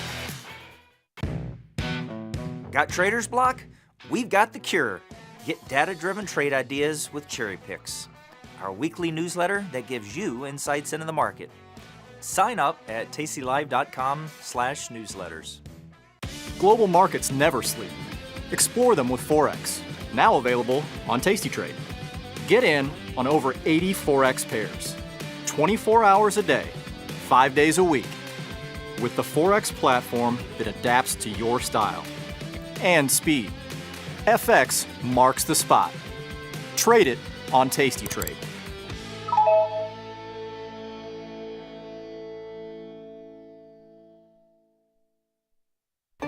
Feel like your wardrobe is missing something? Like style, purpose, and maybe a dancing dog? Can I pet that dog? The new Tasty Trade and Tasty Live web store is now live. New merch, bold designs. Did we mention all net proceeds go to one tail at a time? Invest in the real bull market, dogs. Go to tastytrade.threadless.com. Grab some gear and help some pups. You get merch, they get a home. Global markets never sleep. Explore them with Forex, now available on Tasty Trade. Get in on over 80 Forex pairs, 24 hours a day, 5 days a week, with the Forex platform that adapts to your style and speed. FX marks the spot. Trade it on Tasty Trade.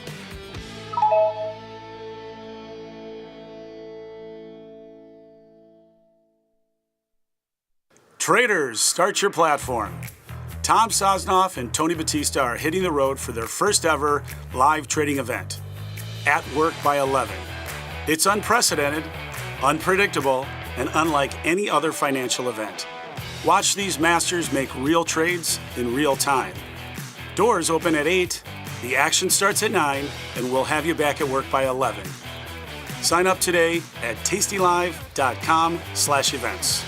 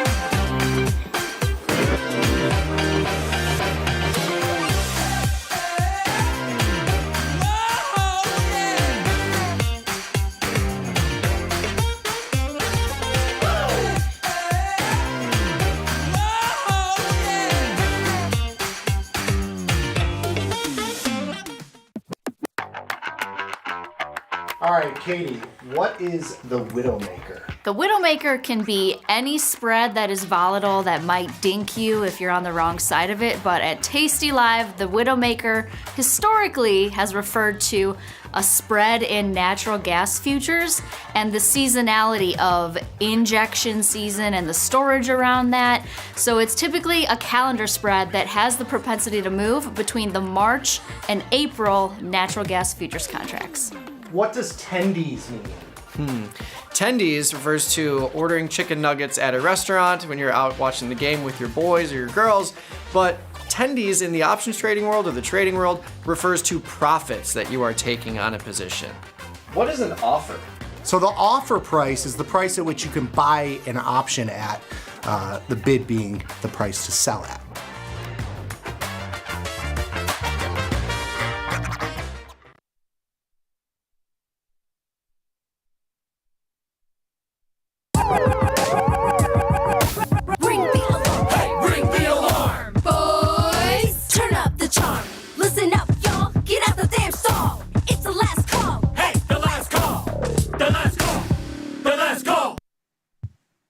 And we are back for the last call of the day and of the week. I'm Million Spivak in San Francisco. That's Jamal Chandler in Chicago.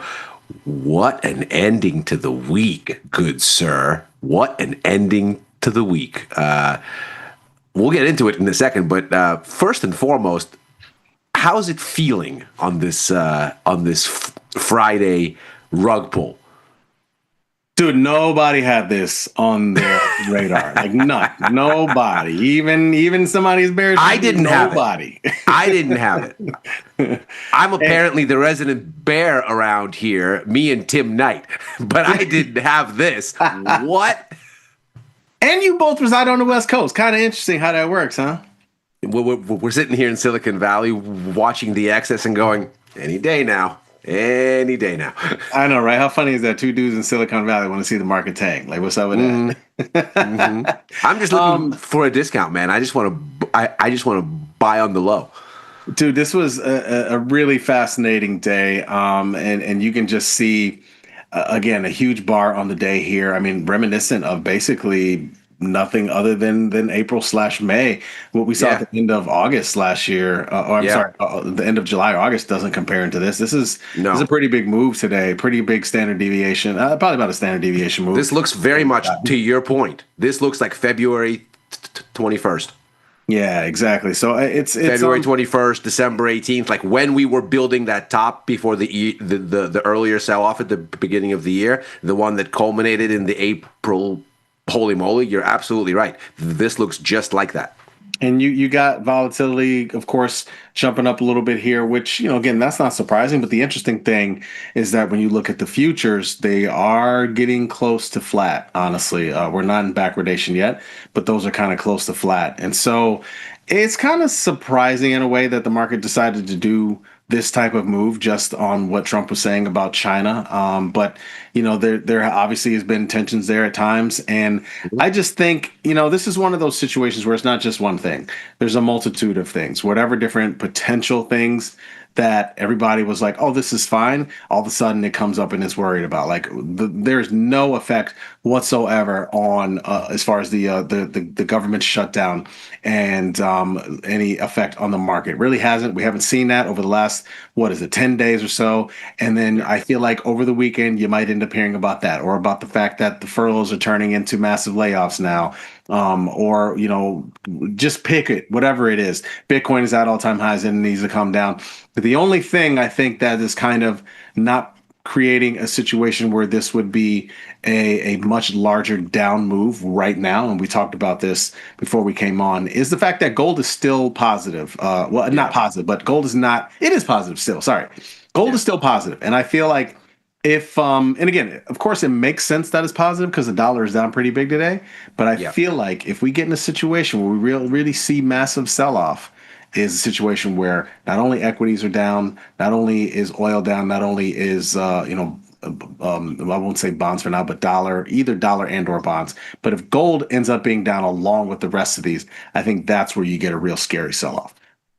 It certainly looks like we're getting into some hairy territory here. I mean, obviously, yesterday was a big step back for gold. It's holding up here for now, as we can see. I think if we look at the internals of this, though, it isn't a happy chart. So if you look at the 4-hour here, what you see is that there's your kind of hit of the record highs on Wednesday. You come off that yesterday. We're testing the underside of whatever this kind of, okay, I've found a level, I'm digesting now range. And we're not making it back over. Now, we'll see, of course, how this ultimately settles, but we're moments away from the gate getting shut. So if we settle right around here, something like this, it's going to start looking like at least this leg of the rise has given it up, and we're now into some kind of consolidation phase. Does that mean that gold is going to come crashing down? Of course it does not. There's no evidence of it. I mean, maybe it will, but there's no evidence of it here. But you kind of look at this and you go, okay, let's look at the whole stair step higher in gold. And you can see from right around here, this is basically the Fed and adjacent price action. So the Fed is basically done right around here. So this is the day after the Fed. The meeting was on the 17th. This is the end of day on the 18th. Gold essentially digests what the Fed does here, kind of figures it out, thinks about it, and then goes off on this next leg higher. And so what you see is this very clear stair step. Boom, resistance, come off. Once you break that, next leg higher, a little digestion here that doesn't get us back under here. Next leg higher. This seems to start to challenge this dynamic. And I'm a simpleton. My understanding of price action is a trend up is higher highs and higher lows. A trend down is lower highs and lower lows. So if we've taken out the sequence of higher highs and higher lows and we've set a lower low here and we can't get back over, that's maybe toppish. Maybe not convincingly so yet. I don't think I'm ready to be going and selling gold, especially on a day like this. But I've got an eye on it because, to your point, I don't think this is one thing. It sort of feels almost like a news air pocket. We have a government shutdown, so there's no economic data. We got the University of Michigan consumer confidence numbers earlier today. They basically didn't do anything or show anything. They didn't go anywhere. Sentiment was a little bit higher, but didn't dramatically deviate this month or that. Same thing for the biggest component of that survey that everybody's looking at, the one-year inflation forecast, because, of course, that's the key Fed indicator now in the absence of other news, in the absence of CPI and PCE and other things. So the markets are grasping at straws. So nothing in the data. We apparently have a ceasefire that's holding in Gaza. We've known about that for at least 24 hours here, 48 maybe, depending on where you look. So it just seemed like there was a there was a lull, and the market was just sitting there going, no headlines, everything is fine. Whoa, what's that headline? And all of the extremes that we've seen just pushed people to go, you know what, I'm just going to take some risk off ahead of the weekend. Who knows what in the world this is, but we're at crazy levels on a ton of assets, and there's no other news. So if this is the only thing I have to go on, risk off. Yeah, I got to tell you, I mean, it is a little surprising to see markets move as much as they did on this simple headline, honestly. I mean, a headline that we've heard many times in many different ways before. So, I mean, I'd be looking here to see, again, where the next move lies, right? Like how ugly is this really going to be? And what Monday has in store for markets, really. I mean, you're almost not surprised that once we got going with some momentum to the downside, all of a sudden everybody, starts talking about how, there's all these different wall worry things that pop up more recently. I will say, aside from the negative stuff, it is kind of fun to see some dislocation. And so I don't know how much you have been watching these rare earth names, but I've been watching those quite a bit. And MP is a name that's been positive pretty much all day and actually accelerated at one point to the upside during some of this news. I think it touched upwards of 83, 84. I can't remember exactly high. So close to 85, as you can see from the chart. So that was kind of fascinating. And it wasn't all of the rare earth names. Again, this is one that the government is invested in. LAC is another one. That one actually did not sustain its highs. It actually faded. There's I think it's USAR is another name that's been mentioned a lot recently. Again, these are all these rare earth names that have been either mentioned, either actually there's a stake or there's a proposed stake on the way. And I think this one is one of the ones where they're supposedly taking a stake at some point, still have not yet.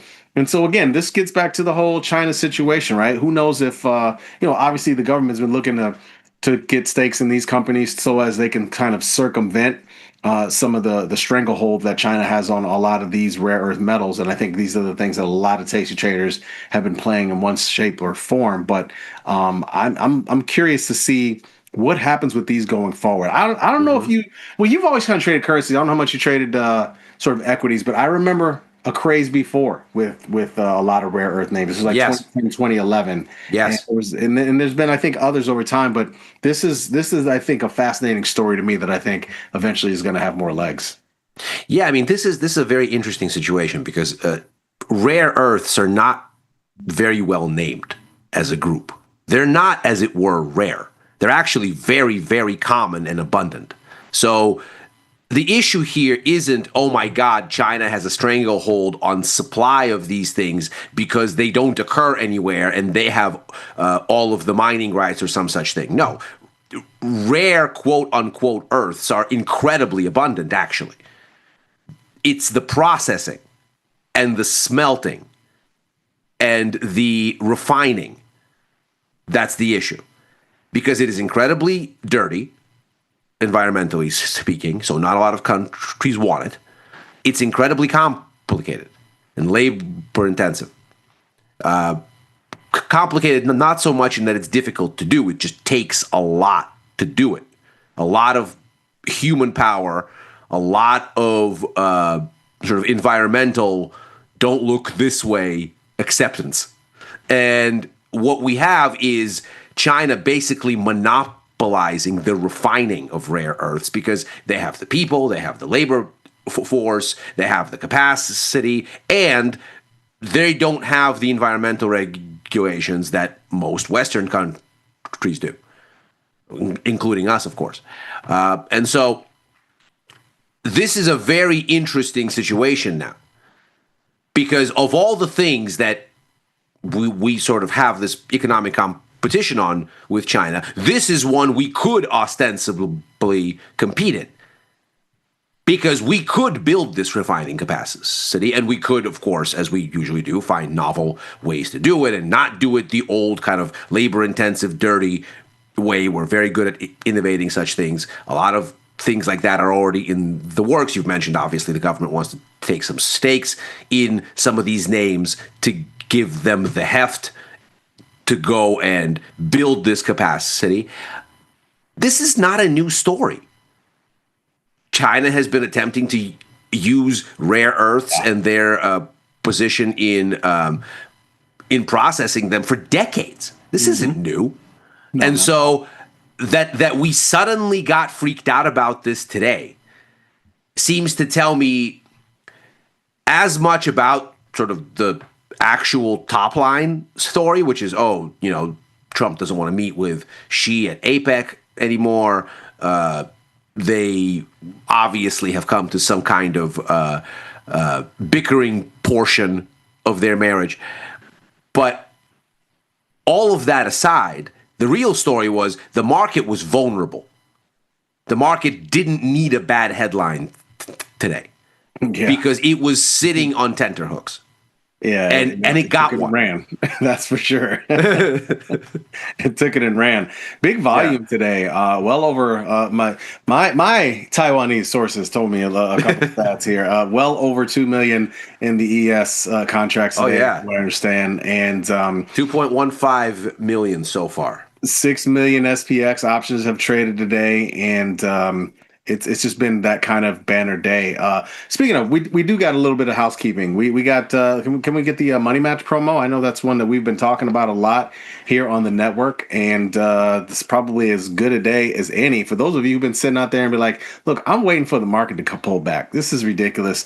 I am not jumping in. Today is like maybe day one, so it is. And this thing goes on for a while. We got this around until at least November, but you can unlock a 1% cash match and 30 days of commission free. How about that? Get your powder dry and ready, and this is as good a way as any. Exactly, and we've definitely done a lot of upgrading to funding more recently to make it more simple. So people, jump on in there. Nobody's saying you gotta click the trade today or even on Monday. Just watch for a little bit, but you want to have the money in account ready to go because there's nothing more annoying than waiting for it to happen. So just go ahead and do that. I can tell you from the other side, being a bear, it's very annoying to sell these types of things, and then a day later they turn around and you're back to record highs, and you go, "Oh, at least let me out of this thing." Jesus. I know, right? The Whiteboard tour. That's right. This weekend, go check out Mikey, Nikki, and Katie at the Whiteboard tour, and Ryan's going to be there as well.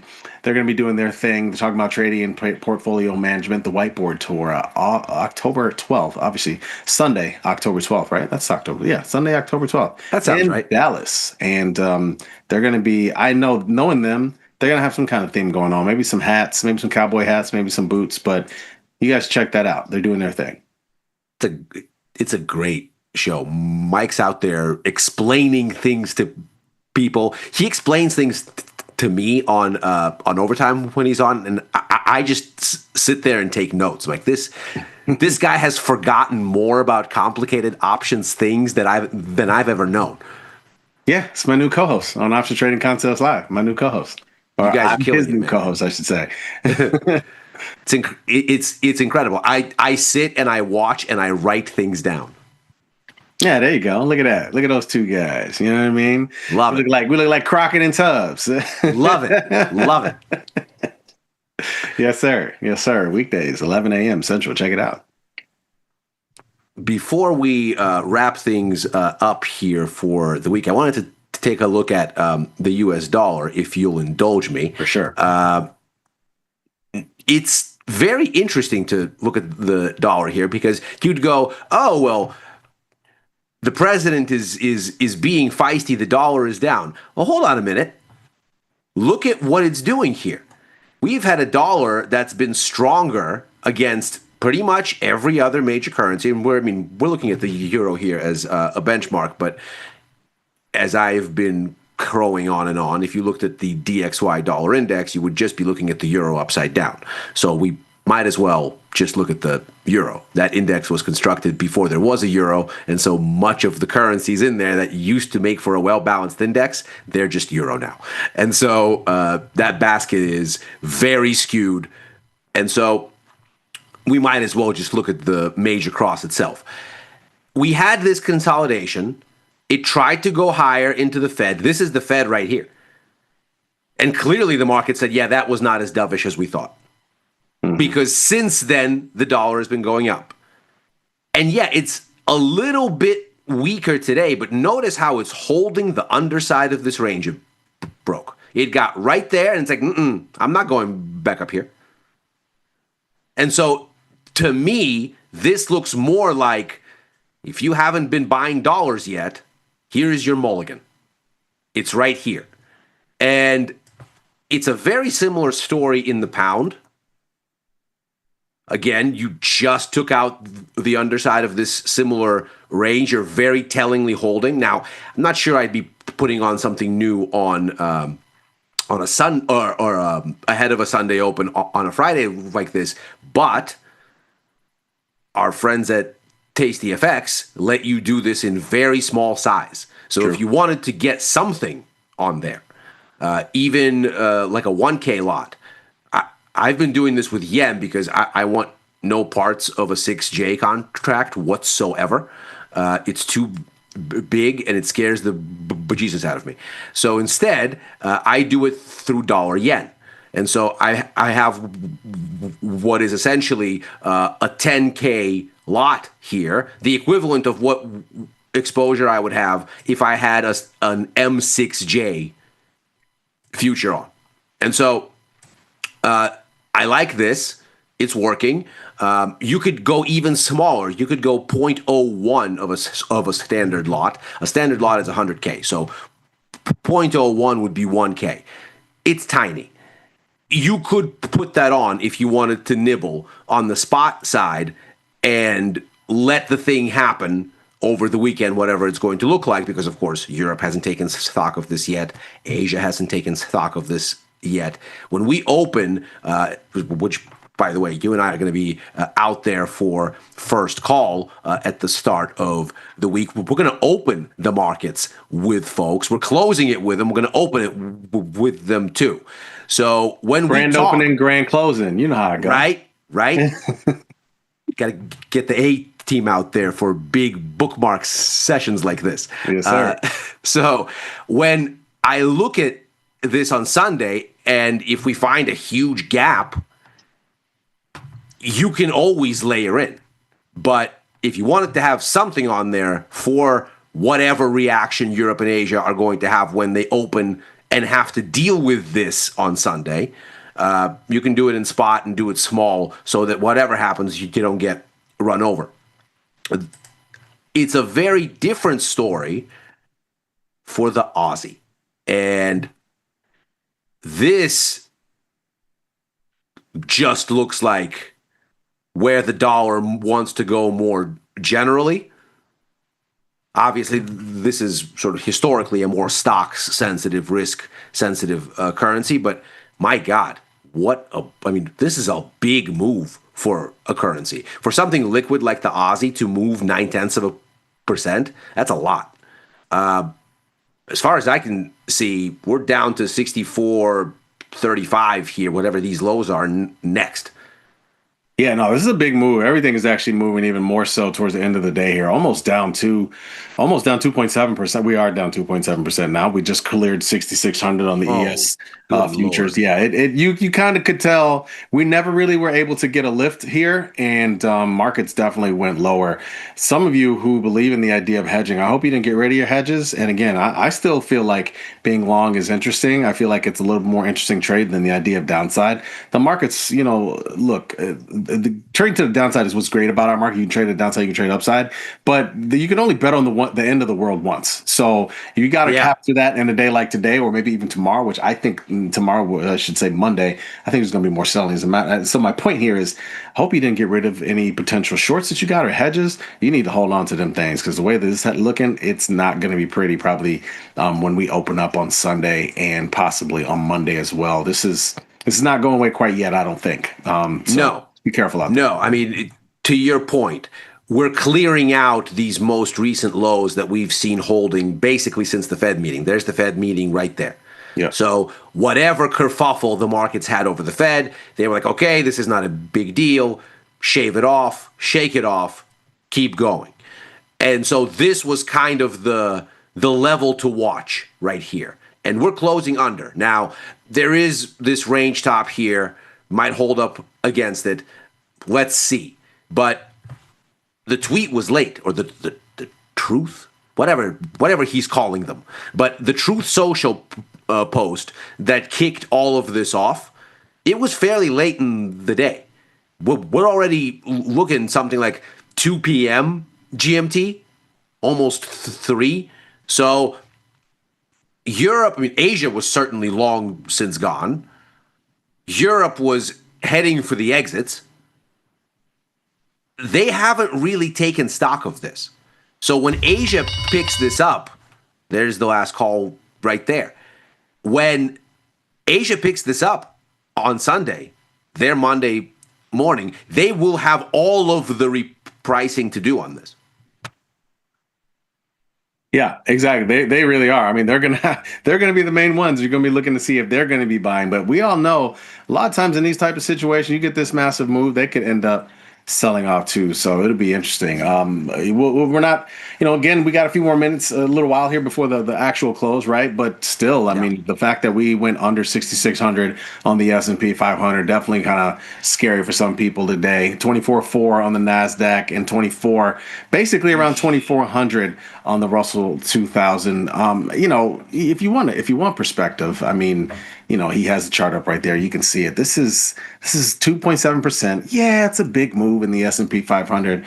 And but really we're basically back to September levels? I mean, we're a month ago. It's not like we're essentially back to the Fed level. Probably the scariest of all of these is Russell, which seems to be attempting to take its low out and which never set that record high earlier this week. Yeah. But ES, sort of, if you wanted to dump everything into one most broadly weighted bucket here, you're back to basically where the Fed was, and it's decision time. Yeah. And I will say probably one of the things that's probably people should definitely take note of is the futures, VIX futures. October VIX 21, November VIX 21.2, and December VIX 21.15. Just a couple of days ago, I feel like October VIX was like 1760, and the next month VIX was probably $1.25 higher. So now they're only 20 cents difference, 10 cents difference, 10 to 15 cents. That is basically flat, folks. And all you need is another day like this where we get serious backwardation, and then it's really scary. Yeah, and then it's on. Interestingly, bonds up, so very risk aversion-y in the classic sense. And the yen, we looked at it a little bit earlier. I mentioned this because on Sunday, we're going to have to deal, as we just said, with Asian markets. There's some news out of Japan. Their ruling coalition has collapsed. Now, with this new leader of the LDP that they elected, everybody was so hopped up on it. Obviously, the yen had a massive run lower on this news. It gapped down hard and was running down all week because she's very dovish and wants to push the BOJ that way. Well, for 26 years, they had a coalition between her party and the Komeito. The Komeito walked. So she doesn't have a parliamentary majority to govern here. When they actually go to elect a prime minister in Japan, if the opposition decides to coalesce, they could basically relegate her to never making it to prime minister. And that's just a little spice for you on your Asia Open. You might get all manner of yen weakness on top of everything else. If she holds up, you might get a massive yen rally, which echoes elsewhere if she doesn't. And so, fun times. Lots of things for people to think about over the weekend, Ilya. Digest, folks. Get some rest. It's going to be a massive, massive thing to open on Sunday. Even if it doesn't do anything, that'll be news on to itself. So come join the two of us. We're going to strap on our helmets and attempt to survive it. See you guys on First Call. Have a good weekend, everybody.